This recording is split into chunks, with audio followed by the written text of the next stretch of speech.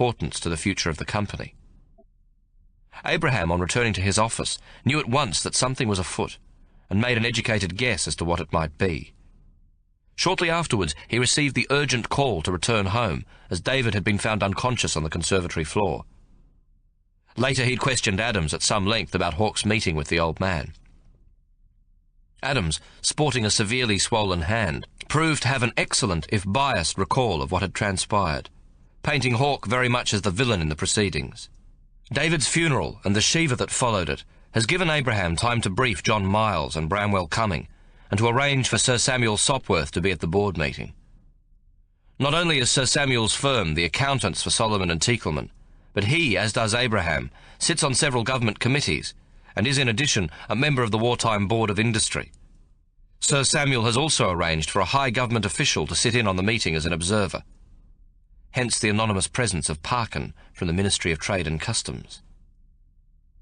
Hawke says, "I feel sure you will know why we are here, Sir Abraham.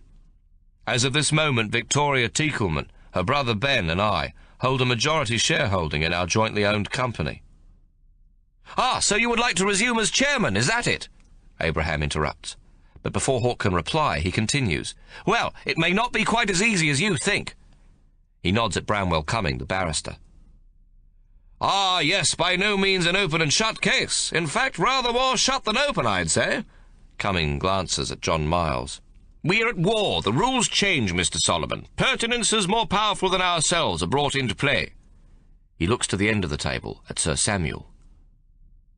It is apparent to Victoria and to Hawke that the scenario taking place in front of their eyes is well rehearsed, an act, each player knowing precisely his role.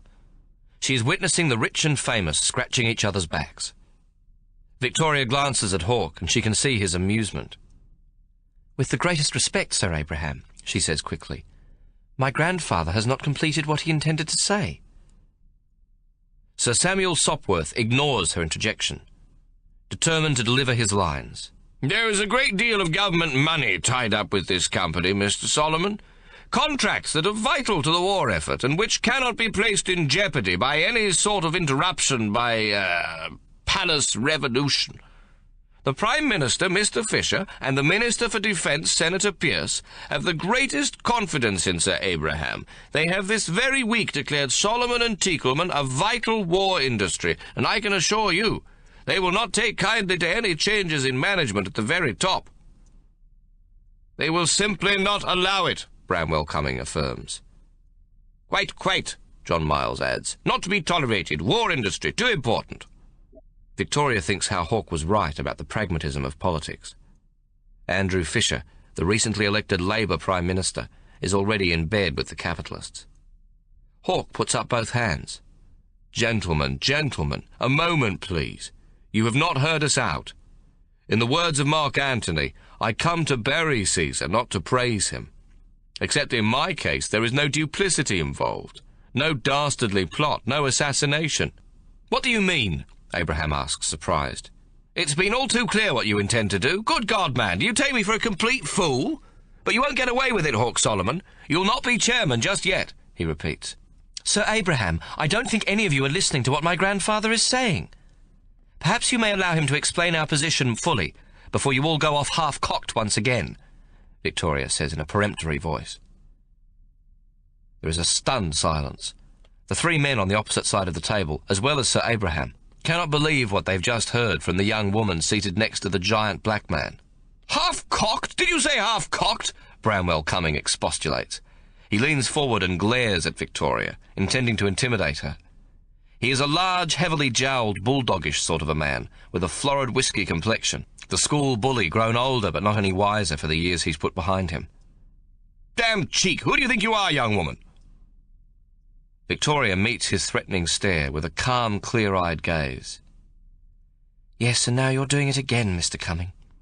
It would be so very accommodating if you simply remained quiet for a few minutes, while my grandfather completed explaining our position, as the chairman so kindly requested him to do quite some time ago," she says, in Mrs. Wickworth-Spode English, whereupon she gives the fiercely glowering barrister a brilliant and disarming smile. Hawke is filled with admiration for his granddaughter, For it is immediately clear that the opposition's attempts at intimidation have failed, and furthermore there seems no rebuttal to Victoria's plea to hear him out. To ignore the request and to talk over it for a third time would not only make them look foolish, but show the meeting to have been an utter contrivance. "Would you mind, gentlemen? It won't take long," Hawke says in a tone of mock humility, then looks at each man around the table, as if seeking his permission to continue. "What is it you have to say then, Hawke?" Abraham finally asks. The tactic they had agreed upon all along was to get Hawke and his granddaughter riled so that they could at once prove his incompetence as a chairman to Parkin. Abraham had forgotten Hawke's ability to stay calm even in David's unsettling presence, and so he is reluctantly forced to admit that as a tactic it has failed them miserably. In fact, the man from the government observes that Hawke and Victoria remain the most calm of them all. Hawke scratches the point of his chin and smiles. "Well, our proposal as the major shareholders is that you remain as chairman, Sir Abraham." There is complete silence around the table, and all eyes are on Abraham. "I see. Under what condition?" Abraham says at last. "Well, none, really. None, anyway, which I feel you will object to." "That remains to be seen," Abraham says, clearly trying to recover his composure. "Well, with your son Joshua away serving his country, and Tom Pickle's desire to retire from the potato factory, we propose that I take over the potato factory. I will take Victoria with me as a trainee, and Wilfred Harrington, I suggest, remains here in Melbourne at Solomon & Co. He is also due to retire in 3 years, so that Joshua will return to take his position, as was always intended." "And your granddaughter, what happens to her?" "Ah, she takes over from me at the potato factory at the same time as Joshua, and in the same capacity as its managing director. The two of them to be the next generation in charge, with you, the father figure, guiding them through the narrows, so to speak." Abraham immediately sees the sense in the proposal, but also the catch. "Then when I retire, you or your grandson and granddaughter exercise your majority shares, and Victoria here becomes chairman, is that it?" Abraham doesn't wait for Hawke to answer him.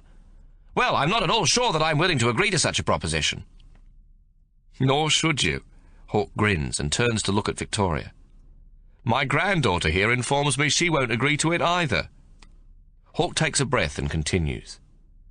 "Abraham, my quarrel has never been with you. I have always known you to be a reasonable man, and no fool, and furthermore your father has trained Joshua to run Solomon and Teakleman, and I feel sure trained him well. You will have high expectations of the lad, and he must be given every chance to fulfill them.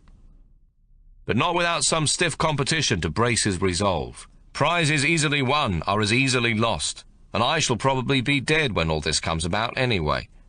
We are asking you to make the decision when the time comes. You will appoint the new chairman, and you alone will decide between Victoria and Joshua, awarding the prize to the one who has most clearly demonstrated, in your opinion, the ability to lead the company into the future." Abraham looks at Hawke aghast. "You would have me choose between my own son and your granddaughter? After all that has happened between our two families? After all we've done to you, Hawke Solomon?" He looks up to meet Hawke's eye. "You would trust me to do that?" "Aye, I must. If I don't, I cannot go to my grave knowing that I didn't do all I could to right the wrongs of the past." Hawke sighs. "I have no choice. I must trust you. There is no other way to make peace between us. No other way to finally put the past to rest. The rivalry between our two families has gone on for 2 generations. Must we take it into a third?" "Bravo," Parkin calls quietly from the corner where he has been sitting. Abraham leans forward with his elbow resting on the boardroom table and his hand clasped to his brow. "My God," he says absently, almost as if he is speaking to himself. "This place is an altogether different complexion on things." "No, not different. Finally the right complexion," Hawke whispers. But Abraham knows that Joshua is not truly his son. Emotionally, he is David's boy, and David Solomon did not bring up his grandson to accept a fair and even contest. He brought him up to be chairman, and Abraham knows his son will accept nothing less. He looks up at Hawke and Victoria. I will do my best to make the right decision when the time comes. Then turning to face the men around the table, and nodding to Parkin, he says, Thank you, gentlemen. The meeting is adjourned.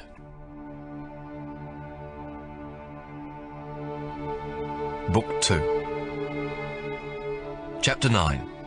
Ben Tinkleman. The Click, Broadmeadows, 1914. Ben's battalion has 3 more weeks at the Broadmeadows military camp before departing by ship for Albany, the small whaling town in Western Australia.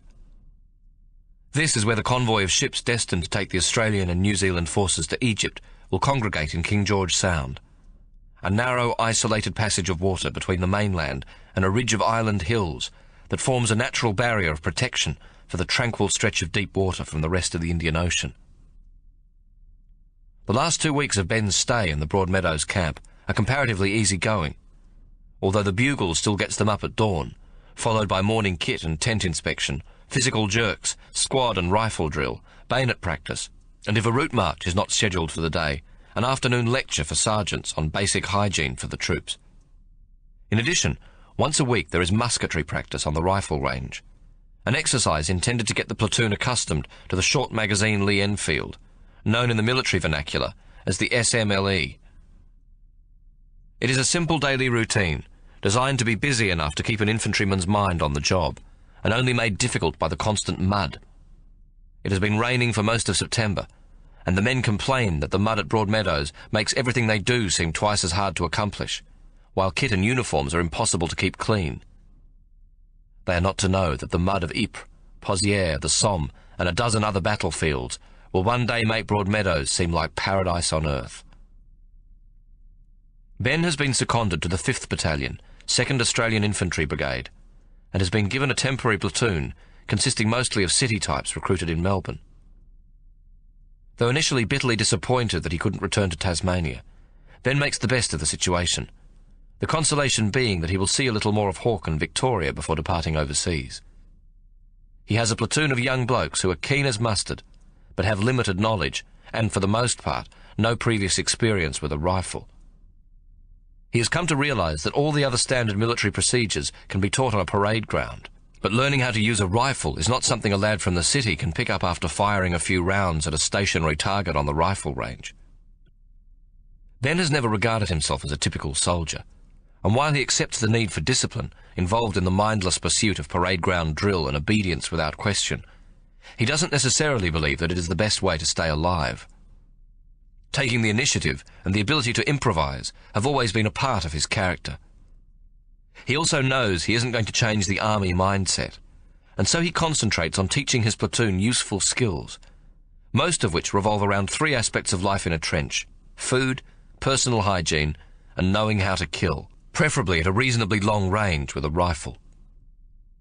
There is nothing much Ben can do about army rations, though he does take several days' worth of standard rations home to Mrs. Billings and asks her to experiment with them to see if she can improve the taste.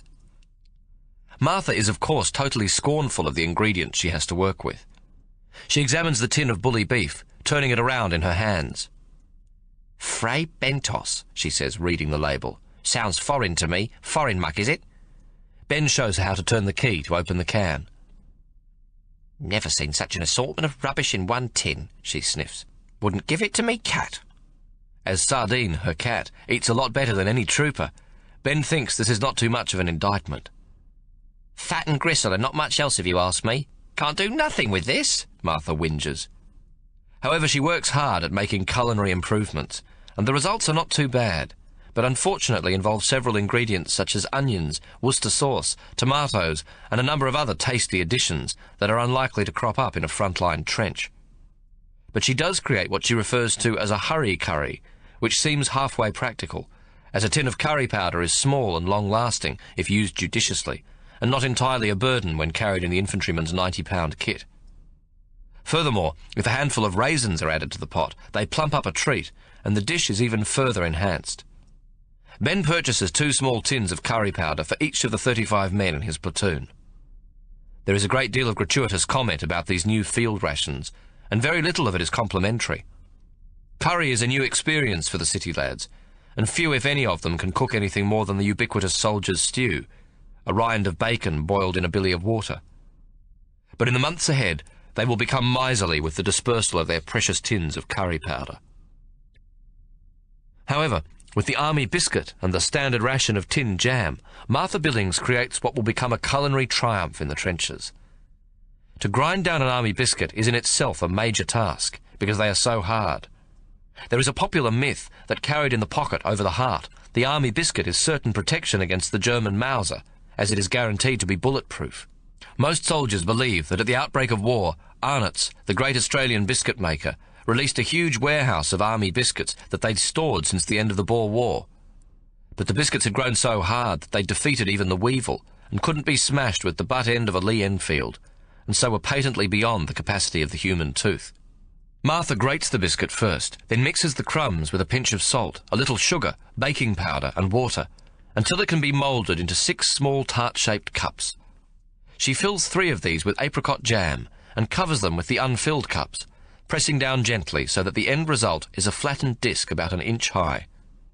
These are then placed in a billy can with a couple of tablespoons of water in the bottom, and the lid pushed firmly in place, before being set on the embers of an open fire and baked for 20 minutes. Victoria pronounces the result inedible, but Martha's billy jam tarts eventually become a great favourite in the trenches of Gallipoli and France. They are a major source of comfort to many a young soldier, who, standing knee-deep in mud and surrounded by death, with artillery fire whistling overhead, closes his eyes, munches slowly into the hot jam tart, and with a little imagination is transported back to family excursions to the beach and his mum's Sunday baking. But it is on the rifle, the short magazine Lee Enfield, that Ben now concentrates. By military standards, Ben Solomon is a misfit when it comes to the popular concept of a platoon sergeant. He is relaxed and reassuring, without the need for hyperbole or the traditional overused vernacular of the soldier with 3 dog's legs on his shirt sleeve. His easy manner makes his men keen to improve under his direction.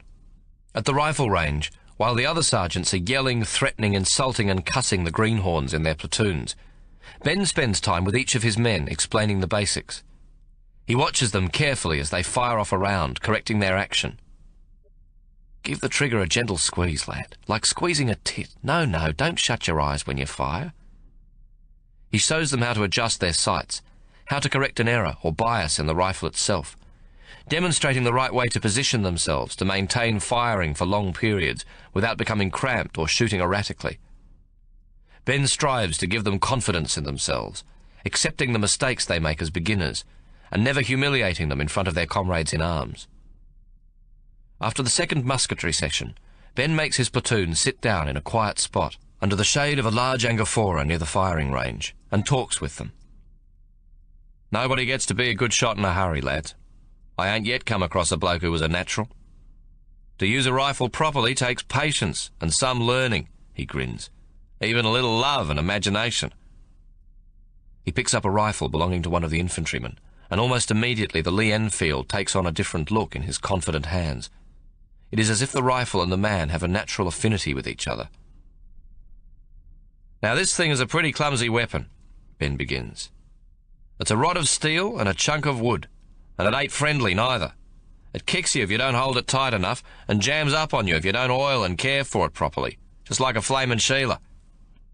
The platoon laughs, and Ben waits until he has its attention again. "It's heavy and it's a pain in the arse to carry around.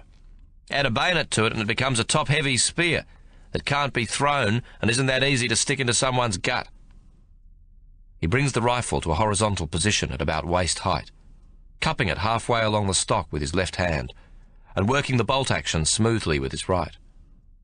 Although he is left-handed, he works the action with consummate ease. "But despite all these obvious character deficiencies, you've got to make this clumsy fella your best friend." He pauses, then adds, "Because your rifle is such a cranky son of a bitch, making friends isn't going to happen overnight. But like all true friendships, with a little practice and a bit of respect, you'll soon enough be the best of mates. He looks around at the platoon. Any questions? Yes, Sergeant. An infantryman named Cooligan stands up. He is the smallest man in the platoon, and at 5 feet and 6 inches, only just tall enough to make the first intake. He wears a brush of snowy hair above a cheeky face, sprinkled with a million freckles, and is already known in the platoon as Numbers Cooligan, or simply Numbers. What is it, Private Cooligan? Sergeant, we're to do range practice once a week while we're here. That's 6 weeks where we fire off 2 magazines if we're bloody lucky. That's 120 rounds. He clears his throat and looks about him. And the best I've done so far is an outer, and I think that must have been by mistake. I must have jerked or something. You see, I've never had a rifle in me hands before this. Except for Crow and Hornbill, we're all city blokes, so I'll vouch it's the same with most of us. He turns to the remainder of the platoon. What do you reckon, lads? There is a murmur of acquiescence, and several nods of the head from the other young infantrymen. Yeah, well, it ain't that difficult to tell, Ben says, smiling. Can't expect to hit the bullseye right off. 1 on the outer rim after your second practice on the range, that's not too bad, Private Cooligan. So what's your question? Well, are 120 rounds enough practice to kill a German at 300 yards?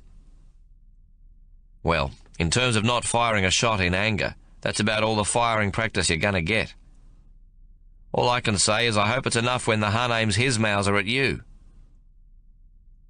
Yes, Sergeant, but what if I miss him? Then you'd better pray he's had no more practice than you, Cooligan. Ben pauses, thinking.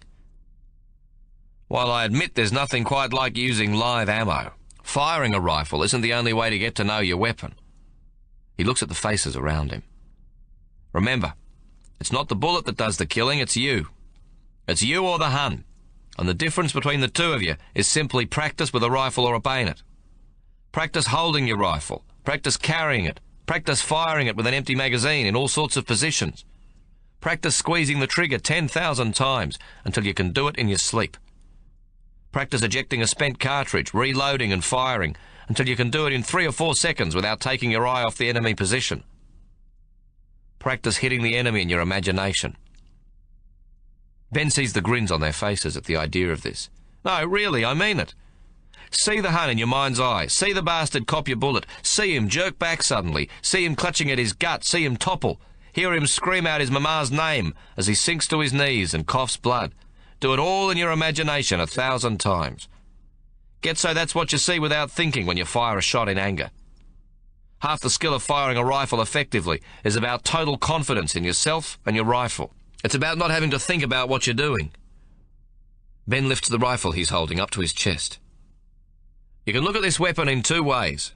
As an extension of yourself, a very dangerous 29 inches or so added to the ends of your arms. Or you can regard it as something the army gives you to make your life difficult. You can do what you're required to do at rifle drill and no more, or you can work with it after hours, every spare moment you've got. But, Sergeant, I reckon a man would look a proper galah fooling about with an empty rifle, going click, click, click, bang, you're dead, when he wasn't doing rifle drill on parade, like when it's not official, know what I mean? One of the infantrymen volunteers. Unloaded rifle, Private Hamill. A jam tin is empty or full. A rifle is loaded or not loaded. Or, if you wish, safe. Ben chides him without raising his voice. Sure, it takes a bit of character to play around with an unloaded rifle. I would have thought that keeping yourself alive would be a top priority, and that's what this is all about. He grins. Ben has the kind of easy smile that gives men confidence. At 26, he is only about 4 years older than most of them, but they accept his authority as one might an older and more experienced brother. There are only 2 things that can keep you alive in a battle: luck and good practice. I hope you all have a lot of the former, but before I leave you, I'm going to make damn sure you've had plenty of the second. Then if you haven't got the guts to make a bloody fool of yourself in front of your mates, well, I guess I'll be there to bury you as well. There is laughter in the platoon, and a sense of increasing confidence. Ben hasn't threatened his men with mindless practice and punishment for errors, so that they get to hate their Lee Enfields. Instead, he has made them see how necessary the SMLE is to their survival. Ben now points to a lanky private who seems to have more bony angles to his body than ought to belong on a normal human being. Right. Now, we all know Private Rigby here is a damn good shot. Better than any of you blokes. Certainly better than I am. The platoon turns to look at Crow Rigby, a country boy from Gippsland, who carries the all-too-familiar badge of recognition of a volunteer from the bush, a permanent squint from staring into the sun. The young private, not yet 20, blushes furiously, and the fresh crop of acne covering his neck and jawline brightens visibly. His elbows rest on his bony knees, and he looks down between his legs. It is obvious that he is not accustomed to praise, or even to being noticed in a crowd. "Good on you, Crow," someone says.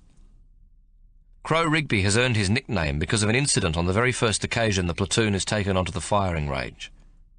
All of them are sprawled on their bellies in the standard firing position, legs apart, feeling awkward and anxious, the butt of their Lee Enfields unfamiliar, tightly tucked into their shoulders to prevent the legendary kick few of them have yet experienced. Each man has his own target, which is about to come up in the target butts 300 yards away. Their instruction is to fire at a rate of 15 rounds a minute. There is a great deal of nervous anticipation, every man hoping to give a good account of himself, while not quite knowing what to expect. Each has his finger lightly on the trigger, waiting for the musketry sergeant to give the command to fire.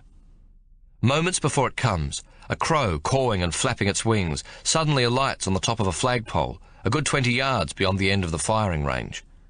The bird is still wobbling slightly on its newfound perch, when a lone rifle shot rings out, and the crow explodes in a cloud of black feathers. At 320 yards, it is a truly exceptional shot. Placed on a disciplinary charge and marched in front of his company commander, Rigby is asked if he has anything to say in his own defence. Yes, sir. It come on me like automatic. It's the lambing season back home. Crows will peck the eyes out of a newborn lamb.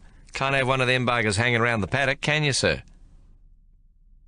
Rigby was given only 6 days picket duty, and then selected to do a special training course as a company sniper. This is his first day back with his platoon. "Private Rigby, how many times do you think you've fired a rifle? Not an SMLE, a rifle of any sort," Ben asks him. Rigby is too shy to look up, and keeps his eyes on his boots as he thinks, then answers carefully. "Crikey, Sergeant, I don't know. I've been doing it since I were knee-high to a grasshopper." He squints up at Ben briefly. "Thousands and thousands of times, I suppose. I reckon about 6 shots a day. Though maybe that includes a shotgun. I've been doing it since I was 5 years old. Awful lot of crows, snakes and rabbits hanging about on the selection, Sergeant." At the mention of crows, the platoon breaks up. 32,850 times he's fired a rifle against our possible 120, Cooligan shouts out, sending the platoon into fresh gales of laughter. "Thank you, Private Cooligan. That's very encouraging. Right, now let's be serious for a moment." Ben, crooking his forefinger, beckons to Cooligan. "Come here, lad." The young private gets to his feet from the back and steps between several of the men, zigzagging his way forward, placing his hands on their shoulders to get to Ben. "Righto, take your cap off, Private Cooligan." Numbers Cooligan removes his cap, placing it on the ground. Ben takes a clean handkerchief from his pocket, twirls it into a strip about 2 inches wide, and blindfolds the infantryman. "Oi, what's happening?" Cooligan cries. "Right, Private Rigby, come here," Ben says, not answering. Crow Rigby unfolds his legs and, rising, walks over to Ben. "Take Private Cooligan over to the tree. Stand his back and head against the trunk." "Righto, Sergeant. Will I tie his hands?" There is laughter. "No, he's going to need them to cover his ghoulies," Ben says calmly. "Now, Cooligan, don't move a muscle. That's an order, you hear?" "What are you going to do, Sergeant? Shoot me?" Cooligan asks tentatively. "No, lad, you'll be as safe as if you were in your mother's arms." "Do I have to, Sergeant?" the young infantryman pleads, instinctively knowing that somehow his courage is to be tested. "I promise I'll shut me trap next time." The platoon all laughs uproariously. "Yes, I'm afraid you must, Private Cooligan. It's an order." Crow Rigby takes him by the hand and leads him the 20 or so feet to the trunk of the large old gum tree and positions him as Ben has directed. "Now hold your hands over your privates, lad. Don't want you catching cold, do we?" Ben's voice is perfectly calm. "Don't move till I tell you. You understand? Don't even twitch your nose." Yes, Sergeant, but I ain't happy, Sergeant. Not supposed to be. You're in the army now. Ben stoops over his kit bag as he speaks, and from it he removes Tomo's fighting axe. Before anyone can quite realise what's happening, he has straightened up, and the axe has left his hand in a whirring blur. It lands with a soft thud, its blade buried in the trunk of the tree, no more than half an inch to the side of Cooligan's head, and directly above his left ear. "Shit, what was that?" Cooligan howls, as the remainder of the platoon gasps in collective astonishment. To his credit, he has not moved. "Right, Rigby, remove his blindfold," Ben instructs. The lanky country lad plucks at the blindfold, his country calm gone, his hands trembling from the shock of what he's just witnessed. Cooligan opens his eyes. The axe handle is sticking out beyond the left side of his nose, but he cannot see the axe clearly, as it is so deeply embedded that only the head and a small section of the blade are exposed. "Jesus!" Cooligan yells. His knees give way under him and he collapses to the ground. There is complete silence from the rest of the young infantrymen. Then someone says softly, "Jesus and Mary." "Right, Cooligan, well done, lad. Stand up," Ben commands. "Can't, Sergeant," Cooligan whimpers, the aftershock of the experience bringing him close to tears. Come, it wasn't that bad. What you can't see can't hurt you. Stand up, lad," Ben says soothingly. "Sorry, Sergeant, I mayn't. I've pissed me trousers," Cooligan says in a distressed voice. Cooligan's confession that he's wet his pants breaks the tension, and the platoon roars with laughter, though as much from relief as mirth. "Shut up, that's enough," Ben barks suddenly, bringing the platoon to instant silence. Then turning to Cooligan, he says, "Don't blame you, lad, a lot of blokes would have shit themselves." He rummages around in his kit bag and pulls out a spare pair of khaki trousers. "Here, take these, lad. Get to the latrines, clean up, then back here on the double." Ben's sharp, emphatic orders help to jerk Cooligan back into action. "Eyes left, all of you." He hands Cooligan the spare trousers. "Up you get, nobody's looking." Ben turns back to the platoon. "So, what do we do about that, gentlemen? We give our comrade in arms 3 cheers for being a bloody good sport, eh?" To the cheers of the platoon, the miserable Cooligan, covering the wet patch to his front with the help of Ben's spare trousers, legs it for the latrine block. "Private Rigby, fetch the axe," Ben now commands. The country lad retrieves the axe, though not without some difficulty. Ben goes to stand where previously Numbers Cooligan stood blindfolded. "Righto, Rigby. You've got a good eye. Now do the same for me," Ben says evenly. Private Rigby hops from one leg to the other, his head buried into his right shoulder and appearing to be all bones and acute angles. "I can't, Sergeant," he says at last. "Why not, lad?" "I might miss, Sergeant," he says, grinning. The platoon, a moment before brought to a nervous silence, now cracks up again. Ben steps from the tree, and going over to his kit, he removes a small cork dartboard of the type a child might get as an inexpensive extra in a Christmas stocking. It is about half as big again as a human head. He walks back to the tree and fixes the board to the trunk at roughly the same position occupied by Cooligan's head. "You first, Rigby, then the rest of you. Take the axe and throw it at the target. See how you go, eh?" Ben has now reached the position where he previously stood to throw. "Imagine it's your only weapon, and that there dartboard is an enemy head. Fritz is coming at you in a bayonet charge, and he's no more than a few feet away, 10, 15 feet. You've got maybe 2 or 3 seconds. Righto, Rigby, go for your life." The young blokes are clearly taken with the game, and with some jostling to get to the front of the queue, quickly form a line behind Crow Rigby, who now takes careful aim, not bothering about the imaginary bayonet-wielding German advancing. Taking a great deal more time than the 3-second maximum, he sends the axe flying, and they watch it tumble head over handle through the air. To his credit, the blade actually fixes into the tree trunk, though almost 3 feet above the dartboard and somewhat to the side. "Better hope he was a very fat German sitting on a horse, Private Rigby," Ben says. "German General, Sarge. Big horse, 17 hands, Crow Rigby says.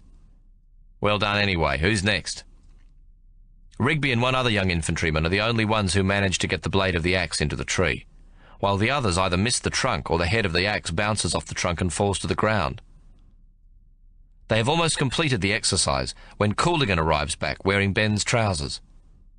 He has rinsed his own under a faucet and now carries them bunched up in his right hand. He instantly sees what's afoot and can't wait for his turn to come. With the rest of the platoon watching, he weighs the axe in both hands, then gripping it firmly, he takes careful aim, pulls it well back beyond his right shoulder, and lets it go with a furious swinging action. Tomo's fighting axe twirls several times in the air, and comes to land about 12 feet up, at the conjunction of the trunk and the first of its branches, but at least it bites in, the blade sinking solidly into the rough bark. The platoon claps and whistles. "Real big German on a ladder bird nesting, Sarge," Crow Rigby drawls slowly. Ben thinks what a great temperament young Rigby has for a sniper. "Righto, gather round, gentlemen," he now says, and waits until the platoon is once again seated on the grass in front of him. "Thank you, Mr. Cooligan. You're excused tent inspection in the morning, and may kip in an extra half hour." "Lucky bugger," several of them shout. "Thank you, Sergeant. That's 30 minutes precise, I take it." "Aye, 31 and you're on a charge. Now, what have we learnt from that little exercise?" Ben asks. "But it's easy to get yourself killed with an axe, Sergeant," calls a private by the name of William Horn, the second of the country lads in the platoon, who is predictably enough known as Hornbill. He is a big, strong lad, 6'2" with a pair of shoulders that would make him a good ruckman. He is also a reasonable shot, though not anywhere near the class of Crow Rigby. His chief distinction is that using a pair of pliers and a length of baling wire or a hammer and nails, he is able to fix just about anything that gets broken in a mechanical or carpentry sense. A small sample of Hornbill's ingenuity occurred when Ben introduced Martha's culinary ideas to his platoon, while they were away on a 4-day route march. The bully beef hurry curry was initially only a limited success, as they had not yet been deprived for long enough of the memory of half-decent food to fully appreciate it. But the exception proved to be the Billy Jam tarts, although they almost came to a premature halt when someone pointed out that they had no way of rendering army biscuits to fine enough crumbs for the required dough-like mixture. That is, until Hornbill was consulted. "No ruckin' problem," he declares, and promptly produces a 6-inch nail from his kit. "Always carry one of these. Best bloody tool there is after the one nature give you." Then, using the steel end of the haft on his bayonet, he hammers an empty jam tin flat. With the 6-inch nail, he soon pierces the flattened tin with dozens of holes, hammering the nail point through the tin plate and forcing a perfectly burred hole on the opposite side surface, which proves to be no different in function to a normal household grater. Hornbill then takes out his wire cutter, which is standard issue, and snips a small length of fencing wire from some farmer's paddock, and cunningly fashions it into a handle for the grater. "There you go, good as gold," he pronounces to one and all. Private Horn's Gallipoli grater will eventually become a stock item in every trench along the Gallipoli front, although the Turks, finding them abandoned in deserted trenches, can never quite work out what the hell it is the diggers needed to grate. They conclude that they can't be bug rakes, as the handles are not sufficiently long for them to be back scratchers for the lice they generously share with the enemy. In civilian life, Hornbill is a timber cutter and hails from Coffs Harbour up in northern New South Wales. It seems he was on a visit to Melbourne to help out his uncle when war broke out. His uncle owns a pie cart, which he positions nightly outside Flinders Street Station. Or, put into Horn's own slow drawl, "The old bloke's rheumatiz was worrying him a treat, and me Auntie Mavis took crook so she couldn't push the pie cart from their home in Fitzroy of a night. So I come down to the Big Smoke to give him a hand, till she got better again. Then the ruck and war comes, and I joined up with you miserable lot." "Yes, Private Horn, the fighting axe can be a lethal weapon in the right hands," Ben smiles. "But I don't suppose there'll be too many of them on either side in this war."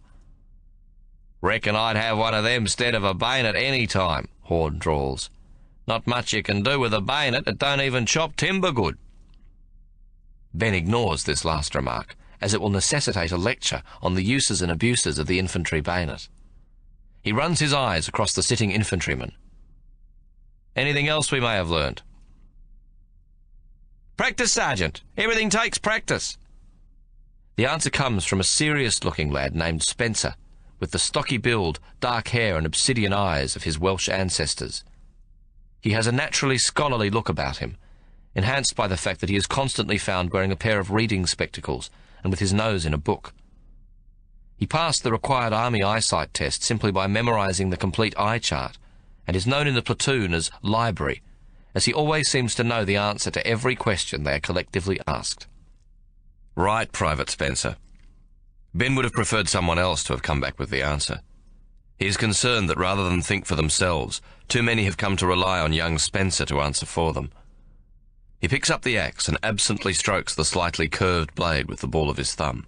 It is severely blunted from its recent mishandling by the platoon, and he thinks how it will take him most of the evening to hone it back to its former razor-sharp cutting edge. "This is a fighting axe," Ben pronounces, holding it above his head. "It was used in the Maori Wars around 1860 against the British by my grandfather's platoon, the Tomo Te Mokiri." "Your grandfather was a Maori, Sergeant?" Numbers Courtenay exclaims in a surprised voice. "No, my grandmother was.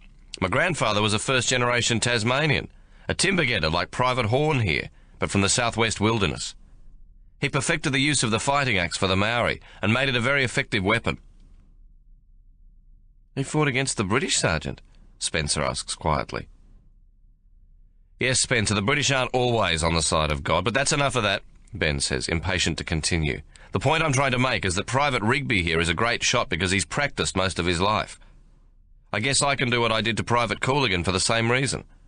I too have practiced throwing a fighting axe for most of my life, throwing it 60, perhaps more times a day since I was 7 years old." "How old are you, Sergeant?" Courtenay now asks. 26, Courtenay, and prematurely aged by having you in my platoon asking unnecessary questions." Courtenay hardly hesitates. 60 times a day? Shit, that's 416,100 times you've thrown that axe, Sergeant." "Thank you, Courtenay. I thought by now you would have learnt not to be a smart-ass." Ben pauses and looks about him. "So that's my point." He indicates the gum tree with a jerk of his head. "I apologise for showing off back there, but it's my job to try to keep you alive against the odds. If you can use a rifle better than the enemy, it may just one day save your life." Ben pauses again and spreads his hands. "So don't despair, you ain't going to be a marksman right off. Private Rigby here is just as much an amateur with the fighting axe as you are with the Lee Enfield." Ben shrugs. "So there you go. Practice, practice, practice. There's few that's born to do anything instinctively except to suck on our mama's tits." This brings a few titters from the seated platoon, but Ben isn't through talking yet. "Remember, you don't have to be able to hit the badge on a German soldier's cap at 100 yards to kill him.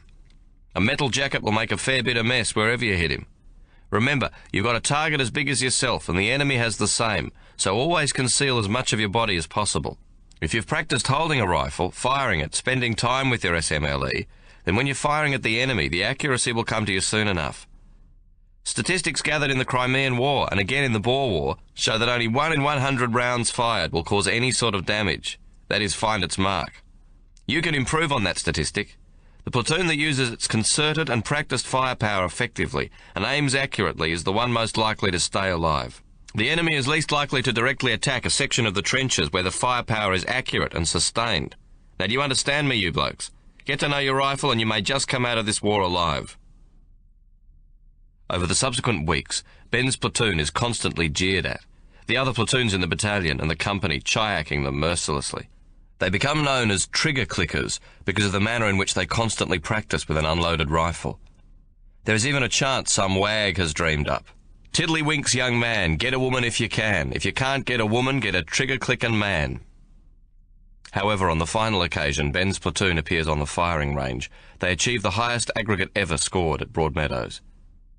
Moreover, Numbers Courtenay has taken the opportunity to run a book at the camp, betting that the trigger clickers, now abbreviated among themselves to the Click, who have come to take pride in their nickname, will beat any other platoon in the camp at final range practice. He offers the attractive odds of 3 to 1, and he isn't short of punters willing to have a bet, as some platoons consist of mainly country lads who know their way around a rifle.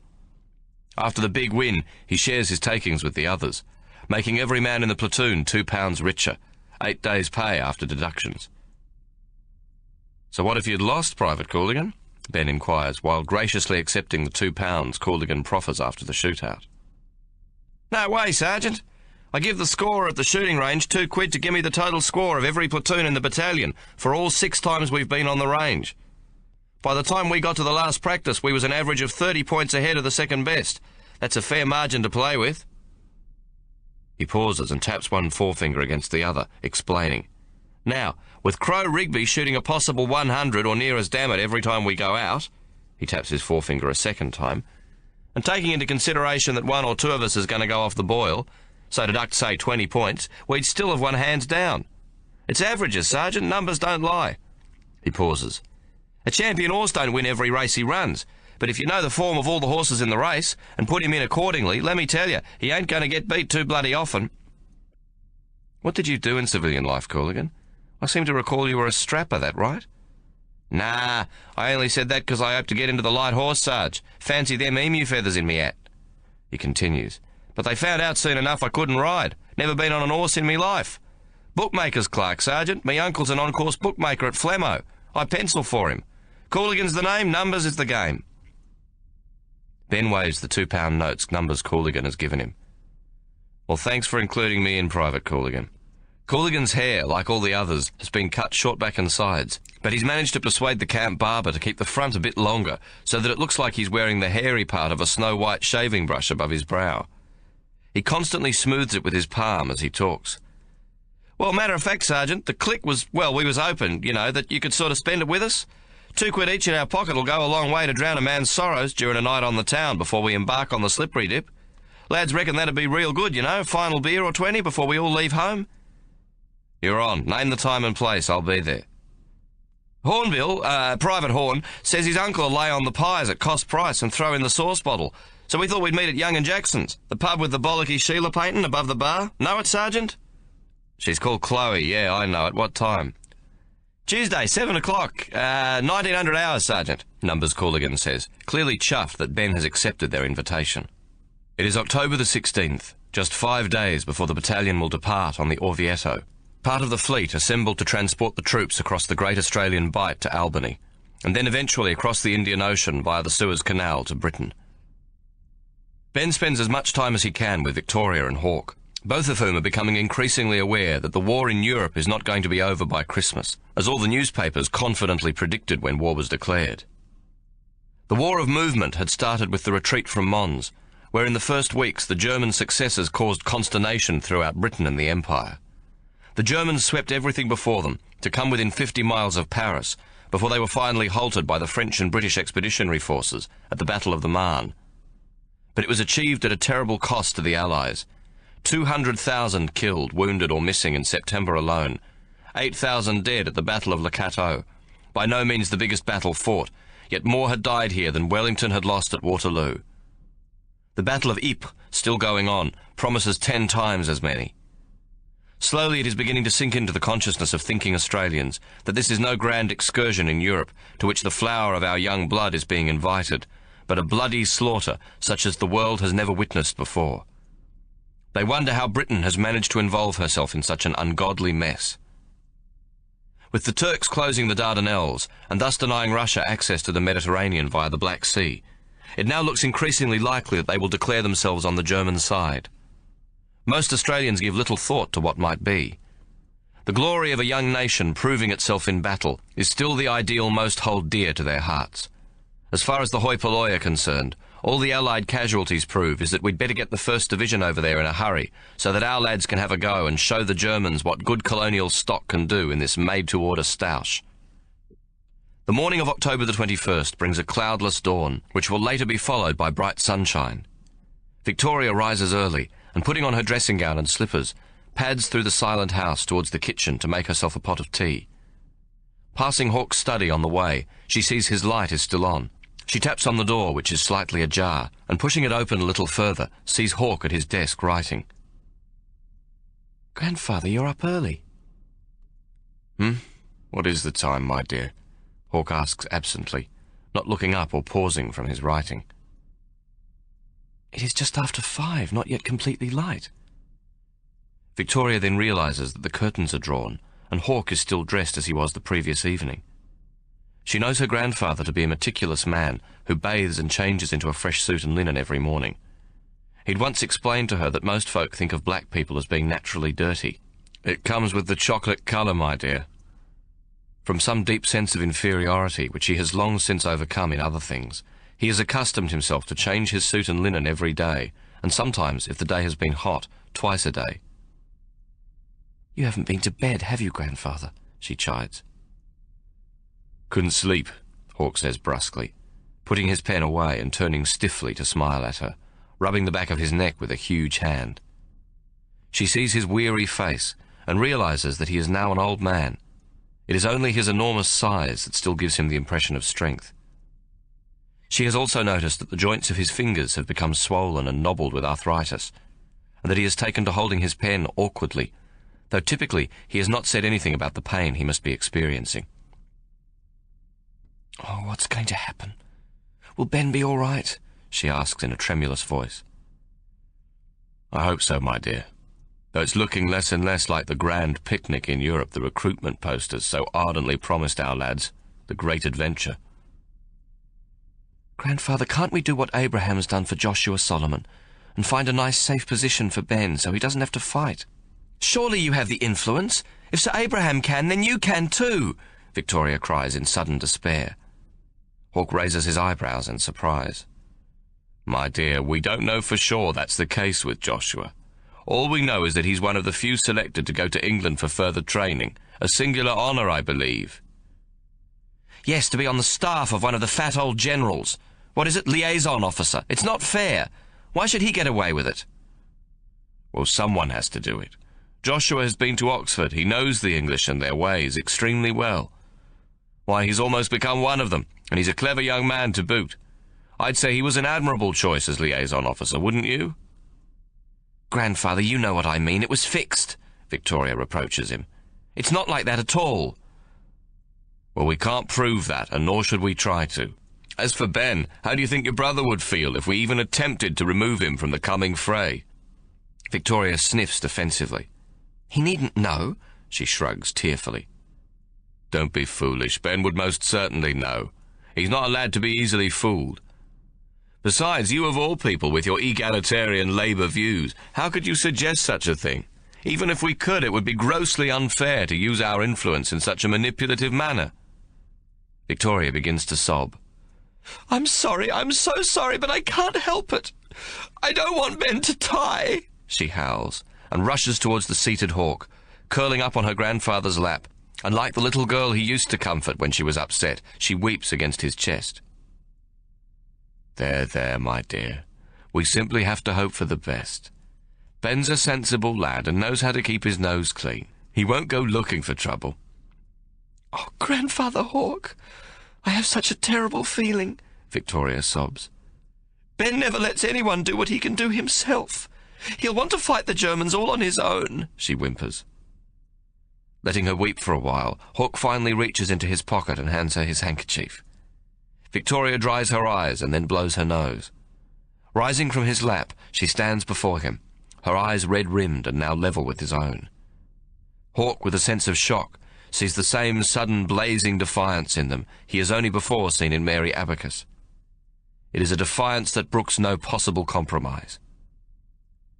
"Grandfather, so help me God, if Ben dies and Joshua comes home unscathed from some cushy job behind the lines—" Victoria pauses, and in a voice and accent that is more evocative of Mary than her own, declares, "May God help him."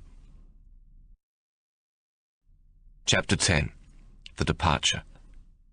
Albany, Western Australia, 1914. Never before have the Melbourne docks seen a day like October the 21st, 1914. For the past 3 days, 11 troop ships carrying nearly 8,000 men and 3,000 horses have departed for Albany, with the Orient liner Orvieto the fastest and the largest ship departing last. Dock workers are bleary-eyed, having worked double shifts during the several embarkations. Exhausted tugboat captains are hoarse from trying over 4 days to make some sense of a convoy of ships where each vessel is preoccupied with 100 tasks at once and seems to have neither the time nor the nous to complete any one of them correctly. It is madness and mayhem, and anyone who pretends to know what they are doing is indulging a fevered imagination. Yet somehow the troops say their last farewells to weeping mothers, sisters, and tearful girlfriends. Sons, brothers, and sweethearts are embraced one last time, and urged to look upon the evening star with the knowledge that their loved ones will be on the front porch every night they remain apart, gazing at the same heaven's light and praying for their safe return. Gravel-voiced fathers suck in their stomachs and comport themselves in what they imagine is a military posture, gravely shaking the hands of their sons, exhorting them not to let the family name down. "Go to it, son. Show the Hun what we Aussies are all about. There's a good lad. Your mother and me are real proud of you." "We've drawn the short straw, lads," Ben tells his platoon after returning from the sergeant's briefing on the departure. "We're on the Orvieto, and so is the top brass, General Bridges, and the entire collection of red tabs." He continues, "If we should go to the bottom, Australia's part in this war is over. You'll have to watch your dress, mind. It'll be spit and polish all the way, and your saluting arm won't get a lot of rest neither." "She's an Orient Line ship, Sergeant. There'll be cabins and all, even a ship's library," Library Spencer pipes up. "Sure, Private Spencer, though I can't see you lounging about in a club chair doing a lot of reading. It's steerage for such as you lot, real cosy accommodation. There's 2 extra bunks built into each cabin, and when you're lying down there won't be enough room between you and the bottom of the next bunk for a highly polished cockroach to squeeze through. One good thing, though, the chow's likely to be a bit better. The high-ups tend to like their tucker, but I dare say the standard will drop a little towards the bottom of the stew pot. I hope you've all brought your curry powder." Hawke and Victoria are up early to see Ben off, though they are aware that he will not be permitted to break ranks to meet them. Victoria has obtained a pre-war photograph of the Orvieto from somewhere, and has marked the exact spot where Ben must stand, roughly midships with the second funnel directly behind him. He is to wave a red silk scarf she has given him, while Hawke, with his head and shoulders well clear of the crowd, will do the same. Hawke and Victoria both count themselves fortunate that the departure has been delayed, and over the past 3 weeks have taken great delight in enjoying more of Ben's company. Victoria, teasing Hawke, puts the delay down to the generosity of the new Labour Prime Minister Andrew Fisher. As it will later show, she is not that far off the mark. The 2 German battleships, the Gneisenau and the Scharnhorst, visit the capital of Samoa, which is only 1,580 miles from Auckland and 2,570 miles from Sydney, and the German light cruiser Emden of the same squadron is known to be in the Bay of Bengal. Fisher thinks they are much too close to send an unescorted convoy around the coast of Australia. The government of New Zealand shares his opinion, and it is decided to send the Minotaur and the Japanese light cruiser Ibuki to escort the New Zealand troops to Albany. This strategic decision, as well as organising escorts for the Australian contingent from Queensland, New South Wales and Victoria, and yet another from Hobart, is the cause of the delay. Of course, no official explanations for the hold-up are given, as newspapers are forbidden to comment, and as is ever the case in wartime, the wildest rumours spread like a bushfire. The postponement proves to be a trying time for the men of the AIF. They had already said their goodbyes to loved ones and friends, and their anticipation was at fever pitch. These were young men trained and ready to go to war, anxious not to miss out on the fray. Now they were thrown back into basic training, and the inevitable boredom of repeating the drills and exercises they had long since completed. In the course of the 3-week delay, there had been 2 or 3 false alarms, and any amount of speculation, until the troops began to doubt if they would ever get away. A new word for these endless rumours was coined among the Victorian contingent, which would go into the Australian language. In the Broadmeadows camp, the rear of the sanitary carts that pumped out the latrines carried the name of the manufacturer, Furphy. The rumours became known as Furfies, in other words, a whole load of shit. The delay also put a heavy strain on discipline.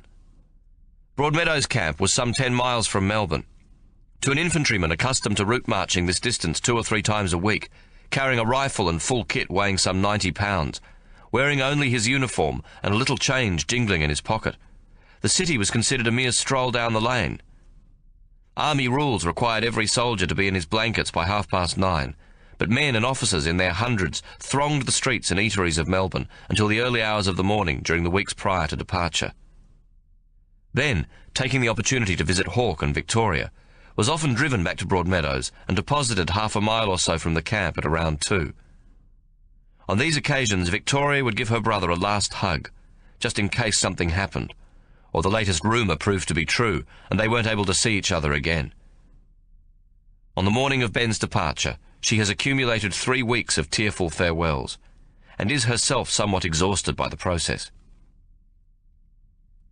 The Orvieto is docked at the Port Melbourne Pier, which is just off the main road that fringes the bay, and Hawke and Victoria arrive to find a large crowd already gathered on the road. It is a great disappointment to the crowd that the dockside itself has been placed off-limits to civilians. The general grumble is that in the sea of khaki lining the decks, sons and lovers are too far away to be clearly identified. Nevertheless, there is a great deal of shouting and banter going on. People fashion megaphones from folded newspapers and call out names in the direction of the liner at the top of their voices. "Good on you, Billy Thomas! Lucky bugger, Kevin O'Shea! Give me compliments to the King, Danny! Give the Kaiser a kick in the arse from me, lads! Up the mighty Crows! Parasoo la la!" What with the noise of the troops embarking, together with the rattle, clank and whine of chains, winches, crane engines, and the general mayhem of getting under way, it is unlikely these messages can be heard on board, but they greatly amuse the crowd and do much to quell its disappointment at not getting closer to the liner. Towards noon, the ship's horn gives a baleful blast to warn the dock workers and maritime officials on board to go ashore. Perhaps it is the mournful sound of the ship's horn or the sense of imminent departure, but there is a sudden collective murmur from the crowd, which quickly turns to a roar, like a dry riverbed suddenly brought into flood. Almost as one, the crowd surges forward. The guards stationed on the perimeters of the wharf are brushed aside and helpless to prevent the general stampede onto the wharf. Hawke and Victoria are carried along with the crowd. To resist would be downright dangerous.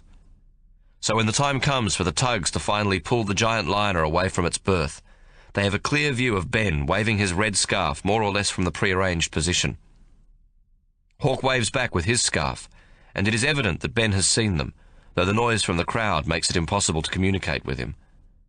The liner is pulled away from the dock, while a lone tug holds her stern steady, and in a surprisingly short time the giant ship is moving to the combined cheering of the huge crowd and the soldiers on board. Ben is at too great a distance to see that his sister, though waving both arms frantically, is howling her heart out. His last view is of Hawke's snowy hair and the dark dot that represents his face. Hawke is standing head and shoulders above the crowd, still waving the red bandana. He tries to make out Victoria's white straw hat, but she is lost in the sea of bobbing heads and waving hands. Ben, who does not think of himself as either religious or sentimental, whispers quietly to himself, "I love you both. God bless and keep you safe till I return." Ben's prediction is right. His platoon is bunked down in the deepest recesses of steerage, with 5 men in a cabin that would have seemed cramped to 3 fare-paying passengers. Their kit takes up most of the room, and only 2 of them can occupy the cabin at one time. When it comes to going to bed, 3 must wait outside in the corridor while 2 undress and slip into their bunks to allow the next 2 to do the same. There is no porthole, and the ship's laundry is located 20 feet further down from their nearest cabin. They are informed that it will be at work 24 hours a day, sending a blast of steamy heat down the corridors every few minutes, so that the sides of the tiny cabins are always damp from the humidity. Ben quickly realizes that the stifling conditions will make rest impossible, and loses no time locating a place on deck where his platoon can sleep. He finds an area aft between several large wooden packing cases that is ideal for the purpose, as it catches the breeze and will comfortably take 24 members of his platoon. 6 men will need to remain, 1 to each cabin to protect their kit, which means every member of the platoon will do cabin duty once every 5 nights. He sketches out the area and writes down the precise location and pins it on the board in the sergeant's mess, claiming the area at night for No. 2 Platoon B Company. Later that afternoon, a sergeant named Blackjack Treloar from D Company in the 5th Battalion, who is in charge of a platoon of sappers, approaches Ben as he is walking down the corridors on D deck. Treloar is a big raw-boned man who affects a dark stubble even when closely shaved. He is known as a bully and has earned his 3 stripes in the Permanent Forces, where it is said he was once the cruiserweight boxing champion of the Australian Army. Drawing up to Ben, he blocks the narrow corridor by leaning against one side and stretching his arm out to bring the flat of his palm against the other. A large semicircle of sweat can be seen under his outstretched arm. "G'day, Blackjack," Ben says cordially. I hope your bloke scored better cabins than mine. We're in a real shithole. Hot as blazes. Can you believe it? 20 feet from the bloody laundry. Nah, same, Treloar says, not moving his arm. Matter of fact, that's what I want to see you about, Sergeant. What, a sergeant's deputation? Can't see them making any changes. We're foot soldiers, mate. This is the army. Besides, I'm told the ship's chocker. Yeah, but I hear you've found a nice little space on the deck for your lads to kip down. Yeah, that's right, Ben jerks his head, indicating the corridor and the cabins behind him. Them cabins are not fit for man or beast. Put 5 blokes in them and they're jammed closer together than a tin of sardines. Yeah, right, Treloar says dismissively. Well, I reckon you should share that space on deck. Let my platoon in. Love to, Jack, but I can't even fit all my own lads in. 6 of them will have to kip down in the cabins, take turns like. Black Jack scratches his nose. That right, eh? He looks at Ben. That's not good, mate. I dare say there are other places on board. Shouldn't be too hard to find a spot. Nah, all took. But I saw your place first. Just didn't bother to make a fancy picture and stick it up in the mess. Reserve it like. Well, that's tough, Black Jack, but you know the rules, mate. If you got there before me, you should have told us, or posted a confirmation on the sergeant's notice board like I did.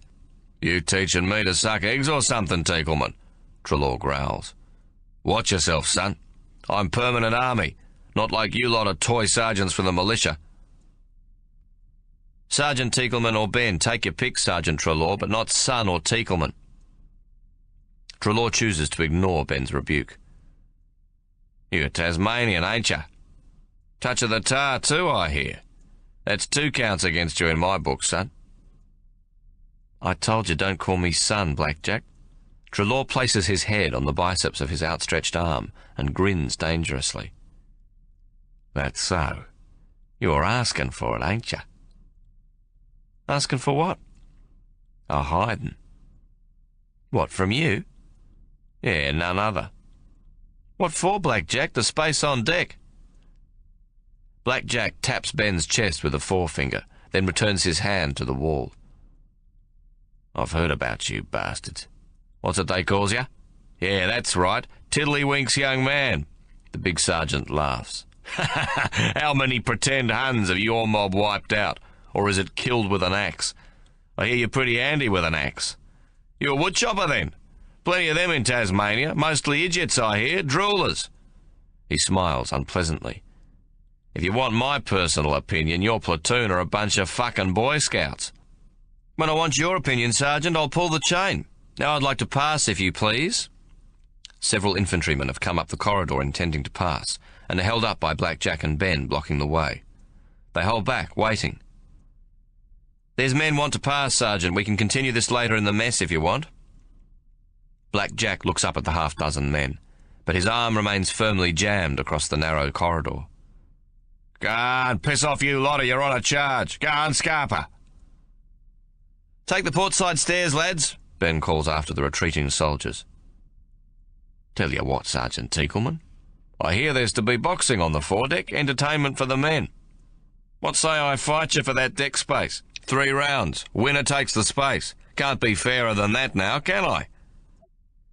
Ben listens with his eyes fixed on his boots, and then looks up slowly, meeting the other sergeant's eyes. Treloar stands about 6 feet 2 inches, with Ben around 5'10", but just as broad about the shoulders as the sapper. Treloar has a pronounced beer gut, which gives the impression of his being a lot bigger than Ben. Well, I reckon there's nothing to be gained by fighting, Sergeant Treloar. That deck space belongs to my platoon, and a stoush isn't going to change that. God, it'll be the first fight of the voyage. A good example set for the men. Couple of NCOs having a friendly stoush, boxing gloves and all. Nobody gets too badly hurt. Encourage them to do the same instead of pulling their puds in their bunks at night. Treloar waits, bringing his head back from resting on his arm. Yeah, I thought so. You're a bloody coward, ain't you? You heard me the first time, Treloar. It's no deal. You're not getting our deck space, and 2 sergeants having a blue is bloody stupid. Ben's eyes suddenly narrow. Now, me being a Tasmanian with a touch of the tar brush, just what did you mean by that? Treloar shrugs. Ain't too hard to work that out now, is it? Reckon you blokes from the Apple Isle are all cousin fuckers, snot-nosed droolers. He pauses and nods his head. And you, mate, they tell me there's a touch of the Zulu in you. That right, is it? Zulu? Yeah, nigger. African abo. Somewhat to Treloar's surprise, Ben grins and slowly shakes his head. You've got a real nasty mouth, Treloar. But you may have half a point there. You see, we Tasmanians go to a fair bit of trouble not to mix our blood with shit from the mainland. As for the other, I'm half Maori and bloody proud of it, just like I am of being a CD 10.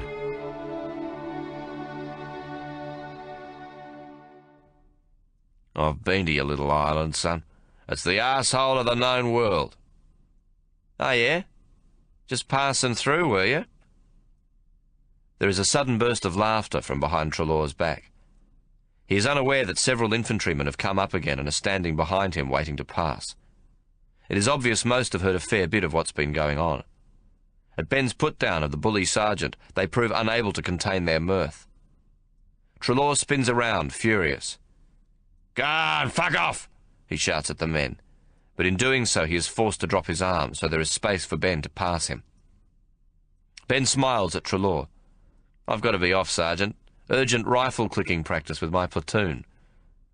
Ben stands aside to let the 6 waiting infantrymen through first. He can feel his shoulder pushing against Treloar's chest and moves backward a little harder than necessary. "Come on, lads, through you go." Then he turns around to face the big man once again. "Been real nice talking to you, Sergeant." Yeah, you'll keep, Teakleman," Blackjack Treloar growls. "I'll be looking for you, mate." Ben has taken 3 or 4 steps down the corridor, but now turns. "I'm not too hard to find, Sergeant. Try leaving a note on the notice board in the sergeant's mess." The first 2 days on board are spent settling in, cleaning the Broadmeadows mud from their uniforms and polishing their brass, while at the same time, in the ship's parlance, getting their sea legs, which proves to be a good thing, for even in the relatively calm seas, Numbers Cooligan is sick as a dog, while surprisingly the remainder of the platoon seems unaffected. Cabin inspection is followed by physical jerks on the main deck, and then breakfast, after which there is rifle drill and musketry practice, though no actual firing takes place. The day then takes on a familiar routine, which will continue in much the same way when the convoy sets off overseas. With route marches and many of the other tedious and time-consuming tasks eliminated for want of space, the time is taken up with specialist training. Men are selected for all the arcane occupations demanded by a killing machine, and are turned into signallers, sappers, machine gun operators, snipers, clerks, stretcher bearers, and just plain soldiers with a little bit of everything thrown in, though the fundamentals of army discipline are maintained throughout the 5-day voyage. However, talk of the corridor confrontation between Sergeants Ben Teakleman and Blackjack Treloar has spread through the ship. There is a great deal of speculation as to who would get the better of whom in a fight.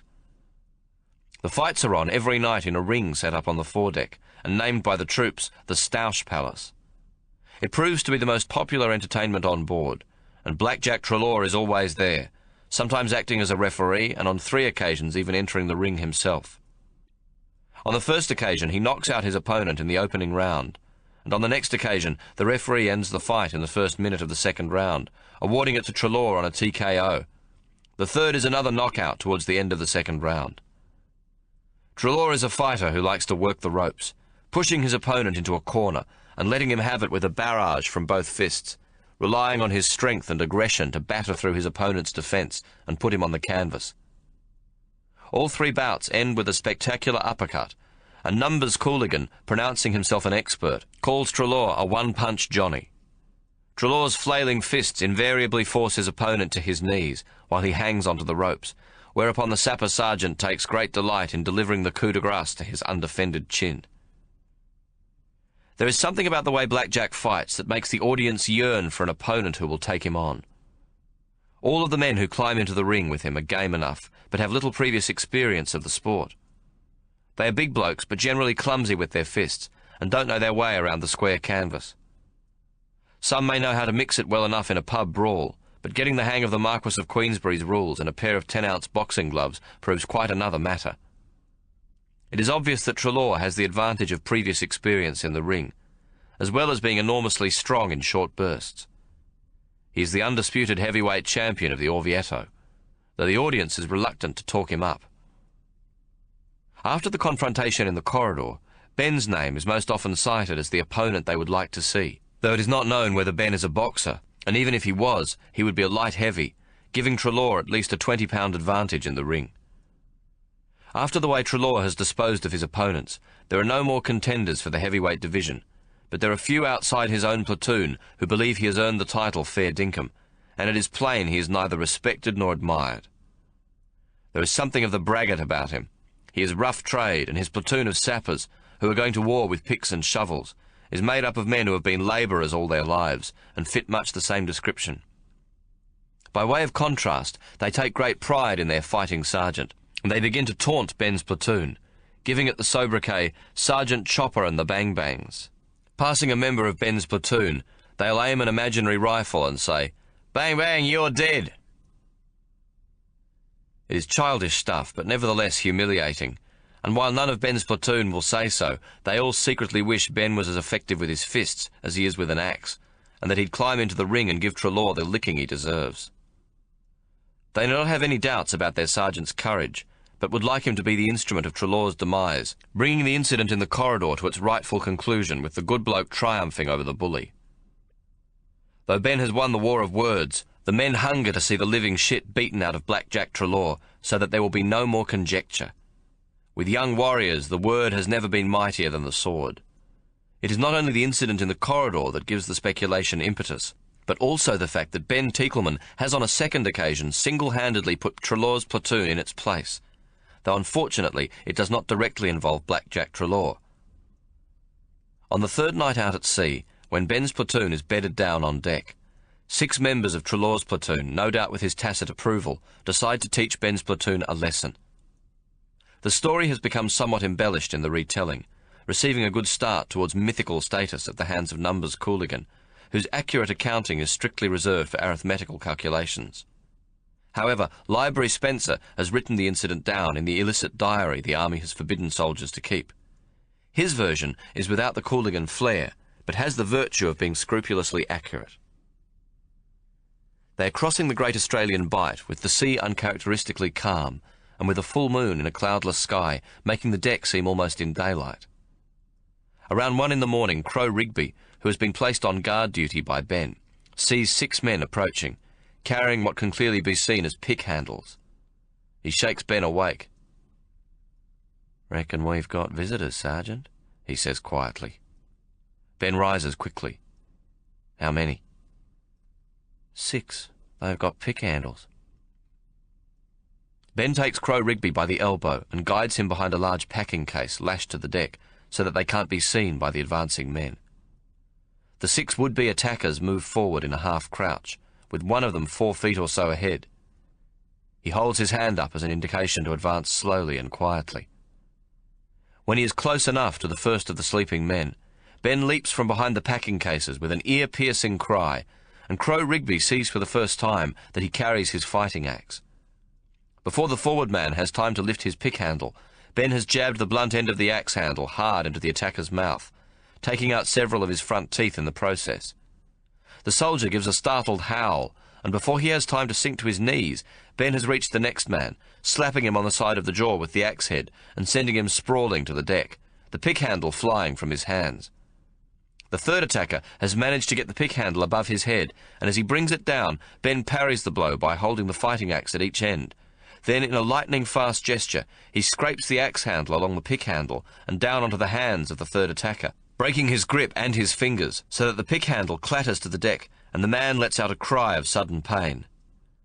The axe handle swings up in a curve and smashes into the man's face, and there is an audible crack as his nose breaks, and he is thrown backwards by the force of the blow to land hard on his arse.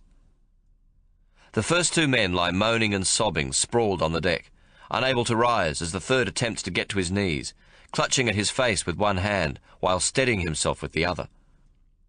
Ben turns to face the next in line, but the remaining 3 attackers turn and flee for their lives.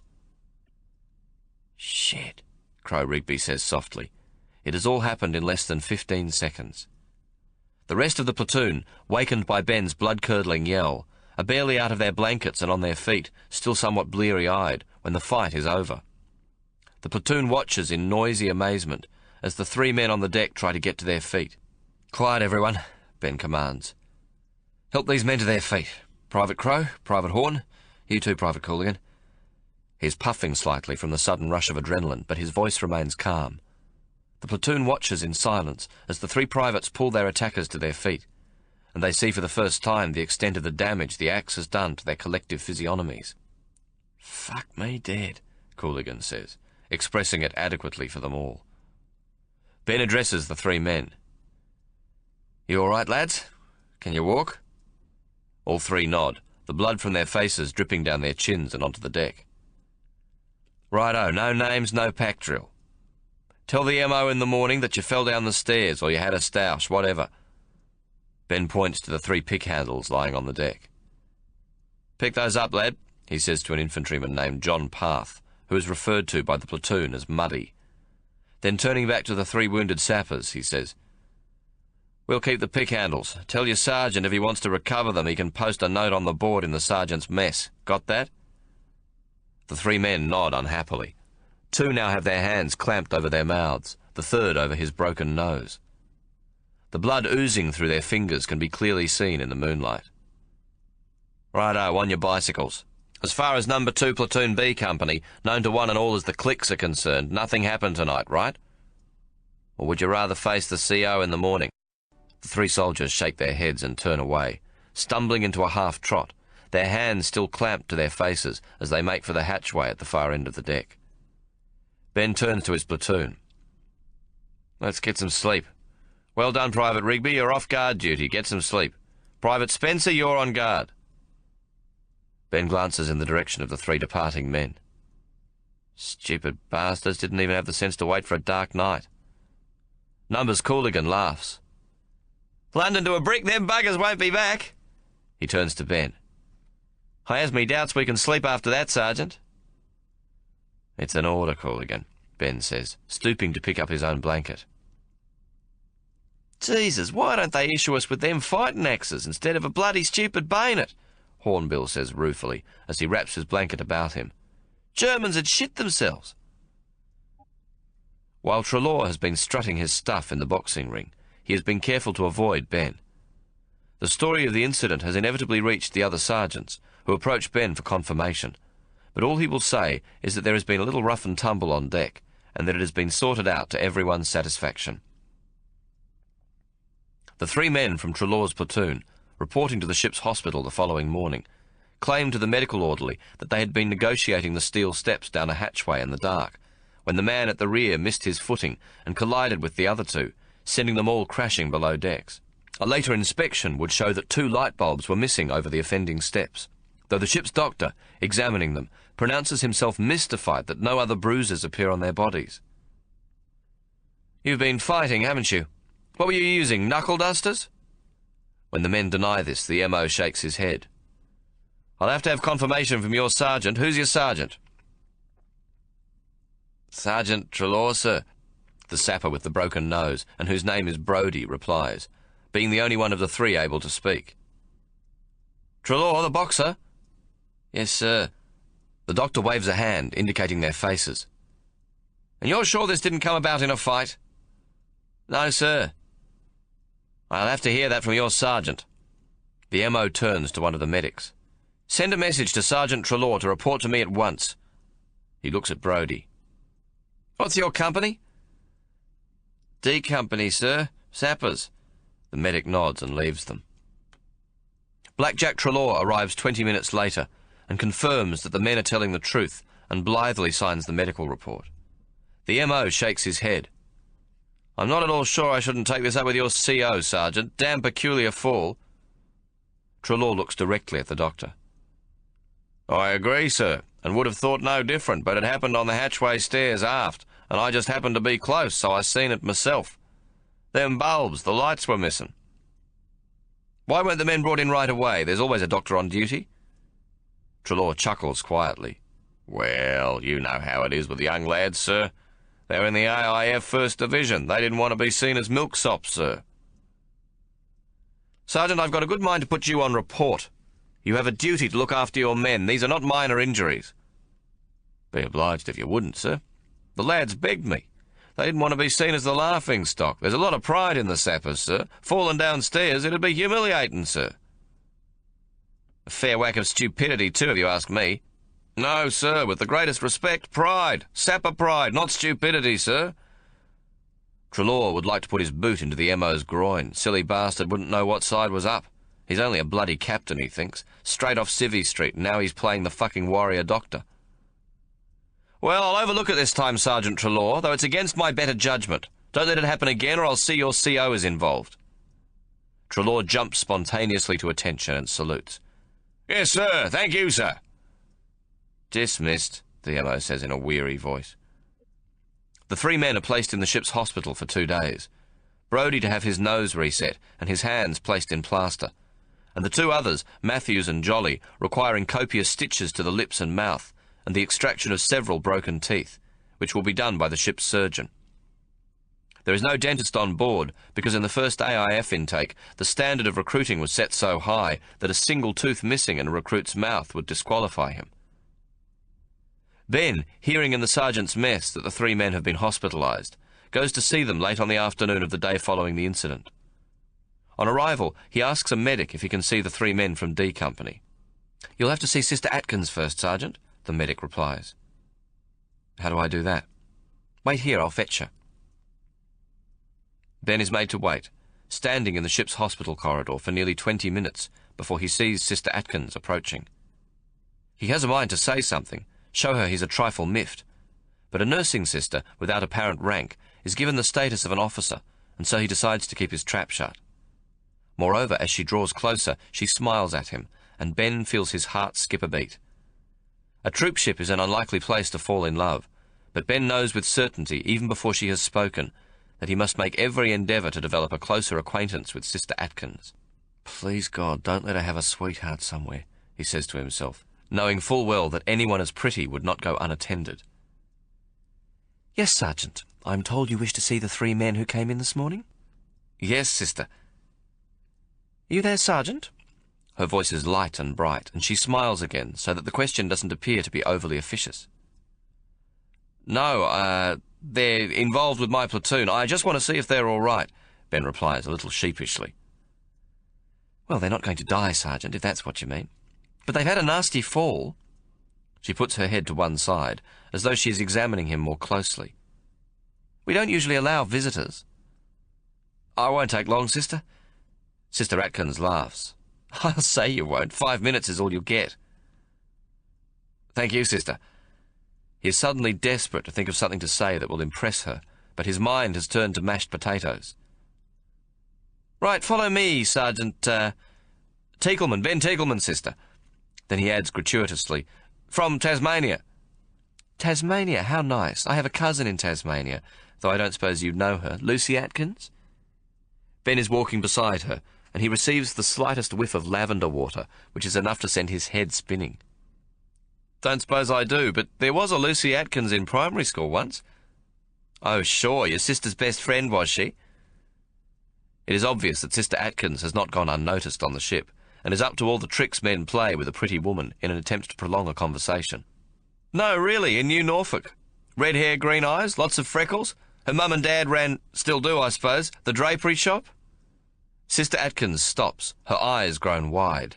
My goodness, Sergeant Ben Teagleman, you do know my cousin Lucy. They have reached the ward door, and Sister Atkins enters first and steps ahead, Ben following 2 or 3 steps behind her. The ward contains some 20 men.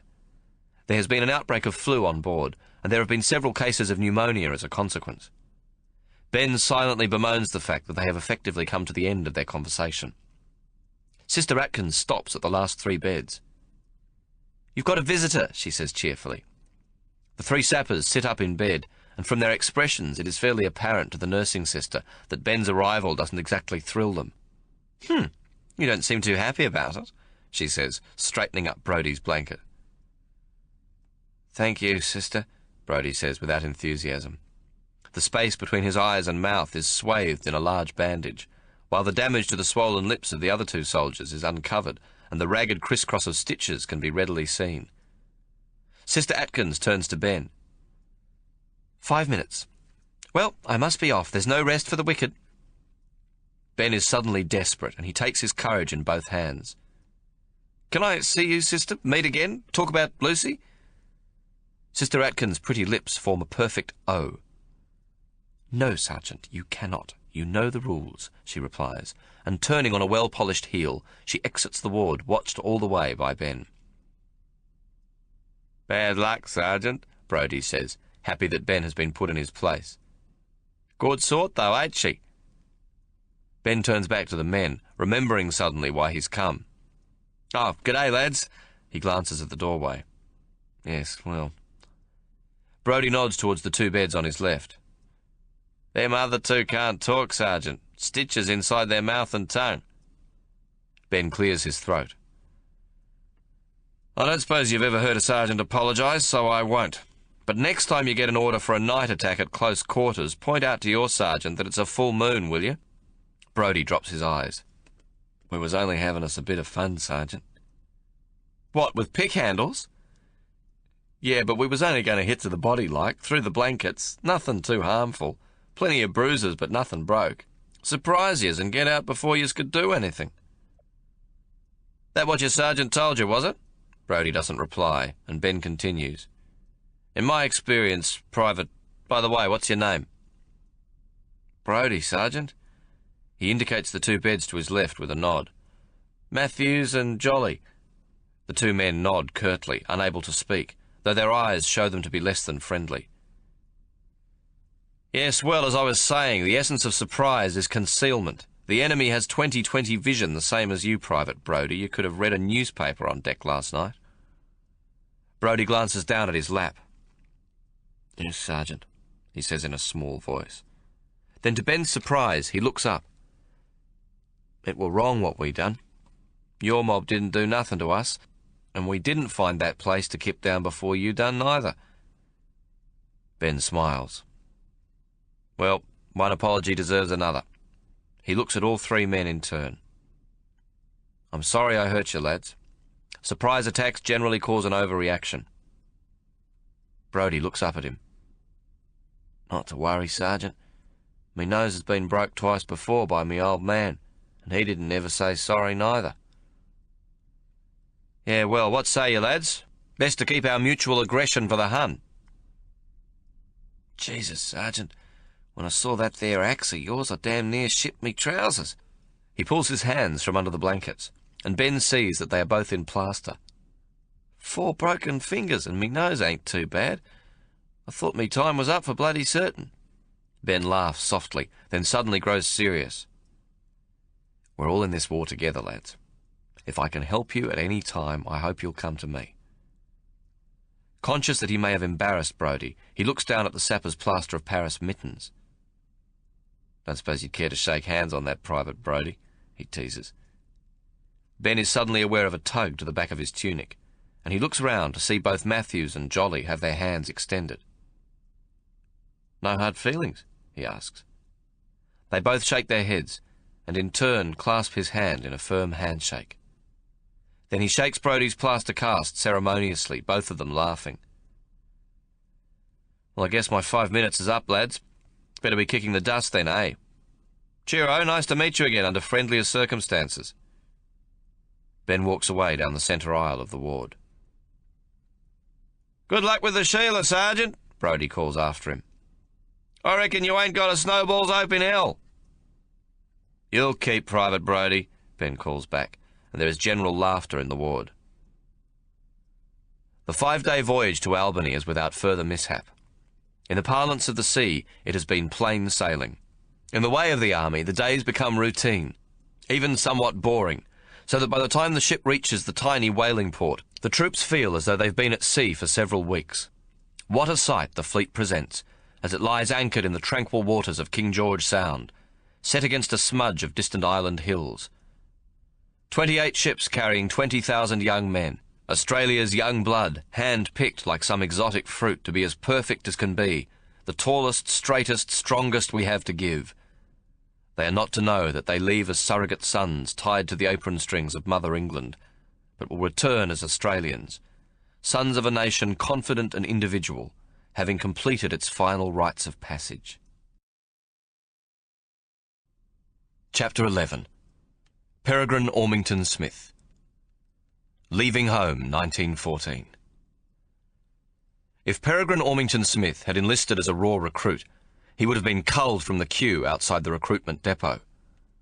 If by some mischance he'd made it inside, he would have stumbled at the very first hurdle, the all-important eye test. Ormington Smith wears spectacles, the lenses of which closely resemble the bottom of a ginger beer bottle.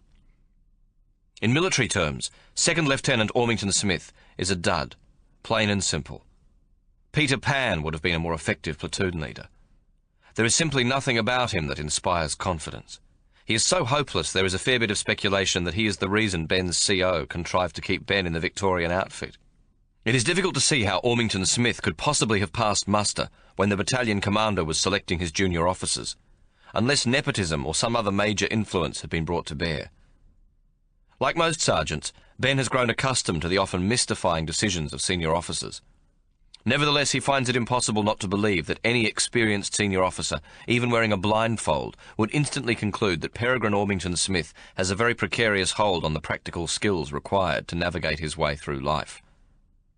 The battalion commander, Colonel Wanless, has obviously passed the buck to his CO in C Company, Major Sayers, an Englishman from Liverpool, who in turn has duck-shuffled it on to his most competent sergeant. Ben Teekleman is to be Ormington Smith's surrogate nursemaid. Sayers has on one occasion come close to admitting as much, hinting it was the fault of his battalion commander.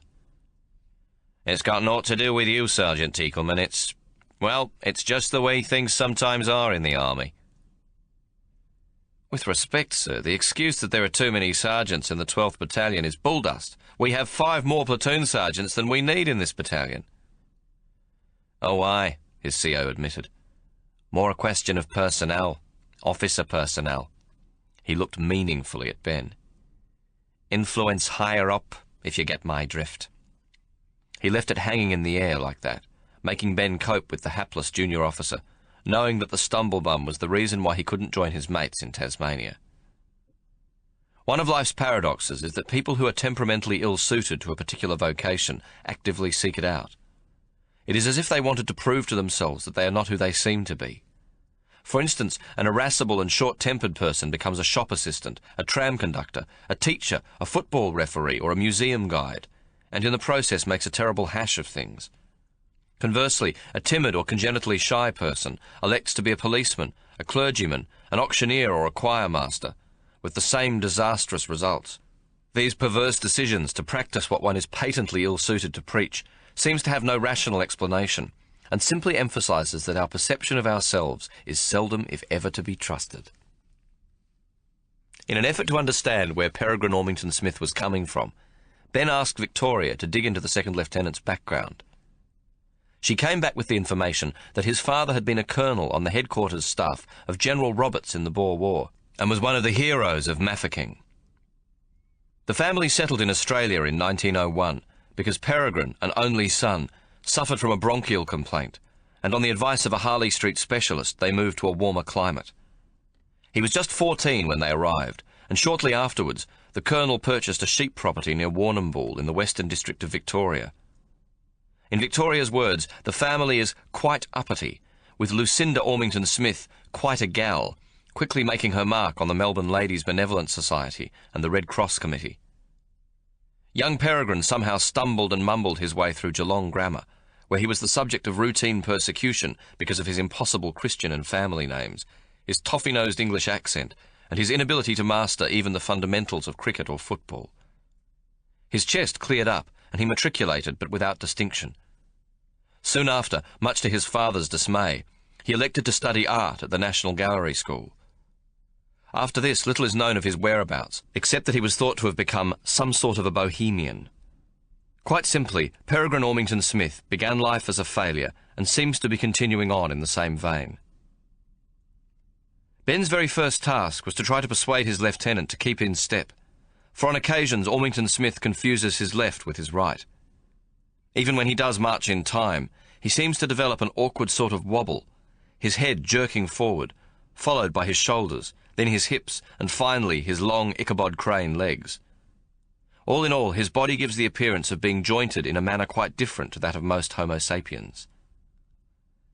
Ormington Smith stands a reedy 6 feet and 1 inch in his stockinged feet, but unlike the angular Crow Rigby, who is all horn and hide, he is built on a skeletal frame, so rickety in structure and sparse of muscle and meat that a sou'wester blowing with only the slightest malice would knock him on his arse. At one extremity he has 2 left feet, both of them size 13, while at the other he is almost completely bald. People seeing him in full uniform shake their heads in disbelief and grow fearful for the defence of the country. It is also apparent that the tailor who fashioned his uniform admitted defeat early on in the cutting and stitching process, for his tunic, despite the efforts of his Sam Brown belt to hold it down, hangs from his body like sacking on a scarecrow, and his trousers end 2 inches above the top of his boots. But it is the lieutenant's voice that marks him for genuine disaster. As high-pitched as a girl's, words issue from his mouth with machine-gun rapidity, so that they bump into each other, some of them breaking in half and joining together as they collide, with the result that Ormington Smith seems to speak a language which resembles English in tone, but makes almost no sense. No doubt this manner of speech has developed as a consequence of the chiacking he received at boarding school for his plummy British accent. The platoon is forced to master this new language, which Library called truncation. They have learnt to respond to sounds rather than meaning. As an example, the word platoon comes out as un, attention as shin, eyes right for some reason always comes out as shite, forward march as farsh, and dismissed as missed, to name but a few. Library Spencer seems to be the only one in the platoon to understand him without too much difficulty. "How come you understand him?" Muddy Path once asked him. Library shrugged. "I don't know, I just can." "It's got to do with him reading all them books," Numbers Cooligan explained. "Library's that fast when he's reading that the words come into his mind all blurred, bumping and squashing together, same as the lieutenant speaks." Eventually, Library Spencer produces a dictionary of the truncation language, which even Ben is forced to swat up. However, Second Lieutenant Peregrine Ormington Smith, christened Wordsmith by Library, but soon enough adapted to Wordy Smith by the platoon, does not have a malicious bone in his body. And on those not infrequent occasions when the platoon responds incorrectly to one of Wordy Smith's mysterious commands, he doesn't seem to mind too much. At first, their apparent ineptitude brought down the wrath of the company sergeant major, and Ben was obliged to cop a fair bit of aggro until the cause of the confusion was corrected by learning truncation. Whenever Ben places a member of the platoon on a charge for some army misdemeanour, it becomes fairly pointless parading him in front of Wordy Smith for sentence. The lieutenant simply appears anguished, and often biting his nails, he looks appealingly at Ben, sighs, and says, "Kitchuty." This means the offender is to do a day's kitchen duty, peeling potatoes, or at the handle end of a broom. Kitchuty eventually comes to mean whatever Ben considers to be an appropriate punishment. The platoon regards Lieutenant Wordy Smith as a kind of invisible presence who depends entirely on Ben to guide their destiny and get them all, including himself, safely through the war. They don't, as might be expected with soldiers who are not much older than schoolboys, take the piss out of him. They accept that they have a sergeant whom they trust, and an officer who, while being totally inadequate, doesn't interfere, which makes for a reasonably uncomplicated army life. In the sergeant's mess, Wordy Smith's disinclination to be involved in the daily affairs of the army is considered an ideal situation, and Ben is thought to be a lucky bastard. Since the time of the ancient Romans, sergeants have come to the conclusion that the art of war cannot afford the luxury of an officer class, and the AIF is no different, regarding the rank of second lieutenant as the lowest possible form of life. Lieutenant Wordy Smith's reluctance to issue orders and to restrict himself only to those parade ground commands which are mandatory for a one-pip lieutenant makes running the platoon comparatively easy for his sergeant. As a consequence, Ben must do most of the administration work, normally the duty of his platoon commander. Sheer incompetence, and the fact that it is easier to perform around him than to include him, has given Lieutenant Ormington Smith a soft ride in the army. All Wordy Smith ever desires is time to write or paint in watercolours. But even in this he is peculiar and contradictory. Without his spectacularly thick spectacles, he is certifiably blind, yet his art concentrates exclusively on wildflowers, but only those too small to be noticed in the normal course of observing nature. Using a sable brush, which contains only 3 or 4 hairs, he will paint no flower in nature that is larger than a tunic button, specializing in those to be found in decreasing sizes, down to exquisitely beautiful specimens no bigger than the circumference of a single minutely small blossom from the pale blue pincushion plant. His paintings of tiny green hood, spider and pink cockatoo orchids found on a route march location show him not only to be a very fine watercolourist, but also a very competent botanist. It is as though Lieutenant Wordy Smith is doing some sort of penance for a previous life, one which requires him to find the most difficult way possible to accomplish everything he attempts. Together with his paint box and diary, which doubles as his sketchbook, he carries a very large magnifying glass and a small laboratory microscope, the first to locate and the second to unlock the secret details of a myriad of dwarf flora. Wordy Smith paints, identifies, catalogues and writes about floral specimens which one might spend a lifetime crushing underfoot without ever being aware they existed. His field excursions are spent almost entirely on his knees, within a radius of 10 feet of a plant, crawling through rock and scrub with his nose and magnifying glass inches from the ground, and his scrawny bum sticking up in the air. His trousers, despite any amount of washing, always show brown stains at the knees. In an attempt to get him onto the parade ground looking half decent, Ben asked Martha Billings to make him a set of padded leather knee pads to wear on his rambles. When Ben presented these to him, he blushed to a new hue of scarlet, his mouth working to find the words to say thank you, but only managing an assortment of small explosive sounds involving spittle. Finally he gave up and simply reached out and touched Ben's shoulder. He now carries the knee pads in the side pockets of his military tunic, which makes him look as though he is perpetually poised to take off and fly.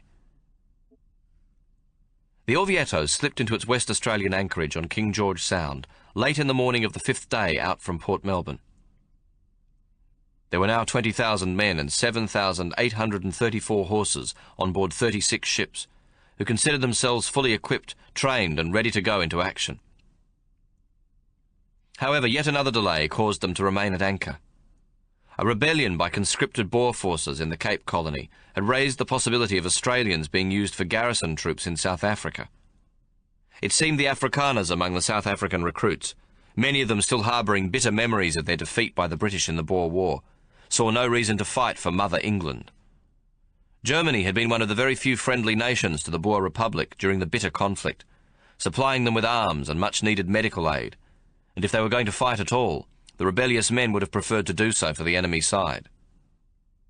General Botha, who had himself fought on the Boer side against Britain but now commanded the South African forces, managed to suppress the uprising. The convoy of Australian and New Zealand troops was free at last to sail, bound for the Western Front, to play their part in a war that was going increasingly wrong for Britain and her allies. The giant convoy leaves on the 1st of November, and this time it is an almost silent departure, with the townsfolk from Albany lined up on a mountain ridge almost too distant to be seen. Once clear of the Sound, the Australian ships travel in 3 long lines, about a mile apart, with a gap of approximately 800 yards between the vessels in each line, while the New Zealand ships follow in a double line observing the same ratios. The convoy is escorted by the 3 Allied cruisers, HMAS Melbourne, HMAS Sydney, Ibuki, and with a 4th, the HMAS Minotaur, leading the convoy. The New Zealand troopships have been painted light grey with a small number inside a star at the bow and stern, but the Australians had been less conscientious, leaving their vessels in their original colours, potential sitting ducks in daylight, even obliging the enemy with a large square painted on the bow with which to identify each vessel and supply a perfect target at which to aim. They are almost a week out to sea before someone in the fleet realises that the larger passenger liners, and in particular the Orvieto, with the general and staff on board, are conveniently lit up like a Christmas tree for any German cruisers hunting at night. From this point on, the strictest blackout conditions are observed. In an example of Navy overkill, which goes from the sublime to the ridiculous, the troops are even forbidden to smoke on deck, on the premise that a match struck on a dark night can be observed by a strong pair of field glasses at a distance of 4 miles. On November the 7th, the convoy receives the news that the 2 German battleships, the Scharnhorst and the Gneisenau, have met a British squadron off the South American coast, close to Coronel, and that the British cruisers Good Hope and Monmouth have been sunk. There is suddenly a sobering sense of vulnerability among the general staff, with the realisation that a single German cruiser, were it to get in among them, could wreak havoc with the 3 parallel lines of Australian and New Zealand ships. If, for instance, the enemy warship managed to sail into any one of the corridors separating the Allied ships, every ship would instantly become a sitting target for the Germans, while the 4 Allied cruisers would virtually be unable to fire a clean shot at the enemy for fear of hitting one of their own convoy in the crossfire.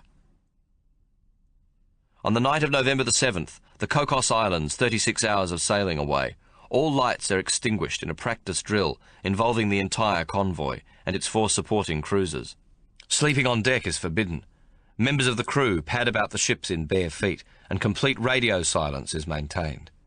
The Cocos Islands are considered a danger point, since the German battleship Emden was last known to be prowling in the vicinity of the Bay of Bengal and is quite capable of reaching the convoy. To make matters worse, at dawn the following day, the Minotaur signals to Major General Bridges on the Orvieto that she has been ordered on other service and disappears in the direction of Mauritius.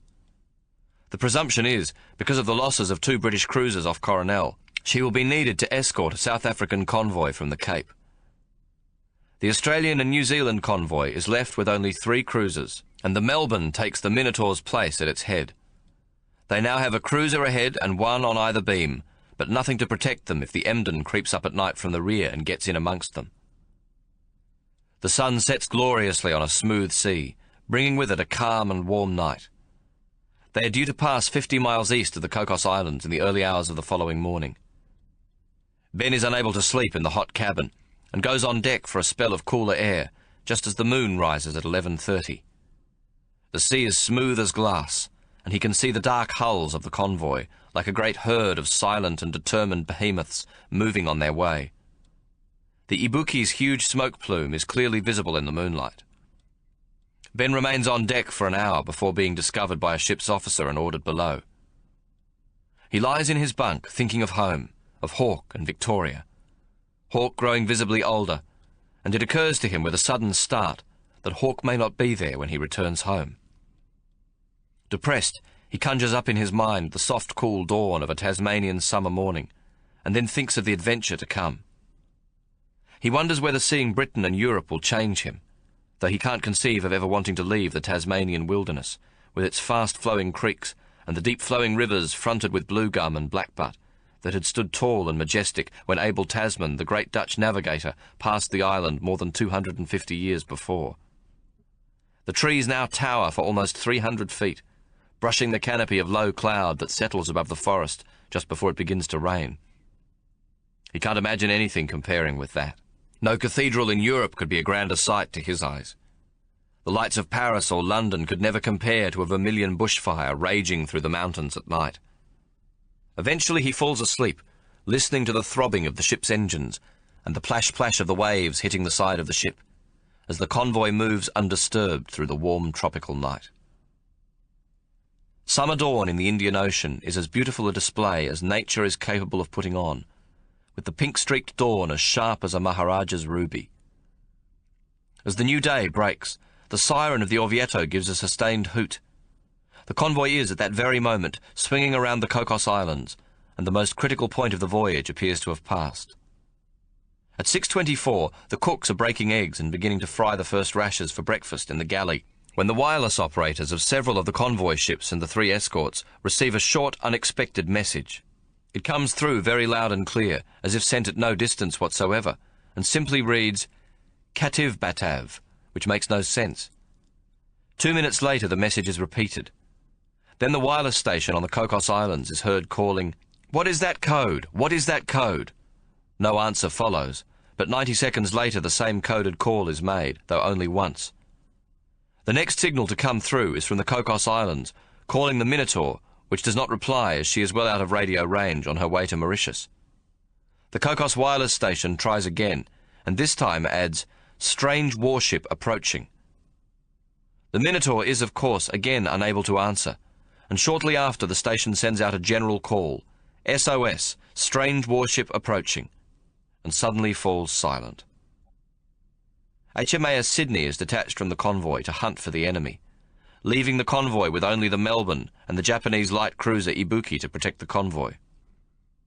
If Sydney doesn't find her quarry and the enemy cruiser sneaks up on the convoy, all hell will break loose. With a German warship in the vicinity, discovering the convoy's whereabouts isn't going to be too difficult. The Ibuki burns 200 tons of coal a day, and an ever-present pillar of dense black smoke tumbles high into a cloudless sky and is visible 40 miles away. A determined enemy warship with a good set of guns and a well-trained crew, if it can get in amongst them, is capable of sinking at least half of the convoy before it is finally dispatched.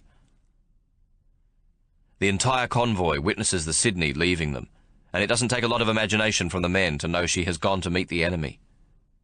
The day is to be treated like any other on board, with physical jerks, inspections, parades and rifle drills, as well as the scheduled lectures. But at every opportunity, the men's eyes are turned out to sea. Just after breakfast, a message is sent from the Sydney to say that she has sighted the enemy ship, which is steaming northward and could conceivably cross the convoy's track. The Ibuki immediately requests permission from Captain Silver of the Melbourne to join the Sydney in the impending battle, but this is refused. Both warships now move to a point far out on the port beam, to be in the best possible position if the enemy ship approaches, the Melbourne slightly ahead of the convoy and the Japanese ship at its centre. At 10:45, a wireless message is received from the Sydney. "Am briskly engaging the enemy." Most of the men on board are convinced the enemy must be the dreaded Emden, the German cruiser most often mentioned in Australian newspapers as taking a terrible toll on British merchant ships in the Indian Ocean. At 11:10 comes a signal, "Emden beached and done for." The news, despite the effort of General Bridges to keep it subdued until more is known, spreads like a bushfire through the transports, and there is tremendous pride among the men that an Australian warship has tasted first blood and come out the victor. Whatever activity is taking place on board is thrown into chaos, and finally an order from General Bridges gives the troops a half-day holiday. However, the convoy is not out of danger. The Königsberg, the Emden's sister ship, is still thought to be hunting in the Indian Ocean, and that night there is another blackout for the ships. The captains of the transport ships hate the blackouts because they make sailing in a convoy dangerous, with the ever-present risk of one ship ramming another. But the following day, news arrives that the Königsberg has been definitely sighted off the coast of Africa, at much too great a distance to reach them. From that point on, it is plain sailing to Colombo, where they meet up with the Sydney again. The prisoners taken from the Emden are transported to various troop ships, the wounded hospitalised, with the captain of the Emden coming on board the Orvieto together with several of his officers. The troops are not permitted to go ashore at Colombo, and after coaling and taking on fresh water and supplies, the convoy sails for Aden. Several days out from Colombo, Lieutenant R.G. Casey, one of the officers in charge of the prisoners, asks Captain von Müller, a tall, thin aristocrat, what he would have done if he had sighted the convoy. Excessively polite, von Müller replies in an English with very little accent. "If I had got up to you, I should have run alongside her," he points to the Ibuki, "and fired a torpedo. Then, in the confusion, I would have got in among the transports. I would have sunk half of them, I think, before your escort came up." He shrugged. "I would have been sunk in the end, I expect. I always expected that." It is generally agreed that his chances of approaching unobserved on such a bright moonlit night would have been 1,000 to 1. It is also agreed among the Australian officers who get to know him that he is just the sort to attempt it. At Aden, while most of the ships are anchored in the harbour, the Orvieto, with the Australian High Command on board, docks. Aden proves to be a busy port. Troop transports, either making for India with territorial troops or returning from there with British regulars or native troops, seem to be coming in or out all of the time. On the day the Orvieto arrives, there are 57 vessels in the harbour, and the dusty streets of Aden, set against a backdrop of bare red hills, throng with soldiers. A small contingent of officers from the Orvieto is sent ashore to perform various duties, one of which is to see that the mail from the Orvieto is delivered to the Aden Club for posting. 16 infantrymen are picked to carry the mail bags to the club, where they will be placed under lock and key until they can be put on board a ship returning to Australia. 6 of the Click Platoon, as they are now known, are among the lucky men selected for the mail patrol. Muddy Path, Crow Rigby, Wagga Mustafa, Numbers Cooligan, Hornbill and Library Spencer all draw the lucky short straw, with Wordy Smith as one of the 2 officers in charge of the ship's mail. None of the lads has been overseas, and except for Waggy Mustafa, whose father hails originally from Lebanon, They have never seen an Arab and know nothing about the exotic world of the Arabian Nights, although at a pinch they might admit to having heard of the pyramids. Library, of course, knows a fair amount about the Arabs and the British presence in Aden, none of which is considered useful, and he proves absolutely hopeless when it comes to the important stuff like brothels, booze, belly dances, and what food is safe to eat, whether the beer is cold and if it gives you Jippo guts. However, Numbers Cooligan reckons that human nature being what it is, every city has a place where you go to get into trouble, and they'd find it soon enough. "All them what wants to get pissed and plugged, bring your Frenchies and follow me," he declares at the bottom of the gangplank. They are to wait on the wharf for the mailbags and for Wordy Smith to arrive. Ben has given Crow Rigby an exact map to the Aden Club, in case Wordy gets them lost. "Who says we're going to be allowed any free time?" Hornbill asks. "Officers have been given the whole day ashore, and with my powers of persuasion, Wordy Smith's not going to make us return to ship before sundown," Numbers Cooligan answers confidently. "Reckon we should do, a bit of sightseeing first," Crow Rigby says. "Get to know the lay of the land like." "What for? We've seen it coming into the harbour. It's a shithole." Cooligan gives a couple of exaggerated sniffs. "Can't you smell it?"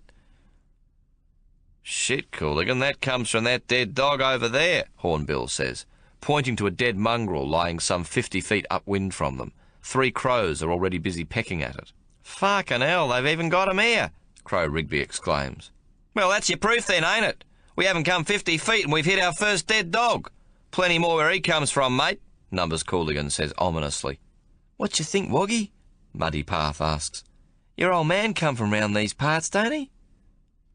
"Lebanon, it ain't like this, we're Christians, mate," Woggy protests, then adds, "Me old man says you got to go to the bazaar." "Did you hear that, lads? That's a flamin' expert opinion. Woggy's old man says the bazaar. Righto, then what's coming? Onward, Christian soldiers." Lieutenant Ormington Smith arrives, and shortly afterwards the mail bags are lowered by crane. Crow Rigby, on Ben's instructions, takes command, and with each of them carrying a sack of mail, they head for the gate. The provost sergeant at the gate salutes Wordy Smith with the merest touch of his red-banded cap, examines their passes, and tells them not to drink the water or any soft drinks, and gets the cheerful reply, "Righto then, Sergeant, if you insist, we'll stick to beer." The Arabs, waiting hopefully at the gates, follow the lads all the way to the Aden Club, where Wordy Smith has simply followed Crow Rigby, who in turn has assiduously consulted Ben's map. Numbers Cooligan, who has been walking alongside Wordy Smith at the rear, gives the thumbs-up sign as they reach the club. The veranda of the Aden Club, with canvas awning down and electric ceiling fans working overtime, though it isn't much past 10 o'clock in the morning, is already packed with Australian and British officers off the various ships, the Australians busy getting their laughing gear around a cold and splendidly foaming ale, while the British seem to have a preference for a drink called gin and it.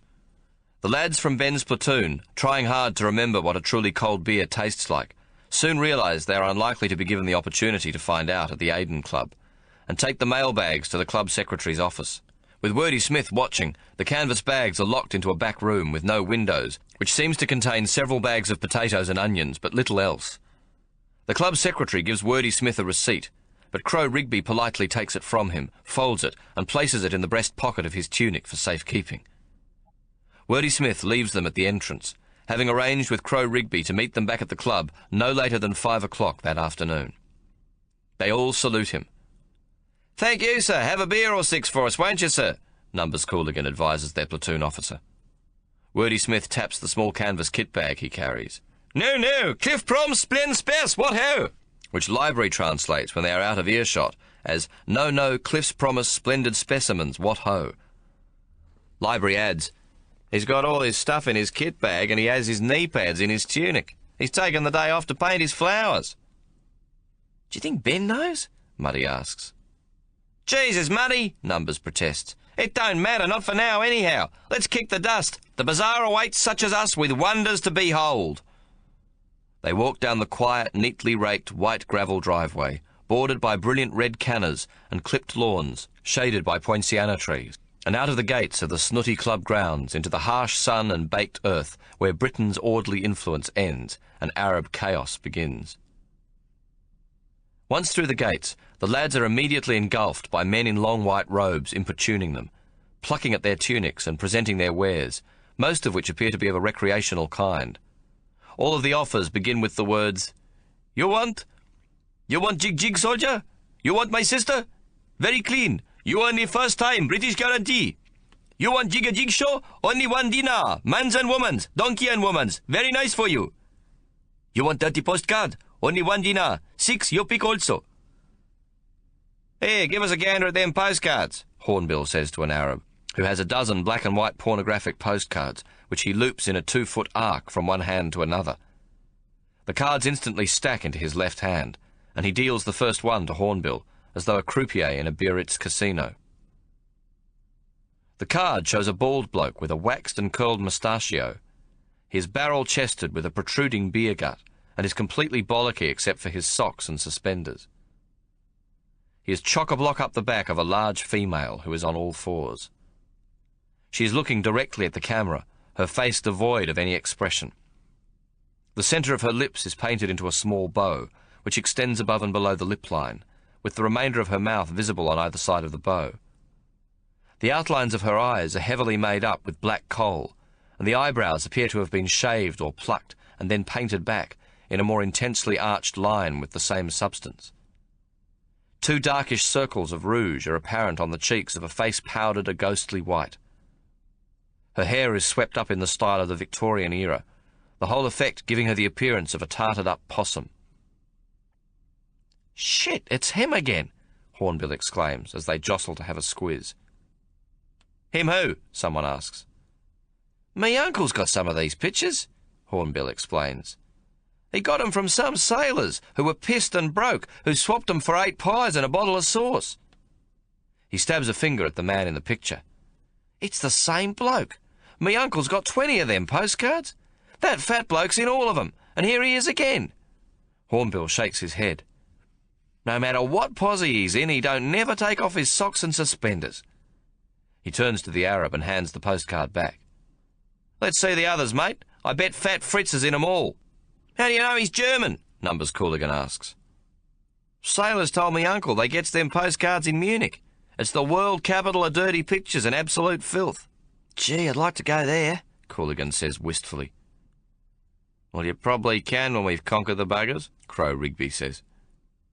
The Arab hands Hornbill the bunch of postcards, and he shuffles through them all, the others jostling and craning their necks to get a clear look. Although the fat female changes from time to time, the bloke with the socks and suspenders is in every one of them. As if to confirm Hornbill's uncle's assertion, one of the posers shows him riding on the back of a buxom Fräulein who is on all fours. She has whip slashes painted crudely on her enormous bum, and he's holding a riding crop aloft and wearing a German officer's spiked helmet, and of course the ubiquitous socks and suspenders with a set of Spanish spurs fitted to his heels. "There you go, told you, didn't I, bloody German," Hornbill says triumphantly.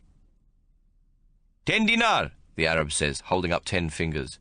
"Very cheap, special price for you." Crow Rigby looks at the Arab and shakes his head sadly. "Sorry, mate. We'd be happy to buy the lot of yous if only Fritzy weren't wearing them crook-looking socks." Hornbill hands the man back his postcards, and laughing they depart for the bazaar, followed by what is obviously, even to the untuned infidel ear, a string of profanities in the Arab lingo. At the end of a long day of dust and noise, 1,000 importunings, strange smells, exotic wares, high-pitched wailing music that seems to drill through the eardrums, too many beers too weak to make them drunk, but which sweat back through the pores of their skin within minutes of consumption, it's almost time to get back to the ship.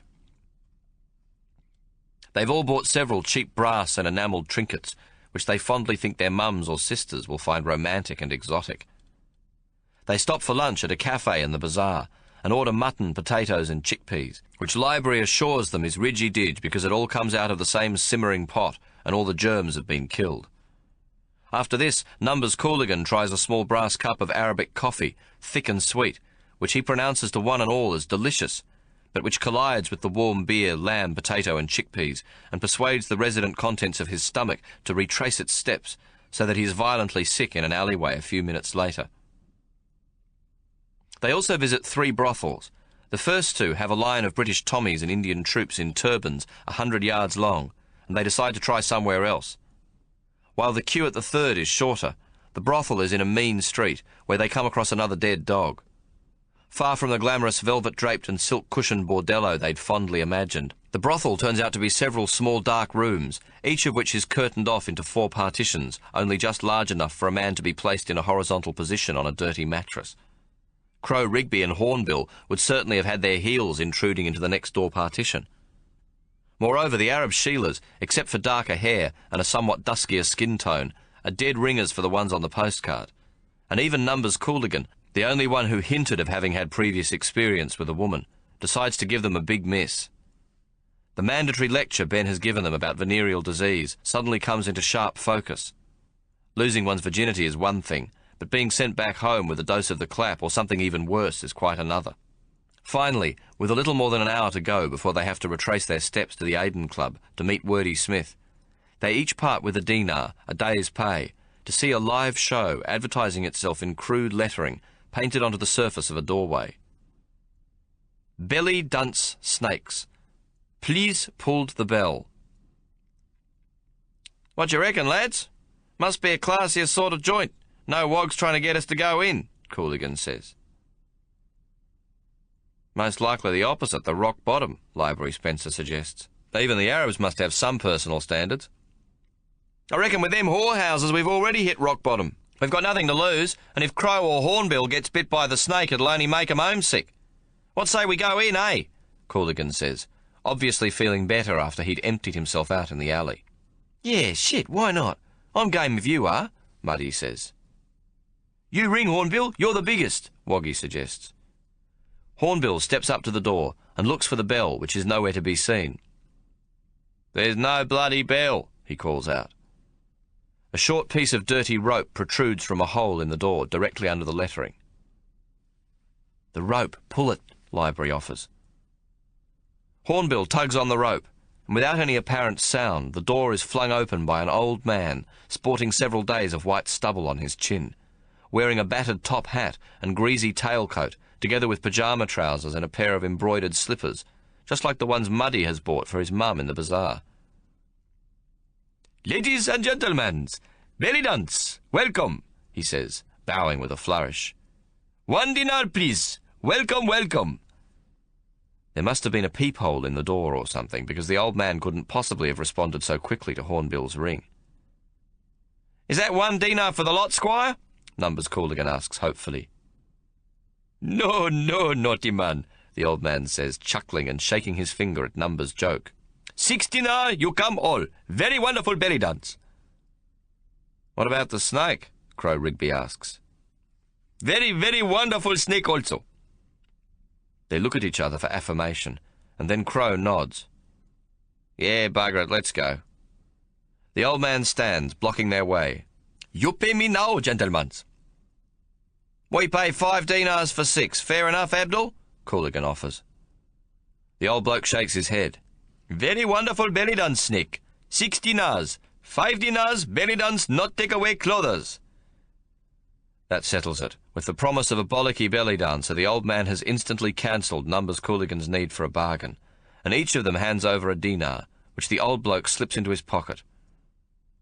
They are led down a dark passageway, with half a dozen soot-eyed children with runny noses staring at them silently from passing doorways. 2 of the smallest, both boys, wear no clothes and have protruding little stomachs, their tiny brown spigots pointing to their pathetically thin, dirt-encrusted legs. Classy joint, all right, Crow Rigby whispers. Smell like cat's piss. No cats here, mate. We had 'em for lunch, Numbers Cooligan replies. The end of the passageway leads directly to a door, which in another life was once painted fire engine red, but its brilliance has long since faded to a mostly purplish brown, the paint peeling in parts to show a dirty white undercoat. The old bloke removes Muddy's mum's slippers and places them at the door. Very, very welcome, gentlemen. He points to Woggy's boots. Please to take off the shoes. They look at each other, uncertain. If he scarpers with our boots, we'll get our pay docked and a month's kit duty, Woggy warns. Crikey, we've come this far, we might as well have a Captain Cook, Hornbill protests. Besides, even Library could take the old bloke in a blue. We could keep them on our laps, Library points out, ignoring Hornbill's remark. They sit down in the passageway and remove their boots and puttees, and the old man opens the door using a key tied to the end of his pyjama cord. "Please to enter, gentlemen." "We're not gentlemen, we're Australians," Crow Rigby drawls, hugging his boots. They enter a small room, roughly the size of your average suburban bedroom. 2 hurricane lamps with red-tinted glass, hanging from the ceiling at the far end of the room, cast a pinkish glow over a platform, which is about 4 feet square and 18 inches high, and covered with a fitted carpet of Arabic design. The carpet is worn through to the boards at the centre where the belly dancer has obviously performed 1,000 exotic gyrations. The platform and the wall directly behind it are vaguely outlined in pink light, while the remainder of the room is in almost total darkness and smells of sweat and stale Turkish tobacco. "Sit, gentlemen. You like coffee? Arab coffee, very, very wonderful. Only 2 shekels. They all laugh. "No, thanks, Abdul. Mr. Cooligan here may accept your kind offer, but we'll give the Wog Brew a miss if you don't mind." Their eyes have grown accustomed to the dark, and they can now see that the earthen floor is covered with several small overlapping carpets, onto which have been thrown 8 or 9 leather cushions. They all sit down cross-legged facing the stage, preferring to sit directly on the carpet rather than the greasy cushions, their boots resting on their laps. "On with the show, Abdul, chop chop," Numbers Cooligan calls, trying to sound cheerfully confident, though secretly sharing with the others the thought that they've almost certainly blown a day's pay on what, judging from the surroundings, promises to be a real dud bash. "A fetched belly dance," the old man announces, and disappears through the door, closing it behind him, and by doing so further adding to the gloomy atmosphere. "Shit, what now?" Muddy asks. "Look, there's ashtrays," Hornbill announces, reaching out and holding up a large brass bowl he's found on the perimeter of the carpet beside him. "Anyone got a smoke? I'm out. Smoke'll help kill the stink in here." Woggy Mustafa fumbles in the top pocket of his tunic and produces a new packet of 10 Capstan and foolishly hands it to Hornbill, who removes one and passes the pack around. "Hey, fair go, fellas! That's me last friggin' pack!" Woggy protests. The packet is returned to him 5 cigarettes short. "Jesus, yous bastards all owe me one! You hear? The next butt-bot's mine!" "I thought you said your mob were Christian. That's blasphemy, mate," Numbers Cooligan says, happily lighting up. In the flare of the match, he discovers that he too possesses one of the large brass ashtrays. The door opens and the old man enters, staggering under the weight of a large wooden box with a beaten brass speaker horn extending from it and reaching into the air well above his top hat. He is followed by a woman clutching to her enormous bosom what appears to be a wicker laundry basket. "That's for the cobra. I seen it in books," Muddy says excitedly. "That's only in India, Muddy," Library corrects him. "The fakir uses a flute to entice the cobra out of the basket." "Well, the old fucker's maybe going to do the same here," Muddy persists. "Fakir, Muddy, an Indian holy man," Library laughs. The woman, undoubtedly and disappointingly the belly dancer, is almost as wide as she is high, and wears a red velvet cape which reaches down to her ankles. Even in the dimly lit room it looks much the worse for wear, the hem edged with dirty tassels, several of which are missing, like teeth in a broken comb. The velvet material to which it is sewn is worn down in mangy-looking patches, and seems to be attached around her neck by a hook and a curtain ring. It gives every appearance of an old embassy or theatre curtain at the fag end of its life, pensioned off to do the best it can. The fat belly dancer also sports a pair of Muddy's mum's slippers, with her big toe protruding through the pointy end of the left slipper. The old man, wobbling violently at the knees, places the gramophone carefully down to the side of the stage, and staggering back a step or two, is caught in a violent paroxysm of coughing, puffing and wheezing, so that he is forced to sit almost doubled up on the edge of the little platform. Finally he seems to recover, whereupon he clears his throat and hoiks into a brass spittoon on the floor 4 feet from him. "How's your ashtray going, Hornbill?" Numbers Cooligan calls, as he suddenly realises what the brass bowls placed on the mats are intended for. "Don't stub your butts in the bottom of them, lads. They may not be empty." The old bloke has now recovered sufficiently to wind up the gramophone. Then lifting off the lid, he sets the turntable going and places the needle arm down onto the thick Bakelite record. His hands are shaking like a first-night actor, and there is the familiar high-pitched scratching sound as the needle misses its intended groove before gaining traction. A high-pitched wail, redolent of the music they'd been hearing all day in the bazaar, issues forth, though it seems to be coming from a great distance in fits and starts, as if it had been tortured by being pulled out of the guts of the machine and threaded piecemeal through the enormous brass speaker. The wailing is of such an indeterminate sound as to make it impossible to decide the gender of the singer. The old man climbs onto the stage and stands beside the woman, who, while being no taller than him, is 3 times as broad and occupies most of the available space. To maintain his balance, he is forced to rest one leg on top of the basket and his hand on the edge of the gramophone. The belly dancer hasn't moved since her arrival. She stands with hands clasped in front of her, staring resolutely into the dark. If she can see them, she gives no indication.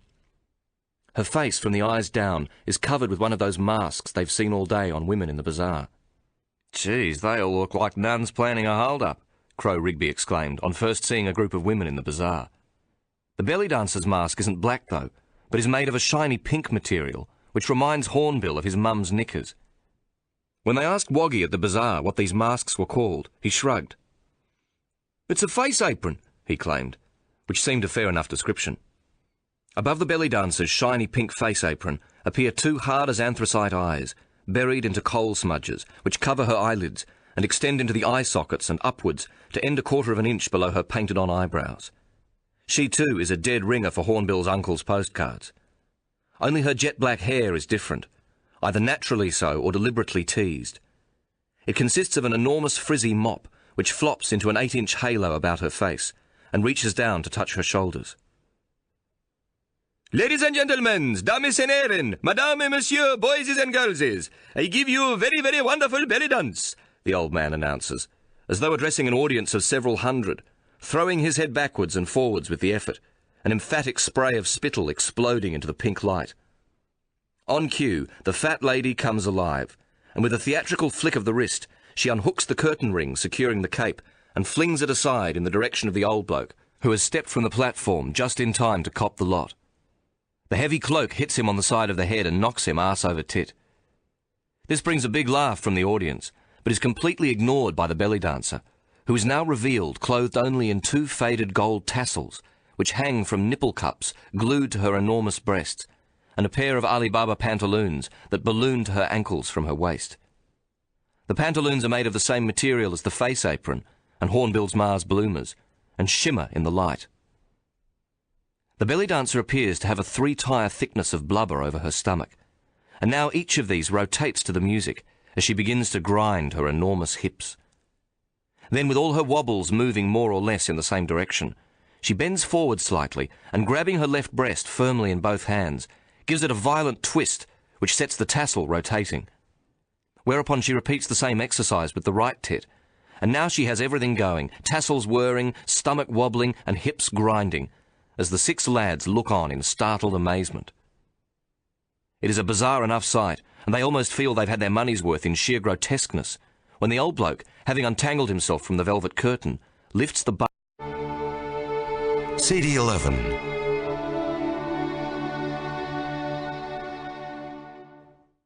"Bring on the snake! Let's see the snake!" Numbers Cooligan calls out. "Yeah, the snake, the others chorus. But instead of the snake, the old bloke pulls out a bottle about 18 inches high, into which is fitted a long cork. He places the bottle on the stage in front of the gyrating, swirling, tassel-rotating, belly-blubbering, hip-swinging dancer, who miraculously, given her weight, stands on one leg and whips off one side of the pink pantaloons, and then the other, not missing a beat. There is a gasp from the darkness. None of them, except perhaps for Numbers Cooligan, has ever seen it. And in this case, it is almost a match for her hairdo. It is a thigh beard of monstrous proportions, and like some dark, tangled creeper, it straddles the top of her legs as solid as tree trunks. Tassels still swinging, and everything else going as well, she lowers herself down onto the bottle, and using it, she neatly extracts the cork from the bottle, and with a tremendous flick of her hips, the cork flies into the air and is neatly caught in the old bloke's top hat. "Very, very wonderful belly dance," he shouts gleefully. There is cheering and clapping all around at this amazing display of dexterity, and Numbers Cooligan, for a start, is rapidly becoming convinced they're getting their money's worth and then some. But there is more to come.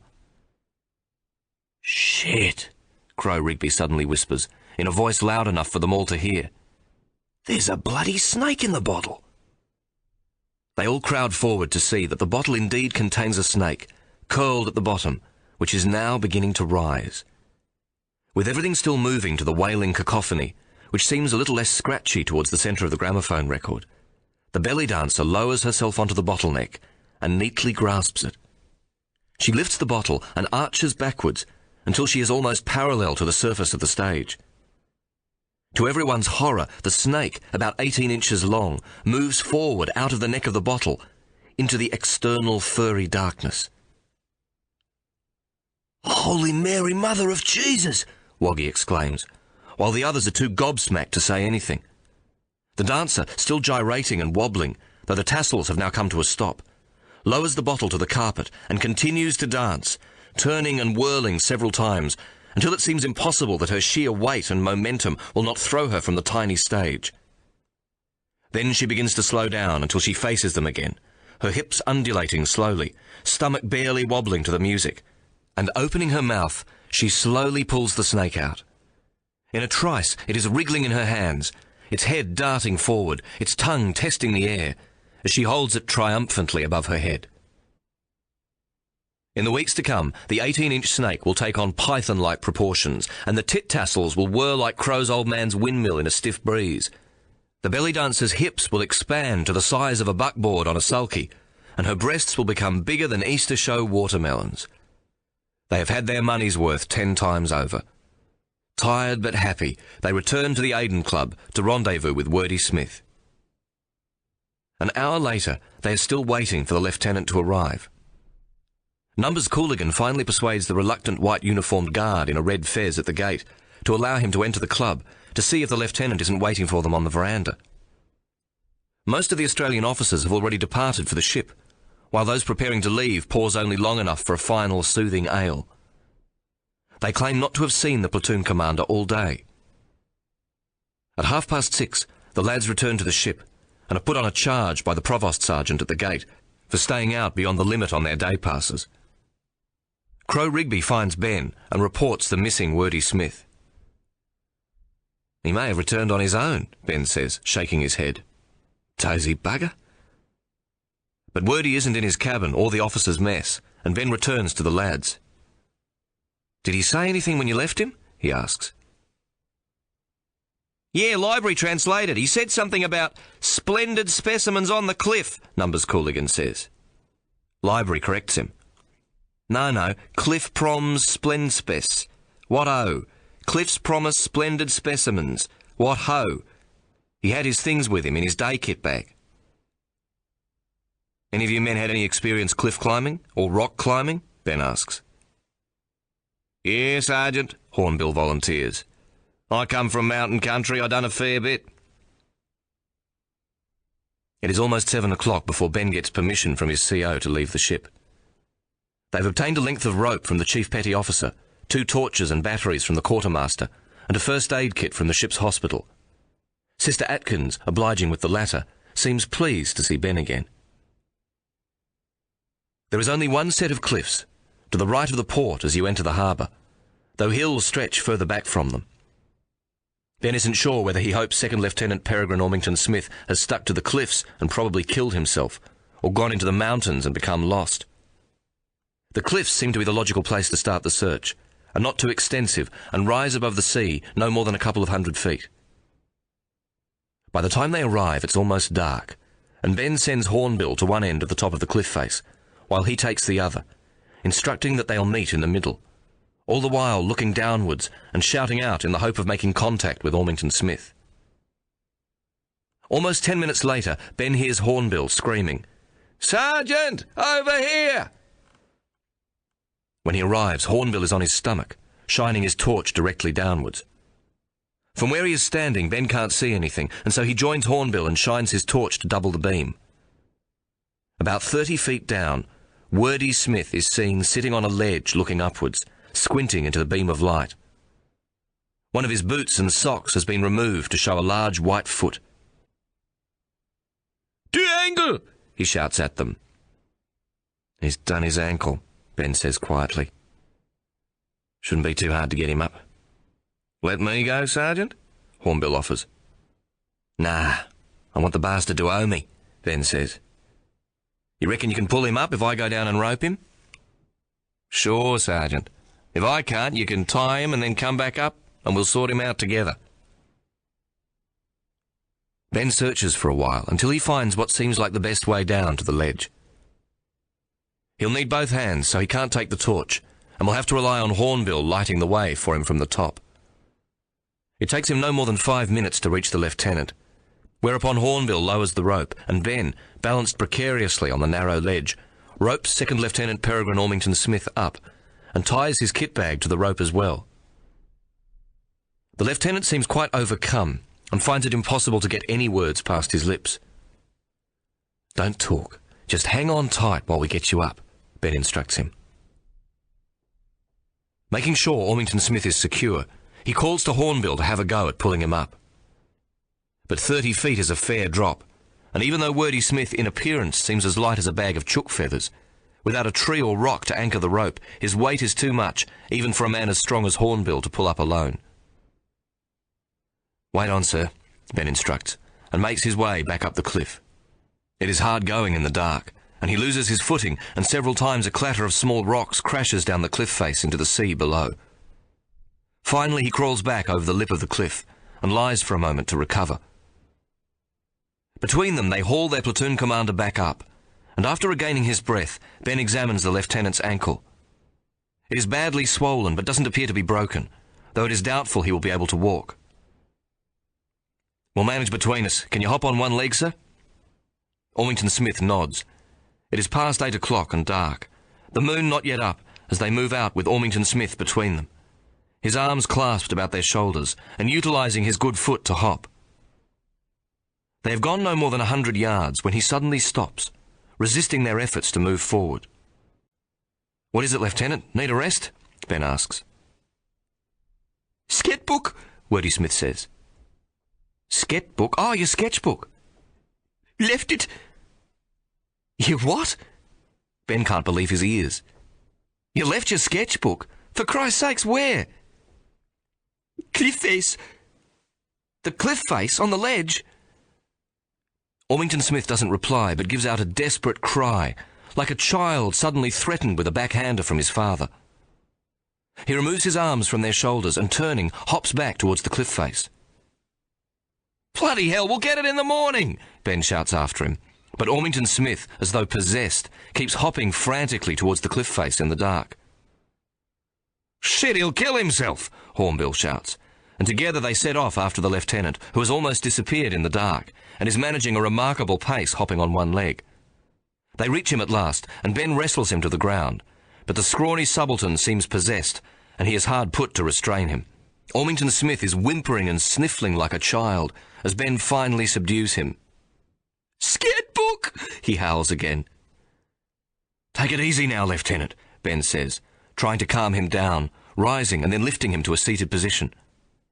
He reaches for the first aid kit slung across his shoulder, takes out a bottle of water, and unscrewing it, hands it to Ormington Smith. The lieutenant gulps at the bottle greedily, most of its contents spilling down the front of his torn tunic. You all right?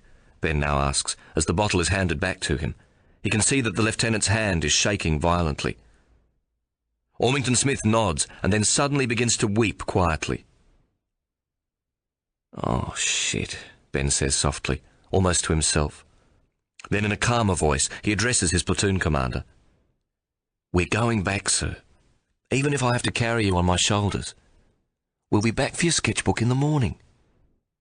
He turns to where he thinks Hornbill is standing. Private Horn, help me get the lieutenant to his feet. There is no reply. Hornbill, you there? Ben shines the torch and sees that Hornbill isn't where he supposed he was standing. Private Horn, he shouts into the darkness. Where the fuck are you? Coming, Sergeant, Ben hears Hornbill's voice some distance away. Get here, will you, at the double? Hornbill comes panting up in the darkness, and Ben shines the torch into his face. Where have you been?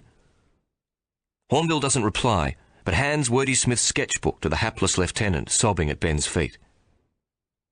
"There you go, sir. Safe and sound. No harm done." Ben is almost too angry to speak. "You could have killed yourself, you stupid bastard!" he shouts at Hornbill. "What for? A bloody useless sketchbook full of pictures of flamin' flowers no one can see!" "Sorry, Sergeant," Hornbill says in a contrite voice. Then nodding his head to indicate the lieutenant at Ben's feet, he adds, "Them flower paintings, they's everything to him, Sergeant." Wordy Smith has managed to get to his feet, hugging the sketchbook and standing on one leg, sniffing. Both turn to look at him. "Thank you, Private Horn. Thank you," he says quietly. "This sketchbook is more important to me than my life, but not more important to me than your life." It is said in a steady, perfectly modulated voice, not a single word bumping into another or joining together. Peregrine Ormington Smith will never have a problem with his speech again. Chapter 12. The Calm Before the Storm. Egypt, 1914 to 1915. The new and articulate Wordy Smith, while being on crutches for the next 10 days, is a changed man. Though it cannot be claimed he has made the transition from hopeless to competent, he has at least decided to make up for his previously arcane speech patterns and almost total lack of communication by telling his platoon everything he hears in the officers' mess. Or so he claims. Ben, who has cause to visit his cabin from time to time, does not let on to the platoon that Peregrine Ormington Smith shares a cabin with the military liaison officer to the ship's wireless room. Nonetheless, Second Lieutenant Peregrine Ormington Smith is simply incapable of being deceptive, and with a slip of the tongue on 1 or 2 occasions, his source of information is discovered by the platoon. The wireless subaltern, it seems, has grown so accustomed to Wordy Smith's inability to articulate that he talks quite freely about the messages coming through, airing his opinions on what goes in and out. Ben realises that his platoon officer, if discovered, will be placed in an extremely awkward position. Not quite a court-martial, as he can hardly be accused of supplying information to the enemy, but he will still be in considerable trouble. He finds himself in a real quandary. As a sergeant, he must cooperate with his officer, while at the same time he is responsible for the immediate welfare of his platoon. Even though the information from Wordy's Wireless, as the platoon has dubbed the lieutenant's cabin mate, cannot in this instance be said to be critical to their welfare, there is a very sound principle involved which every sergeant in every war ever fought would understand. It is simply that the more hard information you can get from an officer, the more likely you are to prevent him from doing something stupid which may get you all killed. After years of saying as little as possible, Ormington Smith must be actively encouraged, and Ben decides to swear the platoon to secrecy. No leaks, you hear? We've got this on our own. If it gets out where the lieutenant is getting his information, he's up shit creek without a paddle. And so is Wordy's Wireless, the ultimate source of our information. We're sitting pretty, lads, so shut your gobs. That's an order. Ben looks searchingly into the eyes of every member of the platoon, extracting a silent promise from each of them. Righto, Private Cooligan. Yes, Sergeant? You run the 2-up school on E-Deck, and you're a bookmaker for the Tuesday night fights, ain't you? They all laugh, and Cooligan colours. Me, Sergeant? Never! The army has cured me of me wicked ways. All I want is to fight Herman the German. Right, there'll be times when the information we get from Wordy's Wireless has to get out to the rest of the ship. So, Private Cooligan, you're our official mouth, our gob sergeant. What's that mean, Sergeant? When stuff comes from Wordy's Wireless that needs to get to the rest of the ship, you're it. But don't make it look that way. You mix what's real with a fair amount of bullshit. Just the way you did a moment ago. You know, but you don't know. You heard, but you're not sure where. Something somebody said. Putting 2 and 2 together could be wrong, but it's a question of mixing the right amount of fact with the correct proportion of crap. Can you do that, Private Cooligan? Can a crow fly? Crow Rigby quips, and they all laugh. No, I'm serious, Ben says. It takes a fair amount of imagination and at least a pint of Irish blood in your veins to do it right, and Cooligan's got both. What do you reckon, Private? Cooligan is flattered. I think you just done me a spot-on character reference, Sergeant. Gob Sergeant, eh? Is that a promotion, Sergeant? Wordy's Wireless proves to be a real bonus for the Click platoon and adds greatly to their reputation. They now become a valued source of information. Numbers Courtenay performs the role of chief rumour-monger with a special brilliance, instinctively understanding the age-old Australian adage that bullshit baffles brains. The information tidbits Ben allows for dissemination spread outwards at an alarming speed, and in a matter of an hour or two, the entire ship knows the latest news. Numbers Courtenay is soon much sought out for information by blokes from the other platoons, and in the nature of these things, anything they know is given to him, until there isn't a lot happening on the ship that isn't known to Ben. However, the very first piece of information Second Lieutenant Peregrine Ormington Smith brings to the platoon is not from Wordie's wireless, but the officers' mess. Upon hearing it, it is the first time the enlisted men have felt anything but excitement at the prospect of getting stuck into the Hun. The day after they leave Aden for the Suez Canal, and thereafter Britain, Wordie Smith tells them the horrific news brought back by the officers who spent the day at the Aden Club while he went specimen hunting on the cliffs. Several months previously, 2 British battalions of regulars stationed in India, each 1,000 men strong, passed through the port on their way to the Western Front.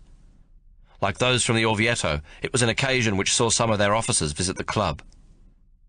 Now members of the club have received letters from 2 of the officers who survived, to say that one of the battalions has been reduced to 300 men, and the second has been almost completely annihilated. The news comes as a shock to the 30,000 Australians and New Zealanders, who from the very beginning have regarded the war in Europe as a grand opportunity to prove their worth as fighting men, while at the same time seeing Europe and Britain with their mates. They are suddenly sobered by the thought that they too are destined for the same killing grounds that have butchered both regiments. Hermann the German is proving to be less of a pushover than they'd been led to believe. If the minimum recruiting age for men had been put at 50, saving the young men for breeding and for work, the old men on both sides would have soon enough found another way to resolve the conflict. Young men, though, have always possessed a sense of immortality which their elders have exploited since time out of mind. The notion that they are invincible appears to be a part of the young warrior's genetic code. In a peacetime society, this is further evidenced by the fact that almost 85% of all violent crime is performed by men under the age of 28. The young male seems to need an outlet for his aggression, and in the process believes himself to be bulletproof, right up to the moment when a high-velocity Mauser bullet churns his innards to mincemeat. Sobering as the news of the 2 devastated battalions is, it doesn't seem to greatly affect the desire of the young Australians to fight the Germans. But now there is a rumour gaining notoriety on board that the British High Command does not fully trust the Australian irregulars, or believe that men can be trained effectively to fight a war in 12 weeks. This, in their minds, is especially true of the Australians, who on the last occasion they fought beside British troops gained a reputation for often ignoring the commands of their senior British officers.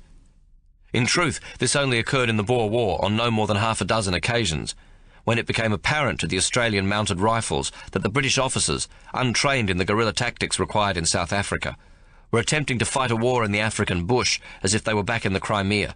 Britain has always depended on the career soldier who never questions orders. The Australians, faced with similar bush conditions as at home, and living a not dissimilar lifestyle to the Boer enemy, quickly adapted to the hit-and-run commando style of warfare, much of which was conducted in the saddle. The British regulars took a hiding against the Boer irregulars, whose commandos were made up mostly of simple farmers with virtually no previous military training. But like many of their Australian counterparts, the Boers rode like the wind and could shoot a man between the eyes at 1,000 yards. They could attack a British unit and be 20 miles away before the British had time to pack up and move out in pursuit. In the peculiar African conditions, they proved too elusive for the highly trained, rigidly disciplined British regulars, who found it difficult to adapt to this new kind of warfare. Only by sheer force of numbers and the personal understanding and leadership brought to the battlefield by that great General Lord Roberts did Britain finally succeed. By the time the war ended in victory for the British forces, the Boers had been outnumbered 6-1. The rumour now doing the rounds on board the ships of the convoy is that Britain will use the supposedly under-trained, ill-disciplined and second-rate Australians in India and Egypt as garrison troops. This will relieve the British regulars, at present occupied in this task, to fight in the real war on the Western Front. To further substantiate the rumour, news comes through that the Turks have sided with Germany and have declared war on Britain and her allies. The average soldier on board has no trouble making 1 and 1 equal 2 and reaching the conclusion that the Australian troops will be stationed in Egypt. So when Wordy's wireless tells them the day after they leave Aden that General Bridges has received instructions by wireless that they are to proceed to Britain, there is a palpable sense of relief. The news spreads as if carried on the stiff nor'easter blowing that morning, and by the time the official announcement is made, most of the troops on board see it simply as confirmation.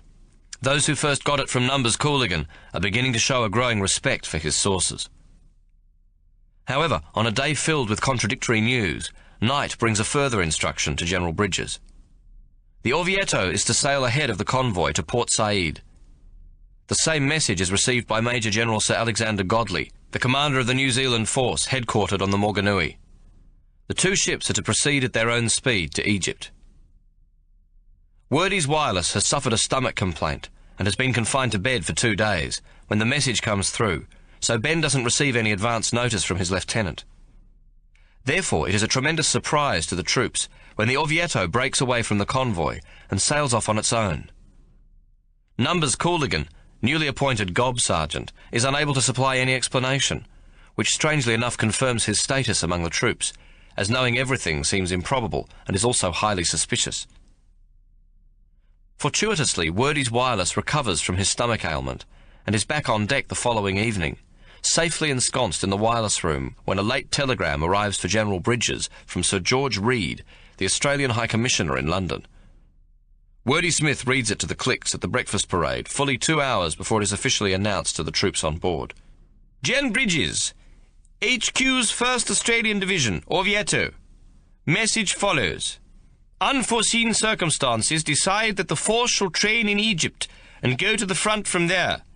The Australians and New Zealanders are to form a corps under General Birdwood. The locality of the camp is near Cairo. George Reed, Australian High Commissioner, UK. The decision is met with utter consternation. When the change in plans is made known to the troops, they boo loudly and stamp their boots on the deck to demonstrate their disapproval. To the average soldier, the arithmetic is irrefutable. The declaration of war by Turkey and the order to proceed to Port Said can mean only one thing. They are to be used as garrison troops against the Turks. Ben and his platoon, like every volunteer in the AIF, and together with the New Zealanders, have a burning desire to prove their mettle on the Western Front. Nothing short of this is acceptable to them. The soldiers of both Antipodean nations take a quiet pride in the fact that they are the finest specimens their people can supply to the war machine, and unspoken, but in their minds, is the notion that they deserve to go against an enemy worthy of their calibre. For them, the Turks are simply a bunch of wogs to be kept in line. General Bridges is forced to issue the exact contents of the telegram, together with a personal explanation. He strongly emphasises the particular section of the telegram which stipulates, "and go to the front from there." This somewhat but not entirely mollifies the men. There is already a sense of distrust between the private soldier and the officer class, which is part of the Australian personality. The convict against the prison warder, the shearer against the squatter, the trade unionist against the capitalist, the people against the politician, and now, inevitably, the foot soldier against those who are placed over him. The explanation for the diversion, couched in the usual official military language, is essentially correct, but it does nothing to subdue their misgivings. In the eyes of most of the troops, it is a heap of bullshit, and they suspect the British High Command is going to leave them stranded in Egypt to face the Turks. They are simply told that, due to the early onset of winter in Britain, the site on Salisbury Plain, which is intended for the encampment and further training of Australian and New Zealand troops, has not been adequately prepared. 3 weeks after they arrive in the camp in Cairo, a more satisfactory explanation comes out. Wordy Smith once again has come to the rescue. It seems he has an uncle who is a major on the staff of Lord Kitchener, the Minister of State for War. In a letter to his nephew in Mina, the Australian camp just outside Cairo, he gives a much more colourful account of the reasons. Wordy Smith, perhaps a little naively, simply reads the letter to his platoon. 6th of December 1914. Dear Peregrine, how very disappointed your Aunt Agatha and I are that we shall not be able to give you a warm welcome on your return to England. We remember you as a fine 14-year-old lad. Your father assures us your bad chest is completely cleared up in Australia, and we greatly look forward to meeting the strapping young man you have undoubtedly become. However, we are fast learning that during a period of war, the best laid plans of mice and men are apt to be frustrated. My job is no more important than any other entrusted to the rank of Major in the War Office, but it has the singular advantage of bringing me into frequent contact with Colonel Chauvel, the Australian representative with the WO. And what a splendid chap he is, straight as a die and not in the least pretentious. It is said he is a disciplinarian and a stickler for protocol and correct military procedure, though I have not seen this side of him. He seems happy enough to mix with the lower officer ranks here at the WO, and is often to be seen having a beer at the local, where he is fond of pronouncing the English beer as tasting like warm piss. It was during just such an occasion that he told me in his own colourful vernacular why the Australian and New Zealand contingent have been diverted for further training to Egypt. As the official explanation doesn't differ in essence, but rather in detail, I am confident that Colonel Chauvel's version doesn't transgress the OSA, Official Secrets Act, 1912. I shall try to put my amateur theatrical experience to work to capture the tone and manner of his dialogue, as I feel sure it will amuse you. I apologize in advance if it doesn't ring quite true to your acquired Australian ear. The following conversation takes place with yours truly and the Colonel after a third pint of lukewarm piss, or, if you like, best British bitter. Harry, didn't you mention you had a nephew back home who enlisted with the AIF? Yes, sir, my brother William's son. We were greatly looking forward to seeing how the lad has turned out. He had a rather nasty chest problem when he left England. I shouldn't worry about that. Lots of sun and good red meat soon fix his chest. Pity you won't see him. Takes a sip of LWP. Good thing, though, would have been a complete shambles.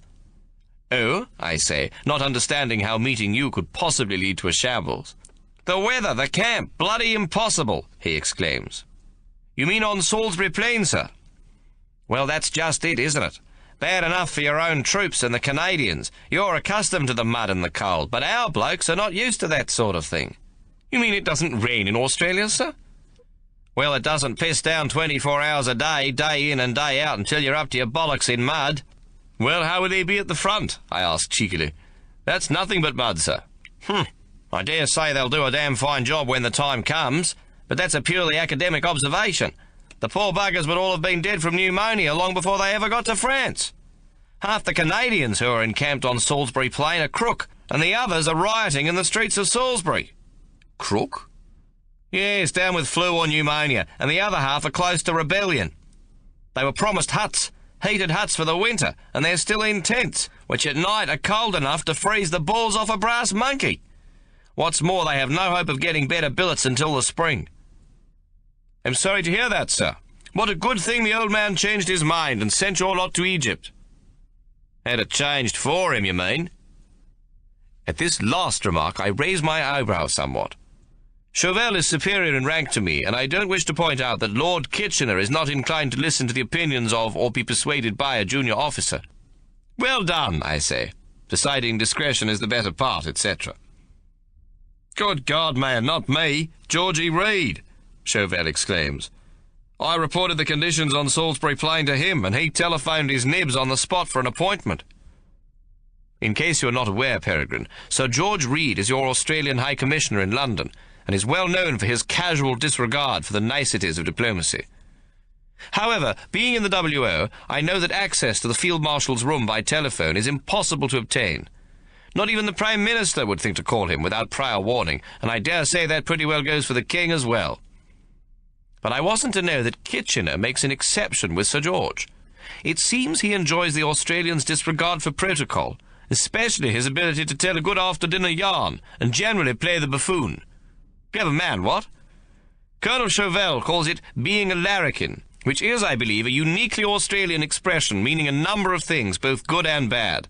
It would appear that being a larrikin, good, allows Sir George to get to the great man any time, and to freely discuss subjects which few would dare to broach. Colonel Chauvel then went on to say, Georgie saw Kitchener the following morning with my report, and told him our convoy would be passing Egypt in a few days. That there was no time to lose. The Australian troops must be diverted to Egypt at once, and on no account be allowed to come to England, where they would only increase the already unmanageable congestion. I must say, Sir George Reed must be a remarkably persuasive chap, because Kitchener immediately advised the Australian government, and the plan was adopted in a matter of hours. So there you have it, dear fellows, straight from the horse's mouth. While your aunt and I will be disappointed not to see you, it's been a beastly winter, freezing winds from the north, with January and possibly snow yet to come. I don't imagine with such short notice that things are all as they should be in your Cairo camp. I am told there's a great shortage of tents, but the prospect of wintering on Salisbury Plain is not one I would wish even on the Hun. You are far better out of it. The newspapers here have expressed the view that the Australians and New Zealanders are disappointed with the decision not to bring you to England, being of the opinion that the diversion to Egypt means you will not fight on the Western Front. I am inclined to think this is not correct, as you are much needed in France, where things are not going as well as they might. All things considered, a bit of the Australian larrikin, good and bad, might be a jolly good thing. The first time I was stuck in a military office job was during the Boer War, when I begged for an active service posting but was refused. Once an office waller, always one. The War Office is unlikely to give me a company command in this one, so it is going to fall upon your shoulders to follow in your grandfather's, Crimea, and your father's footsteps, and to represent the family at the sharp end. I want you to know that your aunt and I are extremely proud of you, and we wish you and your platoon the very best of luck. That's about all I have to say, old chap. Agatha asks me to send you our Christmas greetings and to tell you to make sure you visit the pyramids. Isn't your camp close by? She also says I must take care to inform you that the damage to the face of the Sphinx was caused when Napoleon's troops used it for cannon practice. She has never been fond of the French. Too much side and front, but essentially lacking in substance. She also sends her love and asks you to write a postcard, though I dare say not one showing the Sphinx. With my very best wishes from your Uncle Harry. Harold Ormington Smith, Major. There is some amusement in the platoon at Wordy Smith's Uncle Harry's perception of his nephew, but they feel included and complimented that Wordy would think to read the letter in its entirety to them. Uncle Harry seems like a good sort of bloke despite being an officer, and his nephew is so completely inadequate to the task that the clique platoon simply cannot harbour the suspicions they instinctively reserve for the officer class. None of them can possibly imagine Second Lieutenant Peregrine Ormington Smith performing as a fighting man, issuing the order to go over the top, and with whistle in his mouth and revolver in hand, leading the charge against the enemy. They look to Ben to lead them, with the vague notion that Second Lieutenant Ormington Smith, with his knee pads firmly secured, his bum in the air, and his magnifying glass inches from the ground, will be off somewhere, finding his flowers to paint. London to a brick. If he's wounded, it'll be in the arse. A bullet through both cheeks, Crow Rigby says at tea on the evening they reach the Suez Canal. We ought to paint a face on his bum, Numbers Cooligan ventures, for his own protection. Bloody sight better getting a bullet through both them cheeks than the ones higher up. They see the Sinai Desert for the first time, stretching away to the foot of the Arabian hills, painted pink in the sunset. Looks bloody lonely, Muddy Path remarks. Yous wouldn't want to fight in a place like that, would yous? The Orvieto is put on alert as they approach the 90-mile canal cut straight as an arrow through the desert, and it is thought that they may be fired on by the Bedouins from the east. But instead, in what remains of the daylight, they see the first evidence of the Allies, a tented company who have created a series of small sangas with sandbagged breastworks in a semicircle, the loopholes in the breastwork facing outwards from the canal. Any enemy attempting a surprise attack at night would be met with an outer ring of barbed wire entanglements. Behind the breastworks, as a fallback position, are a line of trenches, and behind these the tents for the men. It is the first sign they've seen of any serious commitment to wage war, and there is a great deal of shouting, which brings a number of Indian soldiers out of their tents and up onto the banks of the canal. They are soon followed by 2 British officers with baggy khaki shorts, which fall to well beyond their knees. Shouted greetings are exchanged, and they learn from 2 English officers that they are the Indian Army, the 128th Native Infantry. "You'll probably join us here soon," one of the officers shouts. "Not bloody likely," a chorus of Australian voices shout back. "We're off to Britain, mate." For the first time, the men on board get an actual sense of being involved in something bigger than the AIF, a war where others like themselves have come from the far ends of the earth to fight with them. It is one thing to be told you are part of something larger, and quite another to experience it. The Orvieto's original destination of Port Said has now been changed to Alexandria, where they arrive just a few hours ahead of the first ships in the convoy. On the morning of December the 3rd and the 5th Battalions entrain from Alexandria for Cairo. They cross the Nile Delta with the annual floods rapidly subsiding in the burning sun, so that the Nile flats are a brilliant green. People in long white robes are working the fields with wooden ploughs pulled by oxen. A woman walking ahead of a male on a donkey catches their attention. "Hey, wait a mo! Ain't it supposed to be the other way around?" Crow Rigby says suddenly. "What you talking about?" someone asks. "A bloke on the donkey. Ain't the Virgin Mary supposed to be on the donkey?" "Shit, you're right," Numbers Cooligan exclaims. "Look at bloody Joseph. You'd think it was him up the duff. Jesus!" "It's just like being in Sunday school with all them pictures they show you these parts," Woggy now says. "You should know," Cooligan says. "They're your kinfolks, ain't they, Woggy?" "I told you, we're Christians. Them lot's Arabs, mate." "What say you, Library?" Hornbill asks. "Well, it's all academic, ain't it? There were no Christians at that time. Woggy's ancestors were either Arab or Jewish." "There you go. I told you, didn't I? Woggy's a bloody Arab, no risk," Cooligan says triumphantly. It is nightfall when they finally reach the outskirts of Cairo. Seen from the railway carriages, it seems to be a big, untidy-looking city. Hornbill sticks his nose out of the carriage window and sniffs. "Smells crook," he announces. "Me uncle says every city has a smell. It's mostly from the food." "Melbourne don't smell of meat pies, mate," Cooligan says. "Flinders Street Station does. You can smell me uncle's meat pies the moment you get off the train and all the way across Flinders Street." "Hornbill's right," Library says. "It's the oil they use for cooking mixed with the spices. We smelled it in the bazaar in Aden, though not as bad as this." "Wonder if they've got any belly dancers and snakes here," Crow Rigby says. The belly dancer and the snake has by this time been told so many times and in increasingly lurid detail that even the 6 who were present are becoming convinced that the snake was several feet long and the belly dancer's weight around the 400-pound mark, with the 3 spare tyres around her belly big enough to fit out a Leyland truck. "There'll be nothing to beat that ever," Numbers Cooligan says emphatically. "We'll go to our graves remembering that, lads." The train pulls into a railway siding specially built for the Australian troops in the heart of Cairo.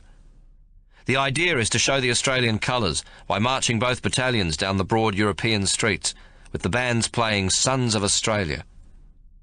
The buildings on either side of the grand central avenue, some of which must have originally been quite impressive, are now dilapidated, with the stucco damaged, the paint peeling, and the windows dirty.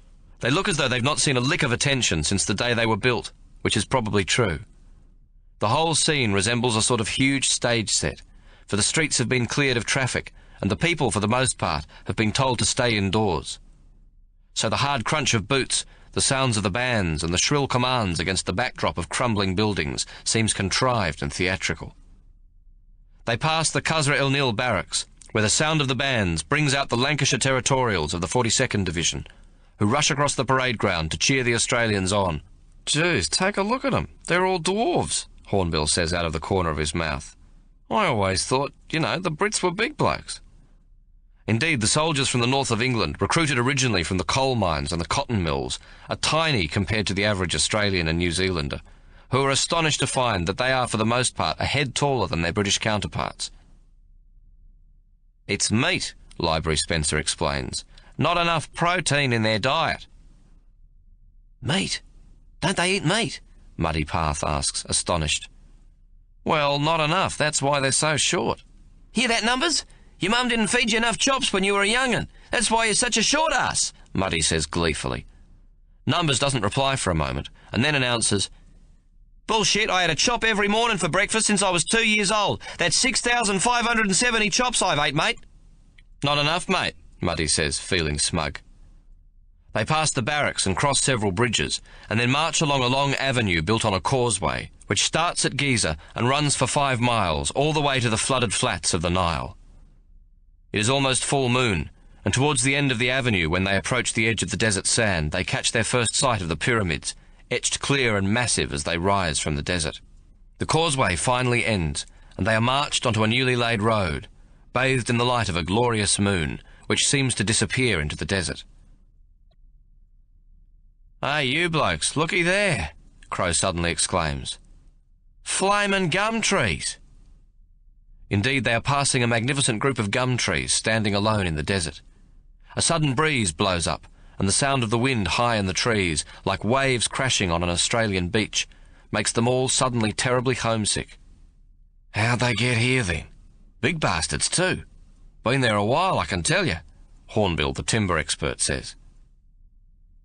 "The eucalyptus is the most adaptable tree in the world. It can grow almost anywhere," Library Spencer calls out. "They plant it in arid regions to prevent the soil blowing away." "Righto, lads. Keep the chat down," Ben calls. They now see that the avenue of gum trees is planted as a part of the Mina House Hotel, which they soon pass and continue marching onwards until they come to the first valley of the desert, and in doing so almost bump into the pyramids, standing majestic in the moonlight, taller than any building they've ever seen. It is here, on a lonely stretch of sand, under a star-sprinkled sky, the great pyramids casting dark shadows over the pale moonlit desert, that the battalion receives the command to halt. They are sweating from the exertion of the 10-mile march from the centre of Cairo, so only after a while do they realise the night has grown very cold. They haven't washed or eaten a square meal since they left Alexandria, and they're tired and hungry, but mostly tired. Several tins of bully beef are open to share around, but most are too exhausted to think of food, and roll themselves in their grey army blankets preparing to sleep. Tomorrow they will begin the task of setting up camp, in a place where someone has had the good sense to plant Australian gums in the desert. "Planting them gums," Courtenay says suddenly. "I reckon it were one of them prophets they has around here, like in the Bible. He come to them pyramids to pray, like, to one of them Egyptian pharaoh gods, and he gets this message back, sort of like a prophecy. The pharaoh god tells him about us coming here. So off he goes at the trot and plants them gum trees to mark the occasion." "Jesus, Courtenay," Crow Rigby calls from his blanket. "Him too. He could have walked right where you're lying, mate, giving out them loaves and fishes. Bloody old, this place. I dare say every bastard in the Bible's been here. Moses." "So where's this prophet of yours going to get the gum tree seeds?" the ever-pedantic Library Spencer asks. "He's a prophet, ain't he? He waves his stick and strikes the ground and says abracabloody-dabra, and there you go, flaming gum trees." "Well, shut up, Numbers. Can't you see we're all buggered?" Woggy Mustafa calls. "I thought you said your lot was Christians and all," Numbers Courtenay says, wrapping himself in his blanket against the night chill. As always, he manages to have the last word. At the end of 12 days, the 1st Australian Division, infantry, artillery, ambulances, transport, and the Divisional Light Horse occupy the site at Mina, which stretches for nearly a mile up the desert valley.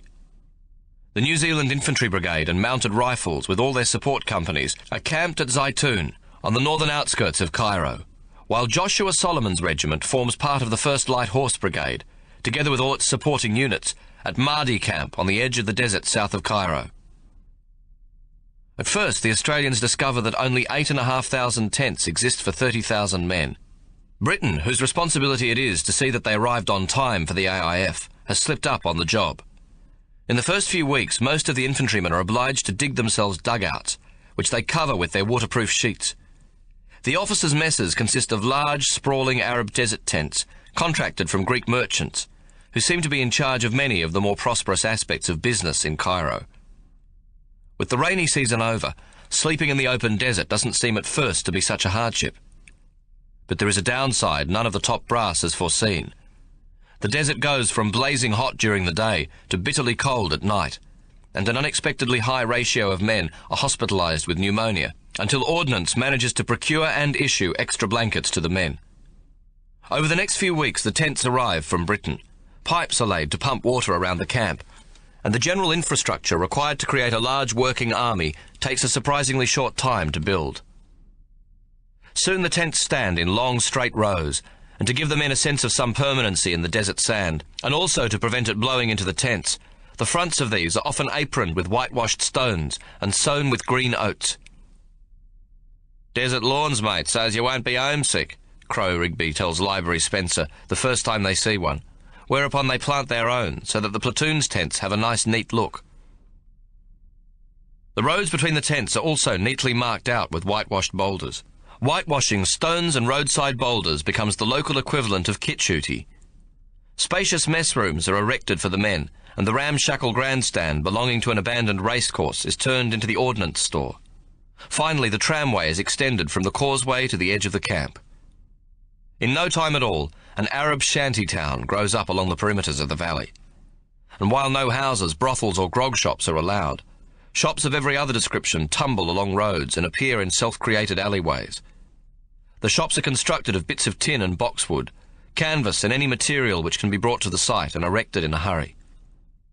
An Arab merchant will arrive in the morning with a donkey cart piled high above his head, and his wife and a helper sitting on top of the impossibly secured load. By evening, with a bit of hammering, nailing, tying and stretching of canvas and the laying of Turkish carpets, a new shop will appear on the desert sand. Every imaginable service is suddenly at the disposal of the men.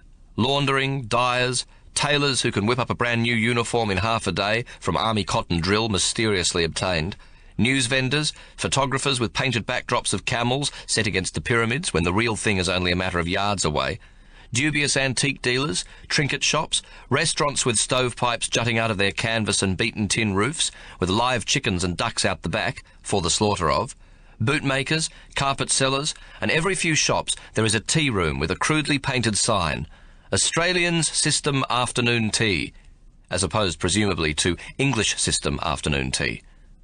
Miraculously, scones and strawberry jam are available, the former somewhat leaden, but the jam surprisingly good, though clotted cream is not on the menu.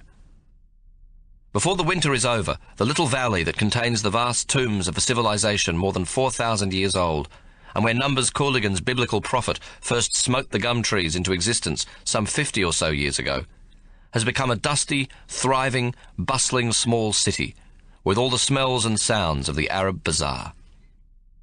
Hawkers are everywhere, small boys shouting, "Eggs a cook! Oranges!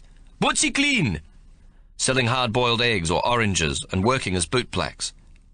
Some with dirty postcards call out, "Jigga jigga look!" The coffee sellers and lime juice vendors shout their wares, and merchants stand outside their shops and beg passers-by not to miss the opportunity of a lifetime and to come inside. On one occasion, when the 6 Aden lads, who are now such firm mates that they seldom go anywhere without each other, are ferreting around the makeshift alleys of the Mina Bazaar, they are approached by an urchin selling dirty postcards, announcing them as "Jigga jigga look." Hornbill suddenly shouts, "Betcha Bob, Herman the German's in 'em all." "You're on," says Numbers Cooligan, as they crowd around the young boy. Sure enough, there he is, the same fat-gutted, curled-moustached kraut, with his balding hair parted down the centre of his skull, and brought to 2 little wings above his eyebrows, bollocky except for his socks and suspenders, and as usual, chock-a-block up a plump black-eyed woman. "Told ya, didn't I?" Hornbill says triumphantly, holding his hand out for Cooligan's shilling. While they're in Egypt, the name Anzac is born out of circumstances less than romantic. General Sir W.R. Birdwood, a British general stationed in India, is appointed by Lord Kitchener to be in overall command of the Australian and New Zealand troops, and leaves India immediately to take up his posting. His job is to train the Australians and New Zealanders into a concerted and united fighting division. Before departing, he writes to General Bridges and asks him what he proposes they should call the Australian division when it is united with the New Zealand brigade under his overall command. Bridges proposes Australasian Army Corps, but the New Zealanders object to this. To them it smacks too much of Australia, and not enough of the land of the long white cloud. They finally settle for the rather clumsy mouthful, Australian and New Zealand Army Corps. Soon afterwards, the clerks in Ordnance take to identifying goods received by the initials ANZAC, which soon enough becomes the accepted acronym. Thus, in a simple and uncomplicated way, a legend is born. General Birdwood, as it turns out, is an excellent choice as the commander of the 2 forces, for he lacks much of the fuss and nonsense and the reliance on due ceremony to which most of the ageing British generals are accustomed, and which they demand as their God-given right. His easygoing outlook and genuine regard for the troops under his command will make him popular with the Australians and New Zealanders, who resent the rigid authority the British troops accept without questioning. He seldom, if ever, judges a man by the shine of his boots, or deprecates him for the roughness of his voice, or whether he salutes or addresses an officer with the right amount of respect, and actively discourages this form of sententious bullying. He clearly understands that in the Australian and New Zealander he is dealing with a different sort of man. The Antipodeans possess a genuine abhorrence of taking pains with their appearance beyond what is tidy and functional. As General Birdwood once remarked to General Bridges, "They're tall enough and big enough, and I dare say more than brave enough, to make splendid guardsmen, but they never tolerate the spit and polish." To the amazement of their British counterparts, the Australians love fresh air and cold water, and together with their refusal to adopt an obsequious attitude to officers of almost any rank, this distinguishes them from a great many of their counterparts in the various armies collected under the Allied banner. But it isn't all sweetness and light at Mina Camp. Never at heart regular soldiers, Australians off duty consider themselves civilians, full of high spirits and looking to amuse themselves by taking every opportunity to make the most of their time away from home. Like Napoleon's troops and those of earlier British regiments stationed in Egypt, the Australians write their names on the pyramids. They have money in their pockets, and after 2 months of being cooped up in transports without being allowed ashore at Colombo or Aden, they have adventure in their hearts. This makes for a highly combustible combination as they invade the bright lights of Cairo and Heliopolis, which proves not to be a city designed for the entertainment of young men, and is lamentably lacking in respectable diversions such as sport, theatre or outdoor recreation. Shepherds and the Continental Hotel, the only two sources of any sort of European culture, are by tradition reserved for officers, which leaves only the cafes, the bazaar where some are taught to smoke hashish, and the brothels and sex shows for the men. In the cafes, the mostly Greek proprietors serve them poisonous arrack and gut-wrenching meals, and the brothels, with few exceptions, are diseased and dirty. Fired up with arrack and a sense of being out on the town, the young men willingly follow touts to exhibitions of the vilest nature. The cliques, led by Numbers Cooligan, set off in search of grand adventure. The tram from the camp is so overloaded with laughing and boisterous men that soldiers are piled onto the roof and bunch out from either of the two entrances, clinging to each other for dear life, all the way to the centre of Cairo. "If you think Aden was good, wait till we get to Cairo," Numbers Cooligan promises those in the platoon who hadn't been fortunate enough to be present at the now legendary belly dance and snake performance in Aden. "How do you know it'll be better? I thought you said belly dance and snake couldn't be bettered," Library Spencer reminds him. "Yeah, the best of its kind. But here they're real serious, mate. It stands to reason, don't it? Aden's a pisspot city compared to Cairo. The bigger the pot, the more piss it holds. Get my drift, gentlemen?" Which is about as close as Cooligan has ever come to a serious aphorism. Carrying 2 months' wages in their pockets, they show not a scintilla of resistance when an oleaginous tout with a pencil moustache and dark rings around his eyes, deep as a boxer's bruises, persuades them to see a woman copulating with a donkey. On a second occasion, another local lowlife leads them to a large room which is more or less in darkness, with a single spotlight positioned over a small stage, under which, and in the presence of several hundred troops, a woman with pantaloons made of a diaphanous net material with the crutch missing does the splits, picking up shilling coins which the troops throw onto the stage using only her it muscles. The one curious aspect of this basically boring performance is that she continues picking up a copious number of coins without apparently ever depositing them anywhere. They leave when, to the general hilarity and agonised cries of the performer, some bastard, using a pair of tweezers and a couple of Swan Vesta matches, heats a coin to an almost red-hot condition and throws it onto the stage. "Shit," Hornbill says when they're back in the alley. "That was a shit thing to do, even if she were no lady." Numbers Cooligan appears to be thinking. "If she's done the splits 2 times a minute, that's every 30 seconds, and what they thrown on the platform was a shilling each time, 'cause she didn't pick up nothing less, then she's making 2 bob a minute." He looks at them all. "Shit, that's £6 an hour. Jesus, and we felt sorry for her and all." "Yeah, but what I want to know is where all them coins went," Woggy Mustafa says. "Where do you expect? In her purse, of course," Crow Rigby replies. In the cold light of morning, with their heads pounding something terrible from the previous night's poisonous arrack, and after a good few of them have freed their stomachs of the atrocious Greek cafe meal taken at some time during their carousal, they collectively decide to give the dirty part of Cairo's nightlife a big miss. Belly dance and snake, whether personally witnessed or given the benefit of Numbers Cooligan's phantasmagorical version, has set the standard by which they now judge these things. Cairo, as far as Ben's platoon is concerned, has been permanently eclipsed by the little pisspot bazaar in Aden. They also stay away from the brothels, apart from visiting one or two to take a quick squiz at the Sheilas, who turn out to be dead ringers for the woman portrayed in various compromising positions, connected to the ageing male appendage belonging to the socks and gartered form of the ubiquitous Herman the German, of Hornbill's uncle's dirty postcards fame. Thus both the virginity and, with Cooligan improbably the exception, the physical health of the 30 members of Ben's platoon remains intact. Ben, who hasn't attended a sergeant's course on sexual hygiene, hasn't attempted to frighten them, as have so many of the junior officers or sergeants lecturing their respective platoons on venereal disease. He simply says, "Get a dose and it's a free ticket home, lads. Then they're going to write to your mum and tell her why you've been sent back. And you, Private Cooligan, could well be the first to go home." "Me, Sergeant? Never! Pure as the driven. Left me darling at home." "Is that the cat?" Crow Rigby asks. The behaviour of Ben's platoon is no more than high spirits. They're all big lads with too much energy, who wouldn't harm a flea unless they found it on their own person. However, there is a much more serious aspect of behaviour among the Australian contingent. Drunkenness, attacks on the local population, desertion, stealing, and the willful destruction of property. There comes a point when the excuse of high spirits among young men bent on having a good time will no longer wash with the senior military, and they call for an account. The Supreme Commander of the Allied Forces in Egypt, General Maxwell, draws the attention of General Birdwood to the matter, and he in turn refers it to General Bridges, who writes to the troops appealing to their finer spirit and their country's good name abroad.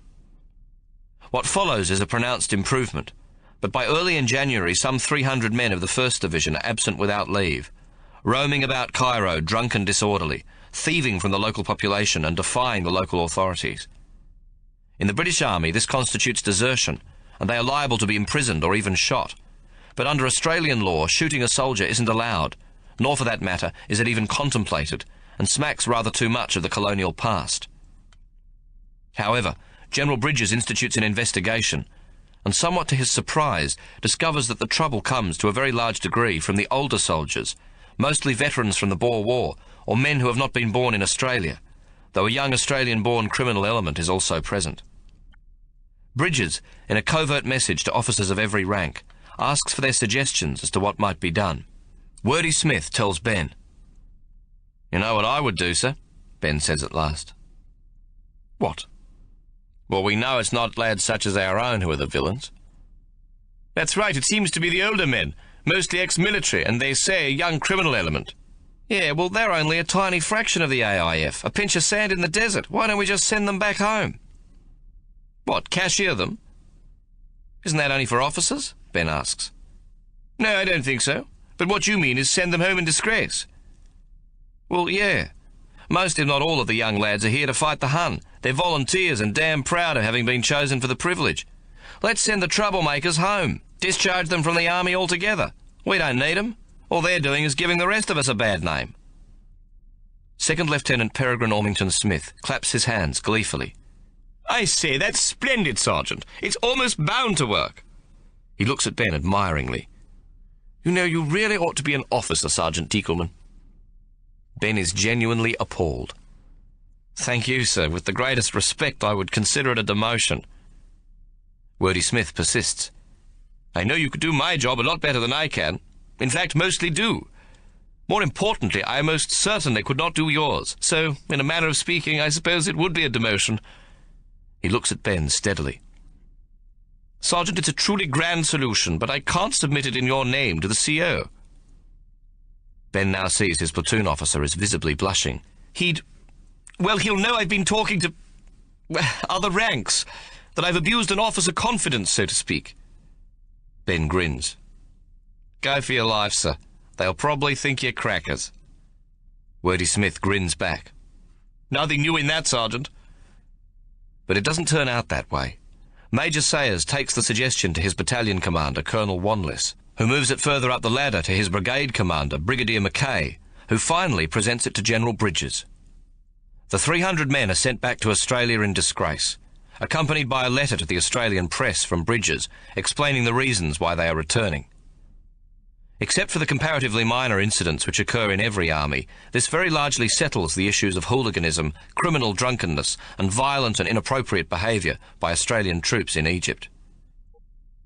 Working on the premise that a young man who is physically exhausted is less inclined to get up to mischief, General Birdwood sets about turning the Australian Division and the New Zealand Brigade into a concerted fighting force. While he stipulates the training required, he leaves it entirely up to General Bridges and his Australian and New Zealand officers to undertake. Bridges works his men intensely hard, and the training in the desert often goes for 12 or 15 hours without respite.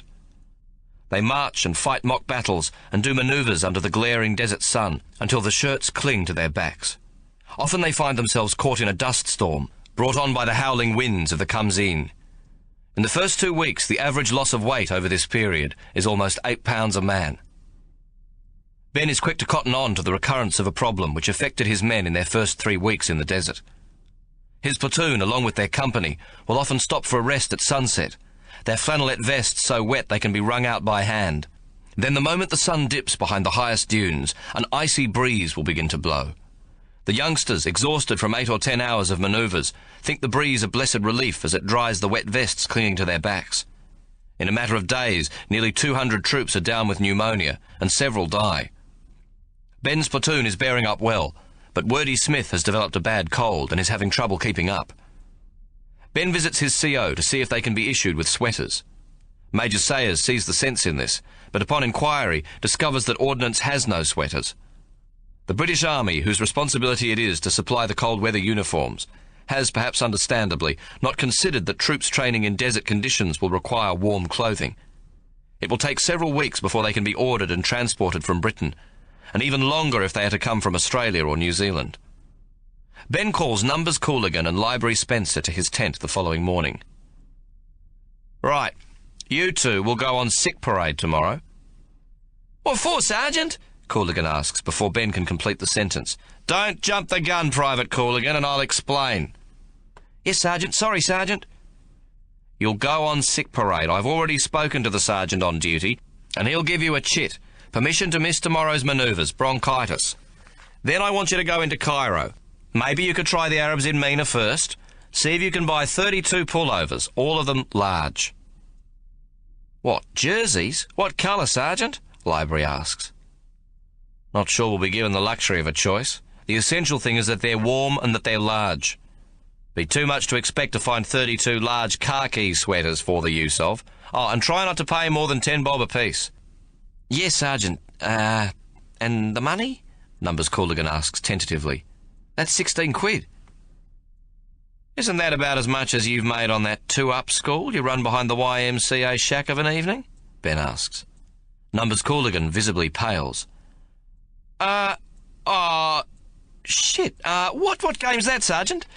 Then quickly recovering, says, "Matter of fact, I'm dead broke, skint." Ben hands Library Spencer 4 oversized white English £5 notes.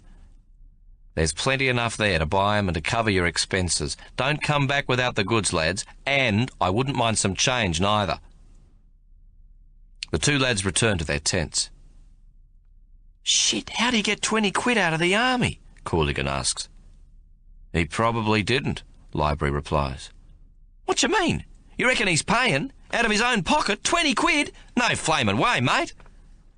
"His name's Teakleman." "So?" Library Spencer sighs. "You ever drink Tomo and Hawk beer?" "Sure, it's a good drop. Ballarat." "In Victoria, it's made by a company called Solomon and Teakleman. They own the brewery in Ballarat, among other squillion things." "That's him?" Library nods. "Not him personally, his family." "Shit, hey!" Cooligan jerks his head backwards, looking at Library quizzically. "Gone, you're bullshitting me. The beer? That's him? Jesus H. Christ!"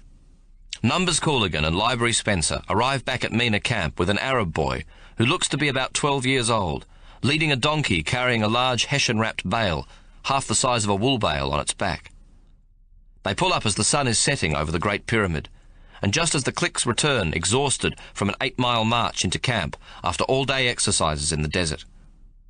The men drop their kit and rifles and flop down on the sand beside the donkey, while Cooligan and Library Spencer help the boy unload the bale. "How'd you go, lads?" Ben asks. "Good, real good, Sergeant." "Righto, let's take a look." Cooligan cuts the string tying the bale together, and it flops open to reveal a large pile of high-quality khaki pullovers. Library and Numbers Cooligan are both wearing Cheshire Cat grins. "Khaki, Sergeant! How's about that, eh?" Cooligan says, proud as punch. "Well done, lads," Ben exclaims. He is clearly impressed. "Library, you done it, Sergeant," Numbers Cooligan says in a rare moment of modesty. "We both did," Library says, unaccustomed to the praise. "I did a bit of thinking and Numbers did the bargaining." "Egyptian police, Sergeant. Library thought it out and we went to their headquarters in Cairo. Cost a bit, but we got the donkey and the boy bakshi." Ben is busy counting the pullovers and now looks up. "There's 52 here." Numbers Cooligan shakes his head. "Yeah, well, I thought I'd make an investment of my own like, Sergeant." "How much did you pay for these?" "8 bob each, Sergeant. Cooligan did the bargaining," Library repeats proudly. "Yeah, but it became a bit complicated, see?" Cooligan says hurriedly.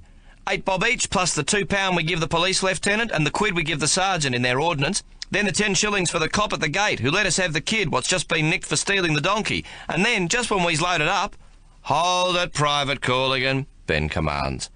"Why is it that I somehow know it's all going to come to exactly 20 quid? Just a mo, Sergeant, or I'll forget where I was.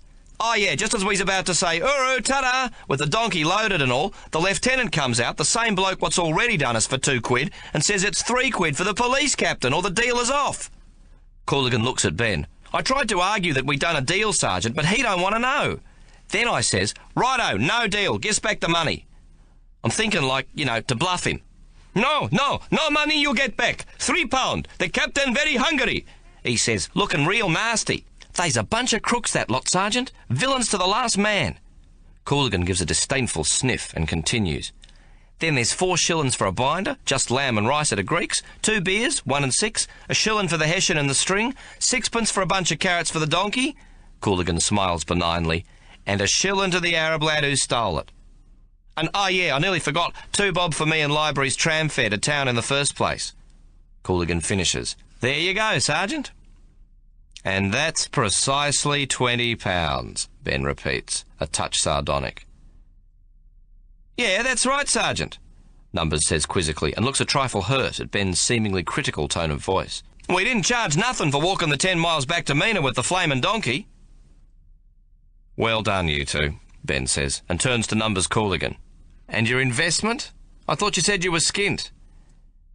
"Yeah, well, I come good all of a sudden, like overnight." "What, the tooth fairy come?" Crow Rigby asks. Ben laughs with the others. "It was me own money, Sergeant," Cooligan protests fiercely. "Fair dinkum, I'll swear it on a stack of Bibles." "It's true, Sergeant," Library Spencer says hastily, nodding his head as further confirmation. "He had to borrow a quid off me." "I wouldn't doubt you both for a moment, lads," Ben says good-humouredly, then points to the 20 pullovers he's set to one side. "What do you think you'll get for those on the black market, Private Cooligan?" "You mean here in the camp, Sergeant?" Ben nods. Numbers Cooligan, clearly relieved that he's not in trouble, thinks for a moment, his head to one side, hand stroking his chin. "Oh, I reckon 15 bob apiece, Sergeant, no sweat." "Well, that's real bad luck, Private, because I'm buying them from you for 8 shillings each. We're changing over to the British system of organising a platoon and a company. There's 20 more lads coming in with us. I owe you 8 quid for the remaining 20 pullovers. You'll have it in the morning, Private Cooligan." He faces the seated platoon. "Righto, grab a pullover each and make sure you have them in your kit tomorrow. Yeah, I know it's extra weight, but if I find any of you lads without 'em, it's 2 days kit duty." General Birdwood, on instructions from the War Office, changes the old system of company formation used by the Australians to the one adopted after the Boer War by the British. Whereas there were formerly 8 platoons to a company, around 270 men with supporting staff, they now organise into 4 platoons and 228 men to a company, the bigger platoons still remaining under a single subaltern. There is a fair amount of consternation at the news of this reorganisation in the cliques, who have always seen themselves as somewhat special and have become a very close-knit unit. Furthermore, there are now 4 extra subalterns in the company, second lieutenants over, and the fear is that Wordy Smith, who is plainly the worst of them all, is going to be taken away from them. While the extra men mean more work for him, Ben doesn't want to lose Peregrine Ormington Smith. It must be one of the few occasions in military history where the men feel charged with the responsibility for maintaining the poor services of their platoon officer. Crow Rigby voices their fears to Ben when they are out in the desert the following day. Wordy Smith has sloped off to look under a large overhanging rock some 100 yards away, no doubt seeking out some invisible to the naked eye desert flora, so the infantryman is free to speak. CD 12. Sergeant, with this reorganisation, does that mean we're going to lose, Wordy? Lieutenant Ormington Smith? The others wait anxiously for Ben's reply. Can't say, Private Rigby. Not much we can do about it anyway. Couldn't we, go to the CO and ask him? Say we'd like to keep him, Sergeant? Hornbill asks. Ben clears his throat and appears a little embarrassed. It's not the sort of thing a sergeant can do, lads. Put this way, they all get the message right off. A sergeant can't be seen kissing the arse of an officer, no matter how he feels about him. That means the men can't do so either. There's only one thing the army might take into consideration. What's that, Sergeant? Muddy Path asks. Well, with this new formation, the platoon becomes the real fighting unit of the army. In the field, once the battle is closed and we're in the thick of it, the platoon has to be an independent unit. So company commanders and the like get to know which platoons work best for what fighting job. For instance, you lads have been trained with a heavy emphasis on the rifle. I'm trained in the machine gun as well, British Maxim and the French Hotchkiss, so they'll see us as a fighting arm. I think we're potentially a good one. We can already bring more firepower to bear on the enemy than most. But we lack sappers, so if I'm not mistaken, we'll be given a bunch of lads with shovels to round us out. He pauses and looks about him, then goes on. Now, if we can show Major Sayers and Colonel Wanless and Brigadier Mackay and some of the brass looking on when we're on manoeuvres that we're a shit-hot unit, the best there is, well, they're not going to change the subaltern, are they now, lads? Jesus, Sergeant, sappers joining us? You mean like them bastards what tried to attack us on board ship? Muddy Path asks. Well, yes. More than possible, Library Spencer says. Blackjack Trelaw's been sent home. Nothing trivial, I hope, Crow Rigby quips. One of them 300 disgraced, them what gives us a bad name, Woggy adds, a little self-righteously. How come I don't know this? Cooligan laments. I'm the gob sergeant, I'm supposed to know everything. No, mate, Library knows everything, Woggy says. That's enough, lads. But yes, Sergeant Trelaw's platoon is one of those to be broken up and redistributed. I've asked for at least 3 of them, Brodie, Matthews and Jolly. There is a stunned silence. But they were... Ben cuts Muddy Path off before he can go any further.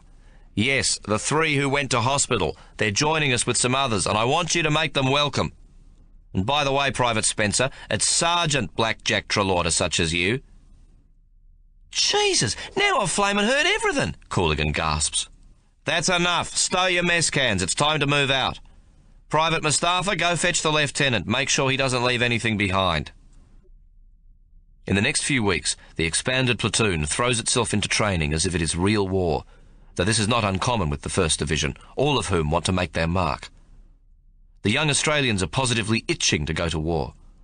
The new blokes from Blackjack Trelaw's platoon work as hard as the rest of them, even harder on occasions.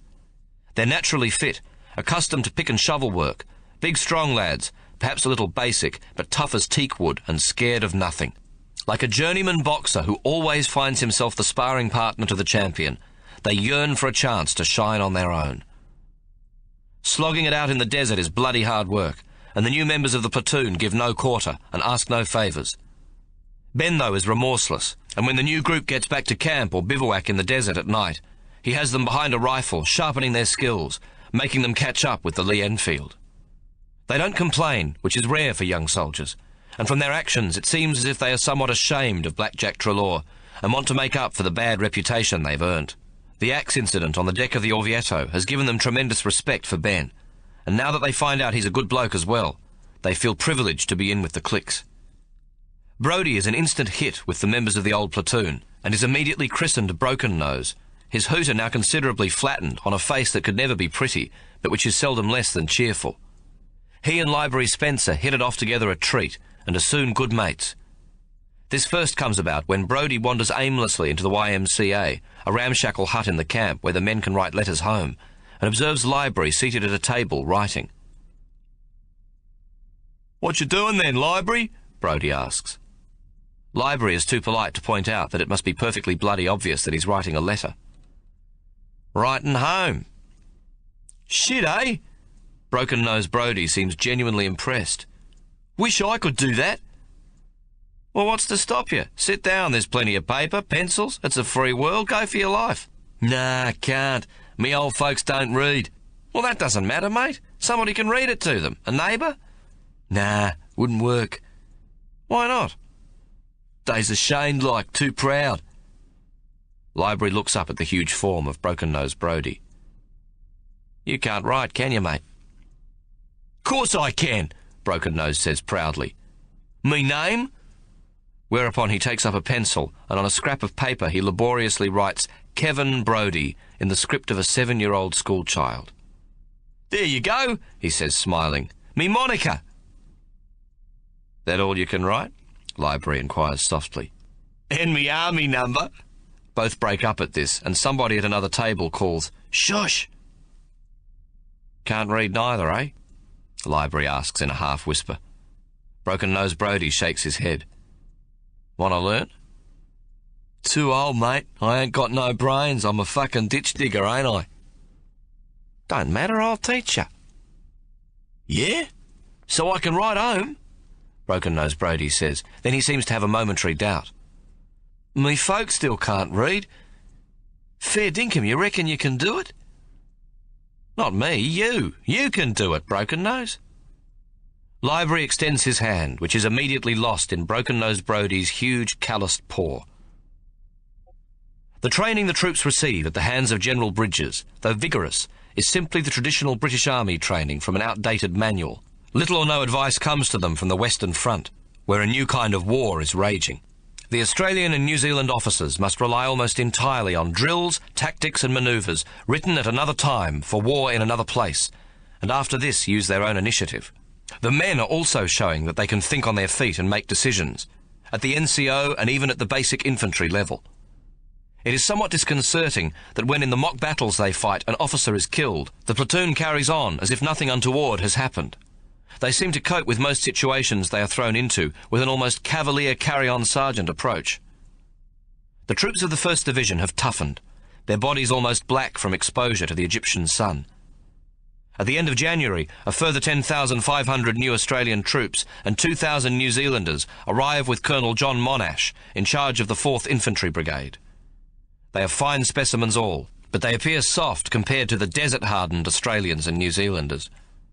Nobody in the War Office seems to have asked themselves whether troops trained to fight in the desert in wide open spaces under a cloudless sky will be able to adapt to the trenches of Flanders and France. Just how these sons of Australia will react in an actual battle is anyone's guess. In Europe, the men are learning to fight in trenches, often up to their knees in mud, on battlefields covered in early morning mist, or in a perpetual haze of smoke from heavy artillery shells and mortar attacks. Meanwhile, the Australians and New Zealanders have never seen a bomb, or been subject to, or even heard the roar and thunder of a sustained artillery attack, or the whine of a shell passing overhead, nor in fact experienced anything beyond the pop-pop of the 18-pounder field gun a 4-man crew can drag into position. Most have never even seen a periscope, and few of the 30,000 men have fired a shot in anger, except perhaps at a crow or a dingo. About the only thing they can be said to understand with a thoroughness of purpose is barbed wire and how to crawl through it. Furthermore, most of them can use a Lee Enfield rifle with some skill, and the bayonet attached with a singular and determined efficiency. That is, if you consider an unprotesting bag of sand the equivalent of an enemy. Nevertheless, the intelligence shown by the men as they work their way on their bellies around a knoll or mount a night attack prompts a senior regular Army English officer, newly arrived to take up a position as advisor on Birdwood's staff, to remark, "A better division than the 1st Australian, together with the New Zealand Brigade, has never gone to battle." When the platoon and company exercises are completed, Ben's platoon is singled out as one of the 3 best in the 1st Division. Wordy Smith receives congratulations for their conduct in the field and a personal letter of commendation from General Bridges. In part, the letter which Wordy Smith reads to the platoon says, "My only regret is that we did not have an enemy and a battle at hand to test your platoon, for I feel certain you and your men would have come through with flying colours." That evening after tea, the Belly Dunce and Snake Six, plus Broken Nose Brodie, who now makes a regular 7th member of their mob, are seated in the soldiers' mess when Crow Rigby suddenly says, "Hey, wait a mo. What if after all our hard work keeping him safe from himself, Wordy Smith gets a promotion?" "Dead right," Numbers Cooligan exclaims. "We wouldn't know how to operate without him. He's like being a champion jockey what's always been given an unfair handicap and is going to show the bastards he can still win the flaming race." "Nah, couldn't happen," Library Spencer says. "Not even the General is that stupid." There is a momentary silence whilst they all think about this, and then Crow Rigby mutters, "I don't know, I'm not so sure about that." "What?" "The General." Around the middle of March, rumours are coming thick and fast. The British Navy, in an effort to aid Russia by creating a supply line through the Bosphorus, fails when her ships are unable to force their way through the Straits of the Dardanelles. Like everyone else, Britain has underestimated the Turks, and arrogantly assumed the Dardanelles at their narrowest point will be easily breached by her navy, and they will sail on to bombard Constantinople and force Turkey out of the war, and so, in a military sense, kill two birds with one stone. The failure of the Navy's attempt to force the Straits makes a land attack on the peninsula almost inevitable. Though little of this is reported at the troop level, Wordy's wireless is still working. News is fairly freely discussed in the officers' mess, and Wordy Smith briefs Ben daily on what he hears. The 3rd Brigade has disappeared a month ago, and Wordy's wireless has it that they're in Lemnos practising landing from the sea. Furthermore, Sister Atkins scribbles a note to Ben to inform him that Jolly and Matthews, previously from Sergeant Trelaw's platoon, need to see the army dentist now that their gums have had time to heal properly. In her note, she mentions that the nurses have been ordered to get sun hats, which, she says, seems rather curious as they are all working indoors. Much as Ben tries to see some special message and encouragement in the note, which will enable him to make another advance to Sister Atkins, he is forced to concede that hers is simply a duty performed in the interest of the two lads. The sun hat information is couched as though she thinks it a wonderful example of bumbling army bureaucracy. Ben knows it is strictly forbidden to fraternise with someone of officer rank, but in a moment of lovesickness he seriously contemplates catching pneumonia so that she might be brought to his bedside. Much of this rumour and speculation about an imminent invasion is given out via Gob Sergeant Cooligan, in the hope that it will attract further confirmation from other sources. In the Mina camp, Wordy's wireless has lost none of its potency and has developed into a sort of highly sophisticated rumour cross-reference system. Library Spencer is charged with monitoring what comes back after a soundly based Gob Sergeant rumour is circulated. It is surprising how much information can be gathered in tiny scraps from the observations of clerks, the military police, the officers' mess, the soldiers who drive the top brass around, even the barber who cuts the hair of the officers at General Hamilton's headquarters at Shepherd's, or the corporals and privates who operate the various telephone switchboards.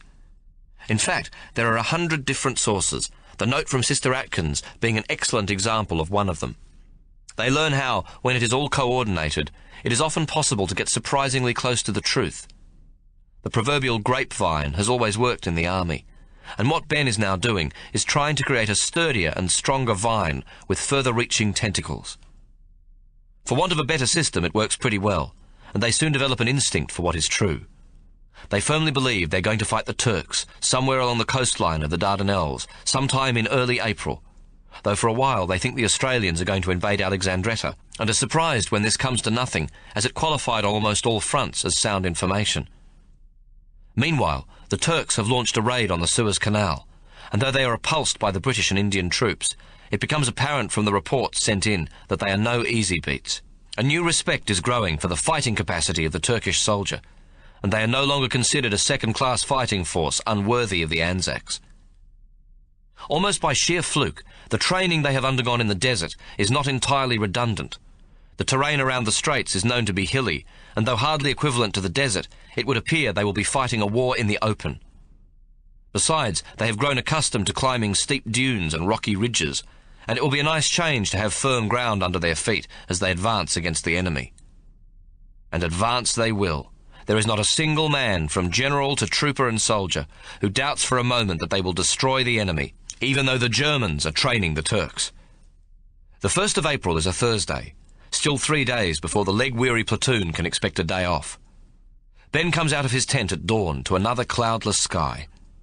Though it is still cold, the sun not yet risen, he knows the temperature will climb above 110 degrees before noon. They are involved in a field day out along the burning dunes, which he doesn't much look forward to. Ben, sick to the back teeth with Egypt, wonders how long it will be before they leave for the peninsula to fight against the Turks. In the dawn light, he takes from the breast pocket of his tunic the letter he has received from Victoria in the previous day's mail.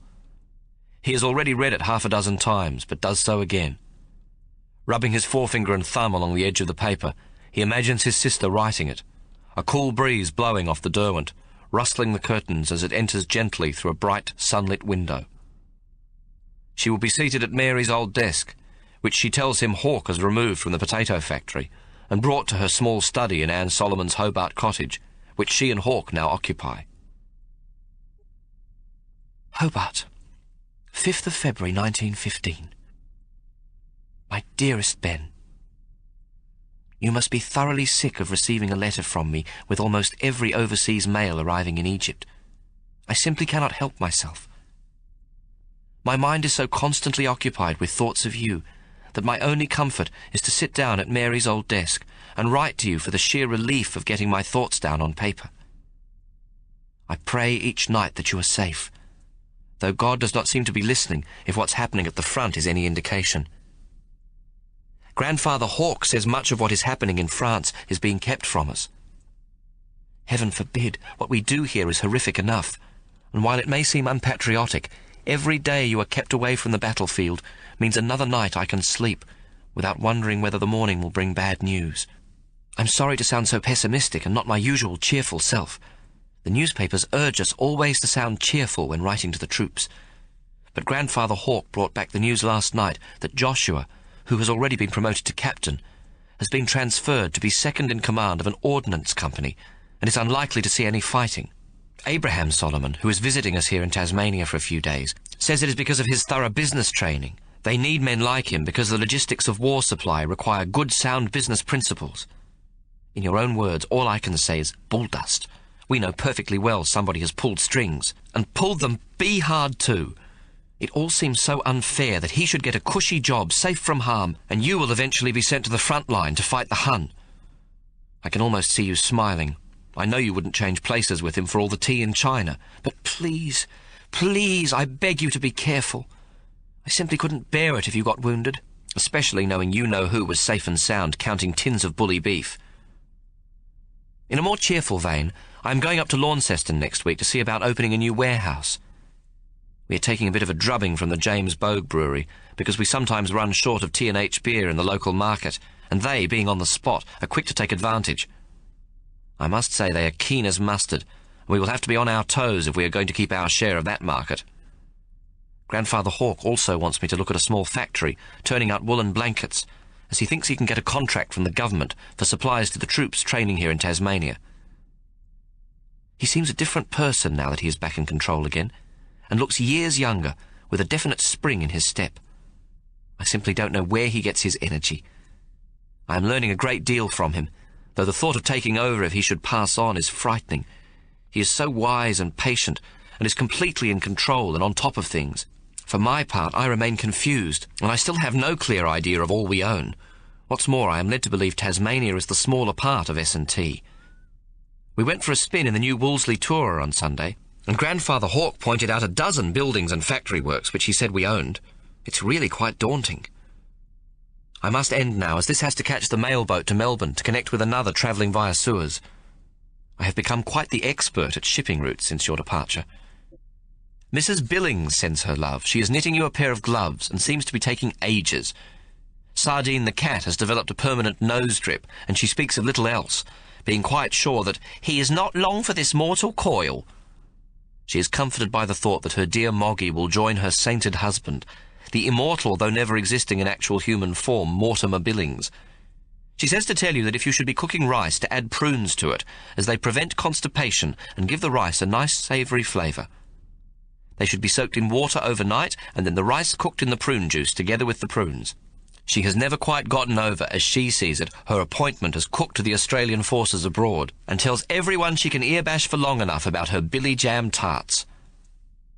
Grandfather Hawke says he will write to you at length next week, but to tell you the hops crop is looking splendid this year, and everyone on the estate asks for news of you. They all send their love and best wishes. He also sends his love. Will you get the chance to go to Luxor? I believe it is well worth the visit, and looking at the map is not far from where you are. Please try and stay away from the fighting as long as you are able, and give my regards to your platoon. They seem like such nice lads, and I am sure are very fond of you. I cannot imagine you being a strict sergeant whom they have cause to fear. Taking 20 more young soldiers under your wing must be an added worry, though. Grandfather Hawke says sappers can be a rough lot. I hope this is not true in your case. The desert sounds beastly hot. As usual, the weather here in Hobart changes 5 times each day, and I despair of ever wearing the right clothes when I go out to work of a morning. I miss you terribly. Write if you can. I constantly long for news of you. Your loving sister, Victoria. P.S. Please make sure you always wear your tiki. I know it's all superstitious nonsense, but our mother said it will keep you safe, and she was half Maori and we are a quarter. I don't know what that's supposed to mean, but just wear it because it's in your blood. V. The bugle sounds Reveille, and Ben goes over to the cookhouse to get a mug of hot water in order to shave. Upon his return, he sees Broken-Nosed Brodie fully kitted outside his tent, seated on an empty ammunition box with a slate on his lap, busy writing. Ben can see by the way he holds himself that the process is one of a most earnest endeavour. "Morning, Private Brodie. What are you up to?" Broken-Nose looks up. "Doing me homework, Sergeant. Library's learning me to read and write." "Good on you, Private. Soon be writing home to the folks, eh?" Broken-Nosed Brodie grins, but then immediately goes back to work. "I'm sorry, Sergeant, I can't talk," he says, his head bowed over his slate. "I were that tired last night I didn't get me homework done, and library's going to kick me ass from here to Jerusalem." The platoon's day is spent out in the desert, in a mock battle with the 4th Light Horse Regiment, combining with the 1st and 2nd Infantry Brigades, to attack one of the high desert ridges. The Light Horse, sent in first to seize the ridge, get there before the enemy, but the 1st Infantry Brigade, advancing up the other half of the ridge, is held up, and the Light Horse are placed in an unsustainable position. If the enemy should reach them before their own infantry, they do not have the firepower to hold the position. Ben's battalion with the 2nd Infantry Brigade, who are meant to advance behind the Light Horse, seeing their position is in jeopardy, advance at the double to the top of the ridge, faster than seems possible to the 2 brigadiers, Mackay and McLaurin, who are jointly directing the battle. They now see the long line of each company showing dark against the white glare of the sand dunes as they suddenly spring into existence, sweeping one line after another across the hillside to take it and bring the fight to an end. A British officer, observing, turns to Mackay with the comment, "Could not have been better." It is apparent to everyone that the Australians are thoroughly trained and ready for the fray. Late that afternoon, when the troops return to camp, instead of being dismissed, they remain on parade, and the officers are told that the Australian 1st Division is moving out, and all but the Light Horse and the Mounted Rifles are going to the front. They are to proceed immediately with the evacuation of the Mina camp. A tremendous cheer goes up as each company is informed. The young infantrymen break rank and are seen clapping each other on the shoulders and backs, sending their slouch hats and caps high into the air. There is no possible way they can be brought to heel. They have waited too long for this moment.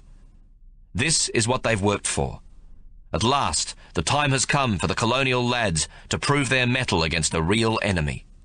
The Anzacs are ready for war. Chapter 13. The Landing. Gallipoli, 1915. "Righto, get this into your thick heads," Ben says. "We know they'll be waiting for us. It's never easy to invade from the sea. The defender on land always has the advantage, and in this case there is every likelihood of high ground involved. That means they'll be looking down on us." Ben's platoon is gathered together on a sheltered part of the deck of the Novian, one of the transports carrying the Anzacs to Lemnos.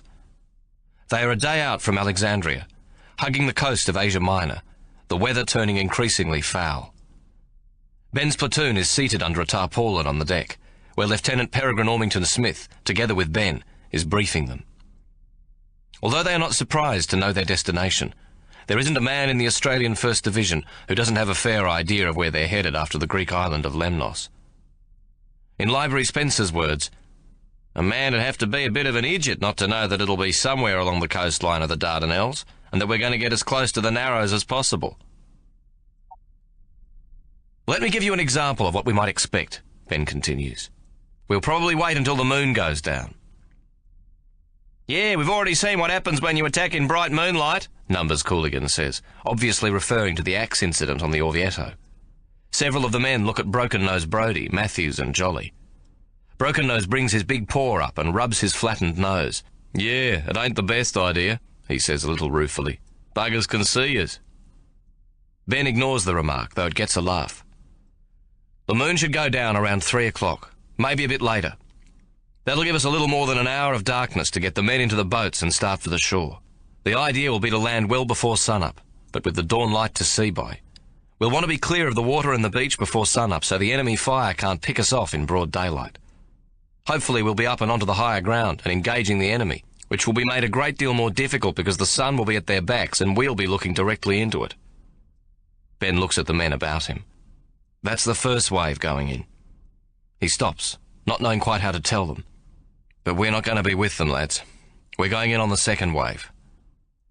There is a groan from the platoon, and it is obvious they are bitterly disappointed. Hornbill and Crow Rigby and several others bury their faces in their hands. "Ain't that bloody typical, eh?" Numbers Cooligan howls. "The best there is, they leave for seconds." When Lieutenant Ormington Smith told his sergeant of this decision, Ben had been forced to conceal his own disappointment. Had he been allowed to rejoin his Tasmanian battalion, he would be in the 3rd Brigade and among the first ashore. "It stands to reason the 3rd Brigade will be the first to land," he now says. "They've been at Lemnos a month practising. We're bloody lucky to be in the second wave. So don't get your knickers in a knot, Private Cooligan. If things go wrong, as they mostly do in battle, going in on the second wave won't be no Sunday school picnic."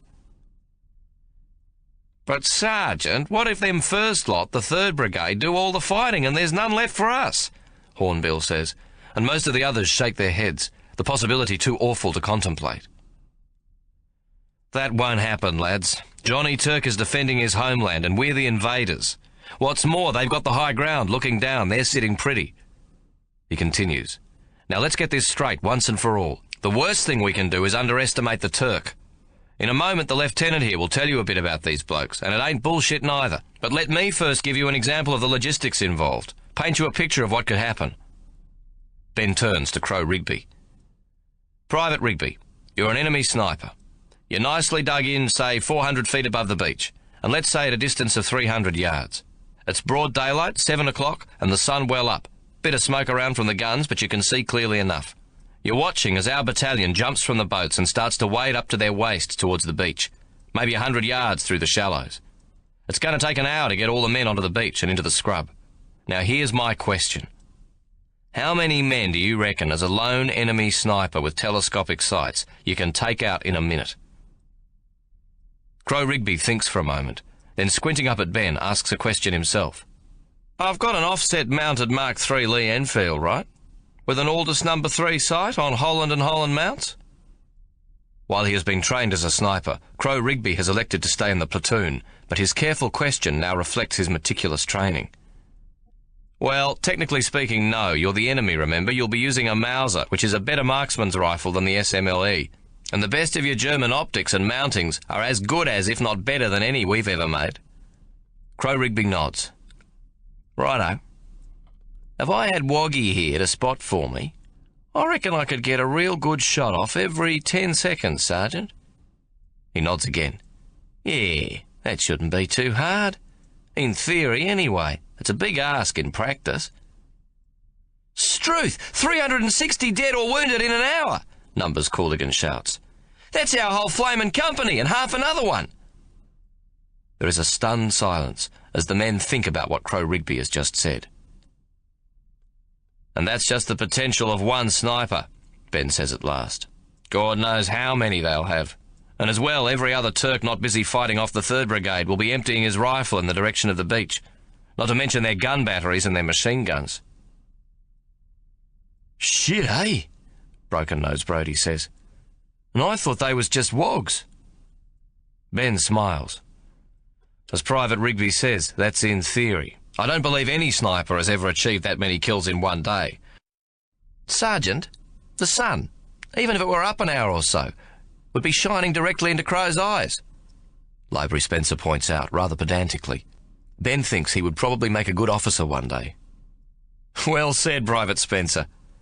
So let's hope like hell it ain't a cloudy day like today. But that's not the real point. We'll be sitting ducks blind Freddy couldn't miss. All I want you to get into your noggins is that we're fighting a real enemy this time, and we'll be at a distinct disadvantage. What's more, if you ever get close enough to use your bayonets, it won't be against an unprotesting sandbag. He looks about him at the men seated on the deck.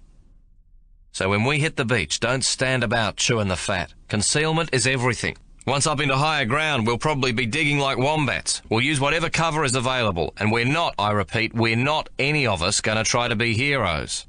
I don't want any of you lads winning a flamin' medal because it'll probably be given to your mum posthumously. Ben turns to Wordy Smith. The lieutenant is now going to give you a bit of a history lesson. It's just as well to know something about the enemy's past form. Yes, well, thank you, Sergeant Eagleman. Wordy Smith begins, then clears his throat and looks about nervously. Nobody takes any notice. His apparent nervousness stems from the old Wordy Smith, who hasn't entirely conquered the mannerisms that went with his previous persona. Among these is the habit of looking at his boots as he talks. Lieutenant Peregrine Ormington Smith begins again. Yes, well, the Turks, better known in history as the Ottomans, created an empire that lasted just 6 years short of 400 years. Until just 3 years ago, they still held Greece, Macedonia, and Crete. For the greater part of these 400 years, they controlled all of the Middle East, from Iraq to Tripoli. They captured Malta, besieged Vienna, and controlled all of the Balkans and southeastern Europe as far as Budapest. Wordy Smith reels off these names and places, quite oblivious to the fact that the platoon, for the most part, probably hasn't heard of many of them. Their navy, well, actually the Turkish-Egyptian fleet, under Admiral Ibrahim Pasha, terrorized the Mediterranean until it was finally defeated at Navarino by the French, Russian and English under Vice Admiral Sir Edward Codrington on the 20th of October 1827. But even after this, none of the great powers were keen to take on such a brave and fanatical enemy on the land. Wordy Smith clears his throat before continuing. For a good part of this time, Russia saw Turkey as her greatest enemy and fought her constantly in an attempt to gain access from the landlocked Black Sea into the Mediterranean. Constantinople guarded the entrance to the Bosphorus, and from there into the Sea of Marmara, down the Dardanelles into the Aegean, and finally the Mediterranean. Russia never succeeded. Yes, sir, but all that Otto Empire, like you says, that was a long time ago. We seen the Muslims in Egypt, they ain't much chop, Hornbill suggests. Wogs in pyjamas, Numbers Cooligan adds dismissively. It's true the Turks are Muslims, but that's where the comparison ends. They are a fighting nation who goes to battle in the name of Allah.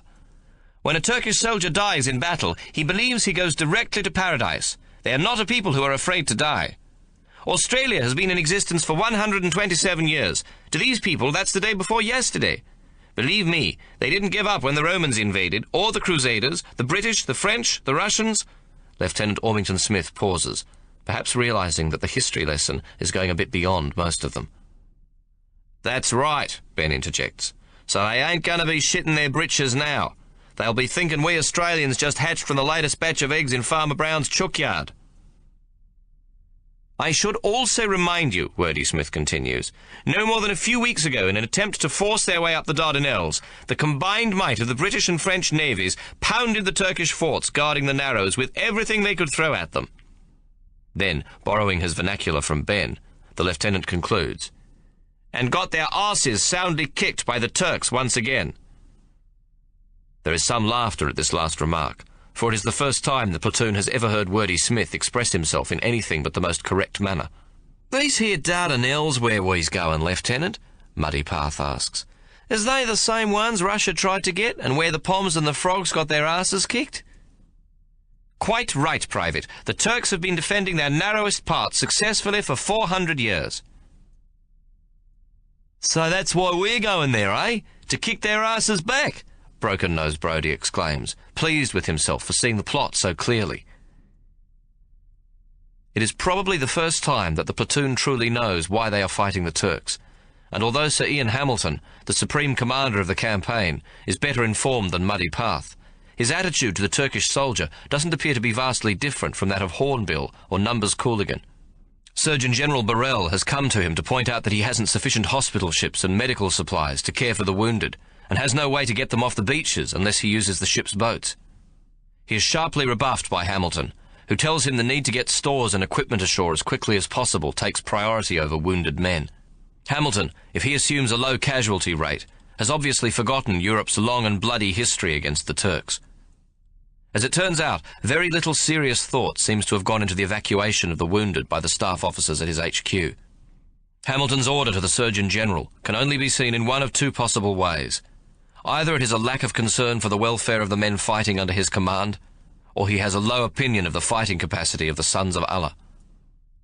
If the first supposition is correct, he is not the only general in this war to have a laissez-faire attitude to the number of men killed and wounded under his command.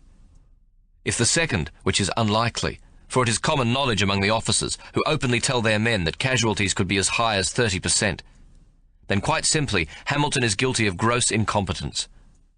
A good commander, given the time, is charged with planning a correct outcome for these components, without having to sacrifice one for the other. On their arrival on the island of Lemnos, just 30 miles from the Dardanelles, the weather hasn't improved. In fact, it is worse, with a strong wind blowing up a rough sea in the large but essentially shallow harbour at Mudros. This, in effect, means a postponement of the April the 21st invasion. In the deeper, more treacherous waters of the Dardanelles, there would be no hope of successfully unloading the boats and getting troops ashore under such difficult conditions. The wind continues for 2 more days, only moderating somewhat on the evening of the 23rd. Meanwhile, the men are made to practice getting into the small boats from their transports in the choppy conditions of Mudros harbour. Even in the comparatively shallow water, this proves to be a tricky exercise. Just after noon on the 24th, the Novian, carrying the 5th Battalion together with the Brigade HQ and the Indian Army Mule Artillery, sails from Mudros to the Bay of Purnia on the northeast of the island. Although they sail into a stiff breeze all the way, the weather seems to be clearing, and by sunset it has practically died down. Squinting into the setting sun, they see 5 battleships in line astern, slowly heading for the Dardanelles, and a place which will eventually become known simply as Gallipoli. On board are the 3rd Brigade, who will make the initial assault before the sun rises over Asia Minor. After the moon sets, Ben's own transport slips its mooring, and under a bright moon sails the 30 miles to the spot on the map where the Anzac landing will take place. They arrive just as the 3rd Brigade is being lowered into boats, each man carrying 90 pounds of kit and equipment on his back. Many of them must climb down the steep sides of the battleships using rope ladders that are swinging wildly from the weight of the frantically clutching soldiers ahead of them, most of whom are fortified with a liberal supply of rum. Even with the practice they've undergone at Lemnos, it proves a difficult and trying procedure, as it takes place in the inky darkness and with the added strain of what lies ahead. 15,000 men are going into battle for the first time, in complete silence, jumping into little boats which, to their great good fortune, are barely bobbing on a glass-calm sea. These are young men from a nation of beer drinkers, their heads a little fuzzy from the unaccustomed rum, each wondering to himself if he'll be good enough, courageous enough, and won't let down his mates. At 3 a.m, the moon sinks beyond the horizon. The cliffs they could clearly see under the moon now disappear in the pre-dawn darkness. The night is so densely dark that you can almost touch it. Only the soft pulse of the battleship's engines sends a slightly hollow sound against the hull to remind you that you are not alone. It is a curious thing to be alone. You have become accustomed to being identified by your group, your brigade, your company, your platoon, but most of all by your mates. Those blokes you have trained with, who crawled sweating beside you in the sand under the blazing desert sun, to whom you clung, bunched together, on the platform of the tram to Cairo, got drunk on arak in the bazaar, laughed and backslapped, chundered in an alley that smelt of piss and shit while your mates steadied you, jeered, chaffed and constantly mocked each other. You no longer belong to your own silence. This is your true identity now. Each of you sits, silent and remote, realizing that the problem is the silence itself, that your mates are mostly known to you by the noises they make, The pitch of their voices, the nature of their wisecracks, their stupidity, shrewdness, shyness, boastfulness, bullshitting, modesty, and easygoing comradeship, the expressions they use to announce themselves, their weaknesses and their strengths, never allowing you to see their fear, the fear you now feel yourself, and think it must be yours alone. All these things have been constantly with you for the past few months. They have become as familiar to you as rifle drill, so that you can't imagine yourself as a separate part of the whole, or them as no longer a part of your life. And now, when you have to face the moment of truth, they are silent. You are silent. All the touchstones are gone. The familiar voices you have come to rely upon are gagged. The whingers and the optimists, the cynics and those who believe with something that shines in their eyes, they're all silent in your rum-heated heart.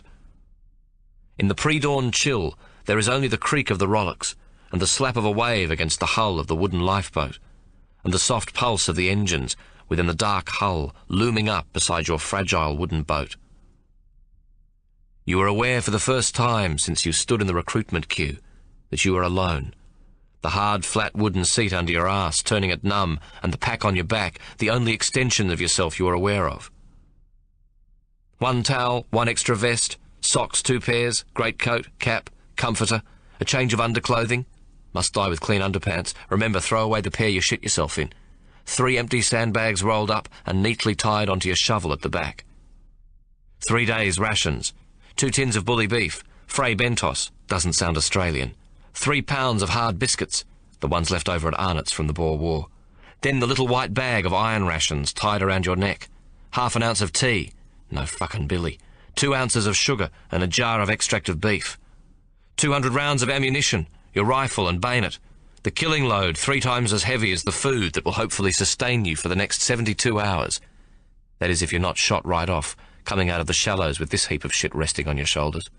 In the moonlight you clearly see the cliffs and the land rising steeply from the sea, and the fall of land to flatness on the end, to the north of a place the Turks called Gaba Tepe on the map, the obvious place to come ashore. But now you only face darkness.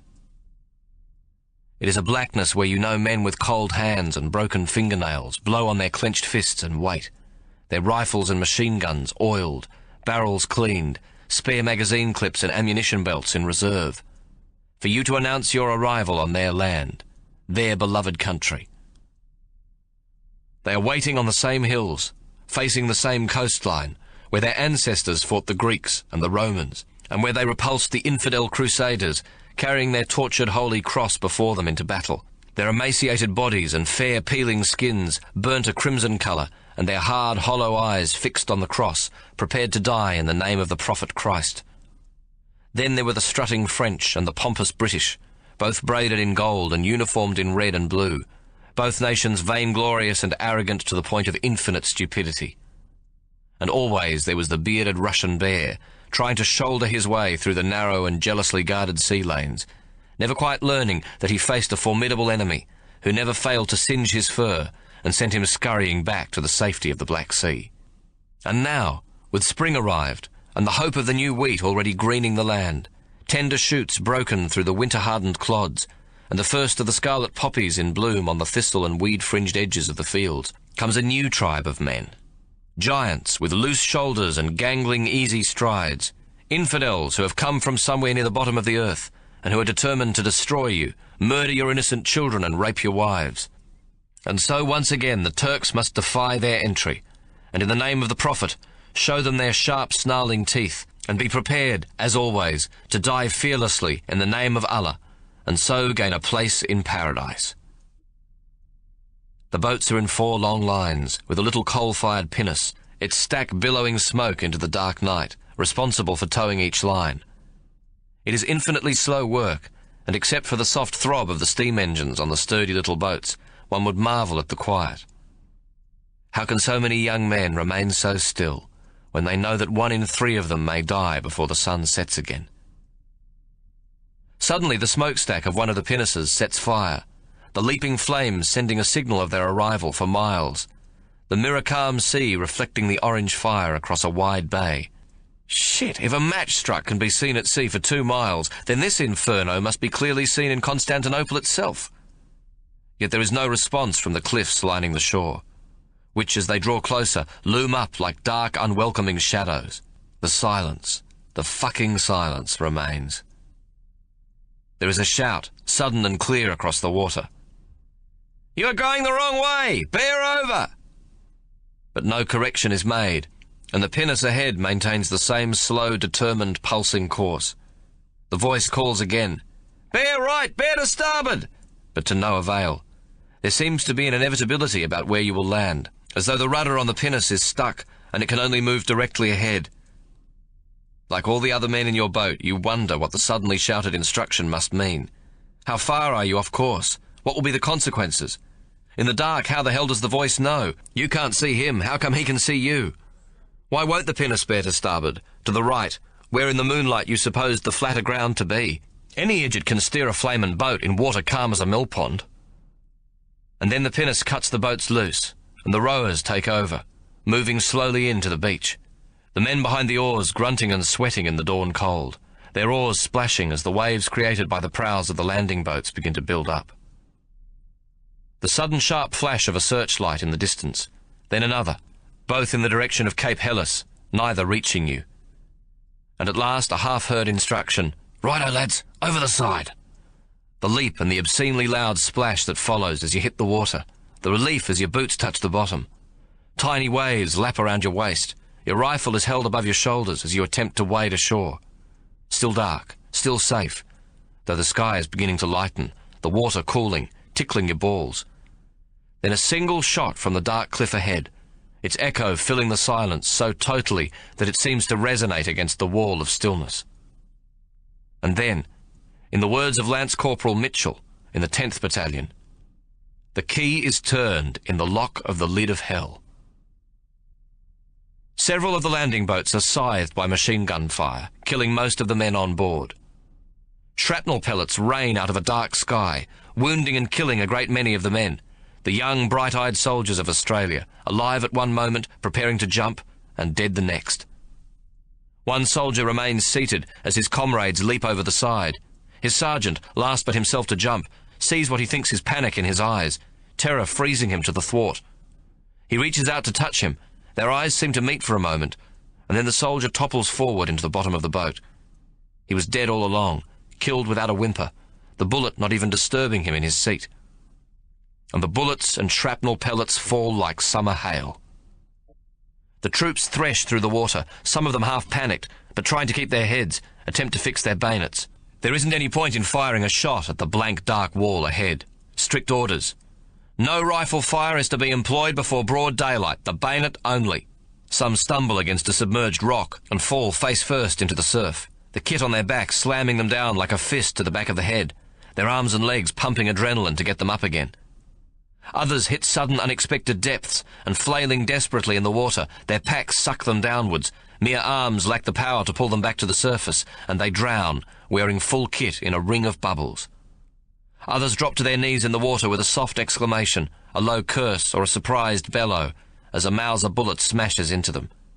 They don't see the hole, the size of a baby's tightly clamped fist, or feel the churning together of lung and windpipe and bits of bone as the enemy's bullet enters their chest.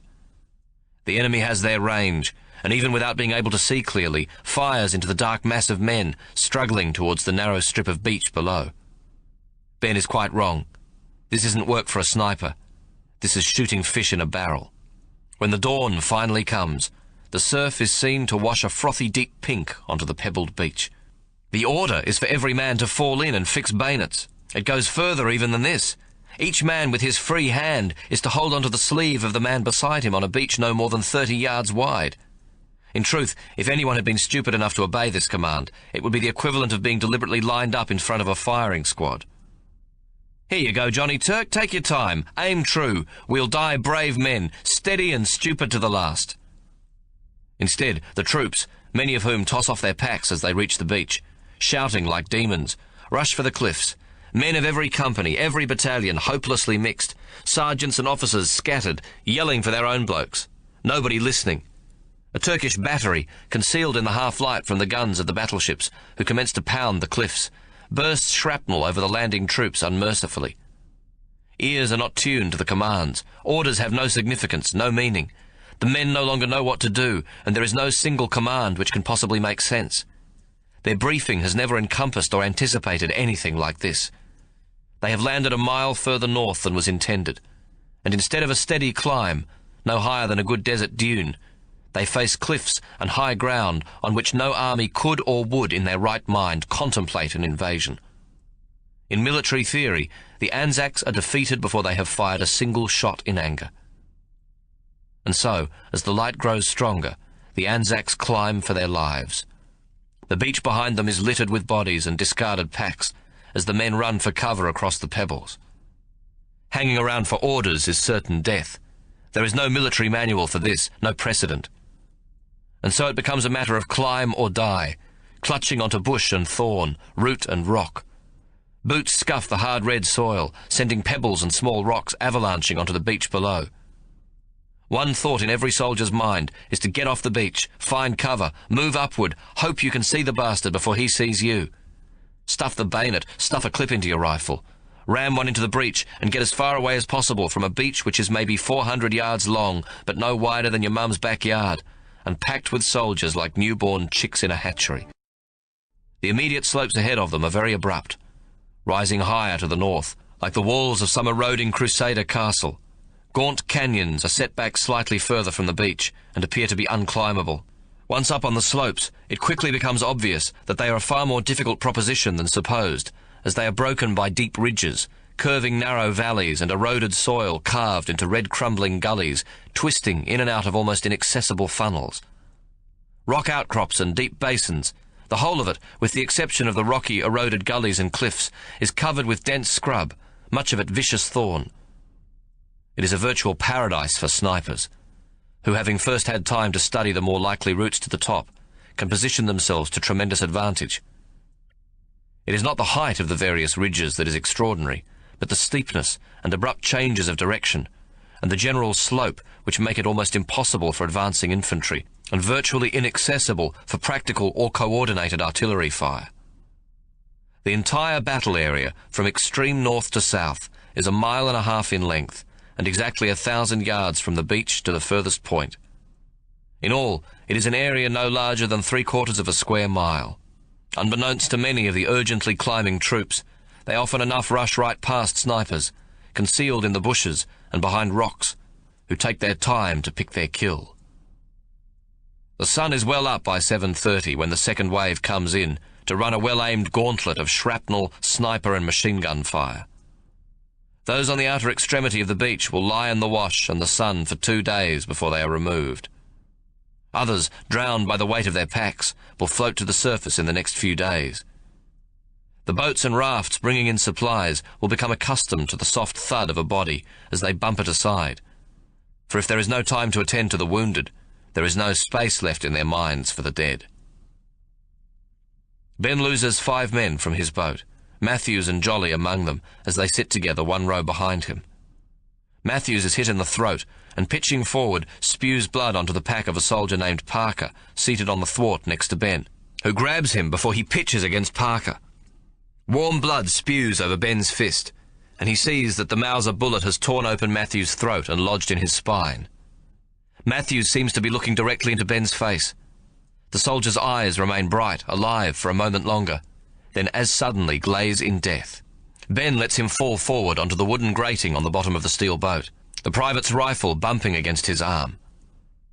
Numbers Cooligan, his eyes wide with terror, grabs Jolly as he's knocked backwards by the force of a machine gun bullet, another of which catches one of the Navy rowers on the port side. The sailor slumps forward, still clutching his oar, until the movement of the boat tears it from his lifeless hands. Both men are killed instantly. "Oh, Jesus!" Cooligan cries, then begins to sob, his hand holding the dead Jolly as though it is permanently clamped to his collar. The young naval midshipman in charge of their boat signals to Ben that it's time to disembark into the shallow water. "Righto, lads, into the water. Keep your eye out for me as we come ashore." Ben is surprised at how steady his voice sounds, for he can feel his stomach clutching in fear, and Matthew's blood sticky between the fingers of his left hand. "Cooligan, leave him!" Ben shouts. "He's dead. Get into the water, will you?" Ben makes a quick count as the men leap overboard. He is the last to leave, and sees that 5 of his platoon, plus the naval rating, are slumped or have fallen. All appear to be dead, for none of them moves, and the remaining 15 of the 20 fighting men in the platoon make it into the water. 20 yards to his left is another boat drifting helplessly, at least half of its complement dead or dying. Several of the oars are missing, though 2 are stuck in the rowlocks, causing the boat to turn in circles. Ben jumps into the water, which comes up to his waist. Shrapnel pellets send puffs of water and spray around him everywhere. The whine of bullets stings the air, and the entire stretch of water running up to the beach ahead of him is plopping like sudden rain on a pond. He trails his left hand in the water, trying to wash Matthew's blood from his hand, and is barely aware of the thunder of the guns from the battleship, sending salvo after salvo into the heights, where it believes the Turkish positions to be. The threshing of the water above his pumping legs is by far the greater sound. Bodies are floating everywhere, and he bumps against several. Closer to the beach, he hits a pebble bottom, the small round pebbles causing his boots to slip and slide, but he manages to maintain his balance as he reaches the wash. The beach is littered with early morning corpses lying sprawled as though asleep in the hot sun. Others, only just wounded, are crawling up the beach.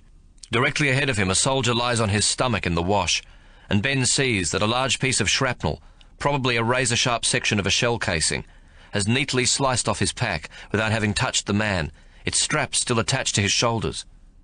He has either been knocked unconscious, or the shock of the impact has made him think he is dead, but left with his face in the wash, he is likely to drown.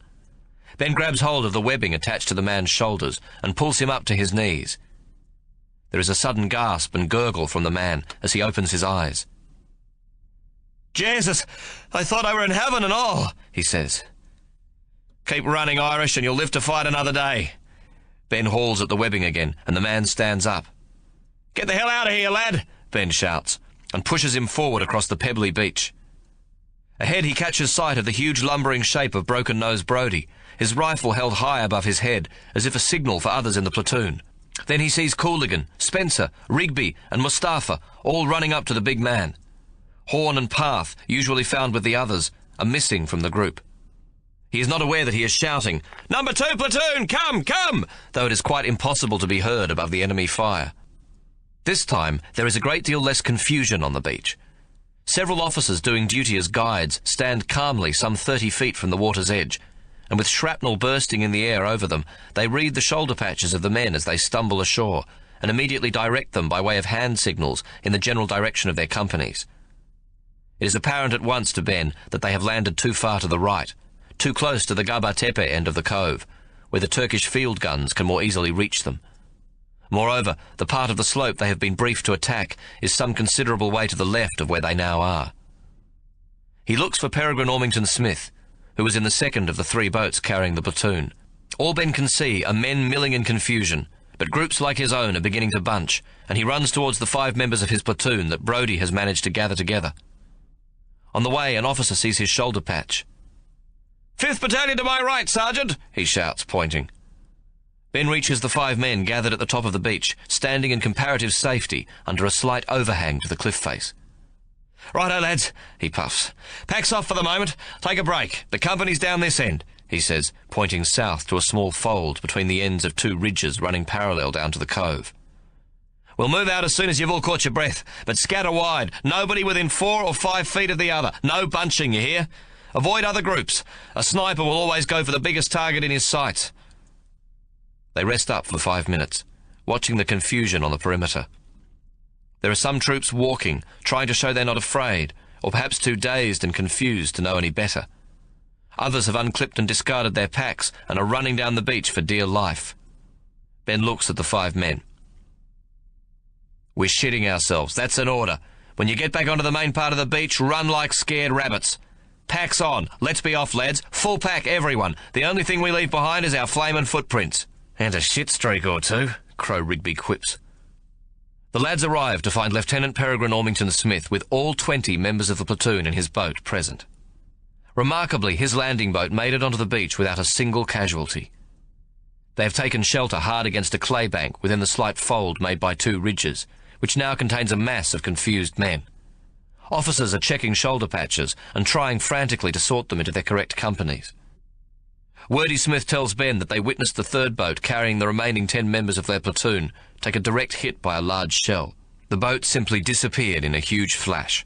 The only evidence of its existence comes with the afternoon tide, when several dozen broken and splintered oars with various landing boat numbers marked on them are washed up onto the shore.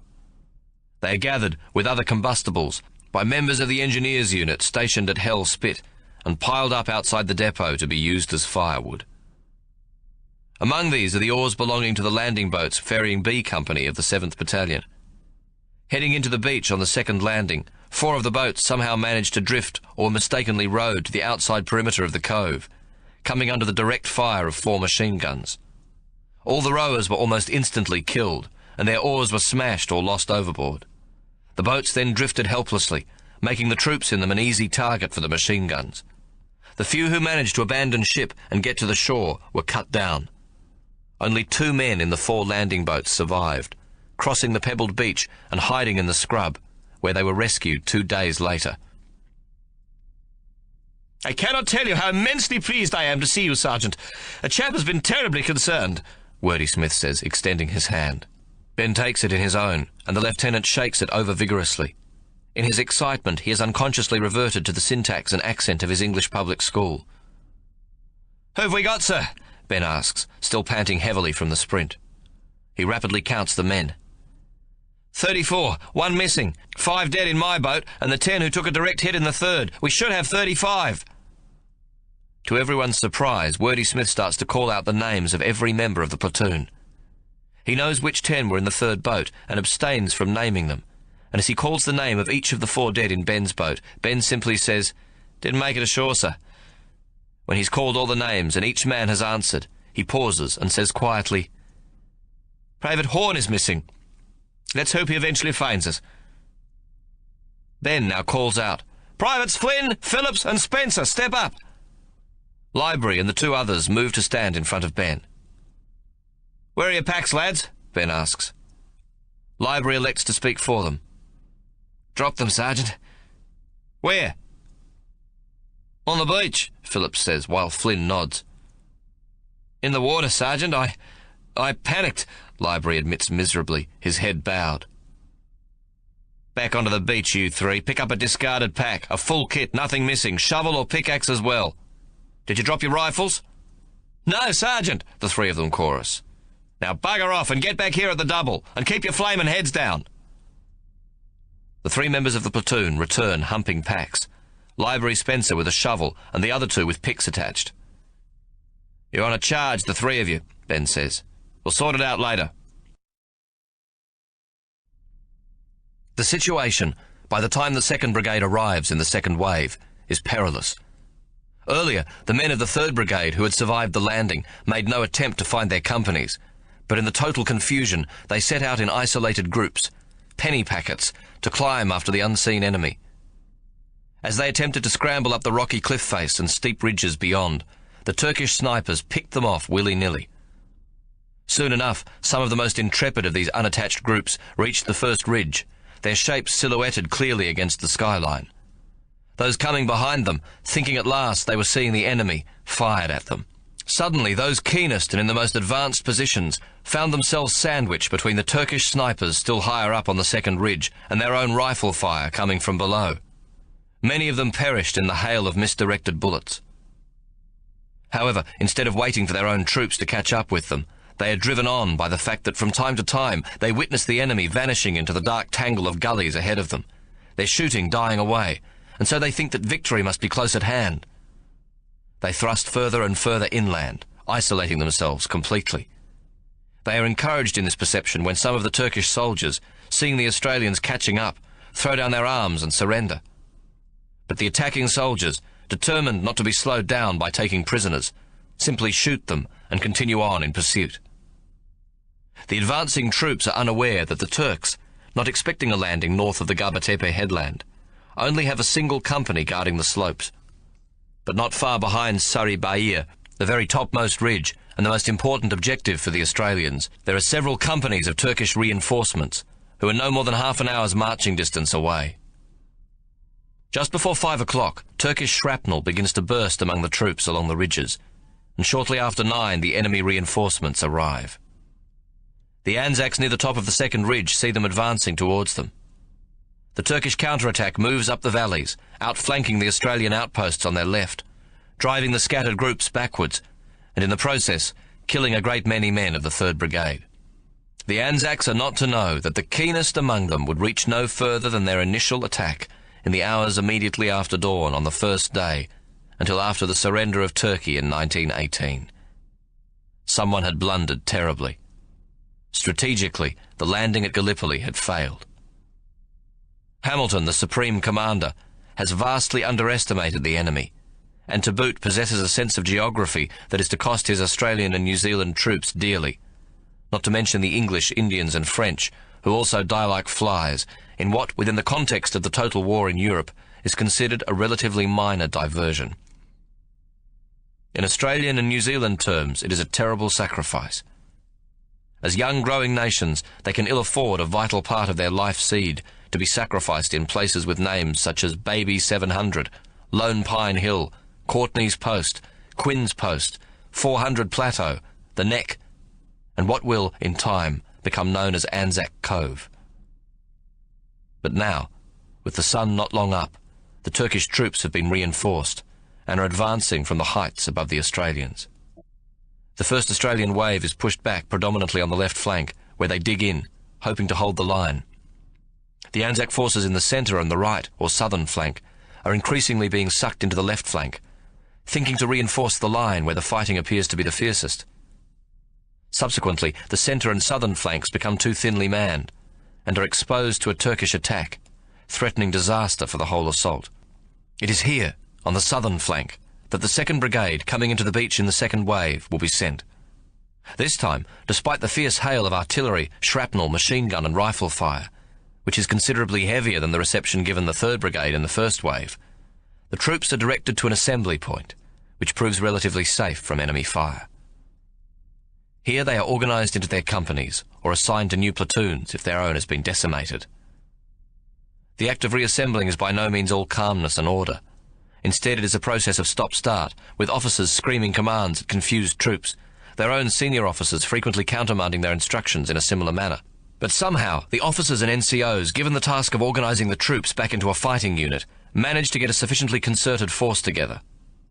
This allows the brigade commander, Colonel Mackay, to assemble the means to reinforce the scattered remnants of the 9th Battalion, who are grimly holding their positions on the southern flank against a now increasingly fierce Turkish counterattack. Shortly after 8 o'clock in the morning, with the 5th Company in reasonably compact order, Wordy Smith returns from a short briefing. Major Sayers, their company commander, gives the platoon officers their map coordinates and tells them they will be advancing up the southern flank, known on the military maps as 400 Plateau, where they will reinforce the 10th Battalion from the first wave, who have been damn near decimated. "Packs on, bayonets fixed, let's get out of here," Ben tells his platoon, whereas the platoon officer would usually give the order to march out. Such is the understanding between Peregrine Ormington Smith and his sergeant that they simply communicate quietly with each other, with Ben for the most part instructing the platoon. Anyone looking on from the outside would assume the incompetence in Wordy Smith still exists. However, since leaving Lemnos, the platoon commander has shown that he is not beyond the task of leading his troops. He simply understands he has a first-class sergeant who knows the ropes and who will consult him when needed.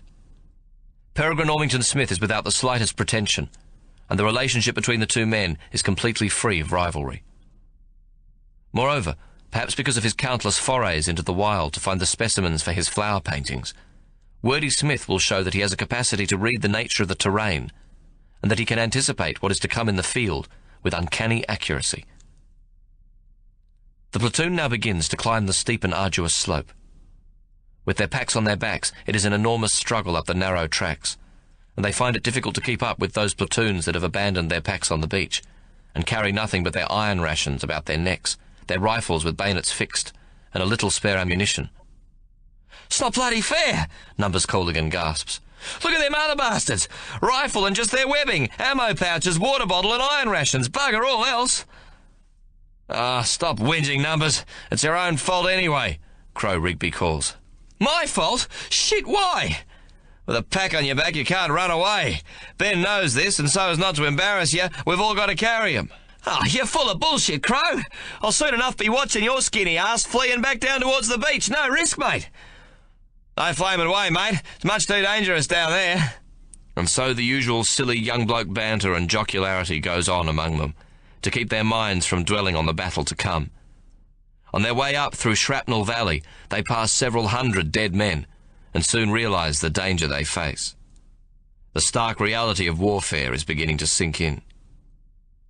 The first of the reinforcements under Mackay, mostly the men without packs on their backs, arrive at the lip of the plateau. His orders are to advance across it, so that they can get in with their bayonets among the Turks on the third ridge.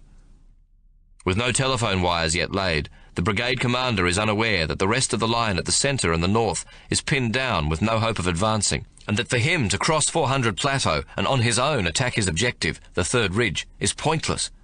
He can't possibly outflank the Turks, who are too well dug in on the high ground above the plateau. The sensible thing to do is to simply dig in and become the southern part of the front line, to stop just before reaching the lip of the plateau and take cover on the reverse slope. Mackay sees at once that the plateau is covered with the bodies of the 9th Battalion from the first wave.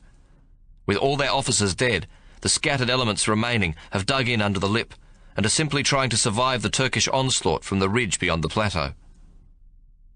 Deciding he has fresh troops and is part of a front line committed to advance across the full front, Colonel Mackay believes he has no option but to take his men across 400 Plateau and to dig in on the other side if it should become necessary. This proves to be a suicidal decision, as the Turks on the higher slopes are reinforced, far better organised now, and virtually concealed from the Australian forces. The numbers no longer stacked against them, the Turks can stand and fight. What the Australians thought was cowardice in the Wog army was simply tactical prudence. They are in a position to call all the shots, and if Mackay attempts to cross the plateau, his men are almost certainly dead meat. Ben arrives with his platoon soon after the first of the 5th Battalion troops are being fed over the rim and told to cross the plateau. Crawling up to the rim, he can immediately see what is taking place. The men attempting to cross are being cut down in waves. Not only are they subject to a hailstorm of Turkish rifle and machine gun fire, but heavy artillery from behind the third range is raining down on them, cascading scythes of white-hot shrapnel cutting them to pieces. CD 13. We should dig in here under the lip, sir. Then if we have to, cross the plateau tonight, he says to Wordy Smith, who has crept up and now lies beside him. Peregrine Ormington Smith nods. It's not just crossing, Sergeant. Unless I'm very much mistaken, this plateau dips down into a gully, a basin at its end. He points to the plateau running away from them.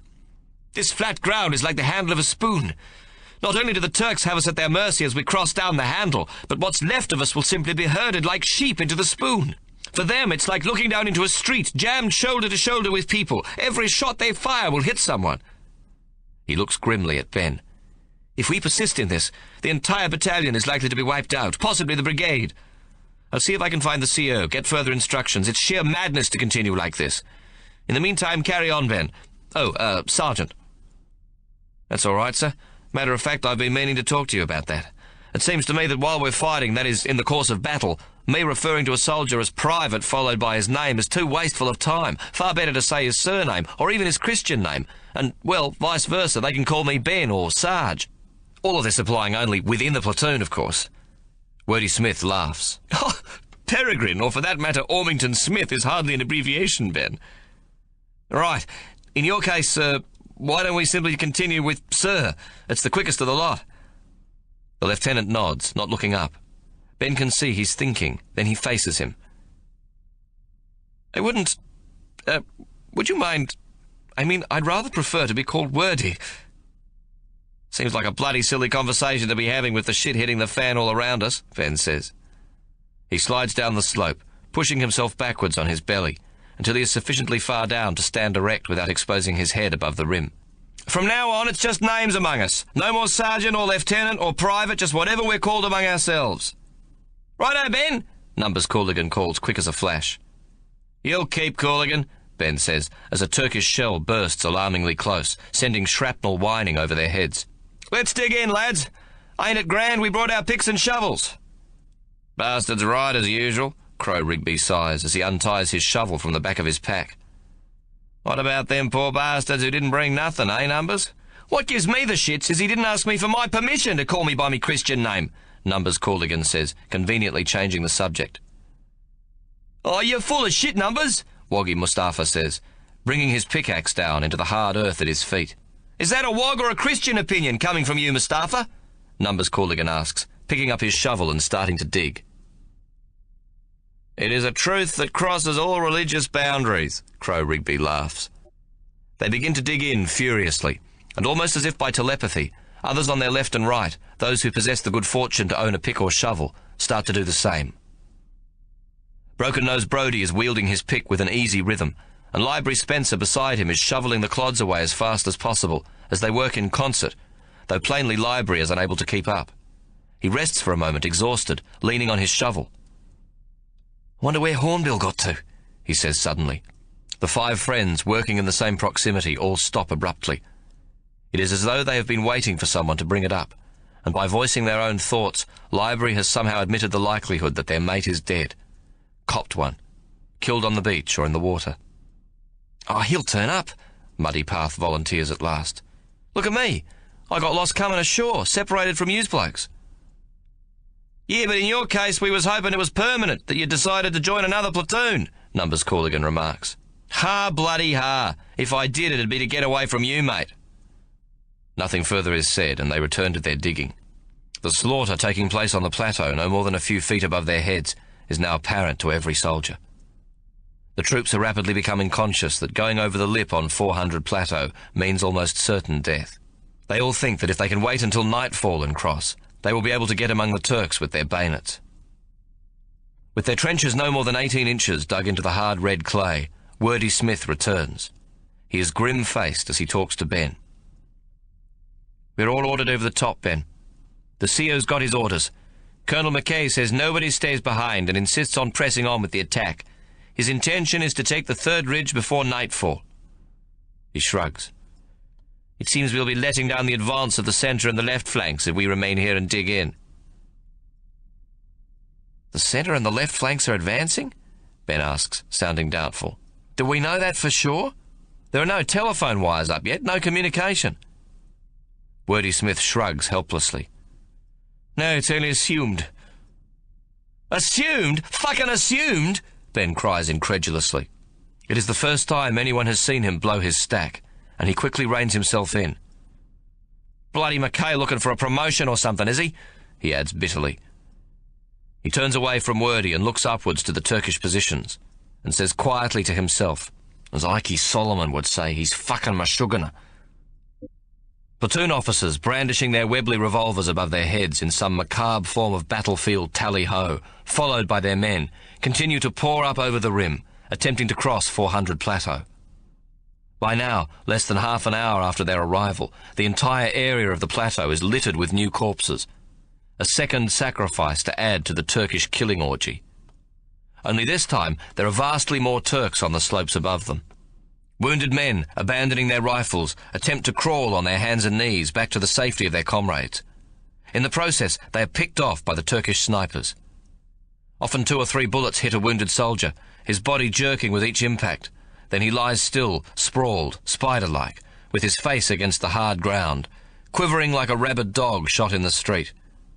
In a matter of moments, his wounds are set upon by a thick swarm of flies. One soldier, still crawling back towards the rim, has taken a direct hit in the face, and the blood pours from his nose, his mouth, even his eyes, though this can scarcely be seen, as the flies completely obscure what's left of his features, turning the entire front surface of his smashed and broken head into a blank, black, buzzing horror.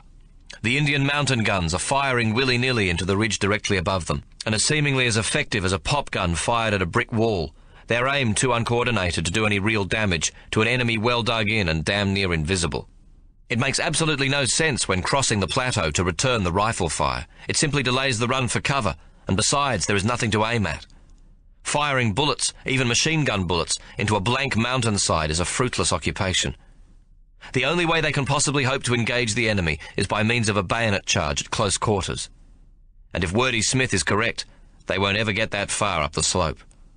In the unlikely event that they make it across the plateau, the handle of the spoon, in any numbers, the spoon is waiting to dish them up piecemeal to the Turks. "Stow your picks and shovels. Get your packs onto your backs, lads," Ben now orders, then bends down and ties his shovel to the back of his pack and hoists his kit onto his shoulders. Those who watch him are strangely comforted by the sight of the Maori fighting axe in its holster on the side of his pack. A more inappropriate and useless weapon for the circumstances they are about to encounter can scarcely be imagined. But it is their proven talisman, and they take heart from it. They also see a red bandana tied to a buckle on the back of his pack. It is the one given to him by Victoria to wave from the deck of the Orvieto when she and Hawke came to farewell him. "Righto, don't bunch, you hear?" Ben instructs them. "Stay well apart. That's no more than 100 yards across. We can do it in 30 seconds flat. Keep low, don't run in a straight line, you all know the drill." He turns his back on them, and it appears as though he is buckling the chest strap of his pack. None of them see him pull the little green tiki from beneath his shirt and briefly touch it to his lips. Ben turns and looks at Wordy Smith. The lieutenant nods. Ben turns back to the men. "Right then, follow me, lads. Keep your eyes fixed on the red rag at my back. We're going over now. We'll all meet on the other side." "Precisely what other side is that?" Crow Rigby says softly to himself, and watches as Numbers Cooligan makes the sign of the cross. Chapter 14. Ben and Company. Shaking hands with the shadows.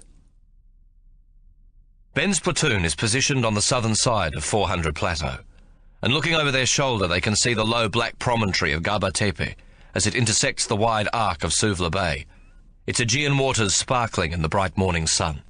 The plateau is covered with low gorse-like scrub, reaching not much above the waist, though it grows in patches with open ground between. It is good cover for a soldier remaining still, but not well suited for forward movement. Directly ahead of him, at about 400 yards, is perhaps the narrowest section of the plateau, which begins to slope away to an area known as Lonesome Pine, the name of a popular song. This name for the gently sloping hillside came about because among the juniper and scrub stands a single stunted pine tree. Lonesome Pine will soon enough be changed to Lone Pine, in the way that Australians have of chopping any extraneous syllable from a word without changing its essential meaning. Wordy Smith points out to Ben that this southern slope, protected somewhat by the Gaba Tepe headland to the south, and positioned at a slightly oblique angle to the sea, doesn't get the full force of the wind. This in turn means the juniper and scrub are higher, and grow in bigger and denser clumps than on the flatter section of the plateau. He reasons that with the land falling away from the third ridge, a man's height is even further reduced, making him a slightly smaller target for the enemy rifle and machine gun fire. It means they must move in an arc, rather than take the shortest route across the plateau. Ben estimates this will add perhaps another 100 yards to the distance, another 4 or 5 minutes of exposure to the hellfire coming from the Turks. But to counterbalance this, Wordy Smith suggests they will avoid falling into the spoon, where they can easily be killed. The proposition being that machine gun and rifle fire is instinctively aimed at the most obvious and nearest target, and artillery fire where the greatest force is concentrated. Ben agrees that the plan is the better of two fairly poor options. He is the first over the rim, followed by Wordy Smith and the remainder of the platoon, who are staggered left and right at an interval of approximately 4 yards between each man. They have practiced this drill in the desert, where little concealment exists, and advancing troops are trained to break into a haphazard formation of single-man targets. Once on the plateau, they can see it is literally covered with the bodies of the dead infantrymen, and most of the dead soldiers are already black with flies. Many of them belong to the 3rd Brigade, but after only an hour of coming over the rim, Mackay's 2nd Brigade is dying at a much faster rate than during the early morning slaughter. The men trying to cross the plateau form a perfect target for the Turkish artillery, who actually look down at the Australians in a semicircle of heights from Battleship Hill in the north to Gaba Tepe in the south. If one can imagine an amphitheatre, the plateau becomes its stage, and the seats near the top are the enemy artillery positions, from which all movement and space on 400 Plateau can be covered. To take the analogy further, the audience in the Greek amphitheatre are the Turks, with rifles and machine guns, and the Australians are the hapless actors. The Turkish gunfire from the ridge is even more concerted than on the beach. The guns on the plateau have gained a steady rhythm, and every 30 seconds a salvo of 4 shells falls, covering a large part of the plateau, as a moving garden spray might water a lawn. 2 enemy batteries, one at Chunuk Bair in the north and the other at Scrubby Knoll in the south, are the deadliest. Depending on where the largest concentration of Australians appear on the plateau, these 2 batteries shorten or lengthen their range like a fire hose playing on flames. The result? No single salvo is missed. It becomes apparent to Mackay after the very first troops are sent over the rim that the attempt to get his 2nd Brigade across must fail. A simple estimation of the dead already lying on the plateau after the initial attempt by the 3rd Brigade must tell him that there can be no front line to reinforce. Simple arithmetic indicates there are too many factors against him. The combination of Turkish firepower and the vastly superior and impregnable position they hold on the ridge directly above him means the odds are hopelessly stacked against him. His troops, pouring as they mostly do from the handle down into the bowl of the spoon, become in effect sitting ducks, unable to do anything more than attempt to conceal themselves from the Turkish guns directly above them. The likelihood of any of them mounting a further attack on the Turkish positions simply does not exist. Colonel Mackay is slaughtering his men, thinking only to slavishly obey his misdirected orders without accepting the responsibility to call it off. His men can never reach and effectively reinforce the isolated pockets of the decimated 3rd Brigade, who are dug in beyond the plateau and now find themselves pinned down by the Turks. The first rule in the military handbook is that in a rescue operation you do not sacrifice more men than you hope to save.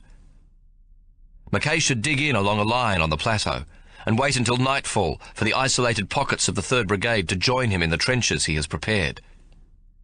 It is a strategy any junior subaltern could devise, and it would save the lives of countless men. Thus begins a day in which the Turks, far from admiring the courage of the Australians, wonder at the stupidity of the infidels and the commanders directing them. They take great heart from what they witness on 400 Plateau. This is an enemy to be laughed at. Even the humblest Turkish recruit knows that stupidity, even brave stupidity, seldom wins battles. Stupidity in the time of war is usually put down to a lack of critical information by those responsible for it. It takes a long time for history to point an accusing finger at an errant and inadequate commander, and by then it is usually too late, and he is out of the firing line, or has been promoted to a higher rank. Commanders who substitute men for ideas, and approach a battle with complete disregard for saving the lives of the troops under their command, almost always turn battles into killing fields, without being granted victory as the prize. On the first day on Gallipoli, from the beach landing and the pearl grey dawn to the splashed and brilliant sunset over Asia Minor, nearly 4,000 men are killed. Countless others are wounded. The majority of these deaths occur at 2 places, on the landing beach and later on 400 Plateau. Once the foolishness of invading Gallipoli had been decided upon, the attrition rate caused by landing from the sea onto a well-defended shore could scarcely be avoided. It is a price an invading army must expect to pay, but the slaughter at 400 Plateau was not necessary. However, the manner of fighting the Turk on the Gallipoli Peninsula, demonstrated on the first day on 400 Plateau by the Brigadiers Mackay and to a slightly lesser extent McLagan, sets the pattern for the Australian commanders on several other occasions. Gallipoli was always intended to be a diversion, a ploy to make the Turks think that the main attack was to come from the high ground to the north, so that they would concentrate their strength and effort on the Australians, while the British and French invaded the flat ground south of Gabatepe. In the end, 7 months later, 240,000 men will have been wounded, over 40,000 killed on the Allied side. The Turks never counted their dead, except in counting them fortunate, for they had been grasped to the bosom of Allah as heroes and consigned to paradise. But it is estimated that they suffered much the same attrition rate as those who dared to invade their ancient land. And so more than 500,000 young warriors were wounded or died in a series of battles and endless skirmishes that never reached further inland than a man could walk at a brisk pace in half an hour from the pebbled beach, and which, in the overall scheme of things, didn't amount to a fart in a hurricane. Ben doesn't rush things, making use of whatever cover is available, effectively using the gorse and scrub or a sudden dip or hollow in the terrain, and making a dash across the open ground in between, resting up under the cover after every dash. It is careful progress, where time is not the principal ingredient, and after a while the platoon grows accustomed to the procedure and uses it skillfully. However, this method of crossing contrasts strongly with the one adopted by a great many of the men, who attempted to make a singular dash for it, running in a more or less straight line directly into the path of the remorseless enemy fire. It may have been that the men were not properly briefed on the distance they needed to cover to get across the plateau, or they lost the leadership of their officers who knew at what pace to take them out.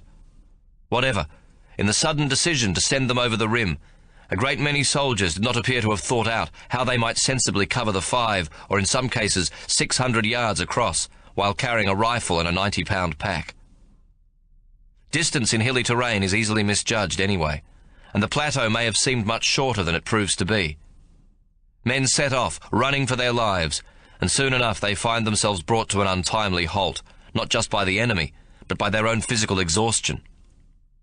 Many bend to grab their knees, gasping for breath, unable to move forward. Being stationary or slow-moving targets, they hardly merit the attention of the snipers with their Mausers and telescopic sights, who concentrate mainly on killing the officers. Instead, they become easy targets for the more modest shots among the Turkish infantry, and are certain kills for the barking enemy machine guns. The wounded have to fend for themselves. Officers, those few who haven't been killed or wounded, are forced to press on and not endanger the remainder of their platoons by stopping to check on their wounded men. The wounded beg pathetically for help or plead to be taken back to the line. Others simply cry out for their mothers, and some lie down and die, shivering in the blazing sun as the cold hands of death embrace them. They are fraternizing with death, shaking hands with the shadows, as the Anzac saying goes. While some of the men do stop to help a mate in trouble, there is little they can do except attempt to take them back behind the lines, and as often as not, they join the dead or lie wounded beside a comrade.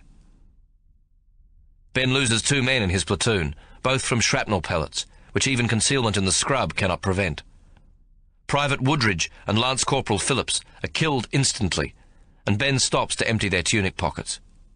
He's made each man in his platoon write a final letter home, and place it together with any other small personal mementos, such as family photographs, medallions or keepsakes, into the left-hand breast pocket of their tunic. Every member of his platoon has been instructed that should a mate be killed beside him, whenever possible he is to remove the contents of his tunic pocket and carry it with him. Under Library Spencer's tuition, even broken-nosed Brodie has managed a short letter to his parents. He is inordinately proud of this final missive, and often reads it to himself, or to anyone else prepared to listen. The joke among the platoon is that the letter will be worn out by the time he dies, and one of them will have to look up Broken Nose's mum and dad to recite to them what it contained. Dear Mum and Dad, I am dead when I write this. Our sergeant says I must be. You mustn't cry, you hear? I am not worth the tears. I don't think I will go to heaven, but who knows? The Turk will go there. It's called paradise, so maybe God will send me up there to fight them again and get even for getting myself killed. Dad, you is forgived for belting me a lot. Your loving son, Wayne Broken Nose Brodie. P.S. Broken Nose is me name here, and I can read real good now. A little further down the slope, as they are crossing open ground, Hornbill makes a sudden appearance on their left, his legs and arms pumping as he crosses over to them, yelling the while, though his voice is drowned in a sudden burst of shrapnel. He comes to a halt, panting violently, just as they reach the cover of the scrub, and Ben sees that he is wearing a bandage wrapped about his forehead. "G'day, Sergeant. Hello, sir," he pants, looking at Ben and Wordy Smith. "Get your flaming head down, Hornbill, and stay ragged," Ben shouts. They proceed another 100 yards or so downhill, and reach the stunted pine tree, where Ben decides to swing to the left into the slight incline on Lone Pine, which leads to the southwestern extremity of the plateau. The juniper and scrub grow thickly here, and reach above their heads, so that they can walk upright for a good 100 yards or so, carefully making their way through the bush. Perhaps because of the extra camouflage provided, the enemy firepower is not coming as thick and fast on this perimeter. Ben realises that they appear to be largely alone, and that few Australians have selected this section, thinking it the furthest away from the objective. Wordy Smith, who has reached the edge of the tall scrub on Ben's right, suddenly calls out, "Trenches ahead, Ben!" They hit the ground and wait, expecting at any moment to see all hell break loose from the direction Wordy Smith has indicated. They can now clearly see the mounds of packed red earth some 50 yards ahead, and more or less directly in front and above them. The Turkish trench, running a good 20 yards or more, has been dug into the brow of the hill to cover a wide arc, the centre of which embraces the whole of Lone Pine where they lie, to the right looking down at Pine Ridge, and the left over the bottom section of 400 Plateau. The rear of the trench must also look over what became known as Leg Valley to the north and Anderson Knoll to the south. This trench, Ben reasons, must be the most distant point forward from the heights the enemy dominates. In fact, it is one of the very few positions in the Turkish defence that might be vulnerable if attacked with a sufficient force of determined men who can get close enough to use their bayonets. But now, much more importantly, if they are observed and an enemy machine gun guards the entrance to the trench ahead of them, they stand no chance of surviving. Ben has led his men into a trap from which there appears to be no escape. They cannot retreat back up onto the higher ground of the plateau, and if they move further south, they must cross open ground where they'll be cut to pieces by the Turkish machine guns. If they use their rifles, they have no effective target. Bullets don't bend into trenches, so their only hope will be to fix bayonets and charge. Ben calls to Crow Rigby and Woggy Mustafa to crawl forward. "Woggy, have a look, will you? You've got the best eyes in the battalion. See if you can see any movement, any at all. You, Crow, get your telescopic sights onto those trenches. See if you can see anything as well. If you do, don't fire." He turns to Muddy Path, who is nearest to him. "Pass on, fix bayonets." After a minute or so, Crow says, "Can't see nothing, Ben." "3 Turkish bodies at 2 o'clock, Woggy says. "Legs sticking out of the bush." "Sure they're Turks?" "Yeah, they're boots. Leggings, they're not us." Crow Rigby swings his sniper's sights to where Woggy has indicated. "Yeah, he's right, 3 of the bastards. Flies buzzing over them. They's dead all right." Ben turns to the lieutenant, and to his amazement sees that he is clawing at a ground shrub with the tiniest bright pink blossoms. Wordy Smith stuffs the specimen to his tunic pocket, and Ben sees that the pocket is filled with floral bits and pieces which his platoon commander has collected on their way across the plateau. "Wordy, I'm going to take a squiz, see what's happening." "No, Ben." Ben looks at Peregrine Ormington Smith in surprise. "Huh?" "I'm going." "No, sir, it's best if... Well, you're the platoon commander. The lads need you to lead." "That's a laugh, Ben," Wordy Smith says. "Officer should remain with his men, sir," Ben says, reverting to formality. "It's an order, Sergeant," Wordy Smith replies sharply, cutting him short. "If we get out of this mess, it won't be from my leadership, and the men know that." He rises to his knees and removes his pack. Ben sees that his tunic pocket is overflowing with floral specimens, and thinks he must be the only officer in the history of warfare who is risking his life with a tunic pocket full of wildflowers. Wordy Smith starts to move forward out of the cover of the juniper and scrub, which on this section of Lone Pine appears to have been slashed to not much higher than knee height, to increase the line of sight from the trench on the brow of the hill. Ben grabs Peregrine Ormington Smith by his Sam Brown belt, just as he is about to set off. "Stay to your left, Wordy. There's more cover. Take your time." He adds, "We're not going anywhere except straight to hell if that trench is occupied." Wordy Smith nods and crawls out of the cover of the tall scrub and juniper into the much lower scrub. His attempt at the leopard crawl on his elbows and knees makes a mockery of the idea that this position presents the most difficult head-on target for an enemy. His long legs push his bum into the air, and it now bobs up and down above the juniper, and presents a target any sniper could hit without pausing to take aim. They watch, all eyes glued on Wordy Smith's bobbing bum as he draws closer and closer to the trenches. The scrub has been completely cleared for the final 50 feet up to the trench, and the platoon commander must come to a halt before he gets to the edge of the gorse. Hopefully he will be close enough to see if it is occupied, though Ben cannot imagine how, if it is, they haven't spotted Wordy's perambulating movement through the scrub. "Get ready to charge, lads. Pack's off. We'll go to the right. Don't bunch. Wait for my command." They can see that by attacking from the right, Ben is trying to maximise every second they have, hoping that by drawing the enemy fire, Wordy Smith will give them time to jump to their feet and get a few yards closer before the Turks in the trench spot them coming. Broken-nosed Brodie nudges Library Spencer at his side and points silently towards Ben. Library sees that Ben has his Maori fighting axe slung in its holster across his shoulder. "Them Turks gonna pay dearly," he whispers.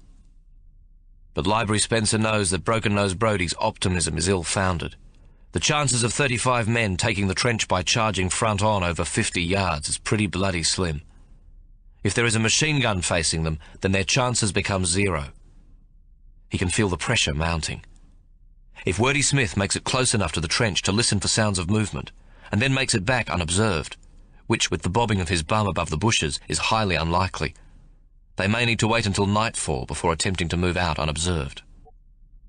To everyone's astonishment, Peregrine Ormington Smith suddenly stands up in the scrub some 50 feet from the trenches, and revolver in hand, his long legs taking surprisingly long strides, he proceeds to run up the final steep slope and onto the embankment of the trench, jumping directly into it. "Holy Mother of God!" Numbers Cooligan exclaims, as they all rise at Ben's order to charge. They are in the open running when the lieutenant's head emerges again, and waving his arms, he indicates for them to come forward. "Halt, lads!" Ben shouts. "Get back! Fetch your packs! You, Broken Nose, bring the lieutenants! On the double, we're still exposed! Packs on and run for it!"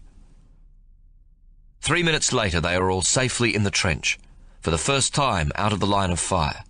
They have crossed 400 Plateau, and are now on its lower end at the very topmost point on Lone Pine. The trench is even longer than it seemed, and curves around to the south, following the contours of the ridge, and Ben, barely pausing to catch his breath and remove his pack, nods to Hornbill to follow him. "Bring your rifle," he says, though he leaves his own and unslings his fighting axe and removes it from his holster. With Ben leading, they turn the corner into the southern section of the trench, and immediately come across the body of a Turkish soldier, then several more. Most appear to have been bayoneted, some shot, and soon enough they come across a dead New Zealand soldier, and then 3 more and another 8 Turks. The trench is a little deeper at this end, and leads into a section with a roof constructed of pine logs. Ben looks into the interior, and although at the extremity it is too dark to see, 4 or 5 feet in he makes out the shape of a machine gun stripped down. The movable parts are laid out on a square of canvas, and beside it is a dead Turkish sergeant. The attack on the trench by the 3rd Brigade must have caught the Turks by surprise, and unable to use their stripped-down machine gun. Hornbill, who has climbed onto the firing platform to look over the southern end of the trench, calls suddenly, "Come take a look, Sergeant!" Ben withdraws from the covered section and climbs up beside him. What they see is a dozen or so Turkish soldiers lying dead on the slope, and among them 3 more New Zealanders. Then a little further on they see 3 more sets of legs protruding from the scrub. They are the 3 dead Turkish soldiers Woggy has seen previously. Ben returns to the timbered-over section of the trench, which appears to have been used as some sort of storehouse, and is perhaps where an officer slept, the rank-and-file Turkish soldier being thought vastly inferior to his officers. As his eyes become accustomed to the darkness, stacked against the wall he sees a dozen boxes of ammunition and a bag of flour, and more importantly, a barrel of water, a neat pile of firewood, and beside it what looks like a tin of kerosene. He moves still further inwards, where it is virtually too dark to see without a light, and is about to lean his axe against his leg while he finds his matches, when suddenly a hand grips his ankle. Ben kicks away violently, jumping back in fright, his heart racing. The back of his head knocks against a hurricane lamp, suspended from the ceiling, and his arm is instinctively brought up, ready to strike downwards with the axe. "Don't shoot!" a voice cries out of the dark. "Struth, you gave me a fright," Ben calls out. "Who are you?" "New Zealand." "Shit, you gave me a scare," Ben says. "Better come out." "Can't, mate," the voice answers. "Me leg's broke." "Hang on, Kiwi, we'll come and fetch you. How bad is it?" "Bullet through me knee." "There's a lamp here somewhere. Just hit my flaming head on it. Just a sec, I'll light a match." Ben strikes a match and locates the hurricane lamp, which is still swinging slightly. In the flare, he catches sight of the shape of a big bloke seated on the floor. The light from the match briefly shows his blood-soaked trousers and puttees, where he's been hit in the area of the left knee. "Hornbill, get in here," Ben calls. "You'll need to find some oil. It went out a while back," the New Zealander says. Ben hands the lamp to Hornbill and points in the direction of the small water barrel. "I think there's a tin of paraffin over there. See if you can get this going." By now, his eyes have adjusted sufficiently to the dark for him to clearly make out the shape of the soldier, though his features are still lost. He moves over and squats on his haunches beside the man, and removing his water bottle, he holds it to the soldier's lips. The New Zealander grabs at the bottle and drinks greedily. Ben hopes the water in the barrel he's seen earlier is fresh, or he'll be without. He removes the flask from the soldier's lips and takes a small sip before fixing it back to his webbing, though he can feel it is almost empty. "How you going then, lad?" "I could use a smoke, mate." Ben calls over to Hornbill. "You got a tailor-made, Hornbill?" "Nah, roll me own. Roll one for our Maori friend here, will you?" "Hang on, Sergeant. I'll have a light going in a sec." "How'd you know I's a Māori?" the New Zealander now says. Ben hears Hornbill strike a match, and the room momentarily lights up, and he sees a canvas stretcher against the wall. Hornbill trims the wick of the lamp and hangs it back on the wire hook fixed to the log ceiling, and the area is filled with a soft light. "I didn't, mate. I was just being a smart-ass. Matter of fact, I'm a quarter Maori myself." "Yeah," the soldier says, then suddenly winces, stifling a groan. In the lamplight, Ben now clearly sees that the wounded soldier sits in the corner, his back against the far wall with both legs straight out. He has torn his trouser leg away to expose the wound, and in the blood and gore Ben observes that the kneecap is still intact, and that the Maori appears to have been hit below the knee, the bullet smashing through the tibia and fibula bones. He has done several courses in first aid in the field, and thinks the bullet must have missed the posterior tibial artery, or the Maori lad would have been long dead from loss of blood. "It ain't your knee, mate, just below.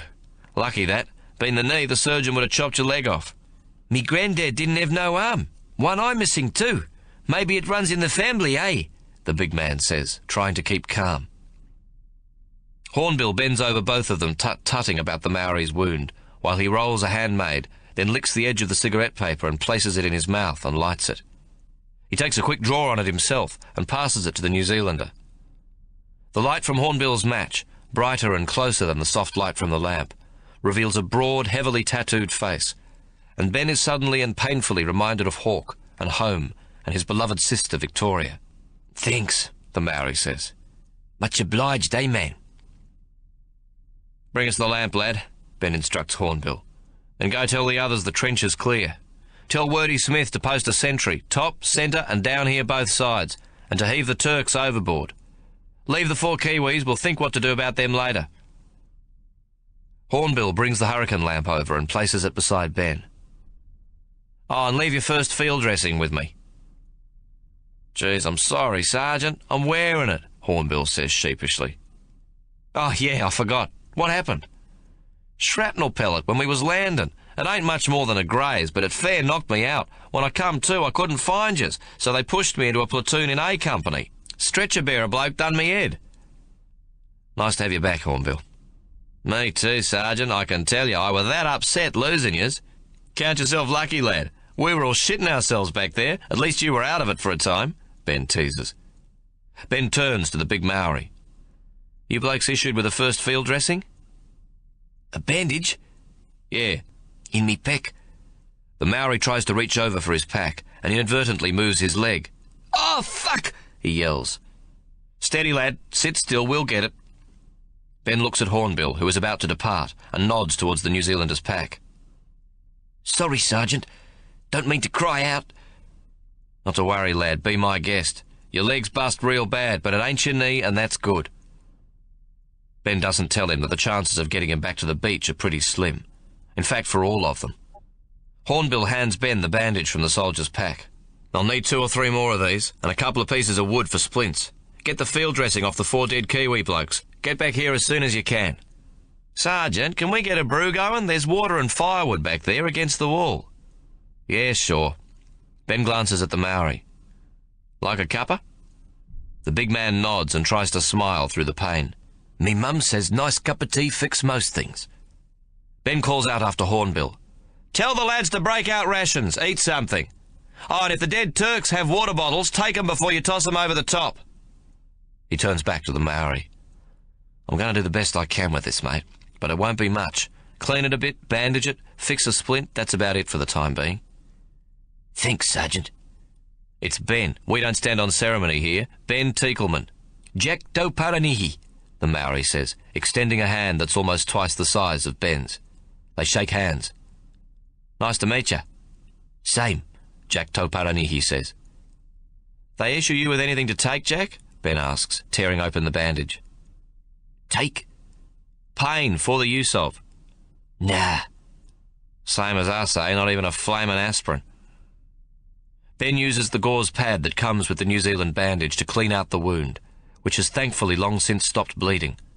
He tries to remove the large bone splinters from the wound, which starts up some superficial bleeding again that he staunches. He knows he must be hurting the big soldier, but apart from one or two winces, the New Zealander is stoic throughout. I'm going to bandage it pretty tight and it's going to hurt, so hold on, Jack.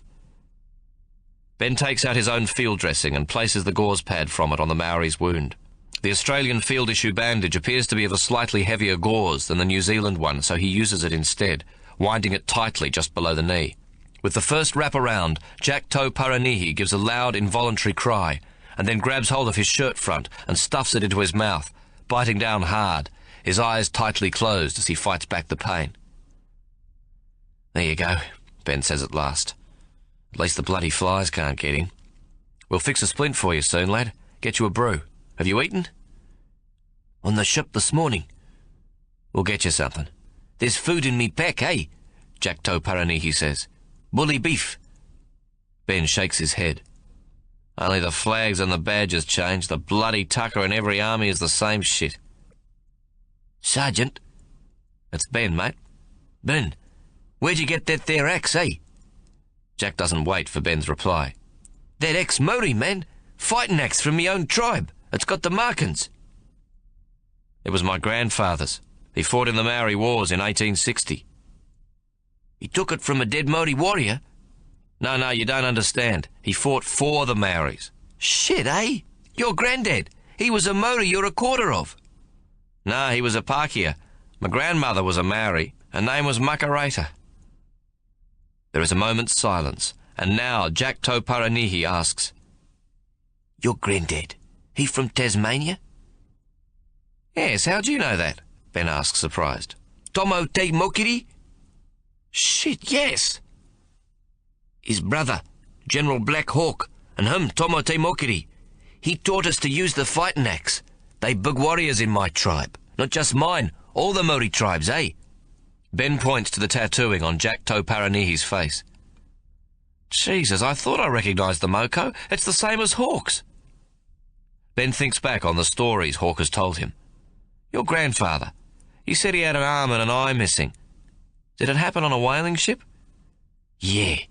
Black Hawk rescued him from a whale. His name, was it Hammerhead Jack? That's him. He give me his name. They both shake their heads and laugh, Jack Tauparanihi for a moment forgetting his pain. Jesus, that's weird. Here of all places, eh? Hornbill returns shortly afterwards with 2 flat planks taken from one of the ammunition boxes and 3 more bandages from the dead New Zealanders. Wordy Smith returns with him, and Ben introduces him to Jack. Both men then help Ben with the splints, so that there is no further time to discuss the amazing coincidence. Ben, with the help of the 2 others, begins to set the splints. Jack is stoic throughout, biting on the webbing strap of his ammunition pouches, his brow sweating profusely, eyes dilated from the intense pain. Steady, lad. Steady now, Ben says, as he tries to push back the shattered fibula bone before applying the splint. Blood runs from the corner of the big Maori's mouth as he breaks a tooth biting down on the webbing. It is finally done. There you go, Ben says. Sorry, mate. Jack Tauparanihi spits out the tooth and some blood. Can't be helped, mate, he says, as Ben gives him his water bottle again, and this time the Maori empties it. You a good bloke, man, like the ancestor. Ben is not aware that by this remark he means his grandfather, Tomo, who is now a Maori ancestor pretty high up in the rankings. Wordy Smith produces a brown medicine bottle from the canvas haversack across his shoulder. Take a sip, Jack. About a tablespoonful. He uncorks the bottle and hands it to the Maori, who does as he's told and hands it back. Should help a bit, Wordy says, returning the cork to the bottle. What is it? Ben asks, pointing to the bottle. Tincture of opium, Wordy replies. It helps to have a little botanical knowledge. Used to be known as laudanum. Where the hell did you get it? Cairo. I had it mixed. It's almost straight opium. Should keep Jack here quiet for a bit. Ben looks at Peregrine Ormington Smith quizzically. You don't, take it yourself, do you? I mean, like for normal. Good God, no, Wordy Smith exclaims. I've seen what it can do. Some of the chaps in art school got addicted to it. It's rotten stuff, but great as a painkiller.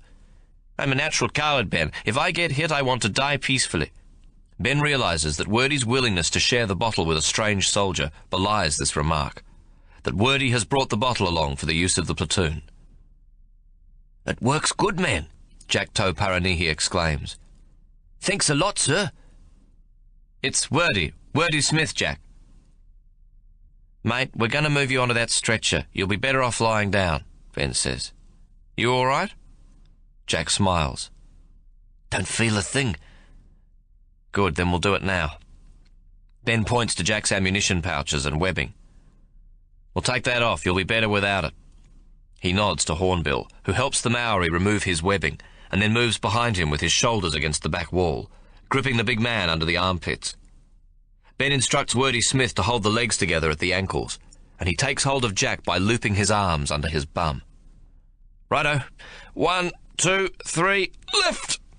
The huge man must weigh in the vicinity of 280 pounds, maybe more, as they move him the few feet over to the camp stretcher. Shit, you ain't small neither, Hornbill, a big man himself, says, breathing hard from the effort. Lock forward, Jack Paranihi says. Hornbill nods. Rugby, he says, explaining to Ben and Wordy Smith. Later, Jack explains how they got to the Turkish trench.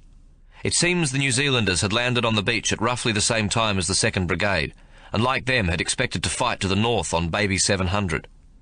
But his landing boat had become unsecured, breaking away from the steam pinnace towing it, the tow rope possibly severed by a piece of shrapnel. They had been forced to row ashore, landing to the right, the Gabatepe side. Half of his boat had been hit by shrapnel pellets and machine gun fire, and those not dead or wounded, 16 of them, had been bunched together with the Australian 6th Battalion in a company under Captain Hook. Like the pirate in that story, Jack Paranihi said at the time. They'd crossed over a series of spurs leading down from the southern edge of 400 Plateau, 5 in all, the last, Pine Ridge, being the tallest. Each of the ridges led into deep gullies, and the small New Zealand group, sticking together, somehow became detached from the rest of the company after entering a deep gully between what would later be known as Sniper's Ridge and Weir Ridge. Losing contact, they pressed on, and eventually found their way alone onto Pine Ridge, and decided to go up it. It was the steepest of all the climbs, but fortunately one on which the scrub grew mostly higher than a man's head, and so they were able to conceal their approach. They'd surprised a group of about 10 Turks near the top, who were carrying water and supplies, and, as Jack put it, got in among them. The Turks made a run for it, and they chased them up the final slope. The guns of the British cruiser Bacanti, firing on the battery on Gaba Tepe from the bay, were making such a horrendous racket that the Turks in the trench couldn't possibly have heard them approaching. Foolishly thinking themselves safe, they appear to have posted no sentry on the southern side, and the New Zealanders had almost reached the trench before the Turks realised what was happening. Nevertheless, they'd managed to kill 4 of the bayonet-charging Kiwis at close range. But then we was among them with our bayonets, Jack Paranihi explains. Them Turks didn't have the stomach for that stuff, and they are out of the top end of the trench like jackrabbits and gone for their lives down the slope out back. I jump into the trench and see the part what's covered. There's a Turk next to a stripped-down machine gun, but he, or somebody, must have had a rifle, because as I stuck him, there's an explosion and me leg crumples under me, and I don't remember nothing more. When it comes to, all me mates are gone. Ben reasons that the remainder of Jack's New Zealanders, unaware of him lying wounded in the dark recess, had moved on in their attempt to find their company, or to follow after the escaping Turks. Ben and Wordy Smith now talk about their position. To press on over the hill into the valley beyond, where the 3rd Battalion lies pinned down, will bring them back into the Turkish line of fire. Moreover, not long after they've arrived at the trench, the Turkish fire over Lone Pine and further south along Pine Ridge has grown much heavier, and artillery and machine gun fire is whistling over their heads. They are not to know that the Turks have spotted the 12th Battalion pushing towards Pine Ridge, and a little later the 6th coming over the southern spurs. This means that Lone Pine is not only receiving aim from the Turks on the 3rd Ridge, but also catching the bullets and shrapnel pellets which miss 400 Plateau. Ben and Wordie Smith were lucky they took their platoon across the plateau when they did. Half an hour later, they would have been in the very centre of a maelstrom of bullets and artillery fire. Leaving the trench now means almost certain death. Ben calls the platoon together. "We're staying put, lads. Moving on is pointless and suicidal. Our objective was to cross the plateau and try to engage the enemy, and we've done the first, and we'll attempt to do the second from where we are. There's a good position to mount a machine gun on the northern end of the trench, and although it's a fairly narrow trajectory across the valley onto the 3rd Ridge, we can hit the enemy from here a bloody sight better than firing at them pinned down from behind a rock." "Machine gun? Where are we going to get one of those?" Numbers Cooligan asks. "There's one in the shed back there with the wounded Maori. Stripped down. It's a French Hotchkiss. The Turks have got quite a lot of French weaponry." "Yes, but will we know how to use it, Ben?" Library Spencer asks. "Yeah, I reckon. I covered all the Allied machine guns when I did a special weaponry course at Broadmeadows. The German ones too." Ben adds, "I admit I've never actually stripped one down. Matter of fact, this one is the first I've seen in the flesh, so to speak. But I remember the system." He hesitates. "I think. Hope." "She'll be apples," Hornbill says. "I reckon if I can get the blighter assembled, we'll know how she works all right." Towards noon, the machine gun is ready, but for a part in the firing mechanism. Hornbill calls Ben. "Looky at that, will you? Bastard's perfect, except for one small part." "What are you trying to say?" Ben asks. "Well, we're fucked. It's a small high-tensile steel spring behind the trigger. Without it, we can't fire the bastard." "Can't you make one? Get it out of a rifle? Modify it?" Hornbill points to a Turkish Mauser and one of the New Zealand rifles, which are Lee Enfield, same as the Australians. "I've tried that, no good. The frogs don't do things like other people." Wordie Smith comes over. "What seems to be the trouble, Ben?" "Spring in the trigger mechanism's missing. Without it, the bloody thing won't work." Wordie doesn't pursue the usual litany of questions, the have-yous or did-yous, knowing full well both Ben and Hornbill will have covered all this. He thinks for a moment, then looks at Hornbill. "The sergeant." "Huh?" "The Turkish sergeant Jack here took care of. Wasn't he working on the gun?" "Probably. He was right next to it when I done him in," Jack calls from his cot. He has had another tablespoon of Wordie's medicine and is reasonably comfortable. Without so much as a by your leave, Hornbill is up the ladder and over the top. They both jump onto the firing platform and peek over the edge. Hornbill has found the dead sergeant where they tossed him overboard. He's rolled down from the top of the trench about 10 or 15 feet, and now Hornbill rolls him onto his back and is going through his pockets furiously. "Nothing," he says at last, looking up at them. "Get back up," Ben says. Then, "Wait on, look at his fist, left fist." From where they are, they can see the dead Turk's left hand is closed. Hornbill commences to pry it open. "Gotcha!" he calls suddenly, and turning, runs up the red soil embankment and climbs down the ladder back into the trench. "Bugger me dead! It were in the bastard's hand all the flamin' time! Imagine that, eh?" He has a huge grin all over his gob as he turns and looks directly at Wordie Smith. "Blood's worth bottling, Wordie. How'd you think of that and all?" 9 times out of 10 it would have been a bloody silly suggestion," he says modestly. "Fucking genius, mate," Hornbill says, happily squatting beside the machine gun again. In another 10 minutes, with the rest of the platoon, barring the 6 sentries, crowding around, Hornbill has the machine gun ready.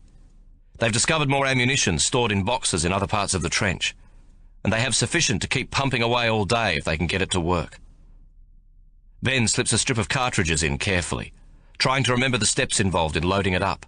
Then resting it on the parapet, he pulls the trigger, and nothing happens. Ben curses and examines the machine gun closely. "Anyone know what firm means?" he says suddenly. "Firm with 2 E's?" "Ferme. It means shut in French." "The safety catch!" several of them call simultaneously. Ben pushes a small lever which doesn't look as though it should be pushed or tampered with, and then pulls the trigger.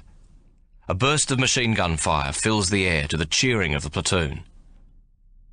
They fill a series of sandbags and place them on the northern end of the trench, with the Hotchkiss barrel protruding from it, with a sufficient arc to cover the section of the 3rd Ridge known as Scrubby Knoll within their range, and further south to Anderson Knoll.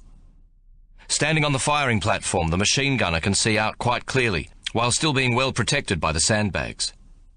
To the immediate right, Ben constructs another sandbag barricade for Crow Rigby and Waggy Mustafa, which duplicates the area covered by the machine gun. They're going to cotton on sooner or later where our machine gun fire is coming from, and they'll put a sniper onto us, try to take him out, Crow. How far do you reckon it is across the valley to the ridge? Crow Rigby looks through his telescopic sights, and after a few moments says, "About 1,400 yards, Ben." He turns to Waggy. "What do you reckon?" 1,250 the most, Waggy says. They have learnt in the desert that you can bet Waggy Mustafa against a tape measure. He has a wonderful eye, and when he isn't observing for Crow Rigby, he takes a turn with the sniper's rifle. Ben has promised him that if they ever take out a Turkish sniper and can retrieve his Mauser, and with Hornbill no doubt able to fix the mount to fit the Lee Enfield, the German telescopic sight will become his. The men, having eaten and enjoyed a brew, are now much more optimistic, and some of them privately wish they could push on, go after the enemy.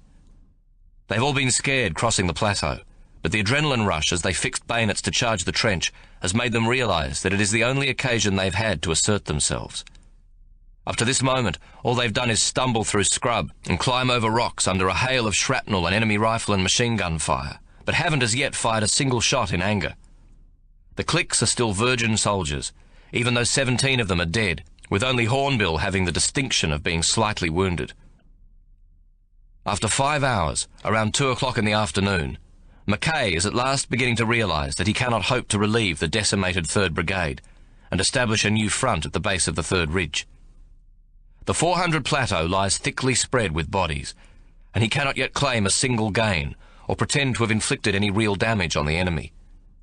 The closer he gets to the 3rd Ridge, driving his troops into Wordie's Spoon, or as it is now referred to by its military name, the Cup, the easier it becomes for the enemy to slaughter them.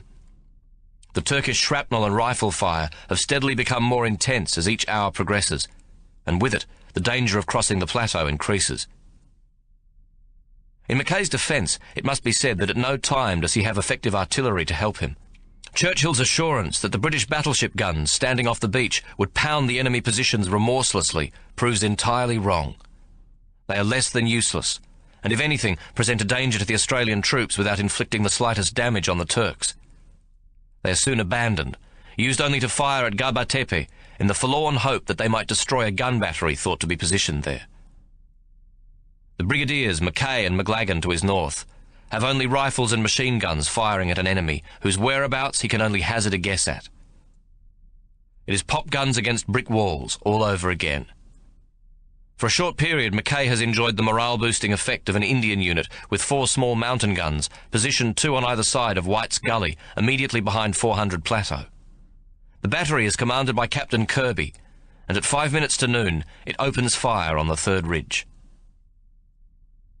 Although the sound of their own artillery giving the enemy a little of their own back cheers up the Australians, the Turks, clearly able to see Captain Kirby's battery from the heights of Battleship Hill, simply turn their own artillery onto them, and by 2:30, the Indian battery is put out of the reckoning. Now the Turks increase the pressure on the plateau, the Cup, and further south, in Leg Valley, on Lone Pine and Pine Ridge. The Australian lambs are being systematically led to the slaughter. Ben's platoon starts firing the machine gun across Leg Valley shortly before noon. By this time, the 6th Battalion, to which Jack Toe Paranihi and his New Zealanders were hastily seconded to reinforce the remnants of the 3rd Brigade, are having a torrid time at Pine Ridge and within Leg Valley. As the afternoon wears on, they are driven back, and in some parts are surrounded by the Turks coming down from the 3rd Ridge, who can see an opportunity to move around Pine Ridge and up Lone Pine. If they can do this in any numbers, they will surround the Australians fighting on the southern section. Moreover, this will mean that the northern section will be caught in a pincer movement, with no hope of escaping.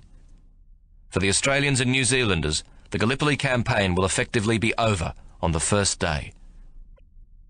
It soon becomes apparent to Ben that firing at the 3rd Ridge, while attracting return fire from snipers and creating a contest between Crow Rigby and his teammate Waggy Mustafa and 4 Turkish snipers on the 3rd Ridge, isn't making a great deal of impact. Then he sees the Turkish troops coming into Leg Valley to engage the Pine Ridge front. At last he has a target, and the platoon concentrates their fire on the Turks, moving in numbers through the scrub.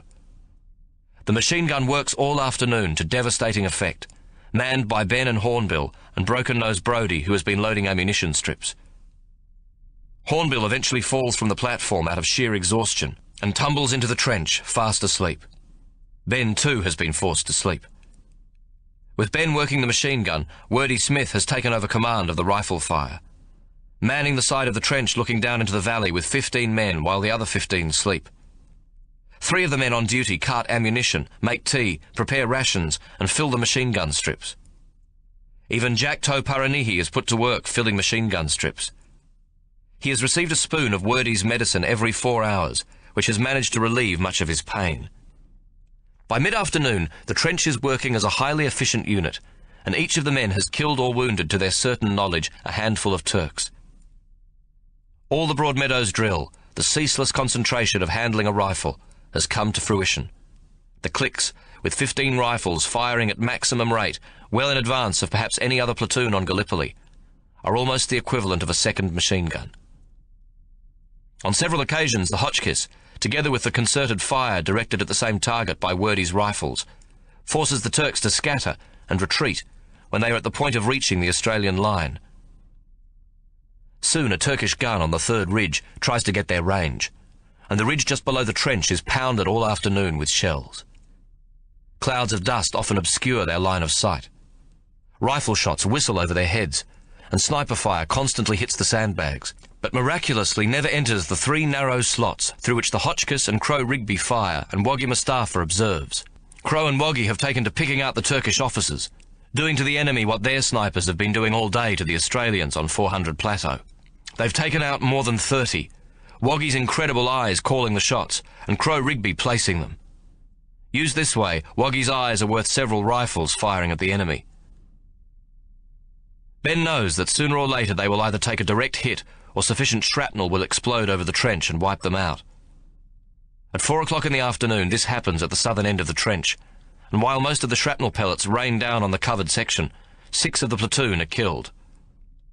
Ben orders their bodies to be taken into the shed, as the covered section is now known, so that the trench remains uncluttered. "We'll grieve them later, lads," he says, knowing that it is only a matter of time before it happens again and they are all killed. Ben is rapidly coming to the conclusion that there is no escape from Gallipoli, other than to be killed or wounded.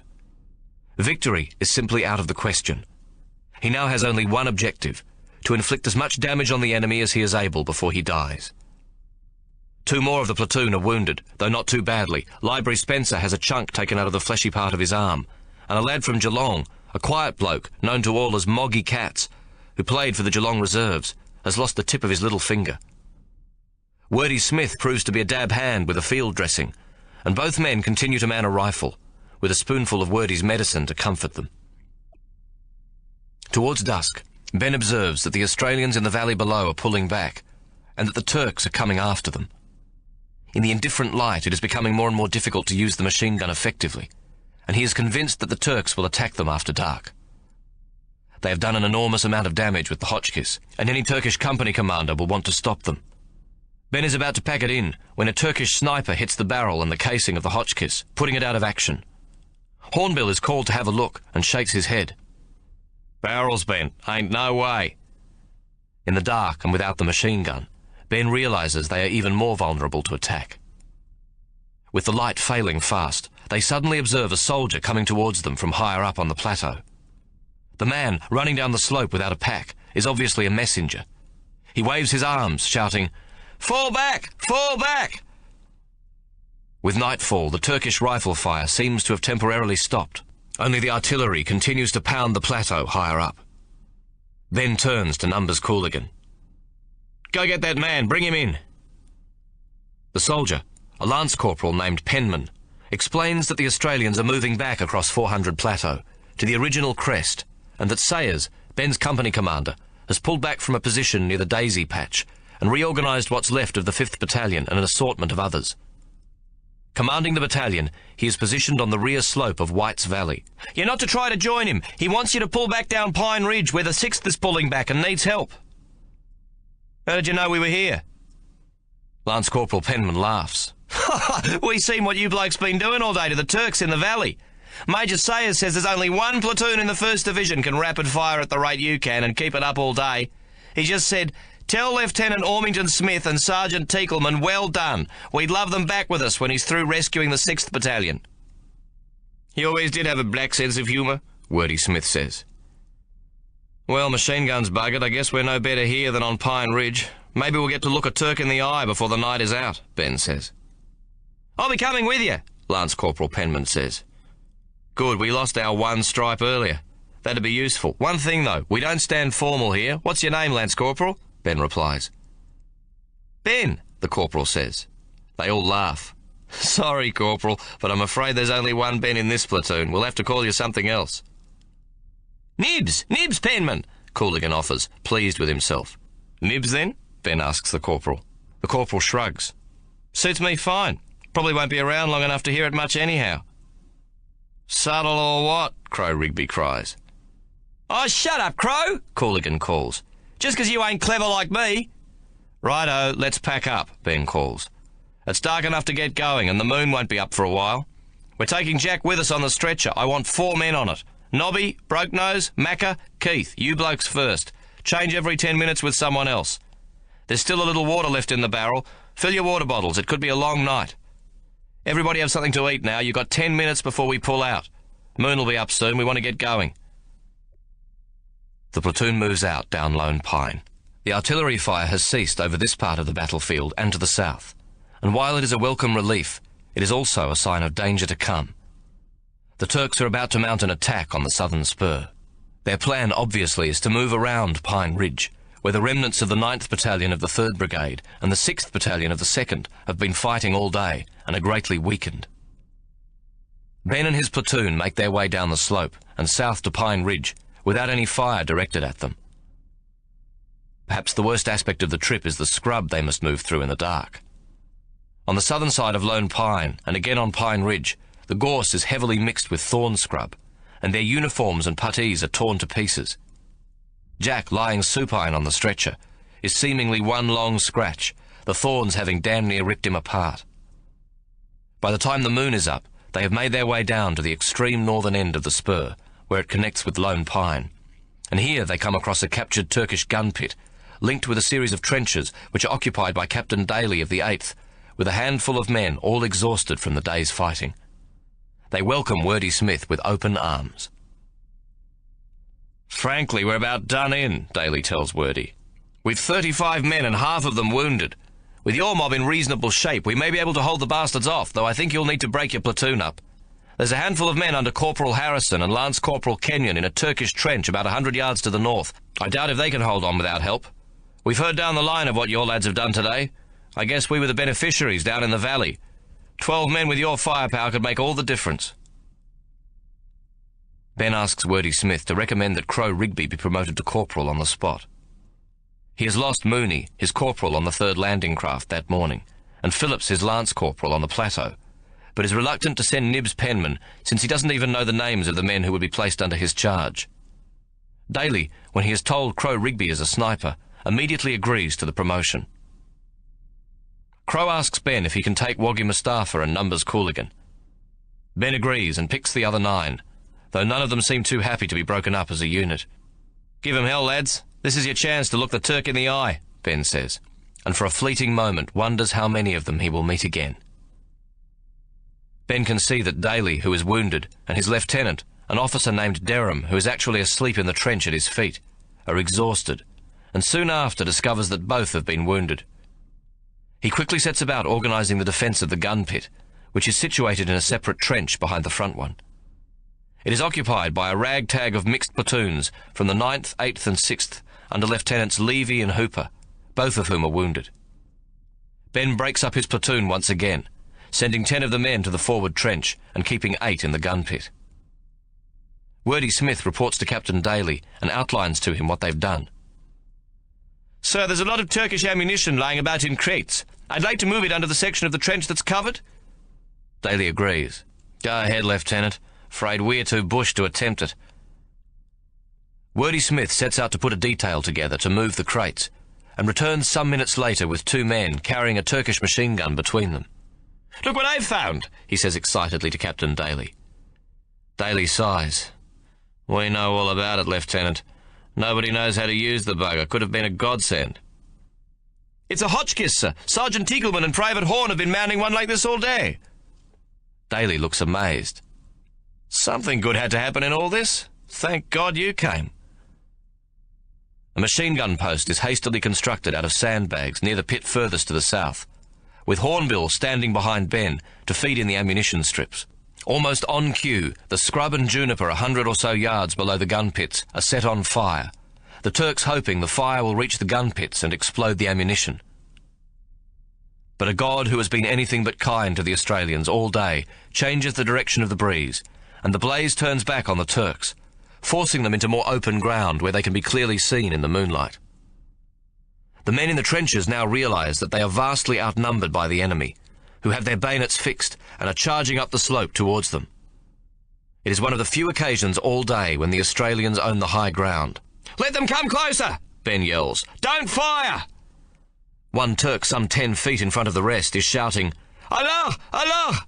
and is caught mid-word on the third Allah by Crow Rigby, who picks him off from the trench 50 yards from Ben, and they all see the man's head explode in a black burst.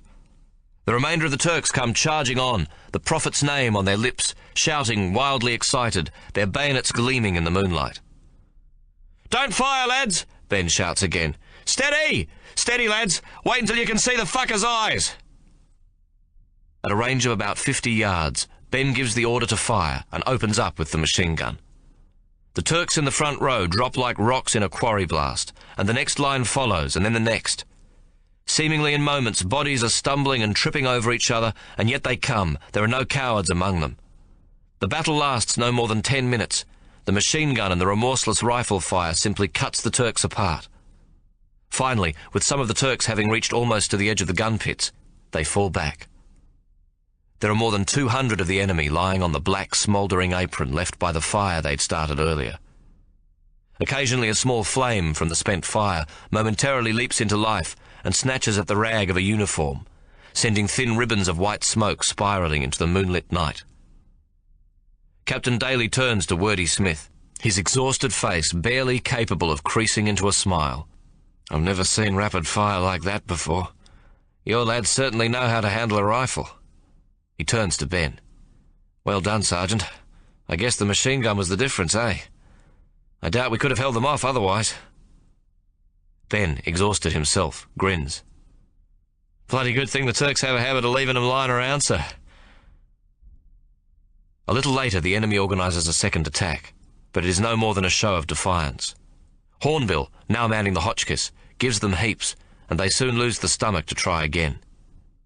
What is left of the attacking force withdraws back over the valley to the third ridge. CD 14.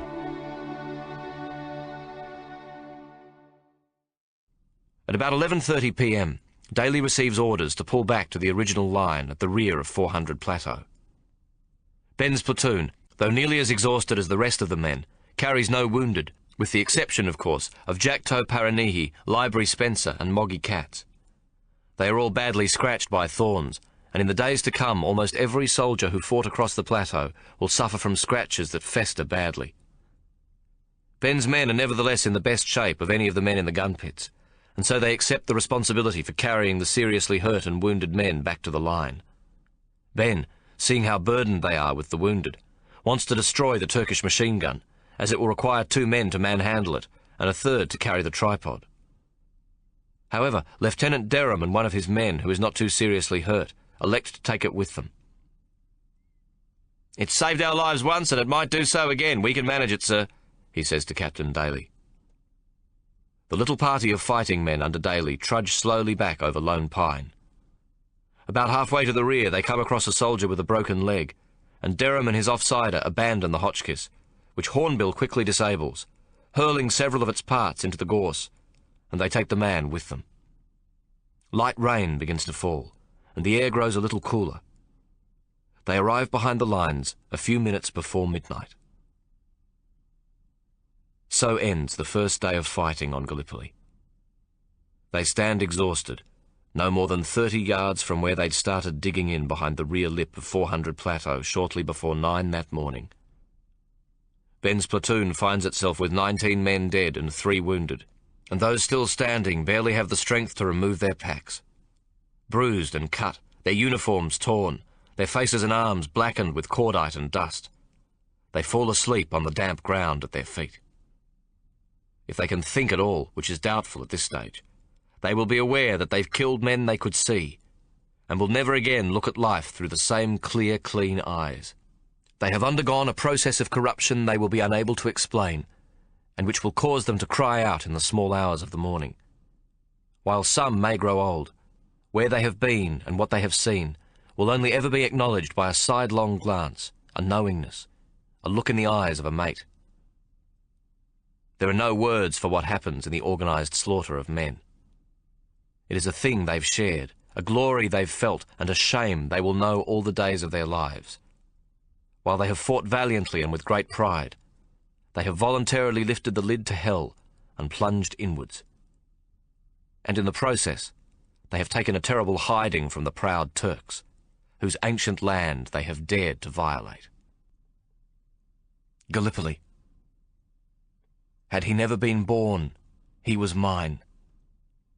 Since he was born, he never was mine. Only the dream is our own. Where the world called him, there he went. When the war called him, there he bent. Now he is dead. He was I, bone of my bone, flesh of my flesh, in truth. For his plenty I gave my own, his druth was my druth. When he laughed, I was glad. In his strength, forgot I was weak. In his joy, forgot I was sad. Now there is nothing to ask or to seek. He is dead. I am the ball the marksman sent, missing the end and falling spent. I am the arrow sighted fair, that failed and finds not anywhere. He who was I is dead. Dame Mary Gilmore. Chapter 15. The Attack on Lone Pine. Gallipoli and Alexandria, 1915 to 1916. Gallipoli, 10th of December 1915. My dearest Victoria and my esteemed grandfather Hawke. This letter is to be shared between you, and is alas long overdue. I had hoped to get something to you in time for Christmas, but several factors intervened of which I will presently write. I did manage a scrap of paper to Victoria in mid-November, wishing you both season's greetings. I hope you received it, as there has been no mail from you these 3 weeks. Something is going on down at the beach, and the mail does not appear to be coming in or is not being distributed. The men are ropeable. Letters from home and the regular copy of the bulletin is what makes life tolerable for us. Sitting here in a dugout carved out of the cliff face like a gull on its nest, and writing by candlelight has no feel of Christmas whatsoever. I met a cove yesterday who has occasion to visit the ships in the bay below, and he told me that the thousands of candles from these little shelters where troops bunk down at night give the impression of Christmas lights. I believe it's also been most inappropriately called a fairy land of lights. Although I can vouch there is very little peace and goodwill to all men to be found on the Gallipoli Peninsula at the moment. There may be a few wicked goblins about, but there are certainly no fairies. To further the idea of Christmas coming, we have had the first snowfall of the year. As there has been no issue of blankets, it is bitterly cold. Did you buy the blanket factory in Launceston? Coming after the severe summer heat with very little autumn weather to warn us, the snow, the first most of the lads have ever seen, has been disastrous. We are told nearly 11,000 troops have been treated for frostbite, bronchial conditions and the like. Several hundred men froze to death on the night of the first fall. Even the snow, it seems, has sided with the Turks. I must end this for the time being, as we are to go out on patrol at dawn, and I must try to get some sleep. I will take up again tomorrow. Palace Hospital, 1st of January 1916.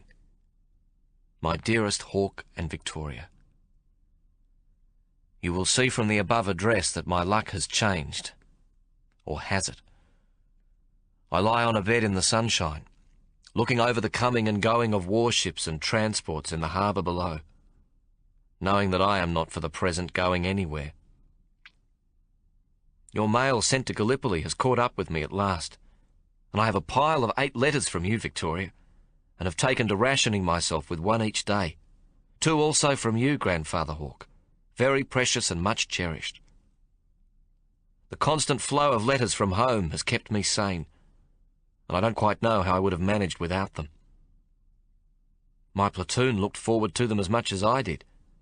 I was in the habit of reading relevant bits to them, and towards the end, I feel sure they regarded your letters as if they had themselves received them.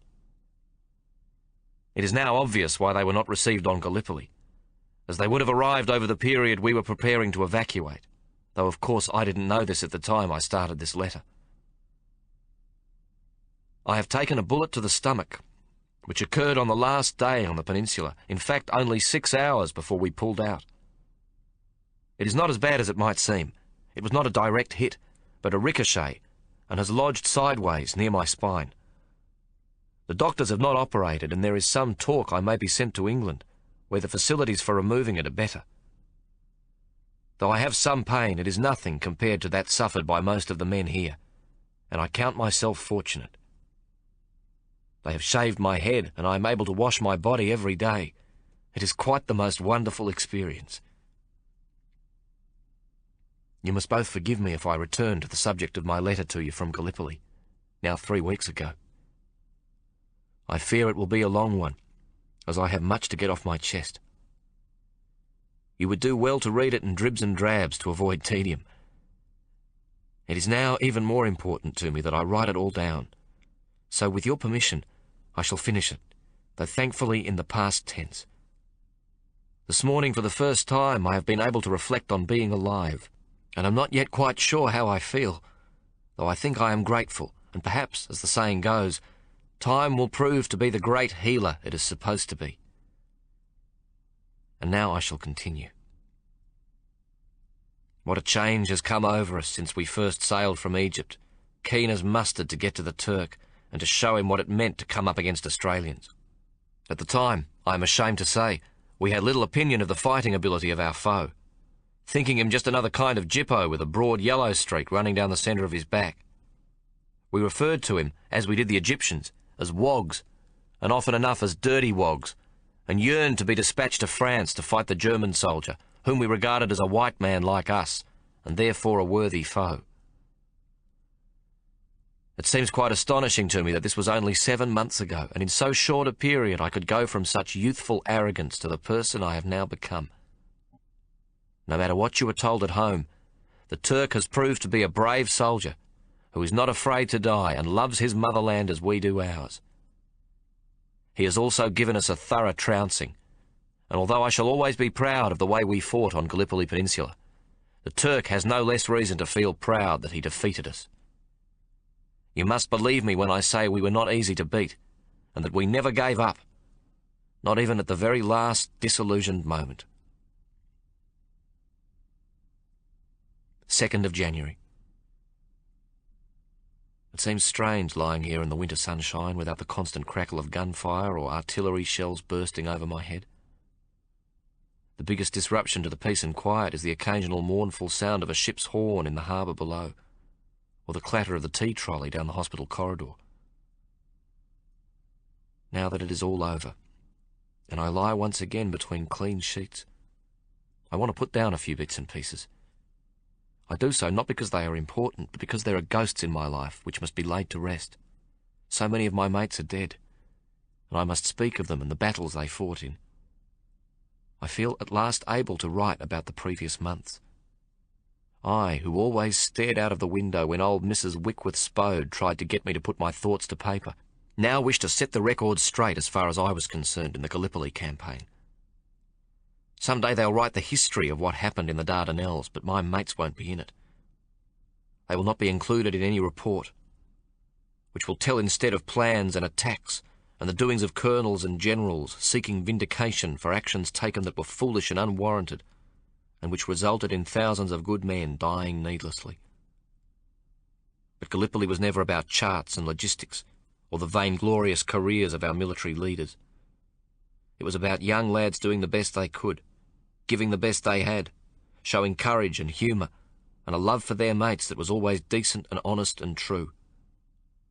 Somebody has to tell of them. I will write about my own men, but you could substitute their names for many others. The young blokes who came to Gallipoli, who fought and believed until the last. They were the best we had, and I doubt we shall ever fully recover from their loss. Wordy Smith once told me that lads like these, strong and brave, most nearly a foot taller than their English equivalents, are the genetic seed from which a people is made. When you see 1,000 young lads strewn across a battlefield, their bodies filled with maggots as they rot in the sun, it is difficult not to feel bitterness and despair at the terrible waste. I am not yet 30 years old, though I feel twice this age. And when I see an 18-year-old lad lying dead, or calling out for his mother while he holds his intestines in his cupped hands, I cannot think of any cause that can justify such destruction. I'm afraid the old easy-going Ben has been changed forever, though I doubt for the better. And so I am writing down what happened to my mates, while it is still fresh in my mind. I will write their proper names at the end of this letter, and I want you to find their families, and read this letter to them so they know what happened to their sons, and can be proud that they raised such men. But first, now that it is over in this part of the world, though we still fight the Turk in Egypt, I must tell you of our life on Gallipoli. I have written to you of the landing and the first few days, and so I intend to take up from there. Oh, by the way, I was mentioned in dispatches over the incident with the Turkish machine gun late on the first day. I have lost touch with Captain Daly, who put me up for it, though I hope they have seen fit to give him the Military Cross, as he deserved a medal far more than I deserved the mention. I must say I was a bit embarrassed by it all, but the platoon took it in the right spirit, and said although there is no ribbon for it, if there was, they'd each take turns pinning the ribbon above their tunic pocket. Quite right too. If I got a mention, all of us should have. After the first fierce fighting, when we were eventually driven back and we dug in on a front line that never really changed much for the duration of our stay, things sort of settled down a bit. The fighting went on in pockets, sometimes fierce and sometimes simply an attack on a patrol, or we'd come across a dozen or so Turks up to no good and give them hell. The artillery from both sides, though mostly from the Turk, who was better equipped than us in this regard, went on for most of the daylight hours, and so did the snipers. On one such day, Crow Rigby and a Turkish sniper exchanged shots for 4 hours, until our man seemed to have got the last shot in, because we heard no more from the beggar higher up on the ridge. Such contests were common enough, and we took a win from one of our own snipers to mean we were superior, like a football match, where your side wins against a hated team. Oh, how we despised their snipers, who made walking out in the open in daylight always a dangerous occupation, and who forced us to do most of our chores at night when we were exhausted. The biggest danger was going down to the beach to fetch water for the platoon, and I lost 3 men doing this. Ducking or falling to the ground became a habit almost as common as brushing flies from the corner of your eyes. I found myself on one occasion clawing the ground when someone near me snapped a plank of wood free from a bully beef crate. Without thinking, our ears were tuned unconsciously to the Turkish artillery fire. The snipers' bullets never really stopped, and silence was unknown to us. The crackle of rifle fire, the whoosh of a shell passing overhead, or the sharp crack, bang and whir of shrapnel pellets raining down was the only constant. 3rd of January. Yet after the first month we became so accustomed to these conditions that the men pronounced themselves bored. The only one of us who seemed remarkably adjusted was Peregrine Ormington Smith, who somehow found flowers still growing on ground that was cratered by artillery shells and churned to dust. He would sit quietly in his dugout with some specimen the size of my little fingernail under his microscope and paint it, making copious notes beside it, as though this tiny blossom was of the greatest importance to mankind. The man was quite impossible. The rest of us soon forgot those first few days after the landing, when we were too stunned to think and wished only to get off the peninsula and never fire another shot in anger again. In the long period of tedium after the first onrush, the thing we hated the most was not being able to see the enemy while they, perched higher up on the ridge and cliff faces, could look directly down on us. We constantly told ourselves that if only we could fix bayonets and have a go, then we'd soon enough have the better of them. I know you must find this difficult to understand, but day-to-day living conditions were so tedious and difficult that the men thought of fighting, even dying, as a kind of relief from the tension. Most had become quite indifferent to losing their lives. Wordy Smith said it was a type of insanity brought about by battle fatigue and the extreme tension of being shot at all the time without being able to effectively shoot back. He may well have been right. We are different now. None of us the same nice lads who left home 10 months ago. Death was such a common occurrence that it seemed almost as normal to us as staying alive. We came to see the business of staying alive not as good management, but purely a matter of luck. But always there was a hunger for victory, to do what you could, when you could, so that those who followed you had a better chance.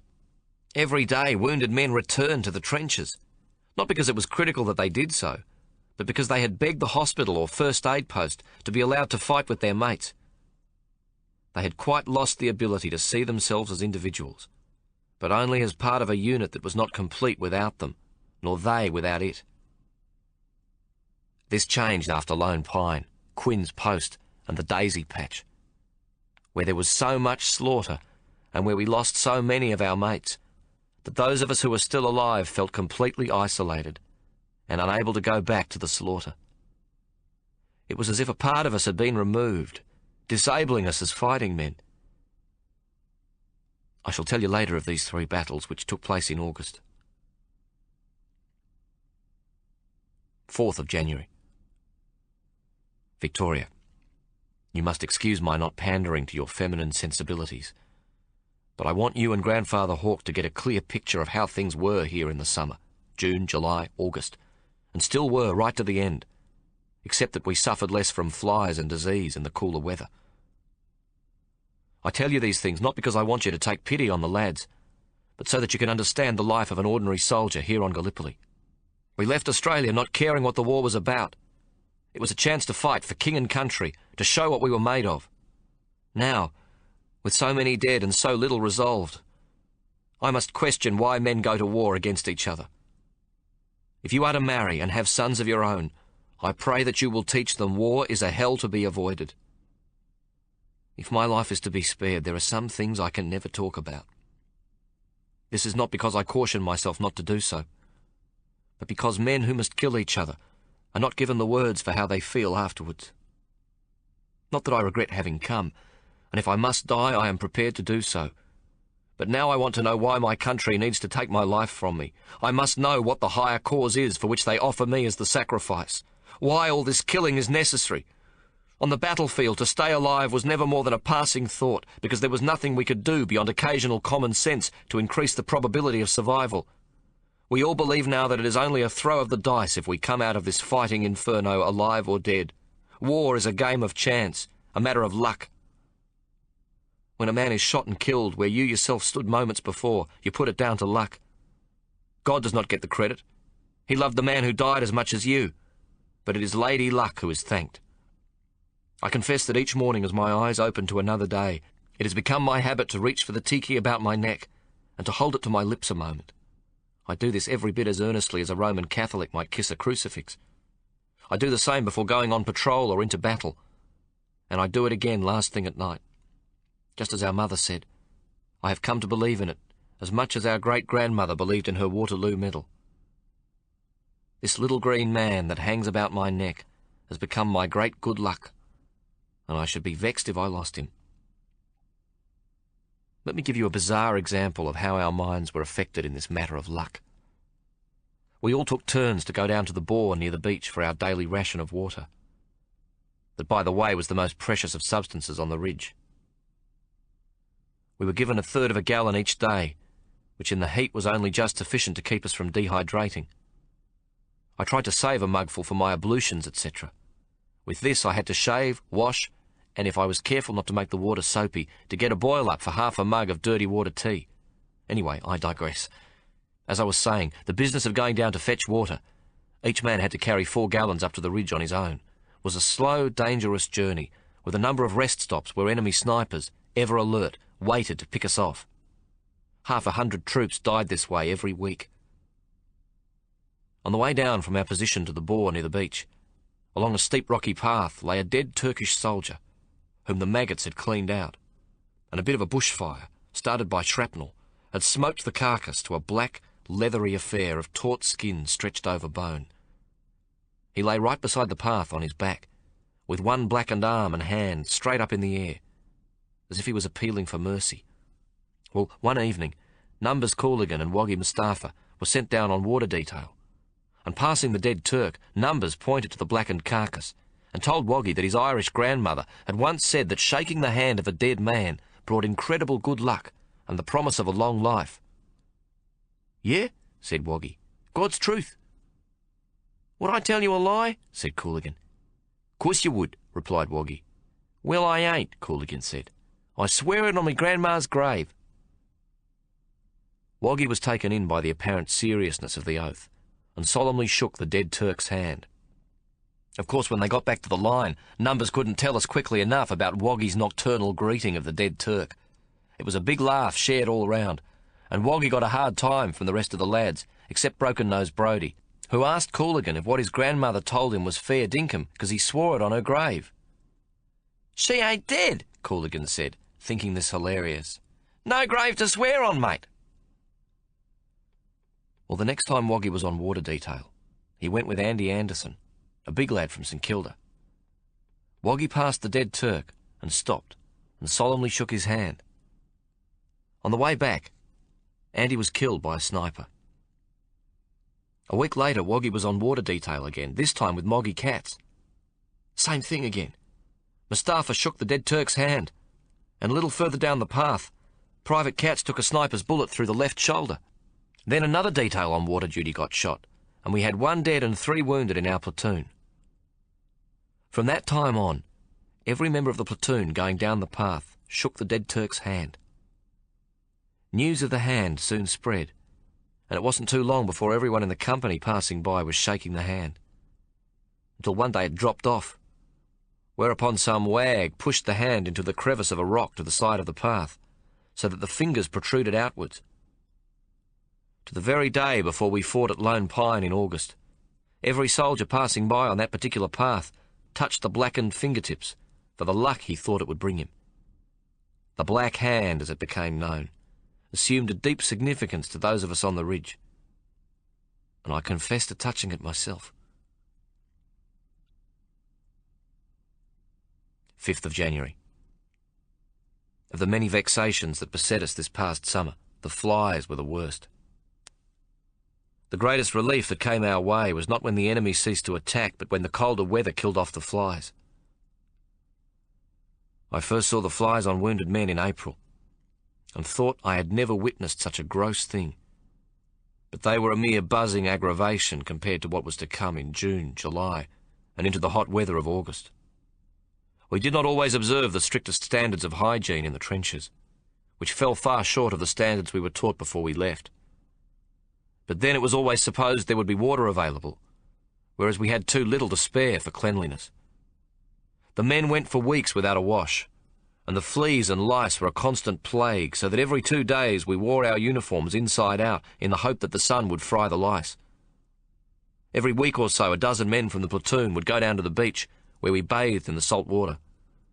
If you didn't mind a shrapnel pellet plopping beside you every once in a while, it was well worth the effort. There were no waves to speak of, and it was a bit like bathing in a salty pond, and the cool water of the Aegean after the blazing heat up on the ridges was glorious. We would go in our uniform, and this killed the immediate fleas and the lice, though not the eggs, which hatched in the seams and seemed impervious even to being smoked over a fire. If cleanliness is next to godliness, then this was a most unholy place. There was no way we could keep utensils clean other than to lick the surfaces. But always the flies were so thick that to spread a bit of jam on a hard biscuit was to double the weight of the biscuit long before it reached your mouth. You would think there were enough corpses lying around to satisfy them, but still the flies came. We would speak with our hands clamped over our mouths, and those who had colds and runny noses soon took the skin from their top lips in the constant attempt to brush away the flies. I saw one soldier driven to madness in just such a circumstance that he smashed his fist down upon his own nose, breaking it, and the instant flow of blood attracted a swarm of flies so thick that his head could scarcely be seen. I covered him with a bit of a flour bag, and he wept uncontrollably for an hour before he could be attended to, and then we sent him to Lemnos for 3 days so that he could rest his nerves. The flies brought sickness which spread throughout the trenches. Our sanitation was not good, as it was never wise to walk to some quiet spot during the day, and where there were latrines the queue was an hour long.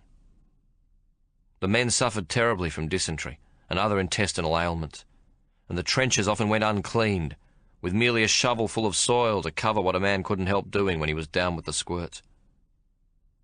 The rate of sickness, better contained in the cool weather, was far greater than the number of wounded, and the men grew weaker each day, while the tasks at hand, apart from the fighting, sapped our energy. As well as carrying water up the steep slopes, we made bombs from jam tins, as the bomb factory on the beach could not keep up with the need. We were in constant demand to provide burial parties, and no day passed when we weren't called upon to dig further trenches or to help the Saps with the tunnelling towards the Turkish lines. We had no relief, no diversions, no backlines, no rest, and we existed almost exclusively on iron rations. This frugal diet, intended as an emergency to take into battle, became our daily fare for all the months we were there, with only an occasional hot meal to break the monotony of hard biscuit, bully beef, jam and little tea. Tell Martha the fame of her billy jam tarts has spread far and wide. Fleas, lice and flies, dirt and sickness, monotony and always death were our only constants. Death was everywhere. The dead lay under every bush, piled up in rotting heaps, scattered over open ground, and there was a stench beyond any imagining.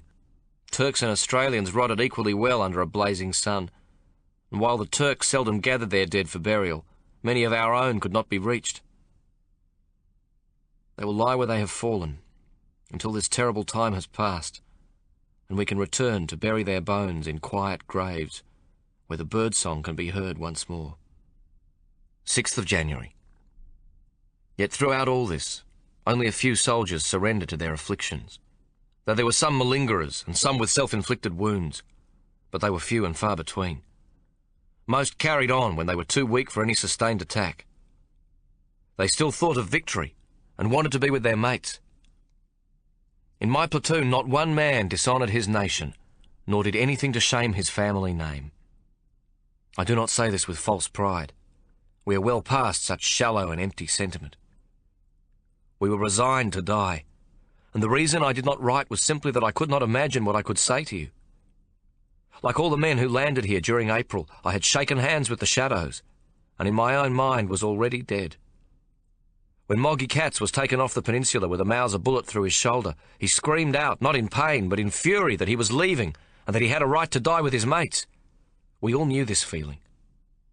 And now I must tell you of the battles we fought and won and then lost and won and lost again. Late in July we were alerted that we were to make another major assault. Those of us who had been on the peninsula from the beginning accepted the news philosophically. We had long since given up the idea that we could win with one decisive battle. The Turk was too well placed to be dislodged, and too numerous to be defeated, even if we could kill twice as many as our own dead. Besides, we were ourselves too weakened to sustain an all-out fight to the finish, except to be almost certainly defeated. For us, there was only one of two possible endings. We would either be killed or mercifully wounded, and our wounds would take us from that dreadful place. Victory was no longer a likelihood in our minds. Yet those who had arrived later looked forward to the coming battle as we had once done. We had all grown to manhood with tales of glory and honour on the battlefield, and this was their turn to prove their courage. They thought us almost certain to win, and were most eager for the fray. We now know that while we thought this a major battle for supremacy of the heights above Anzac Beach, it was only intended as a feint. We were to draw the Turkish reserves from the planned landing at Suvla Bay, the flat ground a mile to the north of our beach, for the 25,000 British New Army troops. We were to attack the Turks at Lone Pine, where they occupied some of the very trenches I had occupied with my platoon on the first day. Now, 4 months later, we would try again to take what had been ours within hours of landing. At 2:30 in the afternoon of August the 6th, we filed into a secret underground trench dug by the sappers for the attack. 3 companies, each from a different battalion, formed the front line just 60 yards from the Turkish trenches, though the flat ground between ourselves and the enemy was covered with barbed wire. Another 30 yards in the rear were 2 companies which would immediately follow us. The young men's heads are filled with the daring do of a bayonet charge. Rushing up to an enemy who is dug in and firing from the safety of a parapet at a mass of men who must cover 60 yards before they can become combative is sheer foolishness. I am convinced that my own platoon alone, facing 200 men rushing at them from this distance, would have eliminated them by means of rifle fire before they ever reached the point of hand-to-hand combat. Add a single machine gun to such a mix, and it is lambs to the slaughter. 7th of January. At about 4 o'clock, our artillery began to pound their trenches, and almost immediately the Turks replied with a bombardment of their own. In the artillery department, they always had the better of us, and soon shells were raining down, their howitzers causing great craters in and around us, shrapnel pellets thick in the air, so that men waiting to attack and those in the supporting trenches were dropping everywhere. There was nothing quite as frustrating when, with bayonet fixed, you were waiting for the whistle to take you over the top, and then were taken out of the play before you could even get out of your trench. My platoon was waiting with me. The miracle was that we still had 26 of the original complement with us. These old hands mixed with the new chums to keep them steady, though the new recruits seemed to need no encouragement and were calm enough. In the front, the first over with Wordy Smith and myself were Crow Rigby, Numbers Cooligan, Woggy Mustafa, Library Spencer, Muddy Path, Hornbill and Broken Nose Brodie, who, by the way, could read at quite a pace and was always to be seen with a tattered copy of the Bulletin in his back trouser pocket. He would pat the magazine at every opportunity to confirm his status as a man of letters. How these stout fellows had managed to come through everything with hardly a scratch was beyond me. They never ceased to chaff each other, and were always first into everything going. Though I was proud of my platoon, and especially their ability behind a rifle, these 7 had become a fine fighting unit with a reputation for the firepower they could put down together with a Lee Enfield. All the practice at Broadmeadows and on the Orvieto, and subsequently here, had paid off handsomely. There had even been some suggestion, Captain Daly and Major Sayers, I think, the instigators, that if we had come out of this, the 6 lads, with Crow Rigby as their corporal, would have been taken back to Egypt to show the new brigades what it meant to use a Lee Enfield correctly. It is best, I've found, not to speculate about these things, and to take each day as it comes. Though I confess, if I had been in charge, I would have culled men such as these from the bayonet charges, where they could be mowed down from the parapets without firing a single shot. They were too valuable behind a rifle. Though, of course, we are all cattle in this abattoir we called Gallipoli. We were to go over together when the whistle went at 5:30. Waiting was always the worst time, to be sitting ducks while the shrapnel burst overhead, a veritable cloudburst of deadly pellets, and at any moment you imagined that you would take a direct hit. We had stacked our packs behind the lines so that we could run with all our might, water bottle and ammunition pouches and iron rations all we carried. We expected to fight well into the night, and sewed white calico patches to our sleeves and backs so that we could be seen in the dark by our own men. Of course, this proved just as handy to the Turk, who could now distinguish us from his own. 8th of January. The whistle went and we were over. It was too late to be afraid now. The new chums were shouting out, "Here come the Australians!" Some were even singing, and all rushed forward as though it was a race at a Sunday school picnic. To use an expression coined here at Gallipoli, all hell broke loose. It was not yet dark enough to conceal us, and a fire started by shrapnel on the daisy patch lit us up clearly enough for the waiting Turkish machine guns. 60 yards at a Sunday school picnic is not much, but now it seemed a mile or more. Machine gun fire, artillery shells, lyddite, hand-thrown bombs, and a wall of rifle fire rained down on us. Men fell on either side of us, some sprawled over the barbed wire, so that others coming from behind simply used them as mats. I glanced to either side of me and to the back to check my platoon. The ground all the way back from the trenches where we'd started was littered with the bodies of our men, some of whom had taken no more than a single step forward before dying. We had already decided to go for the trenches we'd occupied, as we knew the layout with the covered section at the southern end. We'd make for this part so that we couldn't be fired directly upon, and then we'd come down from the roof of what we'd previously called the shed and jump into the trench. We'd rehearsed this carefully, and I'd drawn a map of the dugouts, communication trenches and saps, with each man allocated a place to enter and fight. Even the new recruits knew the layout of this particular section and where they should go. Wordy Smith with his long legs was the first over and onto the roof, closely followed by Crow Rigby. The roof was almost safe, as the Turks were firing forward and would have had to turn halfway around to fire directly at us. In the confusion, they seemed not to even see us about to descend from the roof of the trench down into them. It was exactly how Jack Toe Paranihi had described the way the New Zealanders had taken the trench on the early morning of the day of the landing. I looked back over the ground we'd just covered to see if there were any stragglers from our platoon. A quick look seemed to indicate that we'd lost a few in the charge, and I could only hope that they were wounded and not killed. But what I saw about 30 yards from the trench was Woggy Mustafa trying to come forward, his chest a splash of crimson. He would rise to his feet, take a few steps towards us, then fall and rise again. Suddenly I heard a cry of anguish from Numbers Cooligan. "Woggy! The bastards! The fucking bastards!" Whereupon he dropped his rifle on the roof of the Turkish trench and ran straight back into the melee, pushing some of our own troops aside as he ran against the tide of oncoming men and flashing bayonets. He reached Woggy, who had risen again and now fell into Cooligan's arms. Cooligan was one of the smallest men in our platoon, and Mustafa one of the biggest, but the little man hefted him across his shoulder and, turning, ran towards us.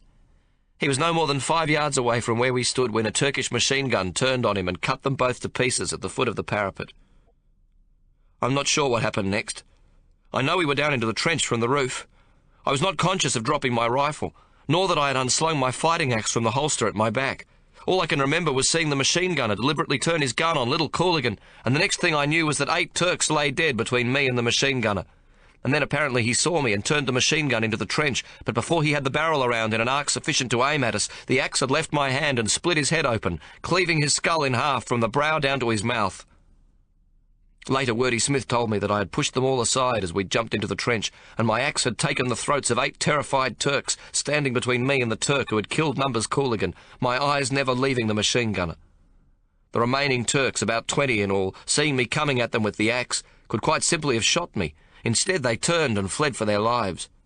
We'd won our section of the trench, and the men moved on to clean up the Turks who'd hidden from the artillery bombardment in several small tunnels, communication trenches, the shed and the saps, killing another 17 of the enemy. For my part, I can claim no heroics. I was not conscious of what I was doing, my fury overriding any caution or common sense. In truth, I showed poor leadership. I only tell you this so you will know the power of shock and grief, and the disregard one has for one's own life in such circumstances. Numbers Cooligan showed the real courage. By going out to bring his mate back in, he had no earthly chance of surviving. Our little gob sergeant had thought only to bring Woggy back in, to allow him to die with his mates. We pulled them both back into the trench and cleaned them up the best we could and put them in the shed, so when the sun rose in the morning they would be in the shade, and hopefully away from the worst of the flies. I will see that they get proper graves. I emptied their pockets so that I could remove the letter they'd been instructed to write home. Woggy had left his envelope open, and attached a scrap of paper to it, asking for his crucifix to be taken from his neck, and included in his letter addressed to his mother. To my surprise, Numbers Cooligan's letter was addressed to me. I opened it to find £20, and the following note. Sergeant Ben Teagleman. Dear Ben, I don't have no parents, as I was an orphan boy. The bloke at Flemmo Racecourse was not my uncle and a real bastard. But I have you and Wordy Smith and 7 other brothers now. So will you use this money, what's my ill-gotten gains, and when it's all over, have a beer or 10 on me. Tell the lads no bloke ever had a better bunch of brothers, and I loves you all. Also, tell Woggy I'm sorry for the hard time I gave him. He's the best Christian I have ever known, bar none. I swear it on my grandma's grave, whoever she was. It's been a real pleasure, mate. Wayne Numbers Cooligan, Gob Sergeant, No. 2 Platoon, B Company, 5th Battalion, 1st Division, AIF, Gallipoli 1915.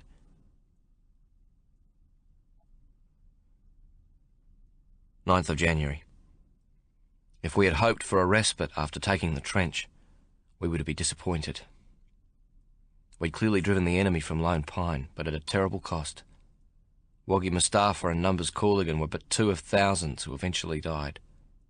1,000 men or more on the first day. The order was to hold on and to expect a counterattack. And indeed, we were not let down in this regard. They came at us from the start, and what followed were 3 days, wave after wave, of the fiercest possible fighting. A great deal of it at close quarters and with a bayonet. The cruelest of all the weapons, and the only one where we touched the man we killed. Often we could feel his hot breath on our faces, and as he died clutching his stomach, the Turkish lad would cry out for his mama, as our own had. I confess with a degree of shame that I found the fighting axe to be a much more efficient weapon than the awkward rifle with its clumsy knife attached to the end of its barrel. Grandfather Tomo's skill with the axe, passed somehow on to me, has, I believe, saved my life on several occasions, and of more importance, has helped to save others. It must have proved a very effective weapon in the Maori Wars. We learned from the enemy the nastiness of hand-thrown bombs. They have a small bomb about the size and shape of a cricket ball, which they throw into our trenches. It has a nasty explosion which can kill, but will mostly blow off a foot or blind you. At first we found these very awkward to handle, and used to drop a sandbag over them to prevent any damage.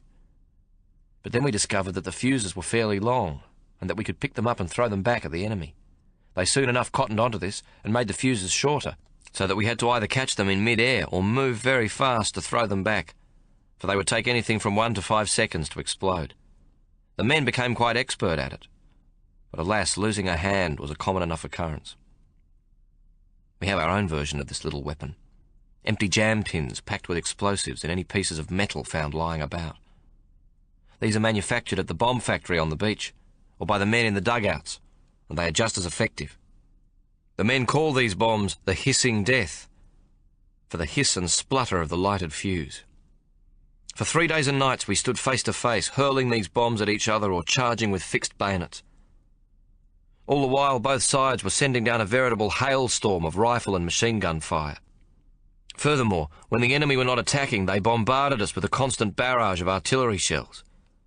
There was not even 5 seconds of continuous silence in the 3 days of fighting, and we were exhausted to the point of collapse, the men taking turns to sleep, although the fighting was raging around them. Even this had its problems. The dead were everywhere, the Turks and our own. We had no time to remove them from the trenches and no possibility of burying them. They were piled 4 or 5 deep in our own trench, and even higher in others. Throwing them over the side meant we were unsighted, unable to look over them from the rifle platforms as they piled up in front of the trenches. If a man too exhausted to lift his rifle needed a spell, there was little choice but to sit on a dead man. My men slept with the dead as mattresses. The stench of bodies rotting in the sun was unbearable. We managed to find 6 gas protectors to help with the smell, and these were shared an hour at a time to bring relief from the terrible smell. By the 3rd day of fighting there were more dead than alive, and I had lost 30 men in my platoon, and every single one of Numbers Cooligan's brothers had joined him in death. As each died beside me, I prayed that I would be next. Now I shall have to drink out Private Wayne Numbers Cooligan's 20 quid on my own. I hope to stay drunk for a month, if it will help just a little to kill the terrible sadness which consumes me. Wordy Smith is also dead, and I am still too numb to mourn him and them beyond crying in my sleep. I shall try, for the sake of their parents, to tell you how each of them lost his life, though I have not the strength to do so today and will try again tomorrow. 10th of January. I shall begin today with the statistics of Lone Pine. On the 9th of August, the Turks had had enough. Or perhaps they realised that the main threat to them was the British, who had landed at Suvla Bay. We did not know this, and fought as if the war must end right where we stood, as if it was our own personal responsibility. We had killed 6,000 of them in the 3 days of fighting, and we had lost 2,300 dead and wounded. Our own dead lay thickly spread on Lone Pine, where, when the burial parties came to fetch them, the maggots dropping from their bodies were gathered in bucketfuls. Lone Pine was thought to have had the bloodiest hand-to-hand fighting of the war, and continued for 3 days. But on the day following our attack on the Turkish trenches, several skirmishes to the north also occurred, which in their own way were every bit as tragic. I was not there, of course, still being occupied at Lone Pine, but I have heard about them from some who were, those precious few who lived. I must assure you there is not the slightest exaggeration in any of the details. The 8th and 10th Light Horse Regiments were called upon to take a position known as the Neck, a ridge about 50 yards wide at the Anzac front line and 30 yards or so at the Turkish trenches, so that any bayonet charge from our lines would have the effect of forcing troops into a bottleneck, concentrating their numbers for the Turkish machine guns and rifles. Our trenches and those of the Turks were only 20 yards apart, not much deeper than the average suburban backyard. 5 Turkish machine guns covered the ground between them, not to mention the Turks in their own trenches armed with rifles. The Light Horse were new troops on the peninsula, with no old hands among them. This was their first great battle, and like us they were anxious to make their mark. They told themselves they must prove their mettle and show they could fight as well as their countrymen, whom they had watched from the heights to the north as we mounted the attack on Lone Pine the evening before. Bright-eyed and bushy-tailed they stood. 4 lines of 150 men each were to attack at 2-minute intervals, their objective the Turkish trenches immediately to their front, and the maze of trenches and saps on Baby 700 directly behind the Turkish front line. These trenches to the immediate rear of the Turkish front line were critical to their own attack, and were lined with machine guns capable of halting the Australians in their tracks. The idea was for the artillery to pound the Turkish front line and their trenches behind it mercilessly to the very moment of the charge by the Light Horse. In this way, the Turks would not be able to get into position before our troops were in among them with their bayonets. Timing was everything. The artillery would halt at 4:30, and at the same moment our men would be over and running. At 4:23, the artillery stopped, 7 minutes short. 7 minutes that would cost us countless dead. 7 minutes in which the Turks could get into position, 2 deep, in their front trenches with their rifles ready, fire a few bursts from their machine guns to clear them, and then simply wait for us to come. Incredibly, the Australian officers in command didn't abort the attack. Instead, they played by the formula set out and waited the 7 minutes. At 4:30 on the dot, the whistle went, and the 8th Light Horse scrambled from their trenches, yelling blue murder. They had barely taken the first step when those soldiers at the front buckled and fell as the machine gun fire and the Turkish rifles cut them to ribbons. Yet on they went. 20 yards is not a long way, but they got no further than 5 yards, and not a single man made it to the enemy parapet. The second line, waiting, saw the fate of their mates, but they never flinched and stood the allotted 2 minutes, many of the dead from the first line lying at their feet where they'd tumbled back into the trench, some clasping at their ankles, begging to be helped. The Turks were jabbering, excited, not quite able to believe the brave stupidity they'd just witnessed. Then the second line went over the top, and like the first, advanced little more than a few paces before they fell in great heaps over the bloodied bodies of their comrades, who had died 2 minutes before them. The wounded tried to move from under the dead bodies, some howling their anguish, others calling for their mothers, but most too stunned to do anything but crawl back. A few made it. Most were cut down a second time as they crawled away. One wonders at such stupidity. But there was so much of it at Gallipoli, where men too brave for their own good took orders from officers too stupid to rescind them. Men were fed like fodder into the mouth of hell. The 10th Light Horse obediently filed into the places of the 8th. By now the men knew they must die, but reckoned still that they must run with all their hearts as swiftly as their legs would carry them, and so die with honour going forward into the attack. "I do not want to die running away," one of the lads was heard to say as he stepped up to wait for the order to go over the top. "Boys, we have 10 minutes to live," their commanding officer, Lieutenant Colonel Springthorpe, told them, "and I am going to lead you."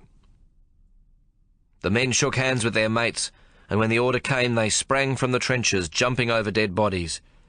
Even the Turks could not believe the foolishness as they once again chopped them down to a man.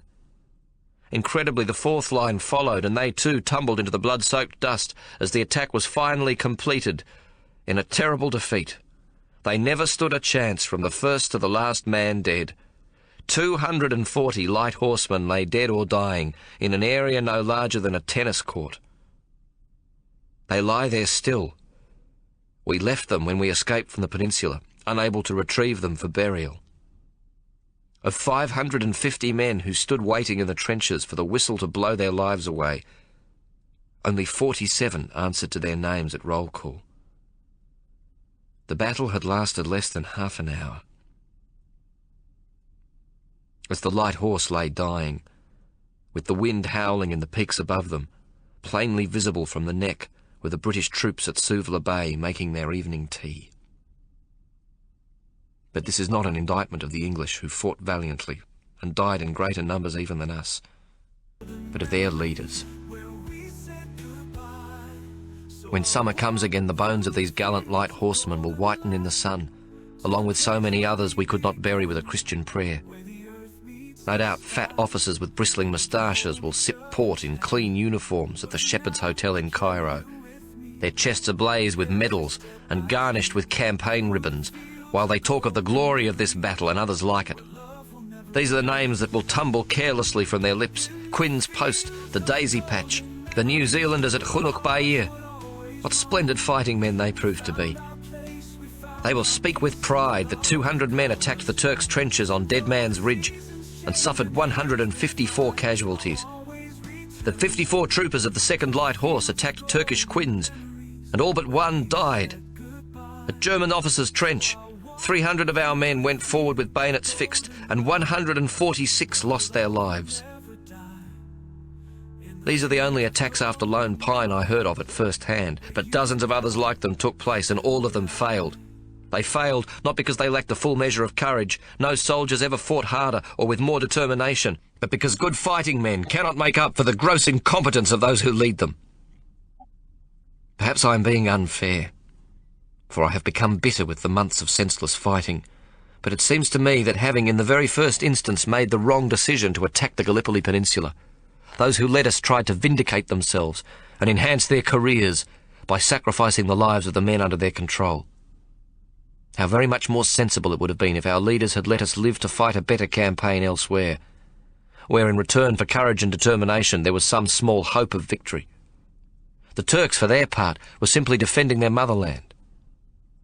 How happy they would have been if we'd simply packed up and gone home. When we finally did, they let us go with hardly a shot fired.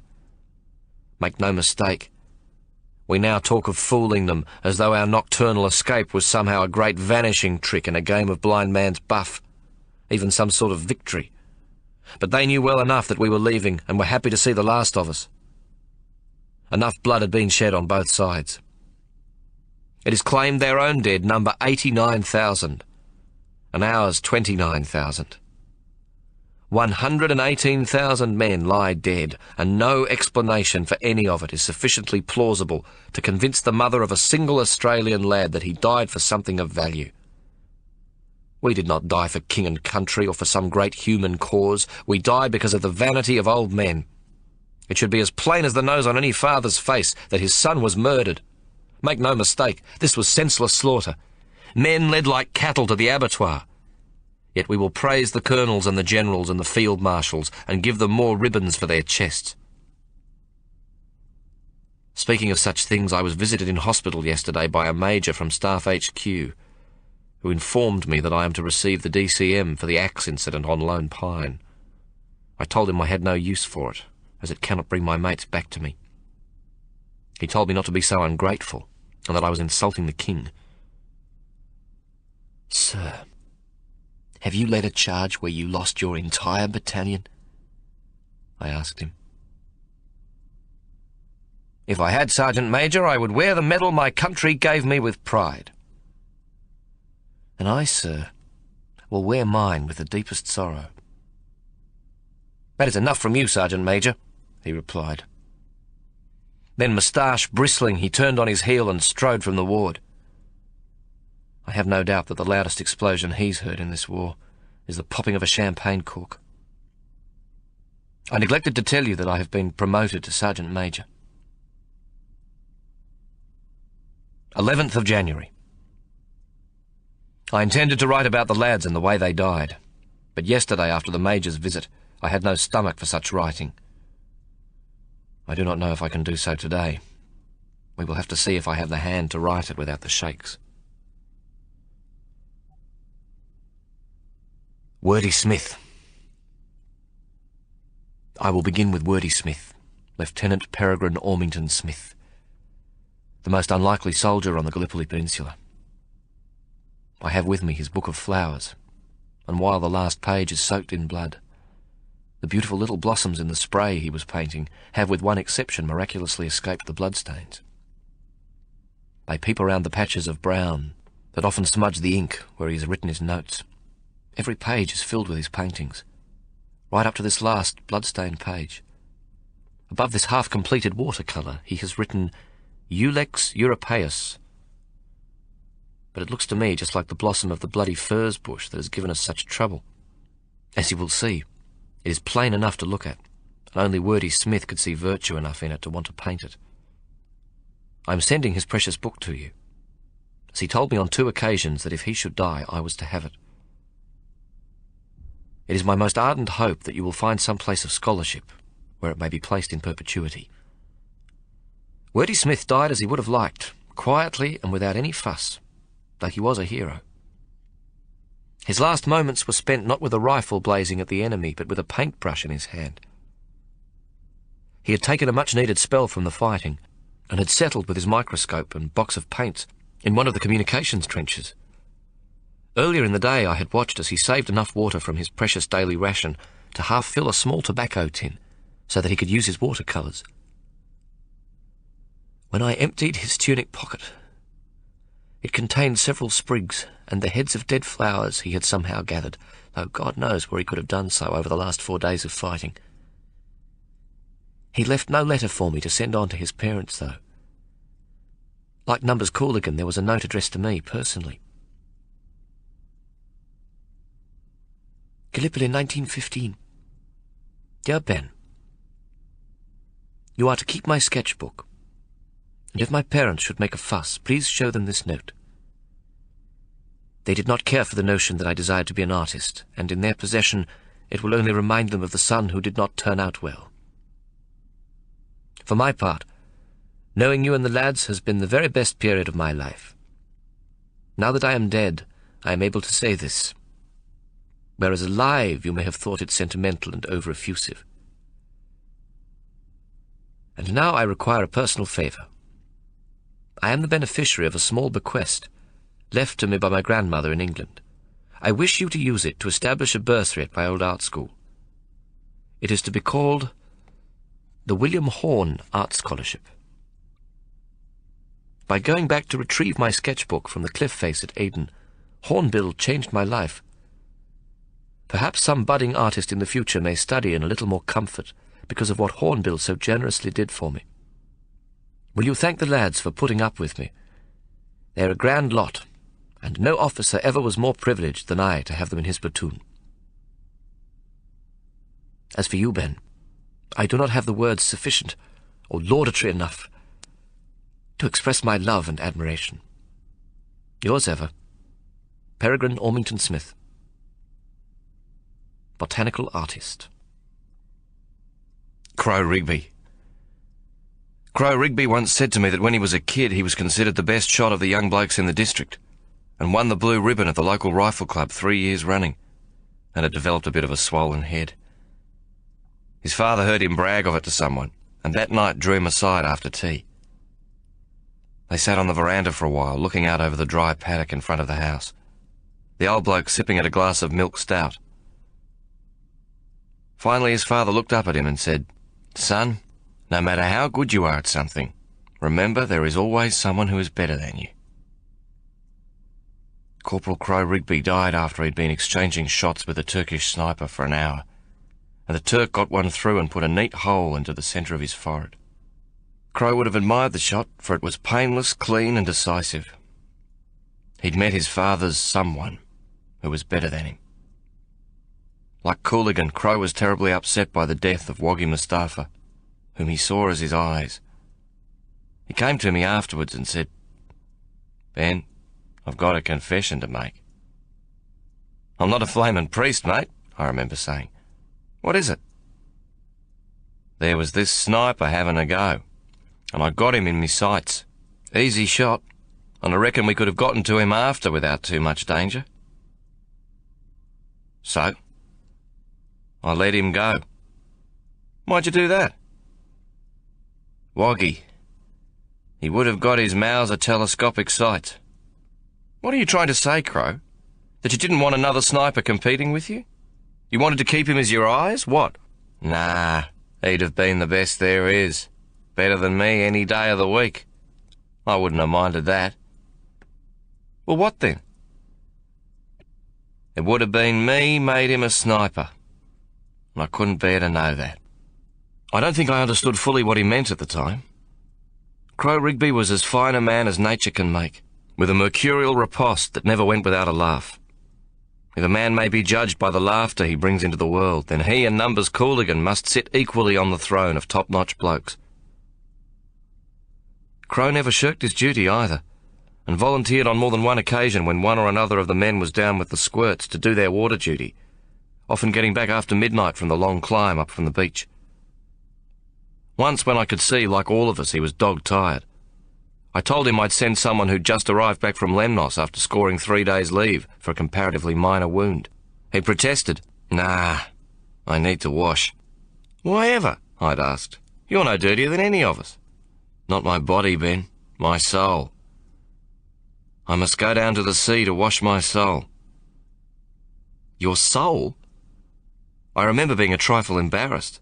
It was unlike Crow to talk in this manner, and so I remained silent. Seeing I didn't understand, he kicked one scuffed boot against the other. "Ben, as a sniper I've killed at least 2 men every day we've been here. It's not like in a battle or an attack when we're all fighting for our lives. It's seeing some bloke, some poor bastard, it doesn't matter that he's a Turk, who's carrying water to his mates or squatting to do his business behind a bush, seeing him in my sights and thinking I must make a clean shot so he dies well. After a while, mate, well, it just sinks in what you're doing. You're murdering men like they was vermin back on the property. You're not killing in the heat of a stoush, but in cold blood." He shrugged. "It's inside you become dirty, Ben. Your soul. When I go down that path to the beach to collect water, then I'm just like one of the blokes I shoot every day. I'm in a sniper's sights, and that helps to wash a little of the dirt off my soul." Crow Rigby was a country boy without much education, but he was probably the deepest of us all. I shall miss him dearly. I enclose his letter to his parents unopened. Though as their sergeant, in the absence of Wordy Smith, I'm supposed to read it. There was too much of the private bloke about Crow Rigby to want to know what he said to his parents. Perhaps you or Grandfather Hawke will take the motor and deliver it to them, and at the same time read those parts of this letter you think suitable. Let them know that he was as fine a man as this country has ever produced, and that we buried him facing into the sunrise, so that he would see nothing but the light in his eyes. Hornbill. Hornbill asked me to read his letter after he'd written it, anxious that it be correct. I recall well how he put it at the time. "I ain't had much education, Ben. I left school when I were 9, and me father went timber fetching and took me along when me mum died of the TB. Timber and fixing things is all I know, and I've not had much occasion to write to nobody before. Me uncle with the pie cart and me auntie Mavis with the arteritis are the only relatives I got, and they don't go in much for letter writing.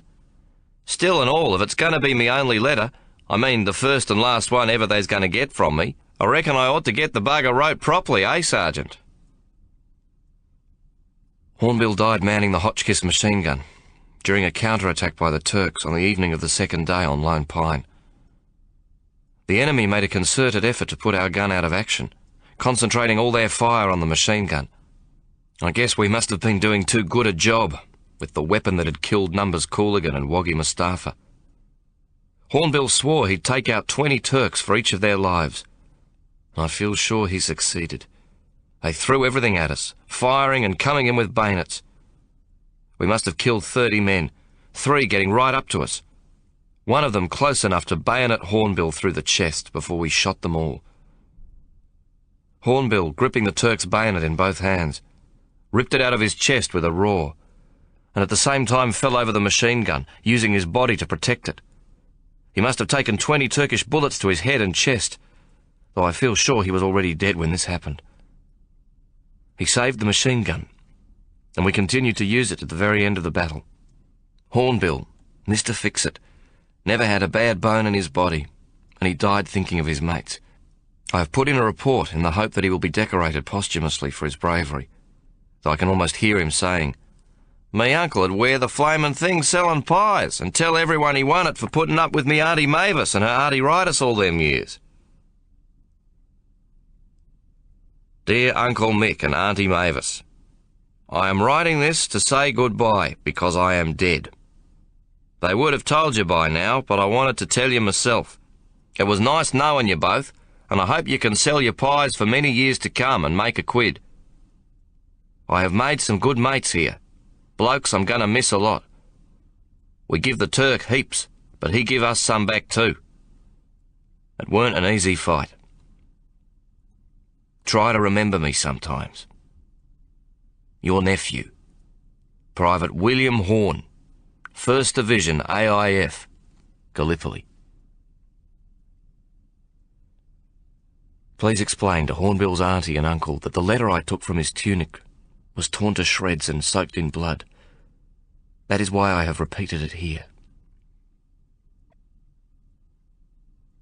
Muddy Path. Every platoon has to have a whinger, and Muddy Path was ours. He could complain better than anybody else about almost anything. Hornbill, listening one morning to Muddy complaining about the sunrise, shook his head.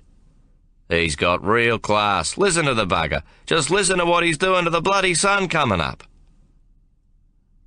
Muddy was squinting into the sun. "Bloody sun shines on them first, don't it? Warms their hands so the bastards can pull the trigger sooner. Shines down into our eyes so we can't see 'em. They can see us, though. Bloody sun's on their side, I'm telling you." Bully beef. "We got to eat this shit, and that's why we've got the squirts. Bloody stuff rots our guts, don't it? Looky here what it's called. Frey Bentos. You think that's the name of the manufacturer, don't yous? Well, it ain't, see? It's from Argentine, where they speak Spanish, don't they?" "Jesus, Muddy, what are you trying to say?" "Well, you take the word Frey. It's them trying to speak English. They don't know the word chewed, so they say the bloody meat is frayed." He took up a lump of bully beef and pulled it apart with his fingers, the thin red streaks of meat looking exactly as if they'd been chewed before. "See? What's that look like? It's been chewed before, ain't it?" "You're beginning to sound like Cooligan, mate," Woggy Mustafa says. "So what about Bentos?" Library Spencer asks. "What's that supposed to mean?" "Simple, mate. It's them Spanish trying to speak English again. Bentos. Bent ass. They didn't know how to say squat, so they say bent ass. It's their word for squatting down to have a crap. You got to bend your ass to have a crap, don't you? What they're saying is that what we're eating is frayed bent ass. Chewed shit. And don't you think the army don't know it? We've been eating shit ever since we got here." "For once you may have a point, mate," Crow Rigby was heard to remark. Muddy Path died throwing one of their bombs back over the parapet. He'd picked up 2 Turkish bombs and thrown them back, and then one came looping through the air and the fuse must have been cut very short, or a Turk had thrown back a bomb that we'd already thrown back, because as Muddy caught it in mid-air, his hands in front of his face, it exploded. It didn't kill him instantly, though. He was blinded and his face was smashed terribly. There was nothing we could do. Wordy Smith poured some of his opium medicine down his throat, where his mouth once was, and he died half an hour later. I can only hope without any pain. Muddy Path was a brave man. He knew that sooner or later a Turkish bomb must get him, that his luck would run out. But it was his job to watch for the bombs and return them to the Turks, and it was the one thing he never once complained about. I shall miss his colourful whinging. When we were going through a hard time, to hear him complain often made us feel a whole heap better. No platoon should be without a Muddy Path. I'm enclosing Muddy's letter with this one, unopened. Though London to a brick, he's complaining in it about something. CD 15.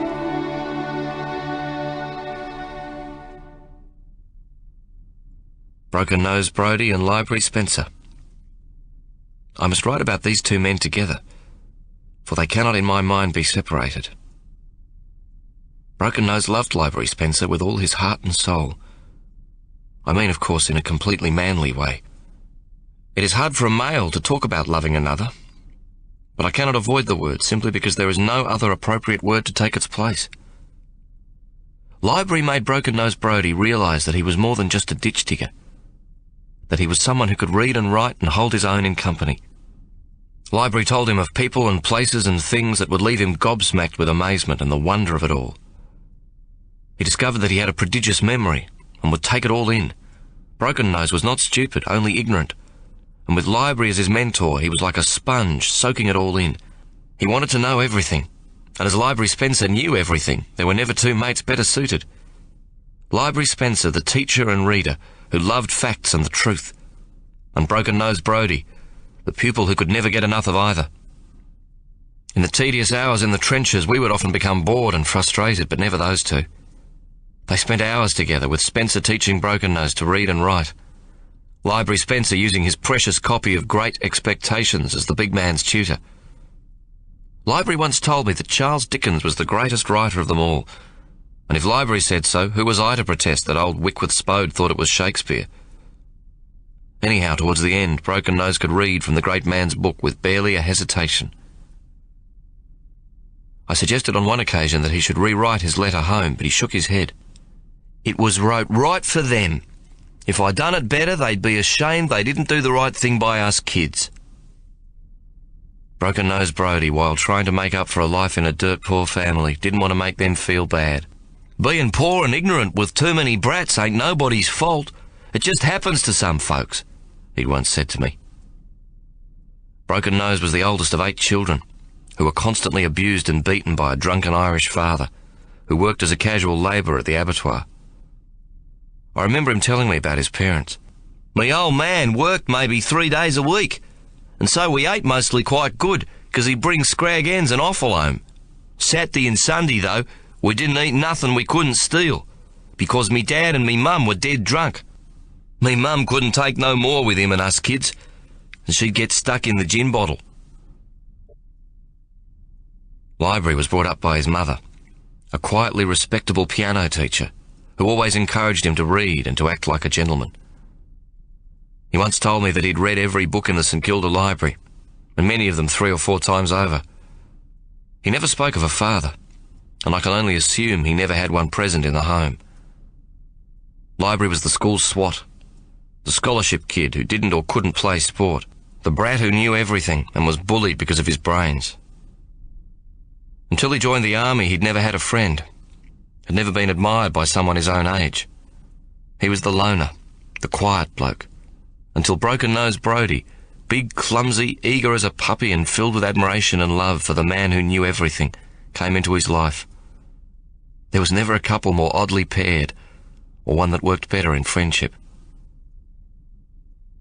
Library Spencer, like Hornbill, died when 3 Turks managed to get over the parapet into our trench, one of them stabbing him through his back and heart, the bayonet's point coming out of the front of his chest. Broken Nose turned around to see if his mate was all right, just as it happened. His roar, or perhaps in the confusion and noise I imagined it, seemed to rise above the rifle and machine gun fire, He dropped his rifle and lunged at the Turk, who had his foot planted in the small of Library's back and was trying to pull his bayonet out. The huge man grabbed the hapless Turk by the throat and lifted him clean off the ground, snapping his neck like a chicken. I saw one of the other Turks coming for him and hurled my fighting axe, the blade cleaving the man's skull. Broken Nose bent over the fallen Turk and, grabbing my axe by the handle, he pulled it out of the dead man's head. Screaming, he jumped over the firing platform and vaulted over the lip of the trench, charging down the embankment straight into the attacking Turks. He killed 6 of them before they chopped him to pieces with bullets and bayonets. I don't think Broken Nose would have wanted to live without Library Spencer in his life. Both men died having known that they had a pride and a purpose. The one no longer a loner, the other no longer thinking himself useless.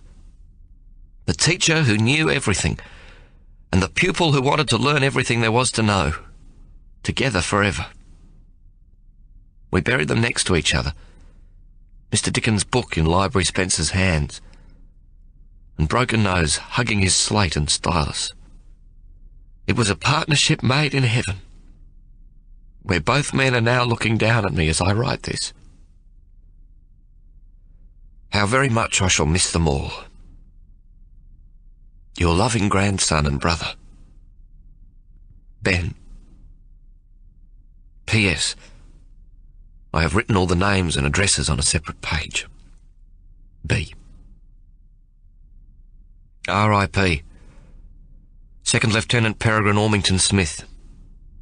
General William and Mrs. Lucinda Ormington Smith. Hollyoak Farm, Warrnambool, Victoria. Private William Thomas Horn. Mr. Mick and Mrs. Mavis Horn, 14 Lambeth Place, St Kilda, Victoria. Private Wayne Cooligan. Notify only. The Superintendent, Melbourne Orphan Asylum, Dendy Street, Brighton, Victoria. Private Joseph Mustafa. Mr. Joe and Mrs. Sarah Mustafa, 9A Arthur Street, Coburg, Victoria. Private John Hayward Path. Mr. John and Mrs. Shirley Path, 15 Vere Street, Collingwood, Victoria.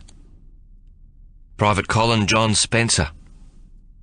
Mrs. Gladys Spencer, 51 Alma Road, St Kilda, Victoria. Private Kevin Sean Brodie. Mr. Seamus and Mrs. Maud Brodie, 14A White Street, Kensington, Victoria. Corporal Peter John Rigby.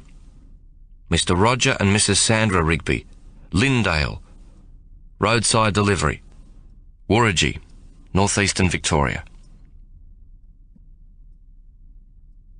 Gallipoli. The days will come when men will stand upon the shores of Suvla Bay and Anzac, where the fierce sea roars, amazed that mortals under such tremendous fire landed at all, and having landed, could retire. Men will embark at Anafarta's sandy bay, under the peaceful skies of some soft summer day, and picture to themselves that time, not long ago, when all the hills were guns, and every rock a foe. Bits of barbed wire will peep at them from out the grass, and waken up their slumbering memories as they pass. Old speechless cannon look them in the face, and ask them, are they fit to stand in such a place? Yes, other men will gaze upon the silent beach, and thoughts will crowd about the hills too deep for speech. Sorrow and pride will come and take them by the hand to those heroic graves in that forbidding land. No need for polished marble there, nor sculptor's art, to tell the world of Australasia's glorious part. In quiet village church and in cathedral old, let the immortal deeds in glass and stone be told. But at Gallipoli, the place will tell the tale. The yellow sands, the rocks, the beetling cliffs, the gale. Why carve New Zealand's name on lonely Surrey Bayere, or tell old frowning Krithia who lies buried there? Nations may pass away, and other nations come, but time's destructive hand will never mar their tomb. Those mighty monuments forever will remain, the everlasting witness of a deathless fame. W.S. Pakenham Walsh, 1916. Chapter 16. Joshua, Ben, and Sister Atkins. London and the Western Front, 1916 to 1918. Thus far, Major Joshua Solomon has had what every concerned parent would describe as a good war, inasmuch as he has spent it well behind the front line, first in Mina and then in France. Anybody who spends a war ordering boots and bully beef won't die a violent death, which is a comforting thought to Sir Abraham, but one which rankles constantly with his son, the heir to the chairmanship of the giant Solomon and Tekelman conglomerate. Being the officer commanding an army ordnance company, the chief margarine merchant, as the frontline troops call his kind, does not fit in with how Joshua sees himself. From the moment he was plucked unceremoniously out of his light horse regiment in Egypt, he has done everything he can to be transferred to a fighting battalion. Joshua is no fool, and while he has been unable to prove that it wasn't sheer bad luck that found him placed in the Army Ordnance Corps, he has a pretty good idea that his grandfather, the deceased David Solomon, may have had something to do with his posting to a safe haven. His applications to be transferred to a frontline battalion are sent in monthly and are just as routinely refused. In truth, he is damn good at his job, and may be said to have contributed significantly to the efficiency of war supplies reaching the front, both at Gallipoli and later in France. So much so that he has been promoted to the rank of major, a rare occurrence in an ordnance outfit where promotion is almost unheard of, and where officers tend to die in their beds. Joshua's life in a British Ordnance Battalion has become as predictable as if he were working 8 to 5 in the city and catching the 5:30 train to Tunbridge Wells each night. Having bathed and changed into his mess kit, 6:30 every evening finds Joshua in the officers' mess with a gin and tonic in his hand. The pre-dinner small talk among the battalion officers is occasionally interrupted by the crump of distant artillery, and at 7 o'clock, feeling slightly tipsy but with the sharp edges of the day somewhat smoothed over, Joshua will gulp down the last of 4 G&Ts before going in to dinner. Dinner, served by a dour white-coated corporal, a Welshman whose surname, predictably enough, is Thomas, invariably consists of a pot roast rather too well done for Joshua's liking, or an occasional leg of pork bartered or purchased from a local farmer. The inevitable mediocrity of the evening meal is somewhat compensated for by an excellent bottle of French red, debited to Joshua's mess account. Finally, dessert and coffee are served while the port is passed around. Though there is a war raging just 5 miles to the north, with the dead too numerous to count, life in the officers' mess of an ordnance battalion in the rear echelon is very little different from the mess routine of peacetime in the barracks at Aldershot. Colonel Tubbs Henderson, Joshua's battalion commander, referred to by his officers as the Old Man, is a regular army officer and veteran of the previous war, who enjoys all the characteristics of a Boer War officer, including a sanguine complexion and enlarged proboscis, brought about by his fondness for the bottle. However, he never drinks alone, and is fond of saying, "A chap who drinks alone is a pisspot. Bad habit, bad habit. Solitary, not up to scratch, what?" No matter how ordinary the food, Colonel Henderson has never been known to complain about it. In fact, he completely ignores Corporal Thomas until after he has served coffee and whatever passes for dessert, always something out of a tin from one of the colonies. Thomas's choice of tinned fruit then prompts the same question from the old man every night. "The fruit, Thomas. Which of our allies do we have to thank for this munificence?" "The Union of South Africa, sir," Thomas will reply mournfully. "Will you take tinned cream with your peaches, sir?" "Jolly good show. Yes, yes, just a drop. Don't want to drown the African sunshine in the fruit, do we?" Joshua has come to dread those nights when tinned pears are served. These invariably come from Australia, and while the Colonel's reply to Thomas always remains the same, with the only change being that Australian sunshine replaces the African, it means that Joshua will almost inevitably be selected to remain behind to share the Colonel's after-dinner carafe of port. Corporal Thomas, also regular army, waits until the port is passed around and the toast to the king is pronounced. Then he retrieves the carafe, always from the left, and refills it to the brim. Together with 2 fresh glasses and a small silver bell, he places the newly filled carafe in front of the old man, and then, taking 1 step back from the table so that he stands behind the colonel's right shoulder, he stamps his right boot to rigid attention. "If that will be all, sir," he announces at the top of his voice, bringing his hand up in a smart salute. "Yes, yes, Thomas, don't fuss," comes the invariable reply. With Thomas departed, Colonel Henderson looks around the table and fixes a bloodshot eye on one of his company commanders. "Captain Carruthers, a word in your shell pink," he'll say, whereupon the remaining officers, barely able to contain their relief, will hastily scrape their chairs backwards and retire from the table, leaving the old man and the hapless officer of his choice to drink out the brimming carafe. On a bitterly cold night in mid-January 1916, pears are served for dessert, and Joshua finds himself selected for the after-dinner port run. He sighs inwardly. No officer has ever escaped before the carafe was empty. If he's lucky, it may take an hour, but if the colonel is in a melancholic mood, with the conversation punctuated by long silences, it could take as long as 2. By the time the last glass is swallowed, the old man's conversation will have deteriorated to an almost incomprehensible mumble, always involving the siege of Mafeking, where it seems Henderson was appointed the senior quartermaster. However, the mention of Mafeking is always the signal that the evening is coming to an end, and the little silver bell may be rung with impunity to summon Gunner Morton, the colonel's batman.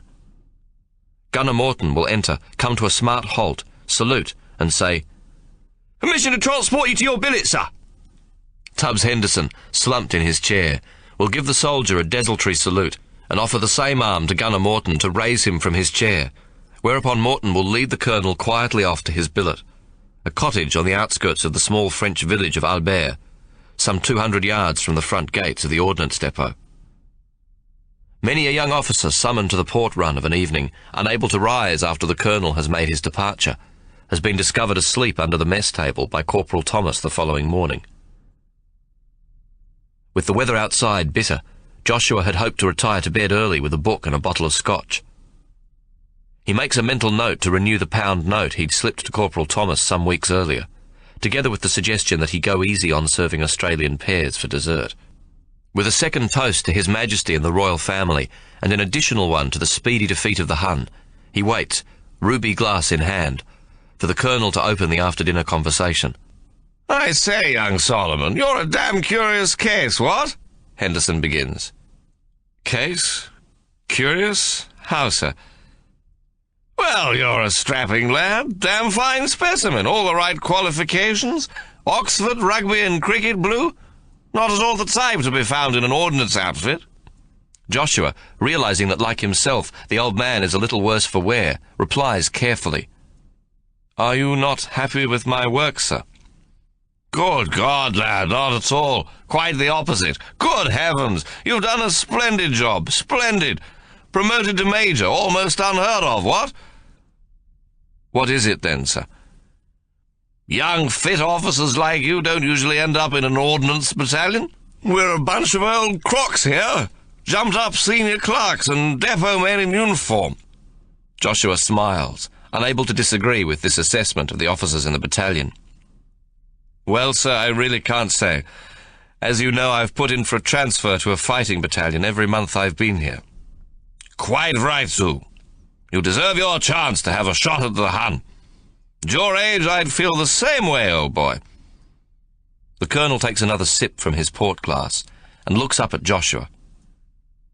"I've put through your request for a transfer every time you've made one. And, well, it's tantamount to bumping my head against a brick wall. Damn curious, what?" He holds up his port glass and sniffs, then squints over its rim at Joshua. "Tell me, Major Solomon, are you being saved for something?" "Saved, sir? Whatever can you mean?" "Politics? Only son? Heir to the throne? That sort of malarkey? Never come across anything like it in my life. Not British, you know. Sort of thing they do to a Maharaja's son in the Indian Army. Not the done thing here."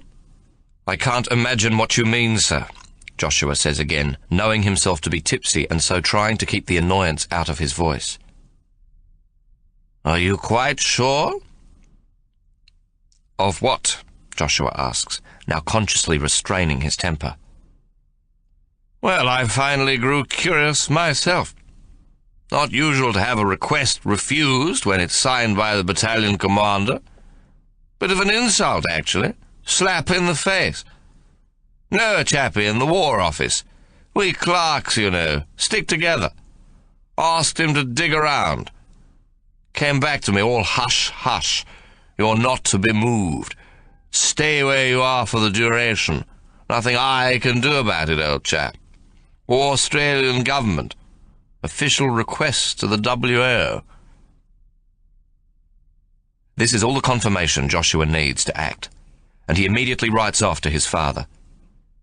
In his letter, he threatens Abraham, telling him that if he doesn't have the order rescinded, he'll not return to Australia after the war, stating that he'd be ashamed to do so.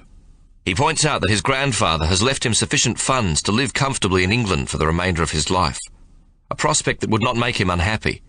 In addition, he adds, "Father, please understand, this is no idle threat. While I respect you greatly, I deserve the same chance to serve my country as any private soldier, and that means carrying a weapon into battle against the enemy. If you do not see to it that my grandfather's interference is removed, I shall write to the Age, the Sydney Morning Herald, and the Bulletin. If you think you can buy their silence, then I will write to the Truth, who has long waged war against our family, and would relish the opportunity to run a piece as follows. I shall tell them that while others lay down their lives for their country, the rich and privileged, such as me, issue bootlaces and count cans of bully beef in perfect safety 5 miles behind the front line. I will not hesitate to add that I have weekend leave to Paris and a private automobile to get me there, where I have occasion to enjoy champagne suppers with beautiful young mademoiselles, while my countrymen die in the mud and stench of the trenches. Furthermore, I shall not be above using the anti-Semitic angle to all of this. Rich Melbourne Jew's son, etc. You know how much the Truth hates Jews and niggers. Please, Father, take me seriously in this. I have been trained by my grandfather, and I will fight you the way he would have done, and you may be sure I shall win. I wish also to be transferred to the 5th Battalion, AIF, and not the Light Horse as previously. There are sound reasons for this. The 5th contains the public school company, which includes many of my friends. Although with the rank of Major I am more likely to command another company in the 5th, it will still be within the same battalion. When after the war we all return to Melbourne, it will be most useful for business purposes, as all the top families are represented. Please, I beg you, do not let me down in this endeavour, Father. Yours respectfully, Joshua. Though mortified by the general tone of Joshua's letter to him, Abraham Solomon takes his son's threat seriously, and realizes at the same time that Joshua's ruthless attitude towards him will make him an ideal opponent for Victoria when he returns to civilian life. Moreover, his transfer to the 5th Battalion, if it can be arranged, will not be an altogether bad thing. If he should return as the conquering hero with the rank of Major, having faced the Boche in the trenches, it will do him not the slightest harm in the Melbourne business community. The newspapers claim that the worst of the fighting is over in France, and that things are relatively quiet on the Western Front. Some sort of medal will sit nicely on his son's chest. Abraham is beginning to realise that Joshua will not have it all his own way when he returns to Australia. Victoria Tekelman is showing a natural aptitude for business. Increasingly, she is being allowed by Hawke to do things her way, and the results are impressive. The potato factory is growing at better than a 10% rate per annum, so that the Tasmanian-based company will soon be more profitable than its Victorian counterpart, under the Solomon and Tekelman banner. Hawke's granddaughter is proving to be bold but not foolish in her business ventures, and Abraham is forced to admire her intelligence and application, starting with a small woolen mill in Launceston, which Hawke had given her on her own in the first month she'd been placed under his direction. She has, in just under 18 months, built it to a size where it is now a major supplier of blankets to the Australian Army. In addition, she has recently lobbied for and submitted, without any help from Hawke or himself, a government tender for the supply of army greatcoats for the troops fighting in France.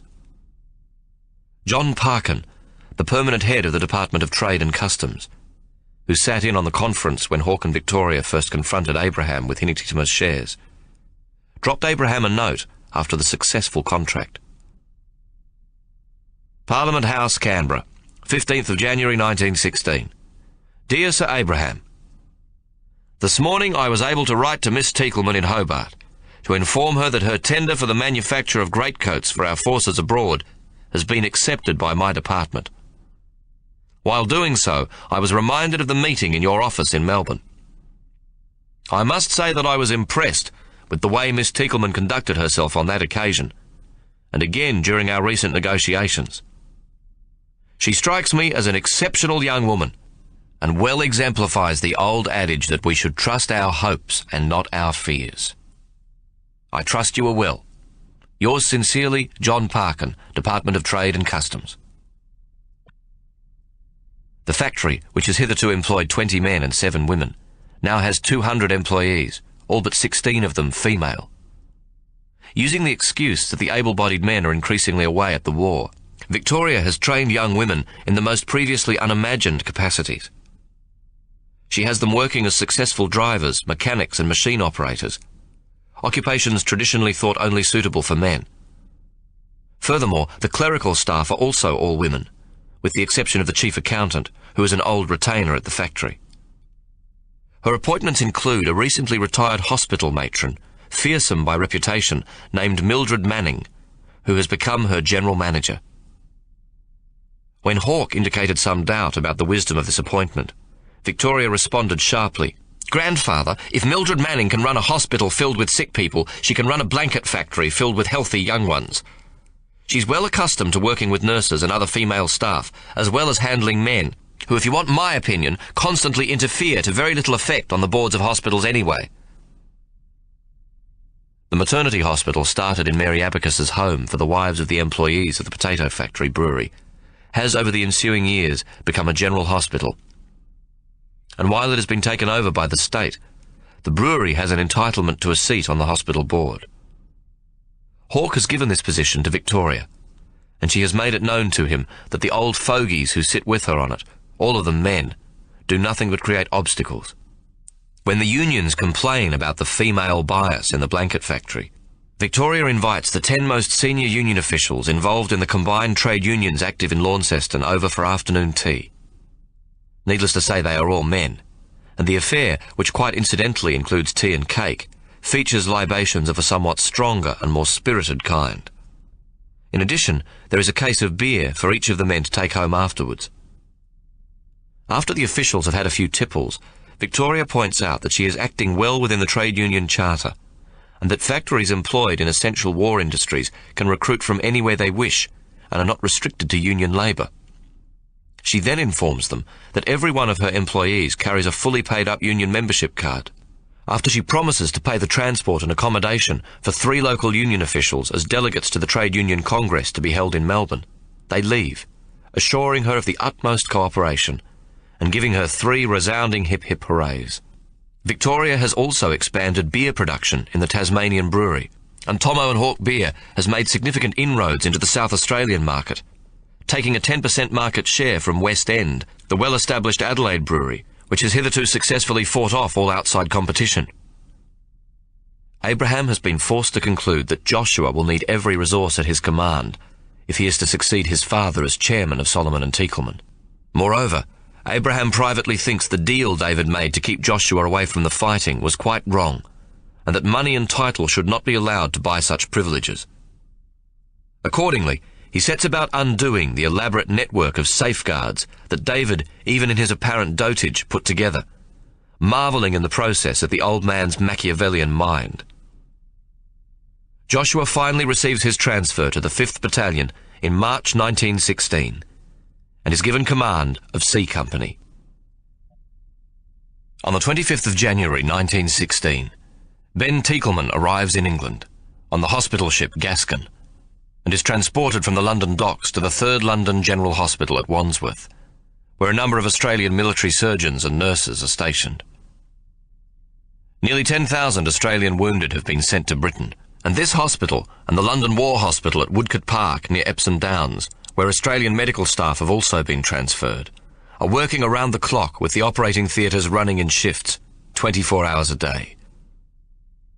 It is a week before a surgeon is available to see Ben, and then only because his admission sheet shows that he has been mentioned in dispatches twice and is to be awarded the military medal. This is not to say that he has gained preference over cases more urgent than his own, but only over those of equal importance, where his credentials as a war hero have shuffled him to the top of the pile. He is interviewed by a weary-looking doctor with a colonel's insignia on his epaulettes, who introduces himself quietly as John Mockridge. He appears to be in his early 50s, and asking Ben to be seated, apologises unnecessarily for not having had time to shave the 2-day growth he scratches absently as he talks. "You've got quite a record, Sergeant." "Oh, I beg your pardon, Sergeant Major," the surgeon corrects. He looks up. "Well, impressed." "Impressed," Ben says slowly. "It's only stuff they give you if you've been stupid enough to stay alive." "I'm sorry, Sergeant Major Teagleman. I had no intention of offending you." "No offence taken, Doctor. It's just—" Ben doesn't finish the sentence and shrugs instead. "Well then, let's see what's doing. You'll have to forgive me. I've been operating all night and haven't had time to read my case notes." Ben sits silently as Mockridge reads. Finally, he looks up. "It appears from the X-rays that you have a bullet lodged near your spine. Could be tricky. Would you mind if I examine you? You'll need to take off your uniform. Leave your undershorts on." Ben finds himself disarmed by the man's pleasant manner. It is not something he has seen in a military doctor before, or any doctor for that matter, where arrogance and a disregard for a patient's feelings are the usual distinguishing characteristics. Ben removes his clothes, and the doctor points to his examination table. Making Ben lie on his stomach, he prods gently around the jagged purple scar where the bullet has entered.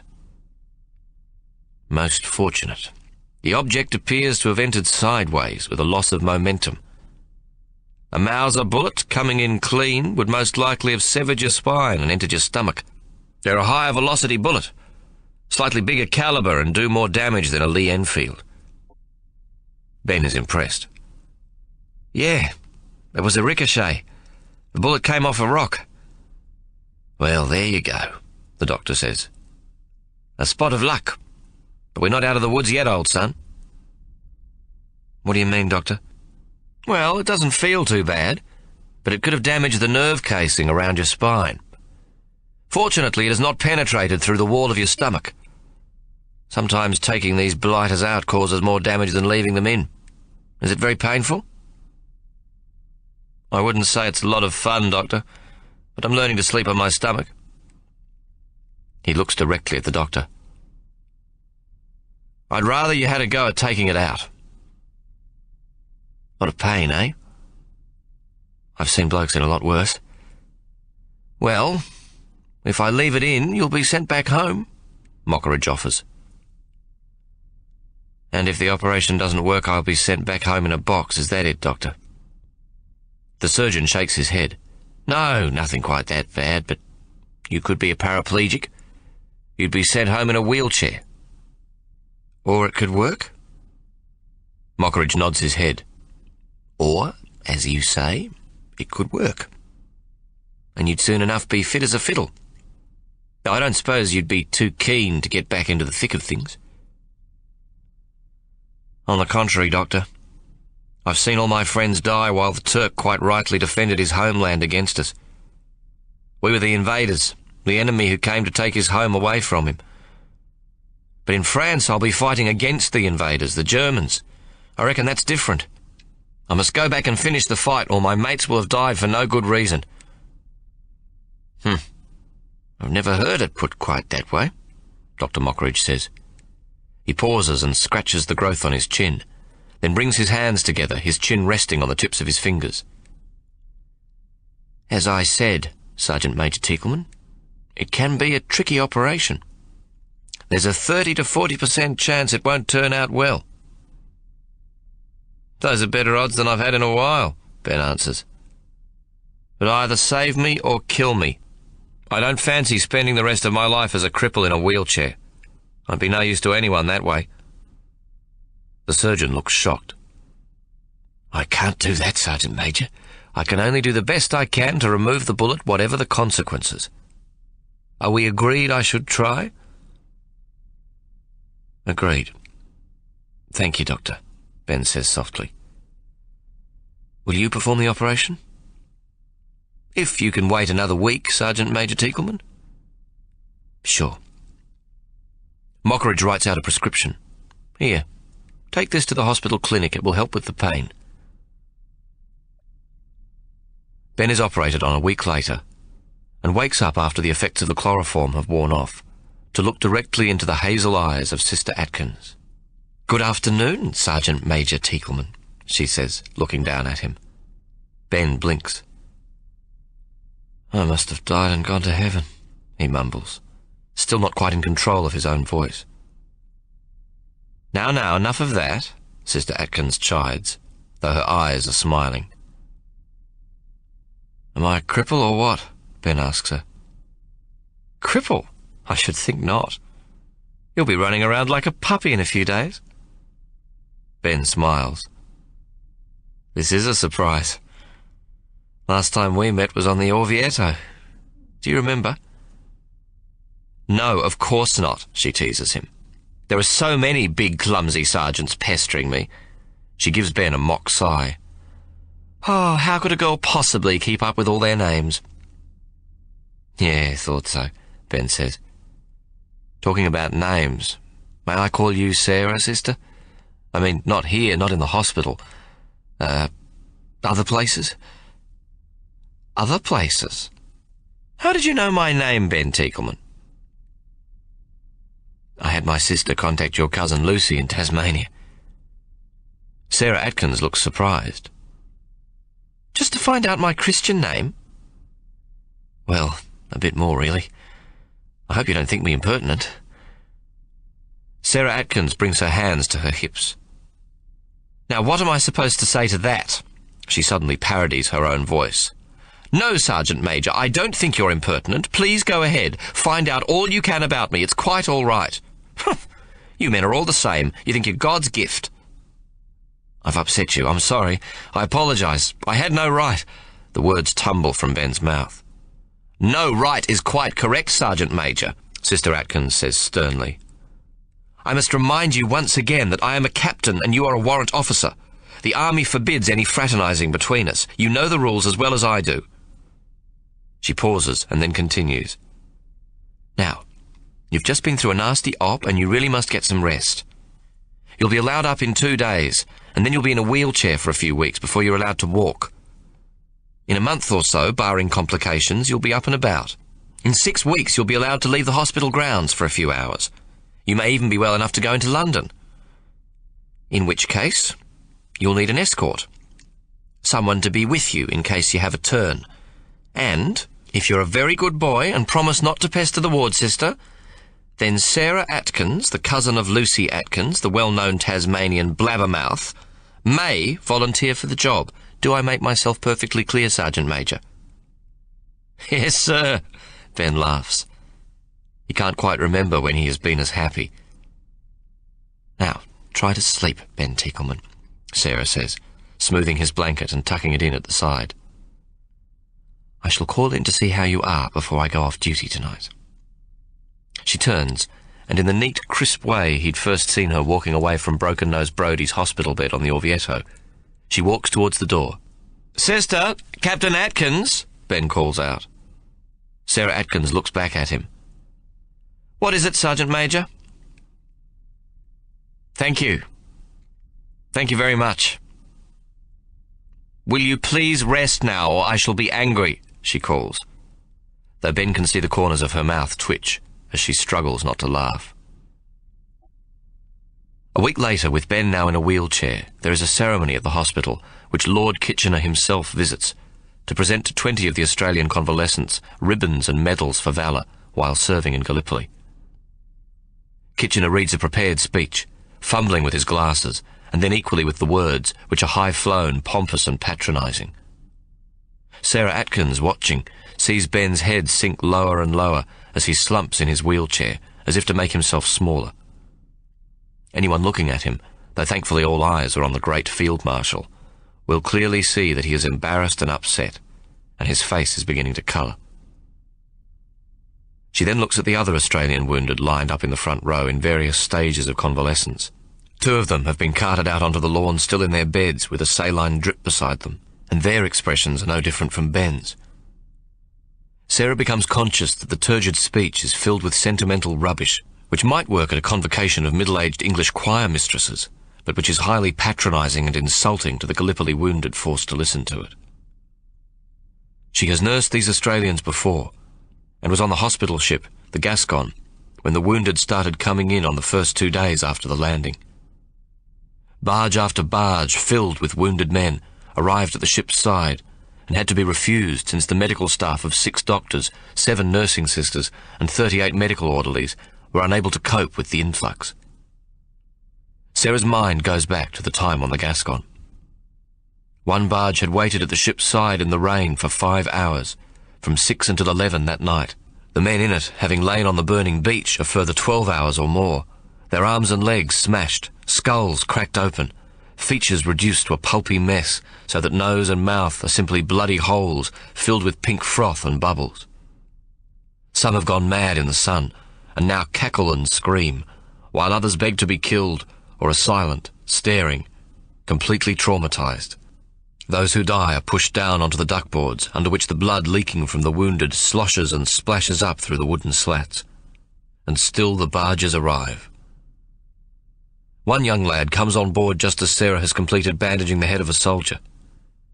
He seems unharmed, though he has his hand cupped over his left eye. Seeing her, he comes over, stumbling against some of the wounded, apologising.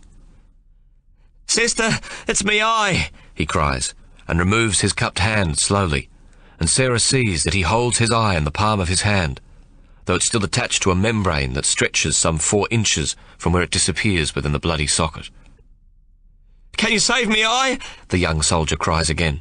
"Please, sister, can you save it? I'm a sniper and they won't want me now." A doctor, one of the 6 on board, passes at that moment. "Cut it!" he yells. Sarah looks at him, momentarily stunned. "With your bloody scissors, woman! Cut the membrane, damn it!"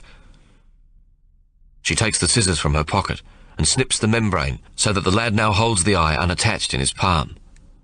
Blood from the empty socket starts to run slowly down his dirt-streaked cheek. "What do I do with it?" he cries in a panic. "Here, give it to me," she says, stretching out her hand. Taking the eye from him, she can't think where to put it, and so she drops it into the pinny pocket of her uniform. "Have you still got your field dressing pack?" she asks, and when the young soldier nods, she instructs him to take it out and use the swab on his eye. Then, in an impatient voice she will forever afterwards regret, she says, "I haven't the time to do it myself. There are others worse off. I must go. You'll just have to manage somehow." The boy looks down at her, the blood from his eye running into his mouth and over his chin. "Thank you, sister. I'm sorry to be a nuisance," he apologises. Sarah recalls how she worked all night with the surgeons, while the remaining doctors tried to cope with the wounded who didn't require immediate surgery, and who could be sutured and bandaged, and whose shrapnel pieces could be removed from more superficial wounds. However, the doctors found themselves often enough removing fingers and toes, and on one occasion an ear on the spot, while the soldiers' mates held the patient down, with part of his tunic stuffed into his mouth so that he could bite on it. By dawn, the pile of arms and legs in the operating theatre was stacked to a height of 4 feet, leaving just enough space for staff to move around the operating tables. The orderlies were unable to keep up with the removal of severed limbs or find a place to store them. Soon it became apparent that what room there was on board was needed for the living, and the ship's small mortuary was packed with the dead. But the severed arms and legs could not be allowed to decay in the heat, so together with other bits and pieces, they were thrown unweighted overboard. For weeks afterwards they washed up on the beach at Lemnos, 10 miles away, and as far as Alexandria, more than 100 miles from the beachhead at Gallipoli. By morning, the unventilated ship's hold and the decks carried 800 casualties, with every nook and cranny packed with wounded men, most of them still unattended to. The rest of the medical staff worked to save the lives of the more critically wounded, except for a single orderly who handed out water and cigarettes and occasionally lit a fag or held a tepid mug of water to the lips of a soldier too sick or unable to use his hands. For the most part, the normal nursing duties were left to those soldiers more lightly wounded, who procured the few blankets available, less than 50, changed dressings, made tea, and prepared what food there was for their mates, often going short themselves.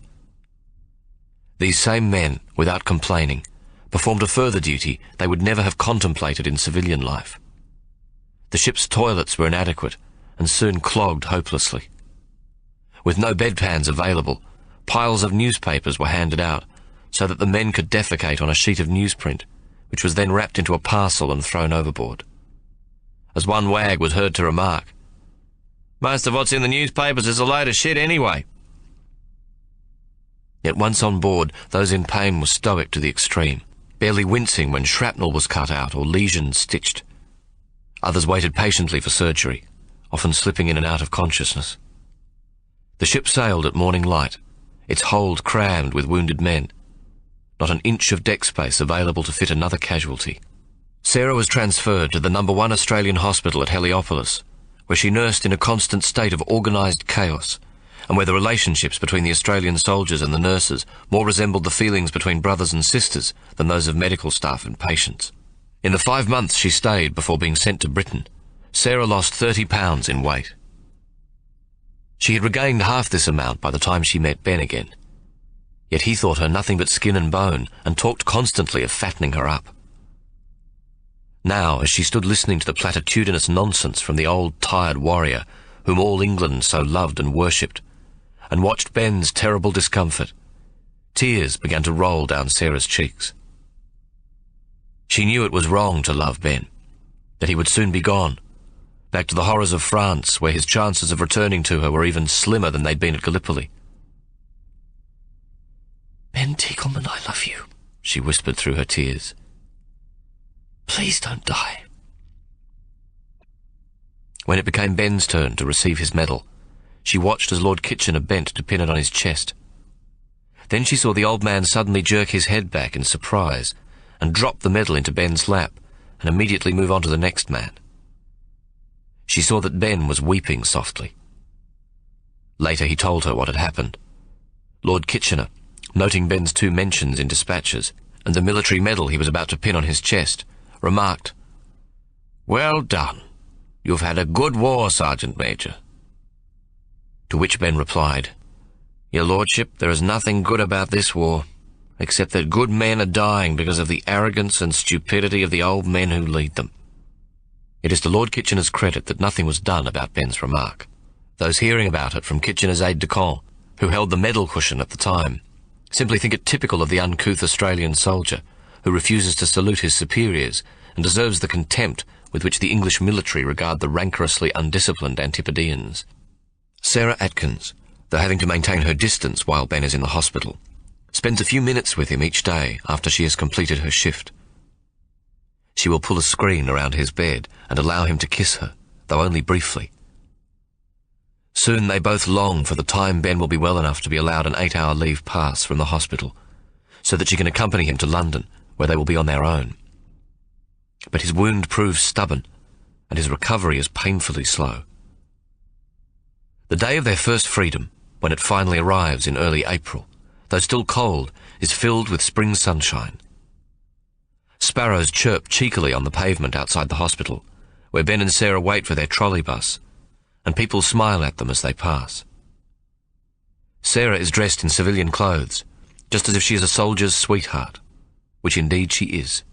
She's borrowed a pale blue winter coat from one of the English nurses, so that she doesn't have to wear her army coat, which will give away her officer's rank. Ben can hardly believe how pretty she looks, and when she puts her arm in his, he can feel his heart thumping madly.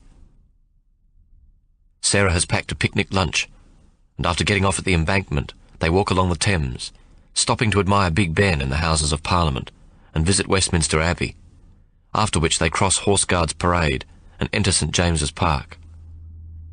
The ground is still too cold to sit on, but Ben removes his army greatcoat, spreading it on the grass, and Sarah lays out the lunch.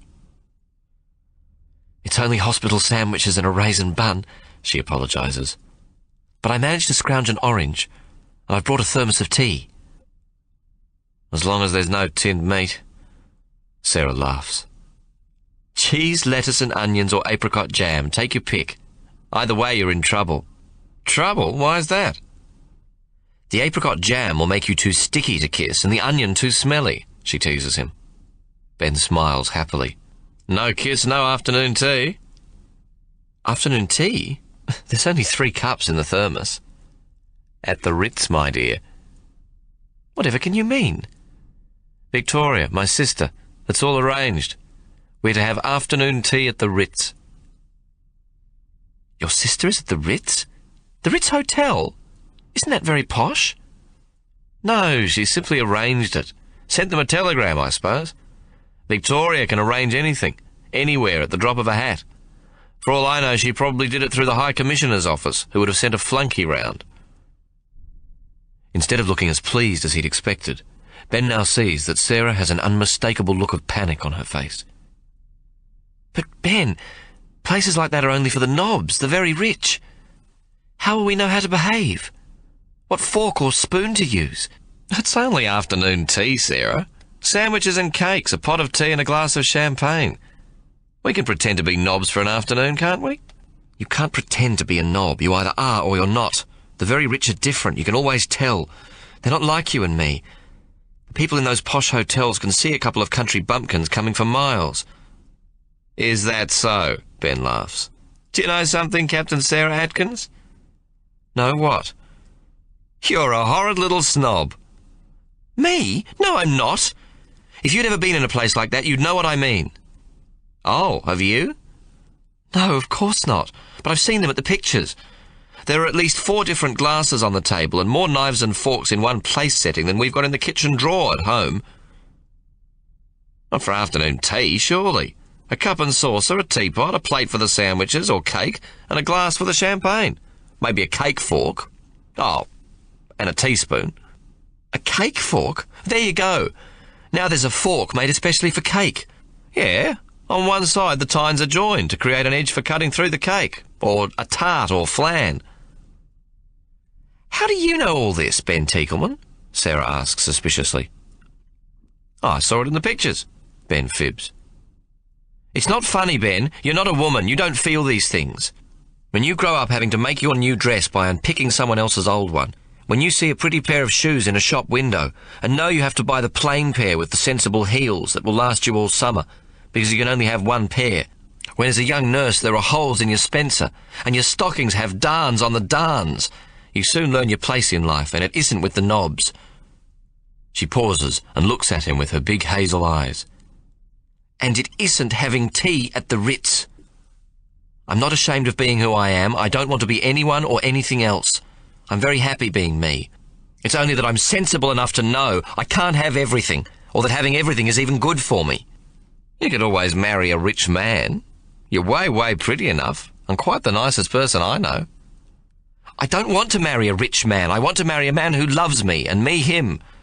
I could have if I'd wanted. There's been 2 or 3 officers who've proposed to me, from nice families, quite well-to-do too. Ben shakes his head. Oh, I wouldn't marry an officer if I were you, my dear. Never know where they've been. In my experience, they're a very shallow type of person. What do you mean? I'm an officer, Ben Teakleman. Well, nobody's perfect, Ben answers. It's afternoon tea at the Ritz for the likes of us, my girl. Fatten you up. 2 country bumpkins from New Norfolk and Toowoomba. To hell with the knobs. What do you say, eh? Are you sure, Ben? Sarah says, still looking doubtful, and suddenly feeling dowdy in her borrowed blue coat, sensible brown lace-up shoes, and heavy lisle stockings. Come here, Sarah Atkins, Ben commands, and takes her in his arms and kisses her, oblivious of who might be looking. I've never been surer of anything. I'm only a sergeant major, but will you marry me? Oh, Ben, I love you so very much. When? Next week? Sarah pulls away from him and is silent for a while, staring at her hands which are folded in her lap. Then she looks up. No, Ben, after it's all over. After the war. I'll marry you and have your children and love you forever. But no one has the right to marry while this is going on." Ben, too, is silent. Then he takes her by the hands and looks into her eyes. "Sarah Atkins, will you marry me the day after armistice is declared?" Sarah smiles. "On the very hour, Ben Tekelman, while they're still ringing the church bells. We need a glass of champagne to celebrate, and I know just where to get one." "The Ritz? Are you quite sure, darling?" "Don't you know? Sergeant Majors are never in any doubt about anything, my dearest." Chapter 17. Ben and Joshua, 1916. "If any question why we died, tell them because our fathers lied." Rudyard Kipling. In May 1916, after spending a month at the Montevideo convalescent camp near Weymouth, Ben is sent back up to London, to AIF headquarters, where the medical officers at Horseferry Road pronounce him, though not without a fair amount of persuasion, fit for France. "Sergeant Major Tekelman, you've done enough. There's plenty to do here in England to see you out." He is finally issued with his travel documents and a 48-hour leave pass to commence at 5 that afternoon. It has only just gone noon, which means Ben has 5 hours to kill, and the chief medical officer at the depot kindly signs him out. "Go on, hop it, lad, enjoy yourself," thus adding the extra time gratuitously to his leave. Ben calls the hospital at Wandsworth from a telephone box on Horseferry Road and asks to speak to Sister Atkins, hoping Sarah may be able to spend the extra time away with him. He asks to be put through to surgery, and when a man's voice answers, presumably a hospital orderly, he asks again for Sister Atkins. "She's been called into surgery on an emergency," the voice says. "Damn," Ben exclaims. "You wouldn't be Sergeant Major Ben Tekelman by any chance, would you?" the voice on the other end inquires. "The same," Ben replies. "Righto then.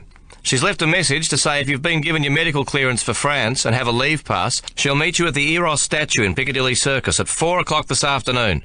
Don't worry, Sergeant Major. She's a grand lass, even if she is an officer. Good luck to you. There'll not be a word spoken about this." "Good on you, thanks, mate. Tell her I'll be there with knobs on." Ben says this cheerfully so that the voice on the other end won't sense his disappointment. It would have been the icing on the cake to have the extra time to spend with Sarah.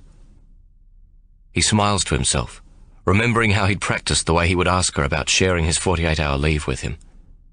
He'd worked up and rejected 100 different approaches in his head, though shortlisting some of them first and expressing them aloud to himself, trying to imagine what her reaction would be. At the same time, he'd invented cover-up sentences if she refused. One of these emerged as a favourite. "It was in poor taste, my dearest. I am so very sorry, Sarah," which seems to Ben to have a touch of dignity and even sophistication to it, and was a damn sight better than simply mumbling, "Sorry, it's just that I was hoping," which was probably what he'd end up saying, because he'd be so nervous and shamefaced he'd forget the rehearsed apology. When the time came, Ben approached the subject carefully. "Sarah, my dearest, when I go to France, I'll have 48 hours leave. Do you think you could get the time off?" Then before she could reply, he chickened out and quickly added, the daylight hours and some of the evening. You could take a taxi back to the nurses' hostel." He was afraid to look at her, afraid of the rejection and of the disappointment he'd see in her eyes. Instead, she took him by both hands so that he was forced to look at her. "Ben, I'm not a virgin. There was someone when I was 16, a boy my parents were keen on, whose father had the general store." She paused, her lovely eyes fixed on his own. "Are you very angry?" "Angry?" he replied. "No, just very relieved. Seeing we're confessing to each other, nor am I a virgin. Though it wasn't the storekeeper's daughter, it was the wife of the farmer next door, and I was 15 at the time." "Does that mean it's all right for me to stay the night with you?" she asked, a little tremulously. "Only if you insist," he laughed, then added, "I'll try to find the name of a nice hotel." Whereupon she opened her handbag, took out a small piece of folded paper, and handed it to Ben.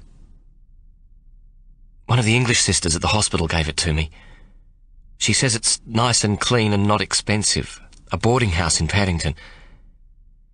She says the lady who runs it understands about soldiers going to the front and calls it doing my little bit for the war effort. Ben took the note and wrote to the woman, enclosing a £1 note, which was the tariff for 2 nights, including a breakfast of soft-boiled eggs, toast and marmalade, and a cup of tea. With 4 hours to spare, Ben has a sudden inspiration.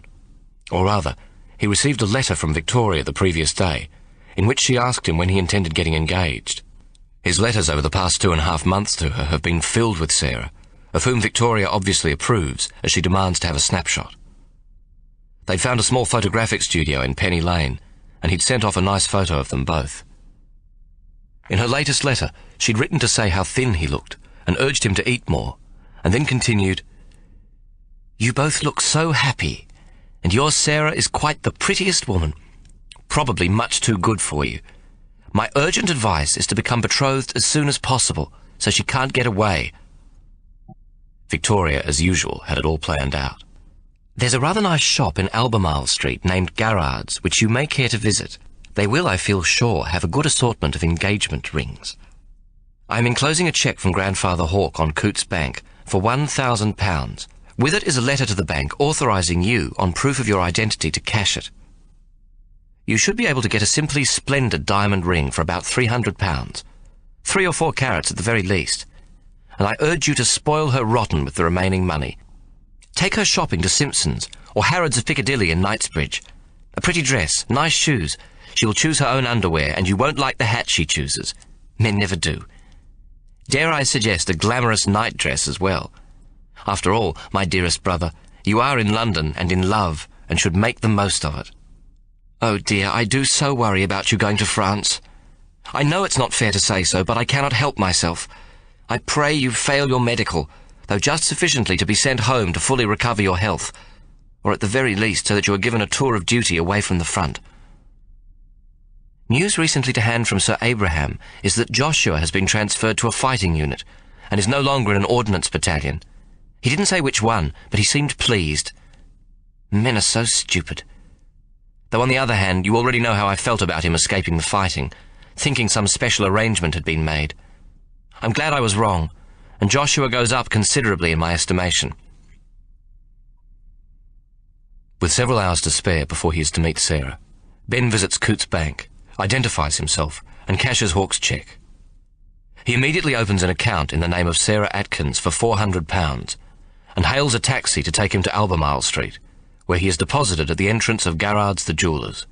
The top-hatted, brass-buttoned and overcoated doorman looks him over suspiciously as he steps up to the doorway and blocks Ben's path. "Do you have an appointment, sir?" he asks, somewhat imperiously. "No, do I need one?" "It is not unusual, sir. Are you quite sure it is Garrard's the jewellers you are looking for?" "That's 2 questions in a row, and we haven't even been introduced. Bit of a nosy Parker, ain't you?" Ben says, leaning on his Australian drawl. "What is it, that I'm not an officer?" "Australian, are you then, sir?" "That's right, mate, and bloody proud of it. Are you going to let me in, or is this conversation going to go on till dinner time?" "I'm sorry, sir. I only wish to avoid embarrassing you." "I'm an Australian. I can't be embarrassed." The doorman grins at this and opens the door. "Beg pardon, sir. I hope you find what you're looking for." "So do I, mate," Ben says, entering the shop where he is approached by a stout man who has every appearance of having just stepped out of a very hot bathtub. He is an even-coloured bright pink from his shining pate to his clean-shaven chin, and has the palest blue eyes Ben has ever seen. His baldness is fringed on 3 sides with a neatly clipped curtain of snowy hair. Dressed in striped pants and morning coat, his starched white shirt set off with an electric blue silk cravat, the man appears to be in his mid-50s, or perhaps a little older. He too now approaches Ben with one eyebrow slightly arched, and then Ben sees that his eyes go to the colour patch on his shoulder, with the bronze A for Anzac, and immediately the man's expression changes. "Good afternoon, sir. May I be of service?" he asks, bringing a pair of folded pink hands up to his chest. "Thank you, yes, I'd like to see a ring." "A ring? And what sort of ring might that be, sir? A signet ring for your good self? A wedding ring? Do I hear wedding bells? Or is it, yes, I have an instinct for these things, an engagement ring? Engagement. For my fiancée, Ben says, then corrects himself. To be, that is. Our congratulations, sir. A diamond, is it? Ben nods. Yes, please. Not too big. I don't want to, embarrass her. The floor manager, or whoever he is, for he is plainly senior to the other staff, who seem to be standing around trying to look busy, with only one other person in the shop, smiles despite himself. Sir, it is my experience that a young lady is seldom embarrassed by the size of the diamond on her finger. He seems to hesitate a moment, then says in a not unkindly manner, I do hope we can accommodate you, sir, but I must tell you that there has been rather a rush on our diamond rings of late, and we have no stones left under £30. Perhaps you could try Hatton Gardens. I am told that there you may obtain what is called a soldier's stone, a very nice little ring for under £5. Ben smiles to himself. Unlike the doorman, at least this old bloke is trying to let him down lightly.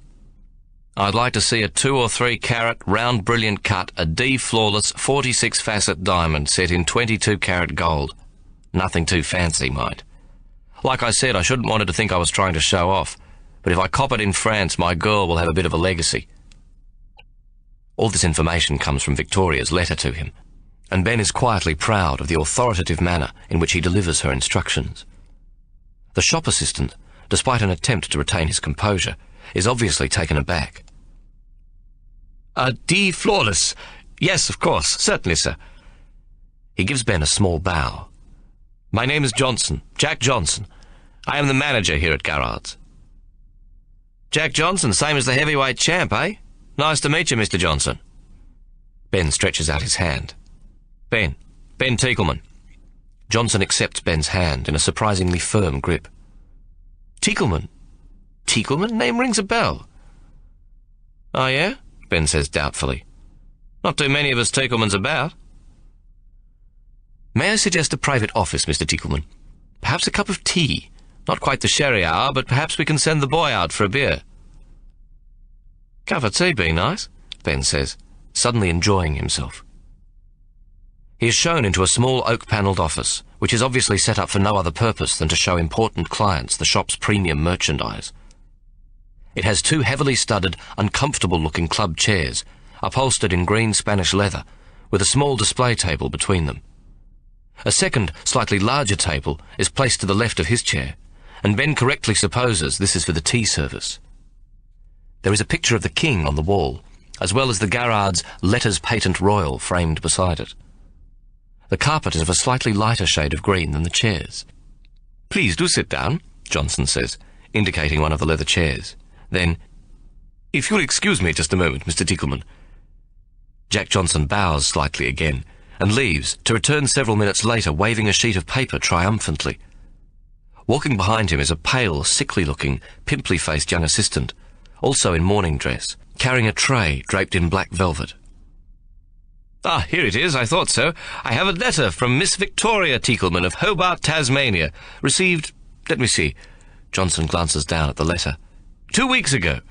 In it she suggests we may have the pleasure of a visit from you. Johnson looks up, plainly pleased with himself. Whatever Victoria has said in the letter has given him all the confirmation he needs to provide Ben with the full Garrard's favoured client treatment. The young assistant sets down the tray, upon which are placed several tiny envelopes. Jack Johnson, sitting in the remaining chair, opens the tiny flap of one of them and rolls a diamond onto the velvet tray. A lovely Kimberley blue-white of 2.5 carats, Mr. Tiekelman. No, you misunderstand me, Mr. Johnson. I wish to see a ring. You see, I need it this afternoon. I only have 48 hours leave before I go to France. It is most unusual to make up jewellery with a stone of this quality without first ascertaining the customer's exact requirements, Johnson says a little primly. My exact requirements are a ring with a diamond. Ben points to the beautiful gem sparkling on the velvet cloth. Bigger than that one, and in about an hour. CD 16.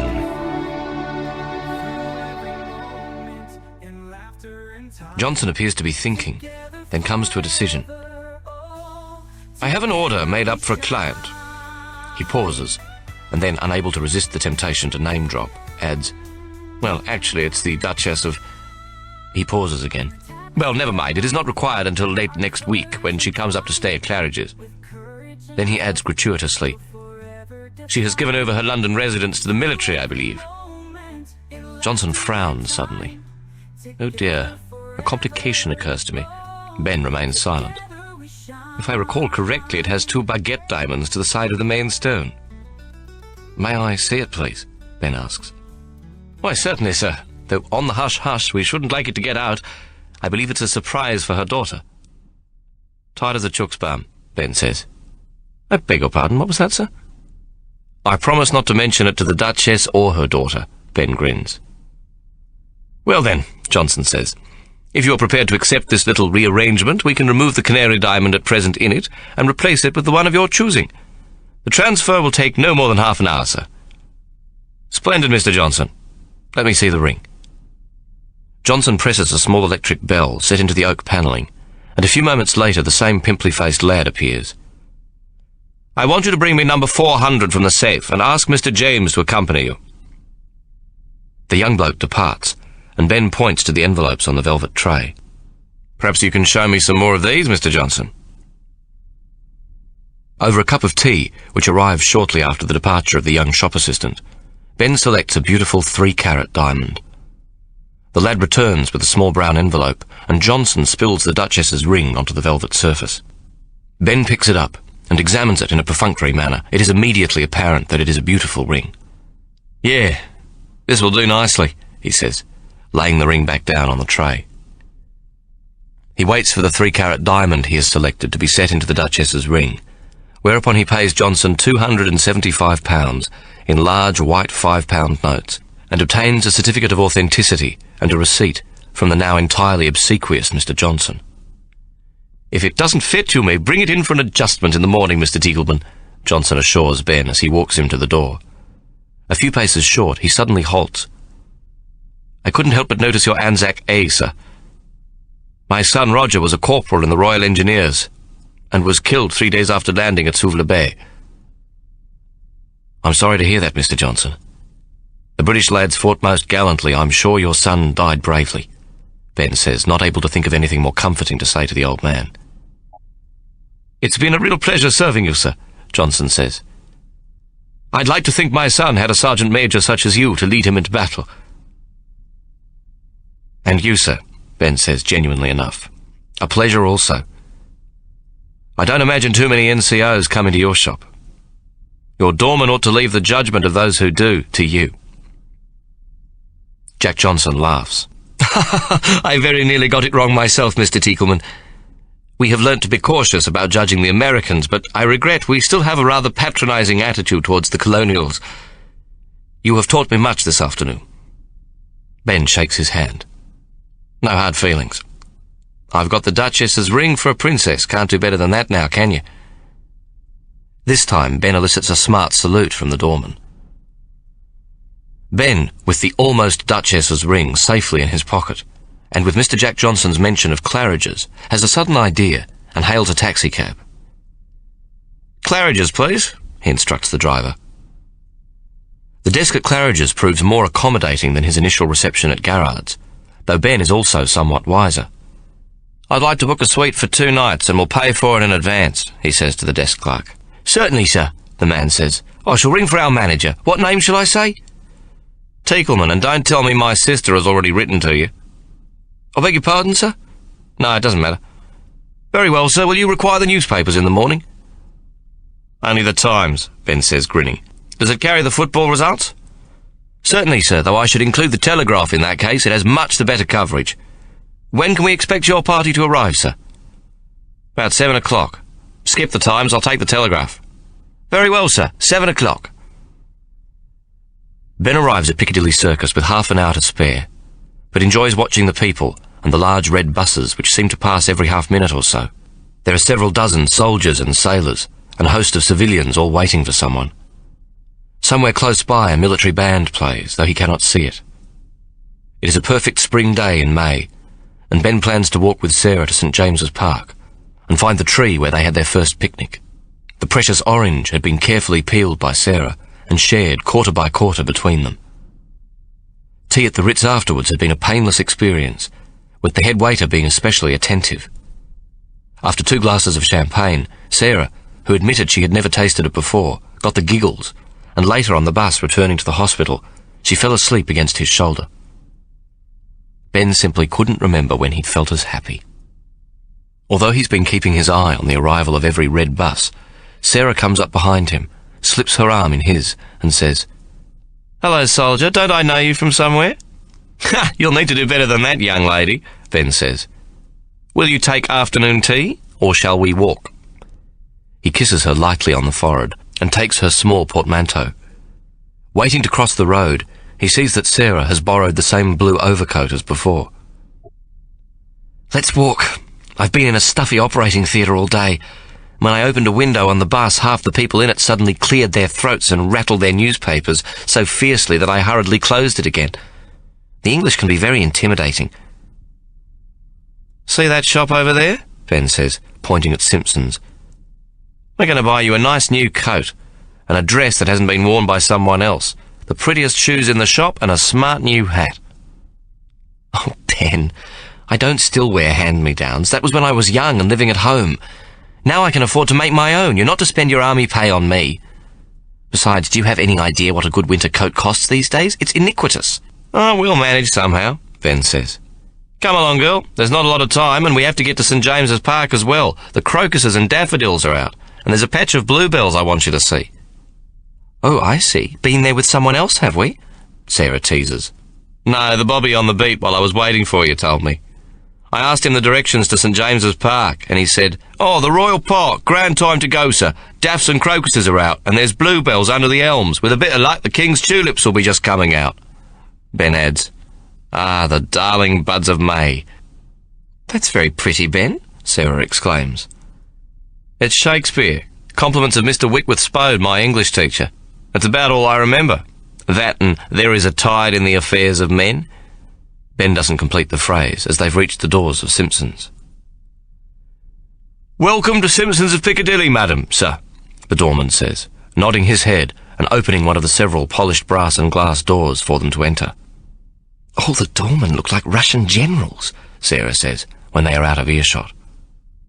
"The Brits love a uniform," Ben says, then takes Sarah by both hands and looks into her eyes. "Now, there is only one rule you have to promise to observe," he says sternly. "What?" Sarah asks, looking suddenly serious. "You have to pick out exactly what you like, without having a sticky at the price tag, and no cheating, you hear?" "But, darling, what if you're embarrassed?" Sarah looks about. "It's an awfully posh shop." "I've already told one person today that I'm Australian, so I'm incapable of being embarrassed." Sarah laughs. "I'm beginning to think I know very little about you, Ben Teakleman. Perhaps I shall write to my cousin Lucy and ask her to have a bit of a sticky beak. See what she can dig up on the Teaklemans. Well, before she discovers I'm wanted for an armed bank robbery, let's agree to my shopping terms, eh?" Sarah, somewhat apprehensively, chooses a lovely camel hair overcoat. The temptation to look at the price tag is almost overwhelming. "What do you think?" she says, spinning around in it as she pulls the lapels up to her cheeks. "Terrific," Ben says, pleased at the happiness on Sarah's face. "That the one you want?"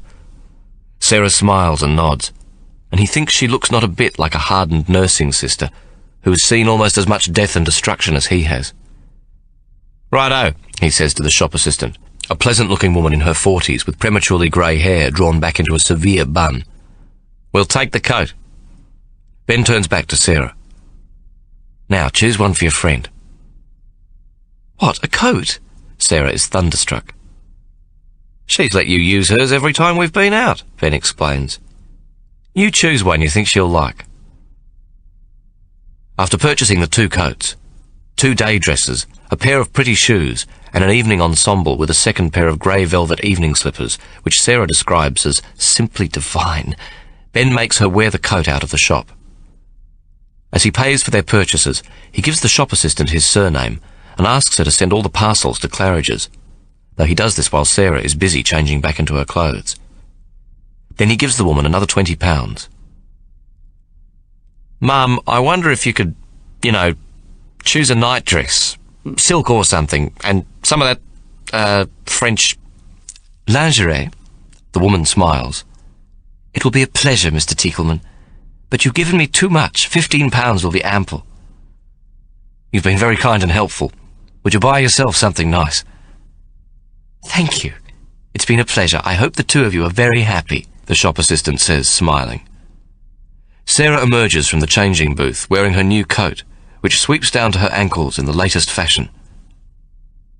However are we going to carry everything? She says.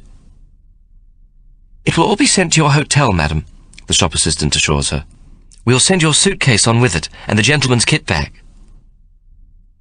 Hotel? It's a... Yes, I've given her our address, Ben says, cutting Sarah short. Outside again, they walk towards Knightsbridge. What say tomorrow we do Hyde Park? Ben says. Oh, Ben, that was so kind. Buying a second coat for Linda Newings. She'll be thrilled to bits. She snuggles into him as they walk, her arm clasped about his own. I've never owned anything as nice. I do love you so. Most of the warmth has gone from the spring afternoon sunshine by the time they get to St. James's Park, but the light is still good, and they stop to admire the policeman's bluebell patch and wonder at the clumps of daffodils and crocuses that simply grow willy-nilly out of the emerald grass.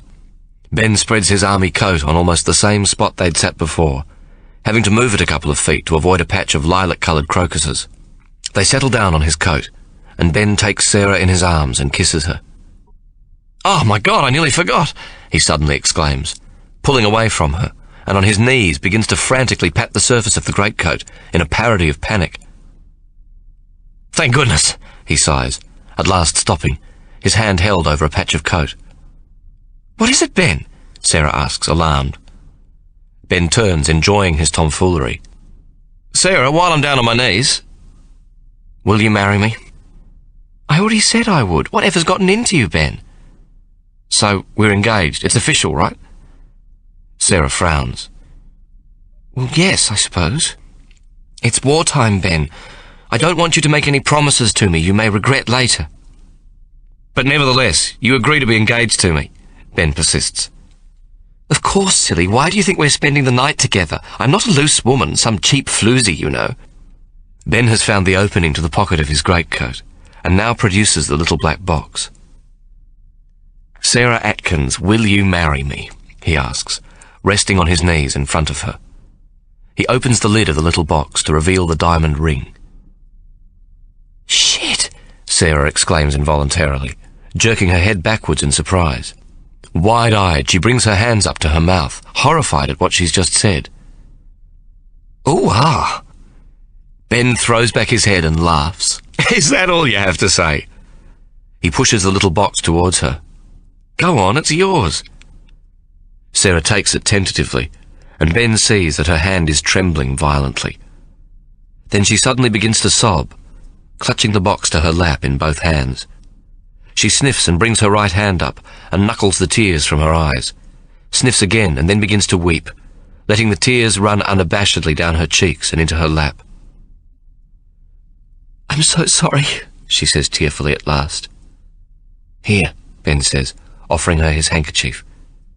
Sarah dabs at her eyes and then blows her nose, looks down at the ring and starts to cry again, dabbing at her eyes again. "Oh, Ben, it's the most beautiful thing I've ever seen," she chokes. Ben takes the box from her hand and removes the ring. "Here, let's have your finger," he commands. "Which one?" Sarah, still tearful, cries in a sudden panic. "What hand? I forget." "How should I know? Every girl is supposed to know that from infancy," Ben teases. He points to her left hand. "The one next to your pinky. That's where they said it goes in the shop." Sarah holds her hand out, and Ben slips the ring onto her finger, and it is a perfect fit. "There you go. You're booked for Armistice Day." "You have the hands of a duchess, my love," he says, savouring the private joke. The light is beginning to fade, and it has grown quite chilly. "We need to celebrate," he decides. "A glass of champagne is called for immediately." "The Ritz? I'm no longer scared of the cake fork." "Nah, let's try Claridge's. Victoria says it's a better pub." Does Victoria know everything? Just about, Ben says. Will she like me? It's compulsory. Last time the champagne made me squiffy. It was lovely. Come on, we'll take a taxi. It's too cold to walk. Besides, I don't know how to get there from here. At Claridge's, in the manner of all good hotels, the desk clerk greets him by name. Good evening, Mr. Teakleman. Good evening, madam. I trust you've both had a pleasant day? Yeah, it was lovely, thanks, Ben replies, and wonders momentarily how the clerk knows his name, as it isn't the same man he met earlier. Your parcels have arrived, sir, and have been sent up. Will you be dining in the hotel this evening, sir? Ben turns to Sarah, who has a bemused look on her face. What do you reckon, Sarah? Sarah is too surprised and confused to say anything. Tell you what, Ben says to the desk clerk. We'll have it in our suite. In the meantime, will you send up a bottle of good French champagne? Certainly, sir. Dinner in your suite. I shall send you up the menu. Do you have a preference in champagne? No, what would you choose? I shall consult the cellarmaster, sir. You may depend on him. Shall I show you to your suite? Thank you.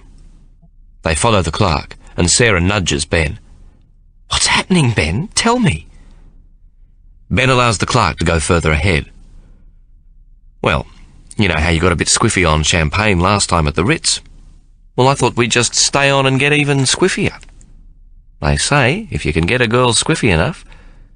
Ben Teakleman, how dare you? Sarah giggles. Sarah is like a little girl at her first birthday party when they get into their suite, where all her shopping has been neatly laid out on the huge bed. Soon the bedroom is in chaos as she once again opens all the boxes. The shop assistant has chosen a beautiful dove-grey silk nightdress with a matching peignoir, and knowing Sarah's shoe size, she has chosen an elegant pair of slippers with a charming little heel. Sarah blushes violently when she opens the ribboned box of lingerie.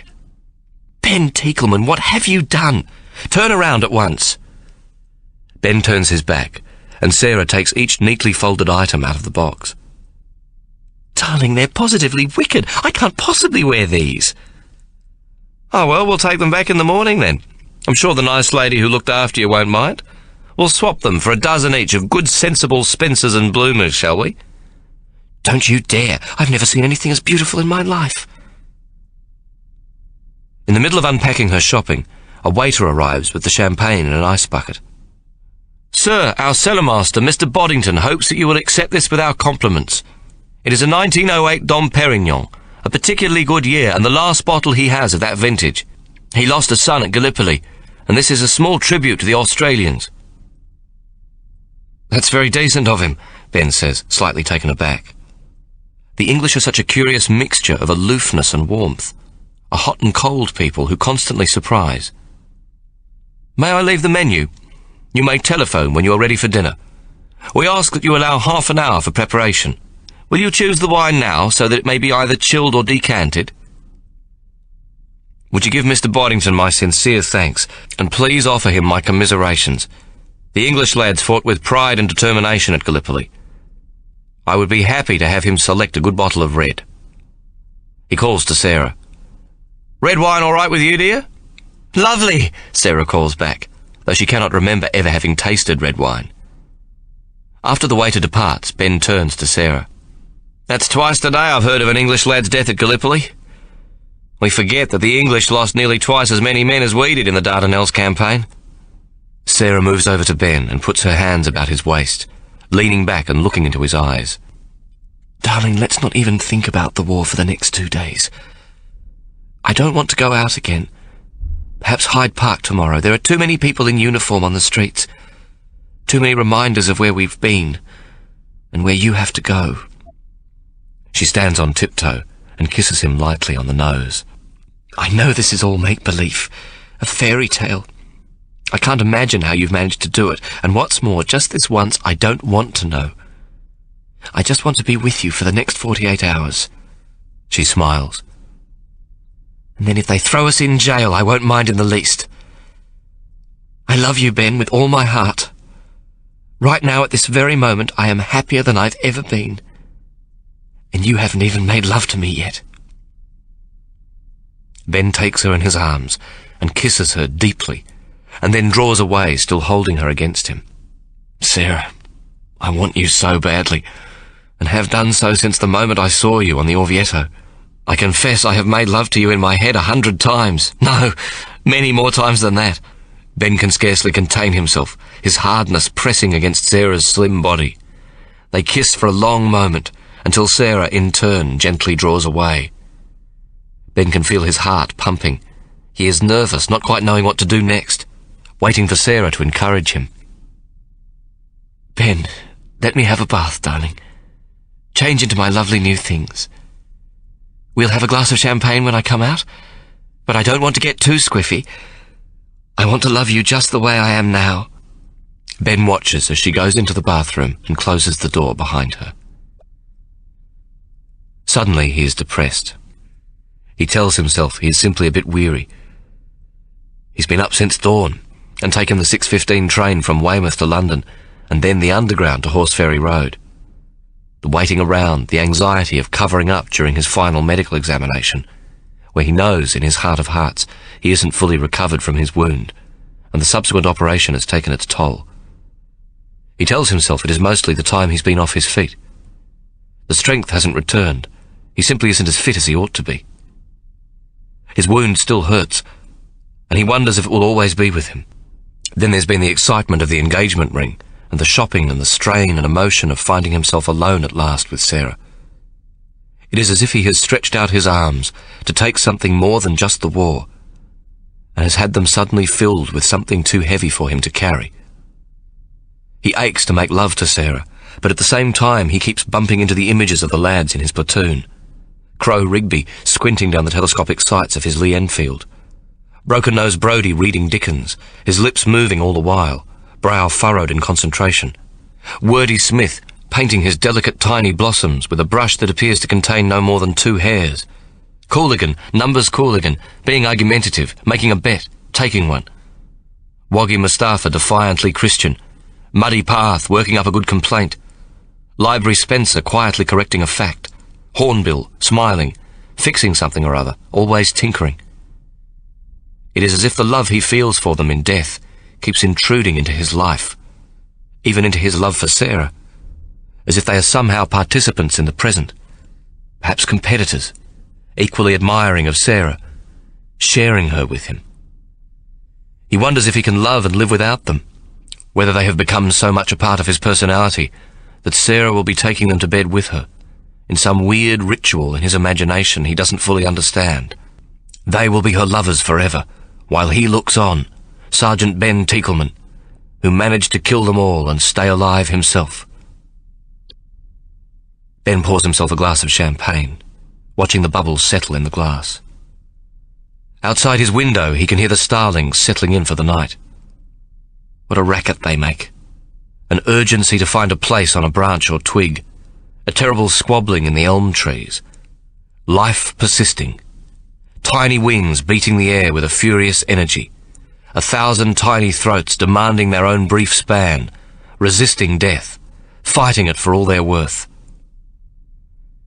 In those moments of silence on Gallipoli, when both sides had had enough, there had been no birdsong, only the occasional mournful caw of a crow feeding on human carrion. Crows! Why is it always the vermin that follow you? He can hear Crow Rigby saying it. The urgency of the starlings had gone out of the air at Lone Pine, the Neck, the Daisy Patch. The charnel field stank of death. The soil was soaked in it, drowned in a muddiness of young blood. There was so much death about it became more natural than being alive. Can he now change back again and feel his need for life returning? Can he wipe death from his mind, replacing it, even for 48 hours, with the life she brings him, the renewal she promises him with her sweet body? Is this woman, any woman, enough? Ben feels corrupted, guilty, ashamed even to admit such a thought. For he knows he loves Sarah more than his own life, yet the thoughts of death, of decay, of the past, engulf him. Ben has his back to the bathroom door, facing the window, when Sarah calls out to him. He rises.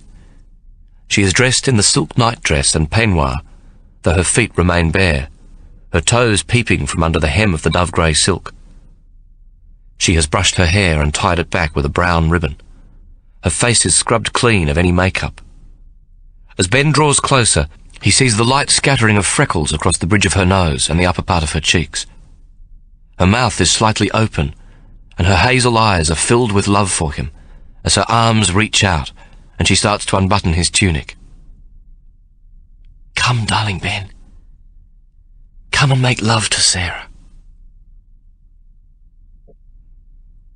Ben entrains at Victoria Station for Dover to catch the troop ship to Boulogne, and from there to the 1st Division base at Etaples, where he is kitted out with a cold-weather uniform and given, in addition, a tin hat and gas mask.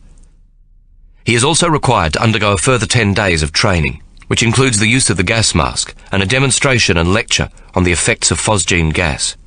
This is the first of several differences from the conditions Ben had experienced in Gallipoli. For a start, there had been few gas masks at Gallipoli, and those that could be found were used for only one purpose: to give the troops some relief from the stench of rotting corpses. Any platoon able to obtain a single gas mask to share among them treasured it. If there was one thing every soldier who returned from Gallipoli would remember until the day he died, it would be the stench of the charnel fields, where the dead on both sides lay unburied and forsaken. Ben's headquarters are near the village of Armentières, where he is to report to his battalion commander, Lieutenant Colonel Lemaitre, who has replaced Colonel Wanless, who was wounded at Gallipoli.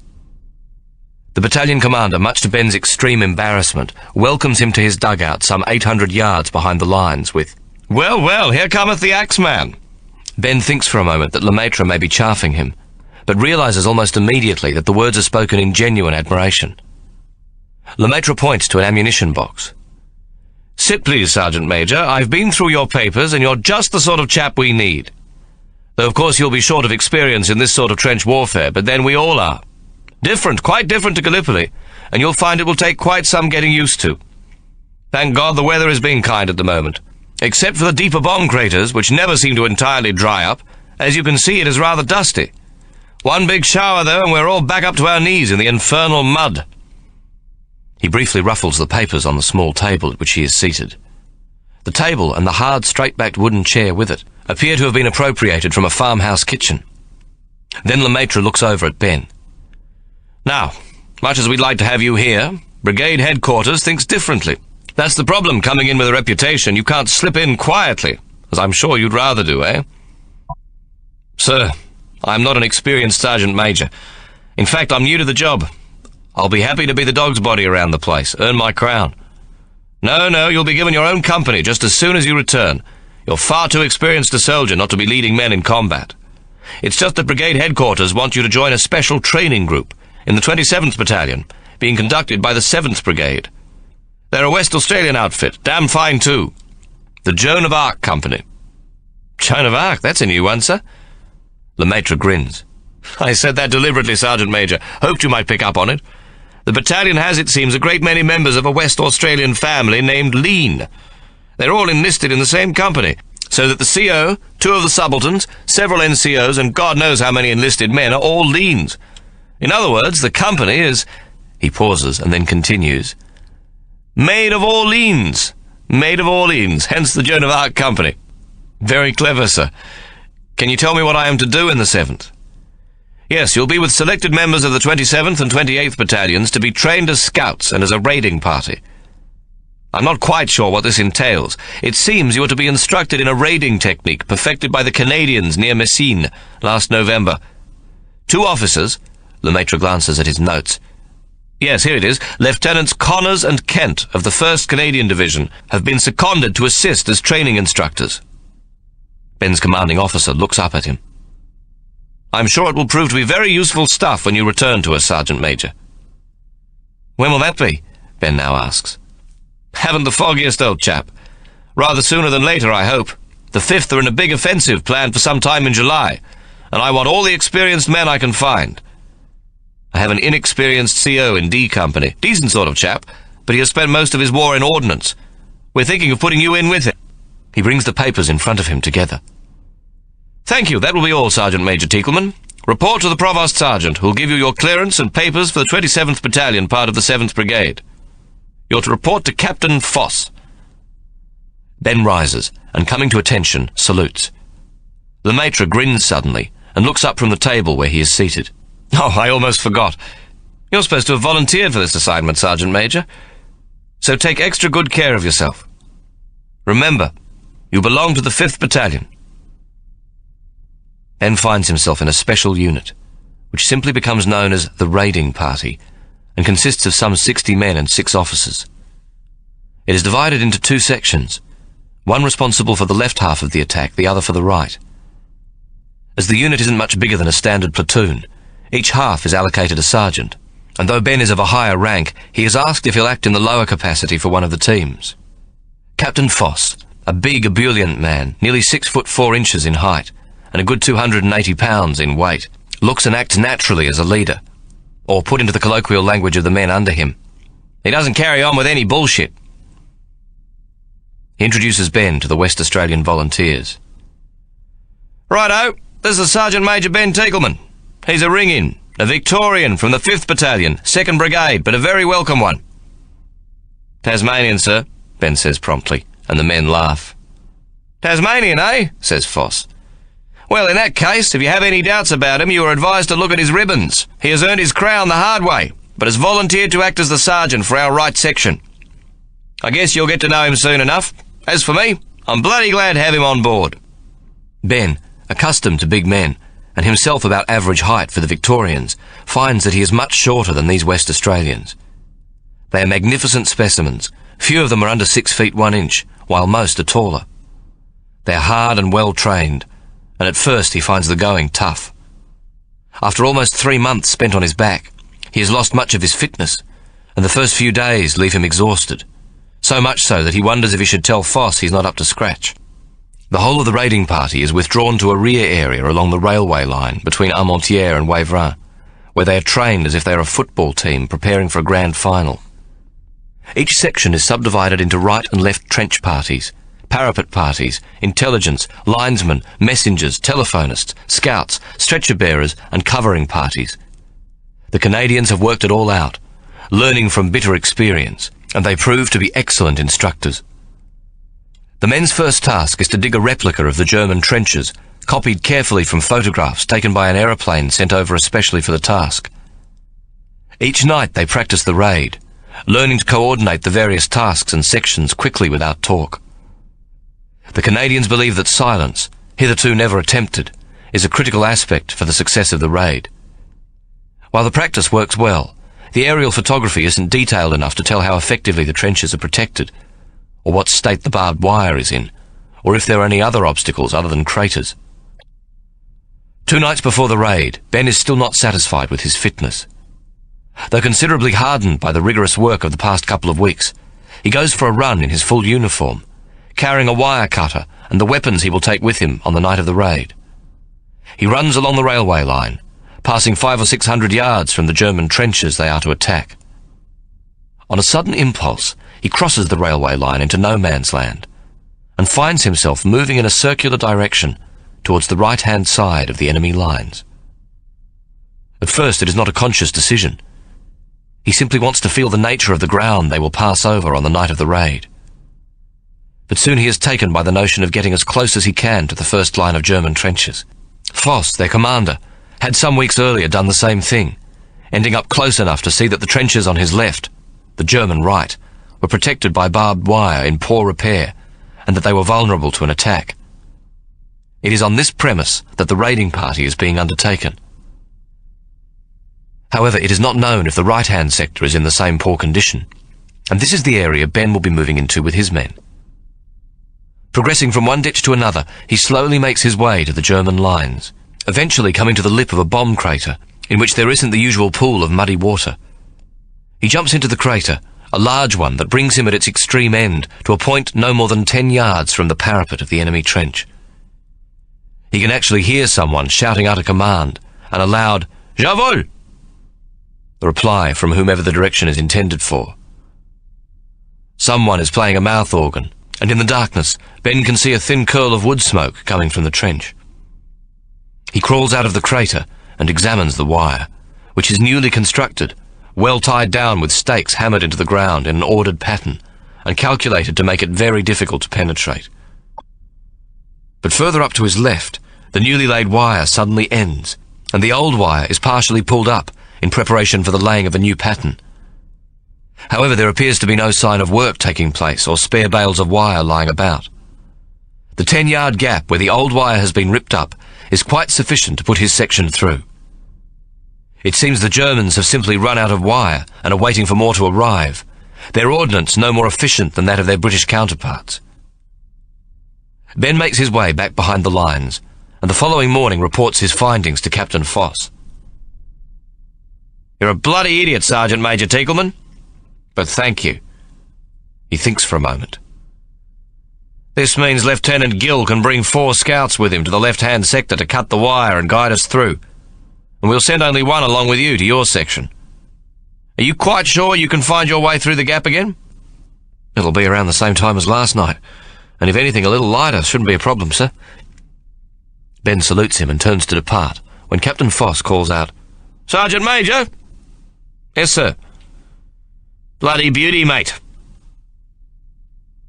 During the last week in May and the first few days in June, the artillery has bombarded the sector to be entered, but not so heavily that the Germans will think it a precursor to an attack on their section.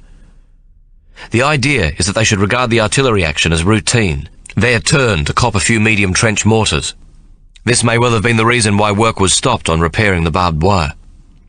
June the 5th is the night set aside for the attack, and the raiding party is given a special set of clothing.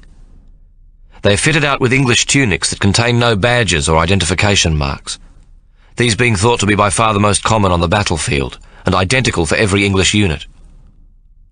If any of them are killed, the enemy will gain no information from looking at their insignia. Their faces are blackened, and their bayonets painted, though the scouts, messengers and carriers, as well as the bombers, will carry revolvers instead of rifles. They are also issued with a device called a knob kerry, which ordnance will later refer to as a life preserver. This short, stout stick with a knob on the end, in this instance a heavy iron bolt, comes out of the previous century and the Zulu Wars in South Africa. The knob kerry was used in conjunction with an assegai, a short fighting spear, by the Zulu impi, and used well, the knob kerry is a highly effective weapon at close range. A blow directed to the head will quite easily kill a man. Ben declines one of these, explaining that he would prefer to take his Maori fighting axe, and Captain Foss quickly agrees. Ben also shows his section how to use the knob kerry as a fighting stick in the Maori manner, a skill learnt from Hawke as a child. Utilised correctly, it can ward off a bayonet attack and at the same time kill the attacker. They are all issued with black plimsolls to quieten their footfalls on the hard ground, though later, with even small falls of rain, these will prove impractical in the muddy ditches and craters of no man's land. Finally, an idea from Gallipoli suggested by Ben is adopted, and they wear white armbands on either sleeve, covered with similar-sized black ones, which are to be ripped off to reveal the white when they begin the attack.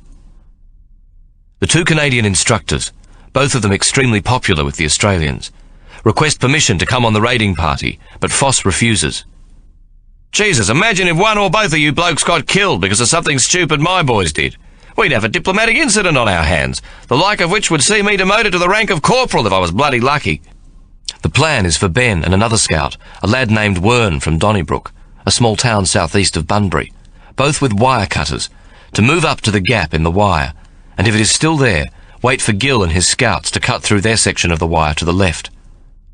If the gap has been repaired, Ben, using his electric torch, is to signal for another wire cutter to join them.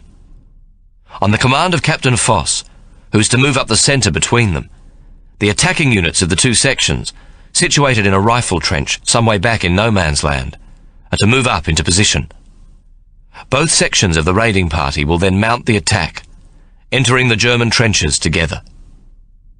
The concept behind the raid is not to capture the German trenches, but simply to surprise and harass them, killing as many of the enemy as possible in the time allotted, and then to withdraw, leaving the Germans feeling vulnerable and demoralised.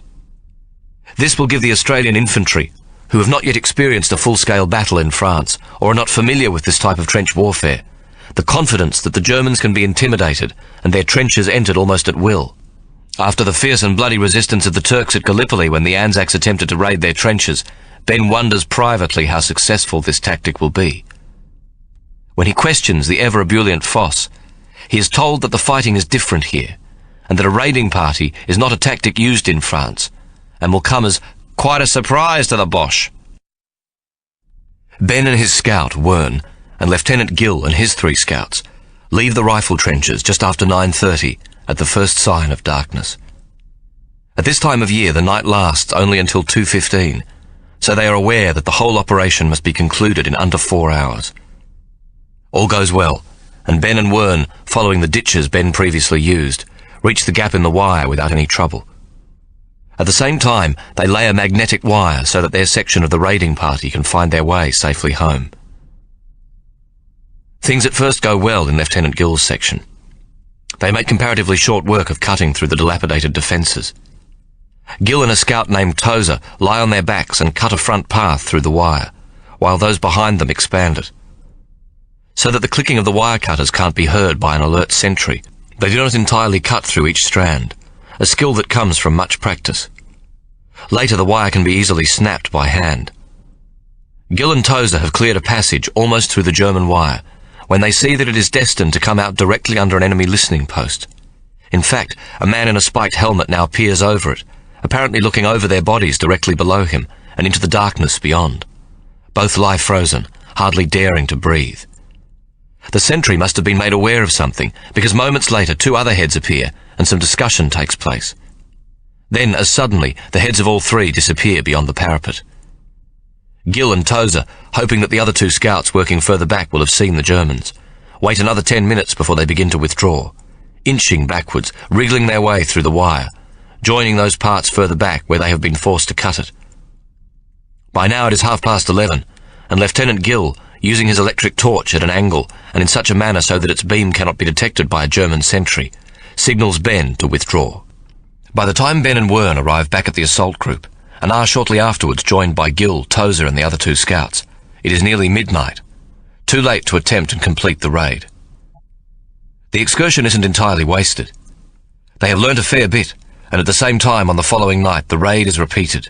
This time, at 11:15, the artillery and medium trench mortars open up, and appear to be shelling the German positions considerably to the north and south of the one Captain Foss and his raiders will attack.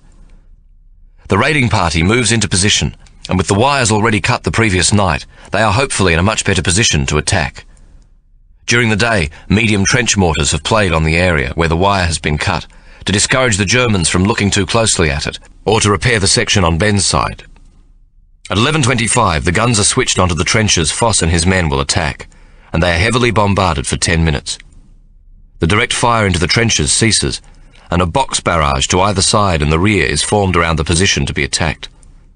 This is so that no German reinforcements can be brought up from the rear or the side trenches. It takes only 2 minutes for the assault party to reach the German trenches and to leap into them, with Captain Foss, revolver in one hand, knob-carry in the other, and a whistle in his mouth, leading the attack. The Germans, thoroughly cowed by the bombardment minutes earlier, are found hiding in dugouts and anywhere else they think themselves to be safe. A large German sergeant comes out of a dugout, brandishing a bayonet, and goes straight for Foss, who has moved to Ben's end of the trench. Foss doesn't see him at first, but turns as the German has his hand raised, with the bayonet above his head. The raiding party leader hasn't even had time to bring his revolver around to fire, when the German simply crumples to his knees, the blade of the Maori fighting axe cleaving the back of his skull. He falls, his head actually bumping against the toe of Foss's plimsoll. Foss looks up to see Ben grinning at him 10 feet away. However, most of the Germans are caught completely unawares. The Australians go to work with their bayonets, though none of them finds it necessary to use their life preservers, their bolted stick, except for one incident when a prisoner attempts to escape, and one of the Anzac raiders, his blood up, chases him and brains him with his knob-carry. In just under 5 minutes, 6 Germans are captured and the remainder killed.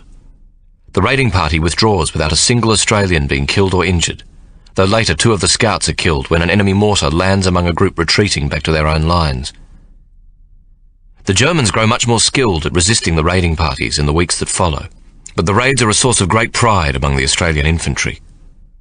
Although the credit for inventing them must be given to the Canadians, the lads nevertheless see their raiding parties as an original contribution to the war in France. Ben returns to the 5th Battalion, where he becomes the Sergeant Major of D Company, under the command of Major Joshua Solomon, and where he will also train several raiding parties. Foss, when Ben reports to him on the final day before returning to his battalion, shakes his hand. "I owe you a big one, Ben," he says simply. "Thank Christ for the Maori blood in you."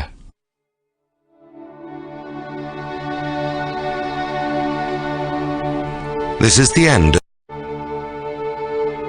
CD 17.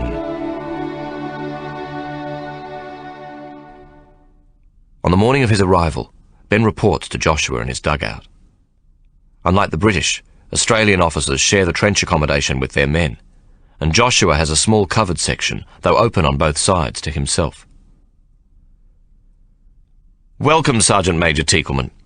I am as surprised as you may be at this coincidence." Then he adds quickly, "Though not unpleasantly so." "Thank you, sir," Ben says. "Coincidence and war seem often enough to be partners." "I feel sure we will work well together. Perhaps we can set our past aside. What say you?" "It never bothered me that much, really, sir. I was mostly out of it. In the army, you soon enough learn to accept a bloke for what he is." "Splendid. Then that's settled. I will expect you to be forthright at all times." "Thank you, sir, but with respect." "I don't think you mean that." Joshua raises one eyebrow slightly. "Oh, why is that?" "Sir, our jobs are different. I'll do everything I can to help within that knowledge." "I can't imagine what you mean, Sergeant Major Teakleman. But let's leave it at that." Ben can see that Joshua is annoyed with him, but is sufficiently restrained not to take it any further. Ben knows from experience that as the senior NCO in the company, he cannot be in Joshua's pocket, nor have his company commander too dependent on him. He has learnt from bitter experience that his judgment must be his own. He has an unspoken right to reinterpret orders if they are plainly headed in the wrong direction. A sergeant major is the intelligent go-between, a conduit with a filter at its end, and not simply a messenger between the officer and the men. Joshua's inexperience is already showing. "I want you to create an effective raiding party in the company which I will expect to lead. It ought to be fun," Joshua now instructs Ben. "Yes, sir. I shall draw up the requirements right away. You may find yourself rather busy, though. It's a big commitment." "About time. I wasn't fortunate enough to be at Gallipoli." After Ben has been dismissed, he ponders the goings-on in Joshua's head. Fun is a strange word to use about a raiding party designed to kill the enemy at close quarters, whereas the word fortunate is not an expression anyone having been through Gallipoli is ever likely to use. Then he recalls how they all were at the beginning, and realizes that Joshua's war hasn't yet begun for him.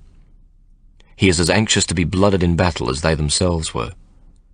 Joshua is a greenhorn, and Ben senses that he will have to watch him very, very carefully, or his CO will soon be dead. However, Joshua proves to be a quick learner, and keen to take over the leadership of a raiding party, even impatient to have them get underway on a real raid. Ben, though, is more cautious. The Germans are quick learners, and they have repaired their wire, laid the odd booby trap and rattles on the wire, mounted extra guards around the clock, and now, as the initial bombardment ends, they rush to stand to order. The chances of catching them off guard are increasingly rare. Ben suggests to Joshua that he, and not his company commander, should lead the first raid.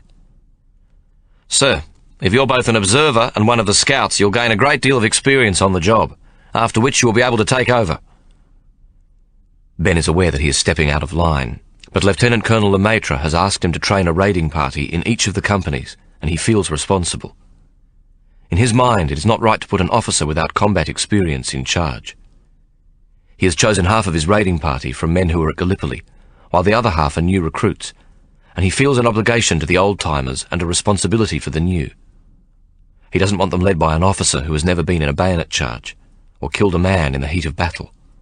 Joshua can overrule him if he wishes, but Ben hopes he is mature enough not to do so. Joshua is silent, chewing at the ball of his thumb. Finally, he looks up at Ben. "I know you think I lack the experience to lead men, Sergeant Major. And you may be right, though how shall I gain it if not by leading them? I shall lead the raiding party." "Very well, sir. Moreover, you will not be on the raid." Ben looks at Joshua, astonished. I'm not sure I heard you correctly, sir. You will not accompany me on the raid. There is only room for one leader. We have trained 2 sergeants. That will be all, Sergeant Major. Ben wants to tell him not to be a fool, but knows he can't. Very well, sir, as you wish. No, Sergeant Major, there is no equivocation. It is an order. The raid takes place 2 nights later and is a disaster. 11 men are killed and 3 taken prisoner, with no loss to the Germans, who have seen them coming and led them into a trap. It is Gallipoli all over again. As they rush the parapet, the Germans open fire, and if not for a ditch close by, the casualties would have been much worse. One of the sergeants tells Ben that they were caught in the open under a German parachute flare, not 50 yards from the trench they were meant to attack. Instead of falling to the ground or standing quite still, Joshua ordered them forward. Blind Freddy would have seen us coming, the sergeant told Ben. A second raid is scheduled 4 nights later, but fails to reach its objective, Joshua pulling them out 60 yards from the German trenches when a German machine gun begins to fire somewhere far to their left. The next 2 raids he cancels, and then allows Ben to take over, when a query arrives from Lemaitre asking why his company has not maintained its quota of raids. Ben takes a raiding party over to a different section of the German line. This part of the line dates from 1914, and a number of solid and large German blockhouses were built. He avoids these as virtually impregnable, designed to resist heavy artillery. Some of them are large enough to accommodate 100 men. The trench he attacks is approached by using a sap, which he manages to enter by cutting the wire and crossing silently over a covered section of the main trench, entering the saps to the rear where 2 Germans lie asleep. They die silently, Ben using his fighting axe to cut their throats. Neither would have felt a thing. He signals his men to follow, and they come into the main trench from the back and take a dozen Germans completely by surprise, killing them all. It is all over in less than 5 minutes. Ben is not to know that der verrückte Australier mit der Axt, the mad Australian axeman, will in the ensuing weeks become legendary in the German lines, where he is greatly feared. Like the stories among the West Australians, Ben's exploits are hugely exaggerated. In his own right, he has inadvertently become a major propaganda item for the Allies. The mad axeman does more to undermine the morale of German trenches and strike fear into every soldier's heart than anything a conventional raiding party can hope to do. Imagination is always more powerful than truth. The success of the raid only emphasises the way the men are beginning to feel about Joshua, though nobody says anything to Ben or even to their own sergeants. In the way a good NCO knows these things, it is becoming apparent to them that their CO hasn't got the stomach for the bayonet, and it is now common enough when a raiding party is proposed for the men to bet among themselves that Joshua is going to ring it. Another way of indicating a man is a coward without having to come right out and say it. Joshua has also been drinking steadily, bringing a bottle of scotch into his dugout with him at night, and having very little to do with his subalterns, who, like him, are new to the job and in need of guidance. Increasingly he prefers his own company, and while he performs his duties reasonably well, he is often thick-tongued and ill-tempered in the morning, and apt to bawl his junior officers out in front of the men. His 4 subalterns learn to avoid confronting him until noon. Ben more or less takes charge of the company, guiding the platoon commanders quietly, never usurping their authority while keeping an eye on the welfare of the men. The raiding parties are now almost exclusively under his control, and while he takes care to train each of the subalterns to take command, he is never far from them in a raid, ready to suggest the next move if he thinks they are undecided. The company, despite Joshua, soon earns a reputation for mounting effective raiding parties. In this way, the morale of its men remains high, and Joshua's lack of leadership is of less concern than it might ordinarily have proved to be. And then, on July the 24th, the Allies mount a major attack at the village of Pozières. For the Australians, it is their first taste of trench warfare in France, their blooding against the Germans. The raiding and harassing, or as Lemaitre calls it, the terrier at the ankles stage, is over. They are going to cross a section of the Hindenburg Line. The Australians are, he assures them, going to do what no Allied army has yet managed to do, to take, cross and hold the German positions on the northern far side of the village of Pozières and possess their front line. The Anzacs, having taken the village on July the 24th, now extend their attack during the small hours of the morning on the 25th. They do not know that the Germans also have plans to retake the village 14 hours after they've lost it. Both sides are planning attacks at the same time. The Germans have been bombarding the village all day, which has rapidly been reduced to a heap of rubble, but cease at 7 on the evening of the 24th. At 8 o'clock, the 5th Battalion, led by Lieutenant Colonel Lemaitre, enters Black Watch Alley, behind the position previously held by that great Scottish regiment, and prepares to mount the first part of a double attack on the German lines. This is to be a frontal assault to the south of an old Roman road, which serves as a reference point for the attack. Ben and Lieutenant Gray, one of the company platoon commanders, who has especially distinguished himself during the raids, creep out after dark, carrying tape and pegs, and together mark the northern end where the attack is to start. The 7th Battalion, who are to go into attack with the 5th, are to peg the southern end, but for reasons that never become clear, do not do so, and they are consequently not sure where the starting line to commence their attack is intended to be. On the heavily cratered surface of no man's land, it could be virtually anywhere. The 5th move out, with Captain Leadbeater in charge of the leading company, and Major Joshua Solomon at the head of D Company beside him. Ben sends the men across the open ground to the starting tape, briefing Joshua just before he takes his company across. Joshua is plainly drunk, and Ben quietly instructs one of the platoon sergeants, a Gallipoli veteran, to stay with him. Ben, for Christ's sake, mate, I've got a platoon of greenhorns. They're going to need me to hold their hands. Timbo, you get the CO into position or it's your ass, mate. Put the bastard in front and tell him to run. At 1:50 a.m, the 2 companies from the 5th are in place, with the 2 others lined up in the rear. So far, the exercise is copybook. The enemy, if they sense there may be someone there at all, simply cover the area with the usual casual rifle and machine gun fire. At 1:58, the 1st Australian Division Artillery places a heavy curtain of shrapnel on the front trenches of the German lines, and the guns of the 34th Division pound the second line of trenches. After only 2 minutes, thought to be sufficient to send the Germans in the front trenches scurrying for cover, the shrapnel bombardment stops, though the heavy guns firing on the German rear lines continue for another 20 minutes. Lemaitre gives the signal for the front 2 companies of the 5th to advance across a front that is heavily pockmarked by shell craters, so that it is damn near impossible to keep to a line. Moreover, the Germans, instead of cowering for cover because of the curtain of shrapnel, are waiting for them, and their machine guns start to cut the 2 advancing companies to pieces. Then almost immediately the enemy artillery comes in. The 5th, advancing parallel to the German front line, is thrown into wild confusion, breaking into groups who lose the line of attack, some making for the southwest, others for the northwest. Ben simply stands in one spot, calling his company in, and eventually ending up with the greater part of it, though 2 officers and at least 1 platoon have become lost. Joshua is nowhere to be seen. Ben has a fair idea where the German trenches are, and joins up with Captain Lilly, known as the Pink Kid, as he is close to being an albino, who has distinguished himself at Gallipoli. Lilly takes charge, and they rush the German position to find that the garrison have fled, leaving only their dead behind. The instruction is to hold the front line, and not to move on to the second, and so Lilly gives the order to consolidate, and to start to dig in. Despite the chaos, they've achieved their objective, and must now wait for the second attack to advance. At 2:25, the barrage on the German second line of defence is lifted, and Leadbeater, on the left of Ben's company, decides against orders to advance. "Shit, what's he doing?" Lilly cries. "We're supposed to consolidate." "We don't have a choice now, sir. We have to go with him or the Boche will come around him," Ben says. Lilly reluctantly gives the order to advance, and the whole force sweeps forward toward the German rear lines.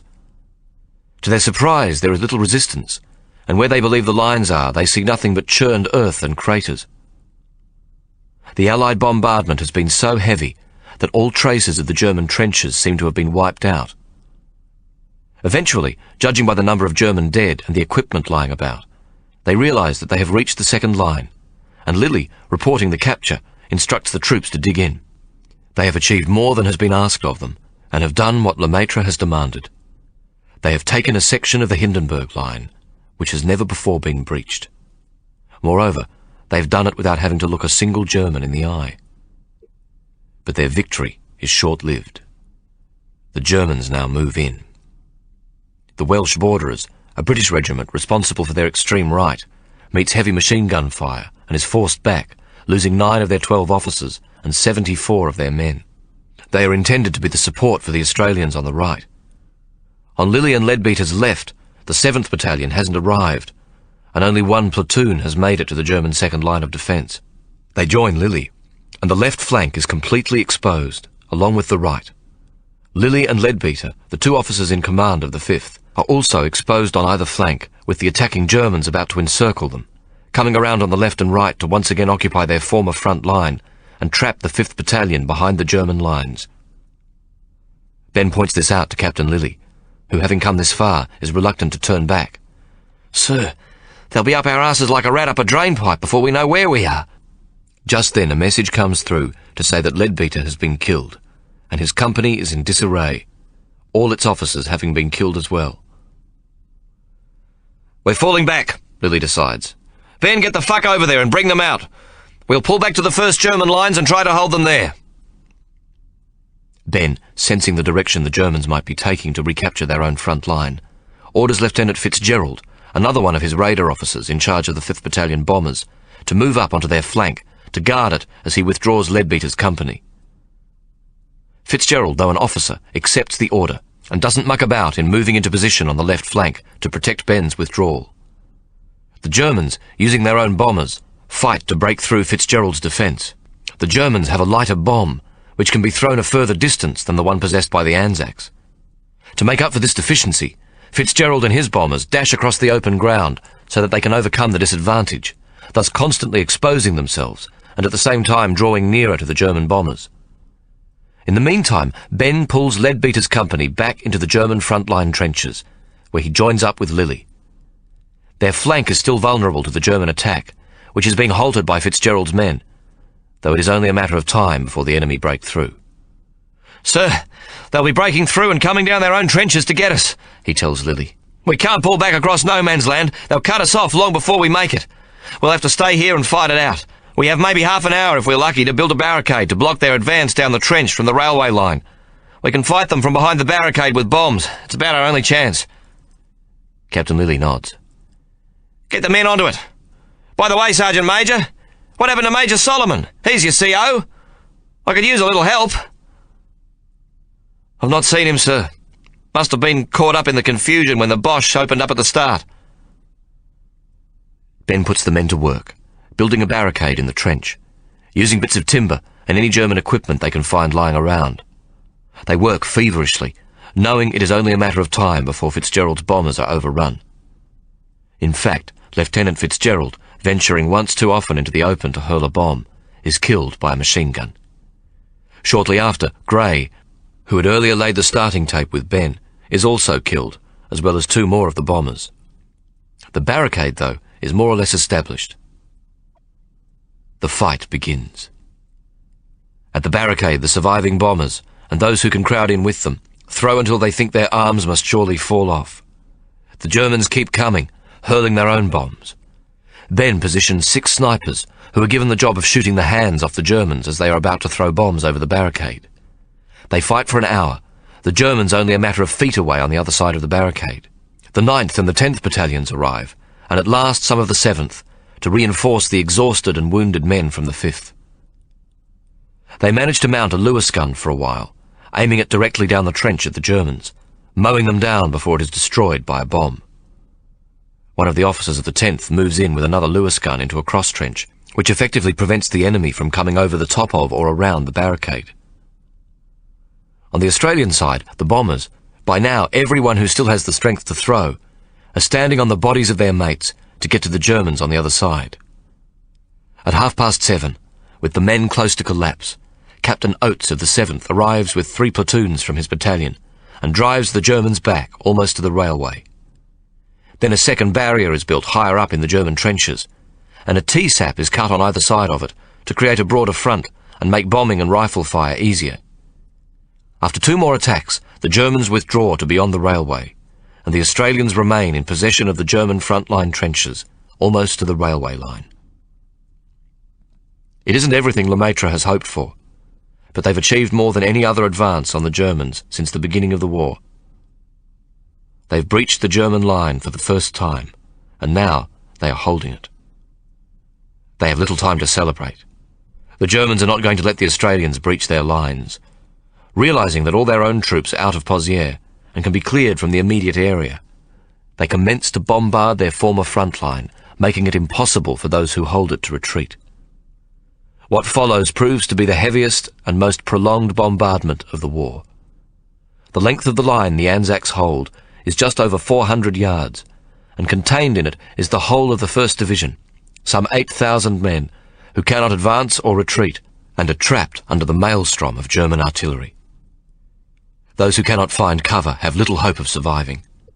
The Germans, who are using their own survey maps of their former trenches, are laying down such accurate fire that whole sections of a trench are often simply wiped out. Men disappear, with arms and legs and heads torn from their bodies. Hundreds, soon thousands of torsos and limbs and heads are scattered everywhere. So accurate and intense is the fire that some officers lead their men out of the trenches, preferring to take their chances in the open. Dust rises in clouds that can be seen for miles, and the day is turned into dusk. Oblivious of the bombing, rats now cover no man's land in waves, seeking out the corpses, gorging on the flesh of dead men, until they simply drag themselves across the ground or lie panting, covered in blood and gore.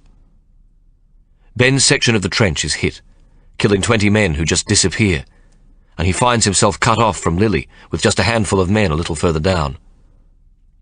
Some 50 men are now in his section of the front line. Towards the end of the newly exposed section is a blockhouse, not much bigger than a small outhouse, but solidly built, probably a place to store ammunition. Dead men lie at its entrance, and one wall has been completely covered in someone's blood and brains. Ben moves down to it and pushes open the door. Inside he finds 5 men, one of them Joshua Solomon, who cowers in the far corner, his knees hugged to his chest. As the daylight floods in, he starts to whimper. "Sir, you'd better come out," Ben calls to him. Joshua shields his eyes against the light with one hand. No way, I'm not going out there," he cries. "I don't want to die. Please, I don't want to die, Ben. Save me, please save me." He looks about him wildly. "Sergeant Major, I order you to save me." "Come on, out you get," Ben says to the other men. "How long have you been in here?"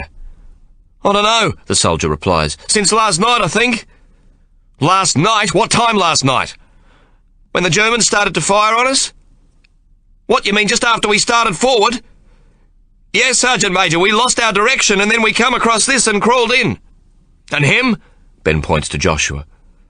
"He come later, Sergeant, about 2 hours later. He was pissed." "Righto, you bastards have done no fucking work. You're going to have to dig." He indicates Joshua. "Lead in there. Come on, move your asses." The bombardment continues all day, and Ben knows that if the shelling continues they will all die. But he sets his men to digging, thinking it better than keeping them idle. "If we get a direct hit, we're history," he tells them honestly. "If we can dig deep enough, we may have a chance. Dig for your lives." As they dig, they find the recent dead, mostly limbs and bits and pieces. They throw them over the side, tossing a dead mate's severed head over the parapet like a melon, their hands often wet with blood and gore. And still they dig, their lives depending on it. Ben prays that they can last until nightfall, when he tells himself he's going to have to get them out. At about 6 o'clock, the dust is so heavy that it is prematurely dark. Ben decides he cannot wait. They have had 1 or 2 near misses with the trenches on either side of them taking a direct hit, some of the bodies being blown so high into the air that they sail way over their heads. One of Ben's men is killed when a torso lands on his head, snapping his neck. It is only a matter of time before the German artillery find them. He calls his men together and points to a blockhouse some 60 yards away. It has been reduced to rubble by the bombardment, and seems at first sight to be even more vulnerable than the trench in which they are hiding. "I've been right up to one of those. Most have a section underground. We're going to go for it. If I'm wrong, we're dead. If I'm right, the section underneath may give us a level of protection. I'm giving you a choice. You can stay dug in here and hope for the best. Maybe the bombardment will soon be over. Or you can come with me. We'll be fired on trying to make our objective, and I can't promise I'm right. He looks about him. "If I'm wrong, we won't get back, lads. I want you to understand that. There is no return. We won't be able to get back to this trench, and we'll all almost certainly die." "What if the bombardment stops? We could be safer here than trying to cross over to that blockhouse," someone asks. "Quite right, lad. But if I were the Hun, and I had us pinned down like this, I don't think I'd stop firing until I'd so pulverised the position no further resistance was possible. That's what I'd do. But I'm not the enemy, and frankly, I don't know. I'll give you 5 minutes to decide. Those who are coming to the right, get your kit together. Those staying to the left, my suggestion is to keep digging." Ben leaves them to decide, and goes to the little blockhouse where he has left Joshua. "Come on, we're getting out," he says. No, I don't want to," Joshua cries. "Right, I'm going to count to 10. If you're not out of here by then, I'm going to shoot you," Ben says, and commences to count. At the count of 5, Joshua has crawled out on his hands and knees. Ben jerks him to his feet, but he immediately collapses the moment he is left on his own. Ben reaches down and grabs him under the arms and pulls him back onto his feet. "You better learn to stand in the next 2 minutes. We're moving out." He props Joshua up against the wall of the trench and leaves him. Nearly 2/3 of the men are standing to the right with their gear. They're a sorry-looking lot, the fight gone out of most of them. "Come on, sir, we're going," he calls to Joshua. Joshua takes a step away from the wall and collapses. Ben turns to 2 men, veterans he's known from Gallipoli. "Partridge, Collins, take the CO between you." Partridge looks at Ben and spits on the ground. "Fuck him, Ben." Ben grabs him by the front of his shirt. "That's an order. Like it or not, he's our fucking CO. He's coming." "He's not worth it," Collins says. But they both take Joshua and support him. "Right, we're out of here. It's yonder blockhouse. Every man for himself. Go for it, lads." There is a mad scramble out of the trenches, and Ben waits for Partridge and Collins to manhandle Joshua out. "What's fucking wrong with him, eh? Bloody legs look all right to me," Partridge complains again, whereupon Joshua, seeing himself exposed, jumps to his feet and runs for the blockhouse. "I should shoot the bastard," Partridge says. "Stop whinging and get going," Ben orders, and sets out at a trot himself. The dust is now so thick that it is akin to fighting through a dust storm, and they reach the blockhouse without being fired on. Visibility cannot be more than 20 feet.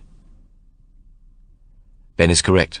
They find a hole in the ground which leads into an underground section of the blockhouse that is untouched by the bombardment. It is sufficiently large to house them comfortably, and the men, exhausted and frightened, collapse. "Righto, break out your rations. See if there's a stove or a fireplace somewhere so that we might get a brew up," Ben instructs one of the corporals, handing him his electric torch. The man returns in a few minutes.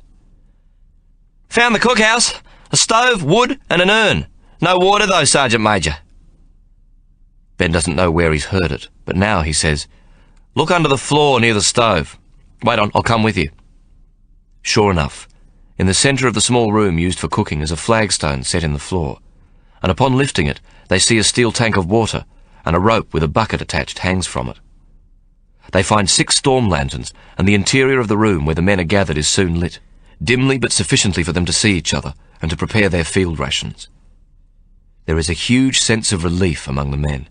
The bombardment outside continues, and every time a shell falls close, the noise within the blockhouse is so intense it hurts their ears. During a slight lull between salvos, Ben calls them to attention. "Righto, we're not out of this yet." He indicates the 4 men he'd found in the blockhouse earlier. "You 4, you'll stand sentry duty for the next 4 hours. The rest of you eat and get your heads down. Have a kip while you may." Ben tries to sleep himself, but cannot, and he takes out a writing pad and pencil and starts to write to Victoria. "My dearest sister Victoria, I am writing to you from a German blockhouse we have captured near a village called Pozières. You will no doubt read about it in the weeks to come, as it is the first major offensive the 1st Division have undertaken in France. The whys and wherefores are not important. What is that I feel sure that I won't be coming home to you. That this is the end. The Germans have us pinned down, and there is no getting out. Curiously, it is also the end of a long story, because Joshua Solomon is with me, The two of us in the same battle. But as I write this, he cowers in a corner, whimpering to himself. The poor fool cannot, I believe, help himself. What is happening to us all is well beyond cowardice. You do not call a man a coward for being afraid to go over the top when the whistle blows, be he a company commander or a private. He has seen all his mates killed and then all his new pals killed, and then because the idea of friendship becomes impossible, mateship now too awful to contemplate, the replacements are received as blank-eyed strangers who come at night to huddle beside you in the trenches. These are no longer seen as men, only as numbers in a well-thinned roll call after each skirmish into enemy lines. New recruits are no longer seen as whole, but become assorted parts, eyes, skulls, arms, legs, torsos, scraps of unidentified meat. They simply become flesh new opened, gaping bloody stumps where once strong arms held their sweethearts close, or firm-muscled legs kicked a football and ran shouting urgent instructions across a flat green paddock under a blue sky. The men who sit huddled in the dust and carnage beside you in the trench become torsos cut off at the waist like open-mouthed fairground clowns. Heads lolling with fatigue on your shoulder are in your mind already disembodied. Tomorrow's dirty melons you are sent out to gather from the mud after each attack. Only the rats are real. They waddle like fat butchers at a meat market and choose the choicest human parts, the intestines, the haggis of hate. My dearest sister, I do not expect to return from here. The German artillery has us trapped, and it has continued now all day, and I dare say will do so all night. It is not too hard to understand why our cousin Joshua cowers in a dark corner, sucking at an empty bottle of whiskey which he won't relinquish. It is to drown the noise, the booming, cutting, whining, whooshing, whistling, exploding, blunt and bloody, never-ending noise that goes into the senseless slaughter of good and honest men. And so the male line of our two families will die here in a charnel field in France. All the hate, all the fierce endeavour, all the malicious greed come to an end. Now I want you to do something for me. Kiss Hawk. Tell him I love him, and always have. Of all the men I have met in my short life, he has always shown me that to be fair and just and honest is the way of a true man. I often think how men fight to put themselves first, but he always put himself in the second place. Great-Grandma Mary once told me as a small child how he loved our grandfather Tomo above all sensibility and would gladly have laid down his life for him. Alas, he has not got the right complexion to blush as you read this to him, but there is no longer need to hide my feelings. You say in your last letter that he grows frail, his huge shoulders stooped, his hands crooked with arthritis, his eyes, his great dark eyes, grown rheumy, but his mind still clear and clean to the intellect. I shall not see him out. I shall not be there to stand by his grave and weep for him. But you will do it for me. Never was there a man I loved as much. Never was there a man who was better at being a member of the human race. In those moments when I have been overcome with despair, and there have been many, such as the one I face at this very moment, I ask myself, what would Grandfather Hawk do? And always it becomes clear he would do the right thing by his mates, by his fellow human beings.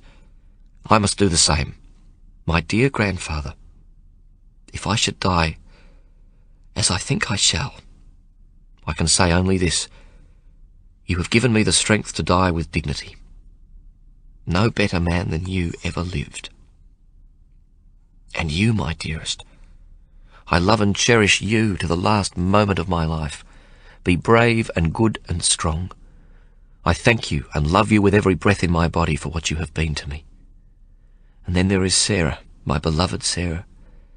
Will you give her half of my inheritance and take care of her when she returns? Treat her as if she was my wife, for I have loved her with my body and my mind is filled with her presence every day. No man could want more than she has given me. Love her, Victoria, as you love me. And now it is goodbye to the three of you. I love you all, with all of my heart. Death cannot change that. Ben. Ben has barely completed the letter when Partridge comes up to him. The CO's gone walkabout, mate.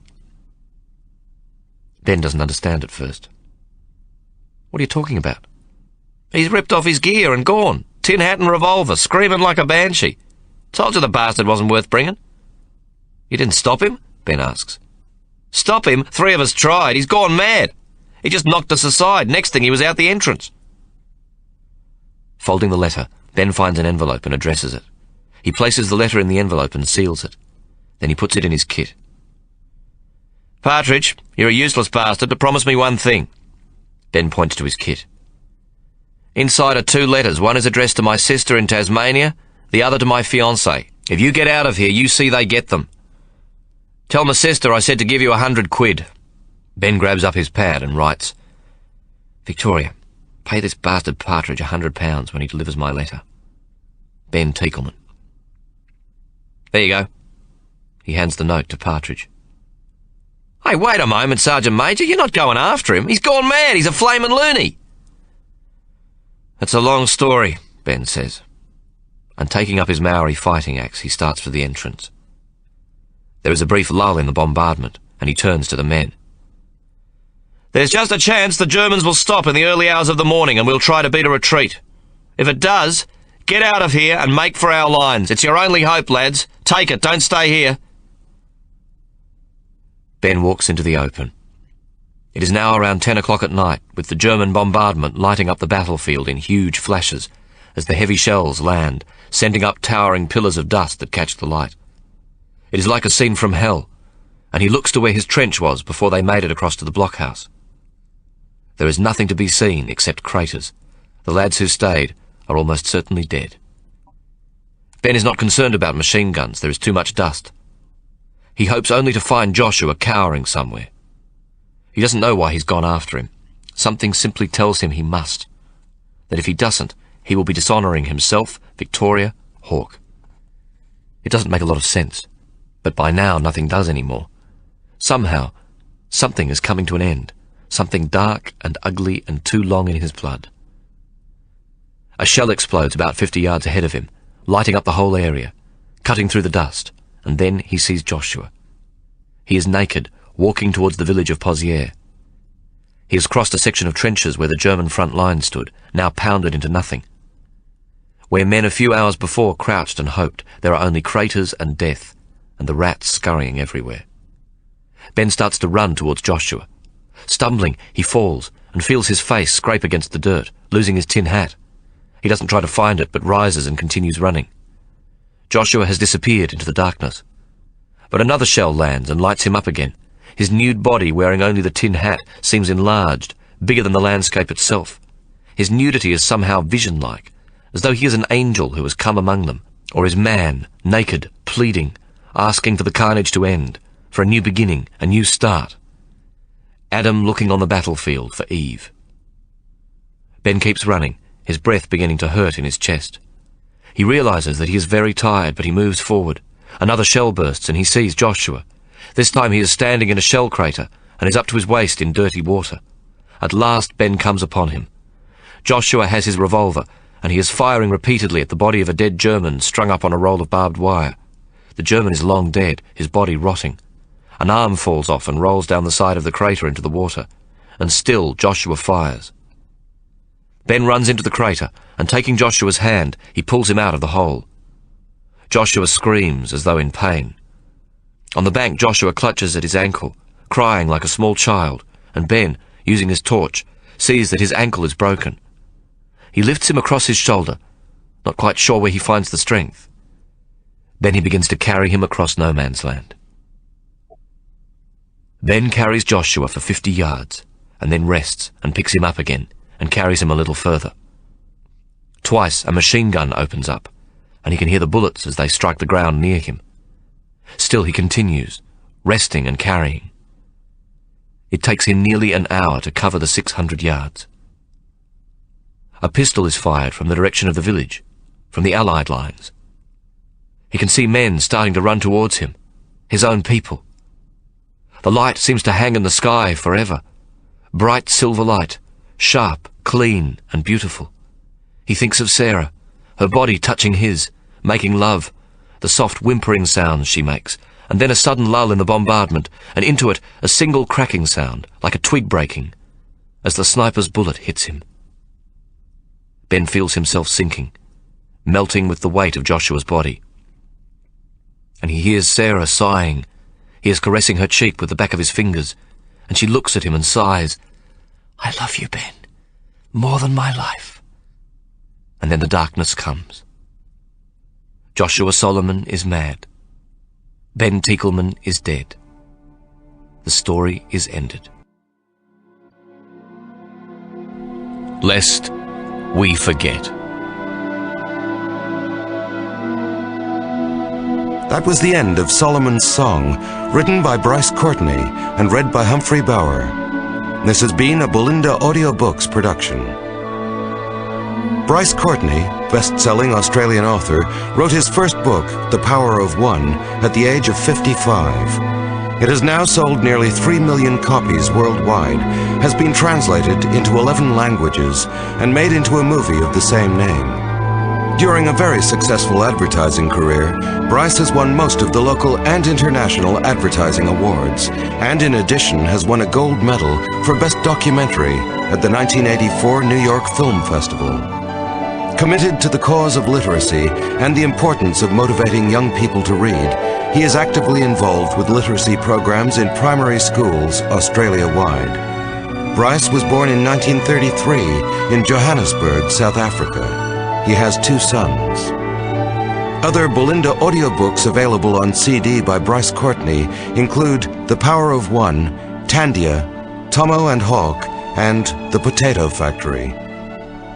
For more information on these or other releases in our extensive range of unabridged audiobooks, please visit our website at www.belinda.com or write to the address on the cover, or call 03-9338-0666 or toll free 1-800-335-364.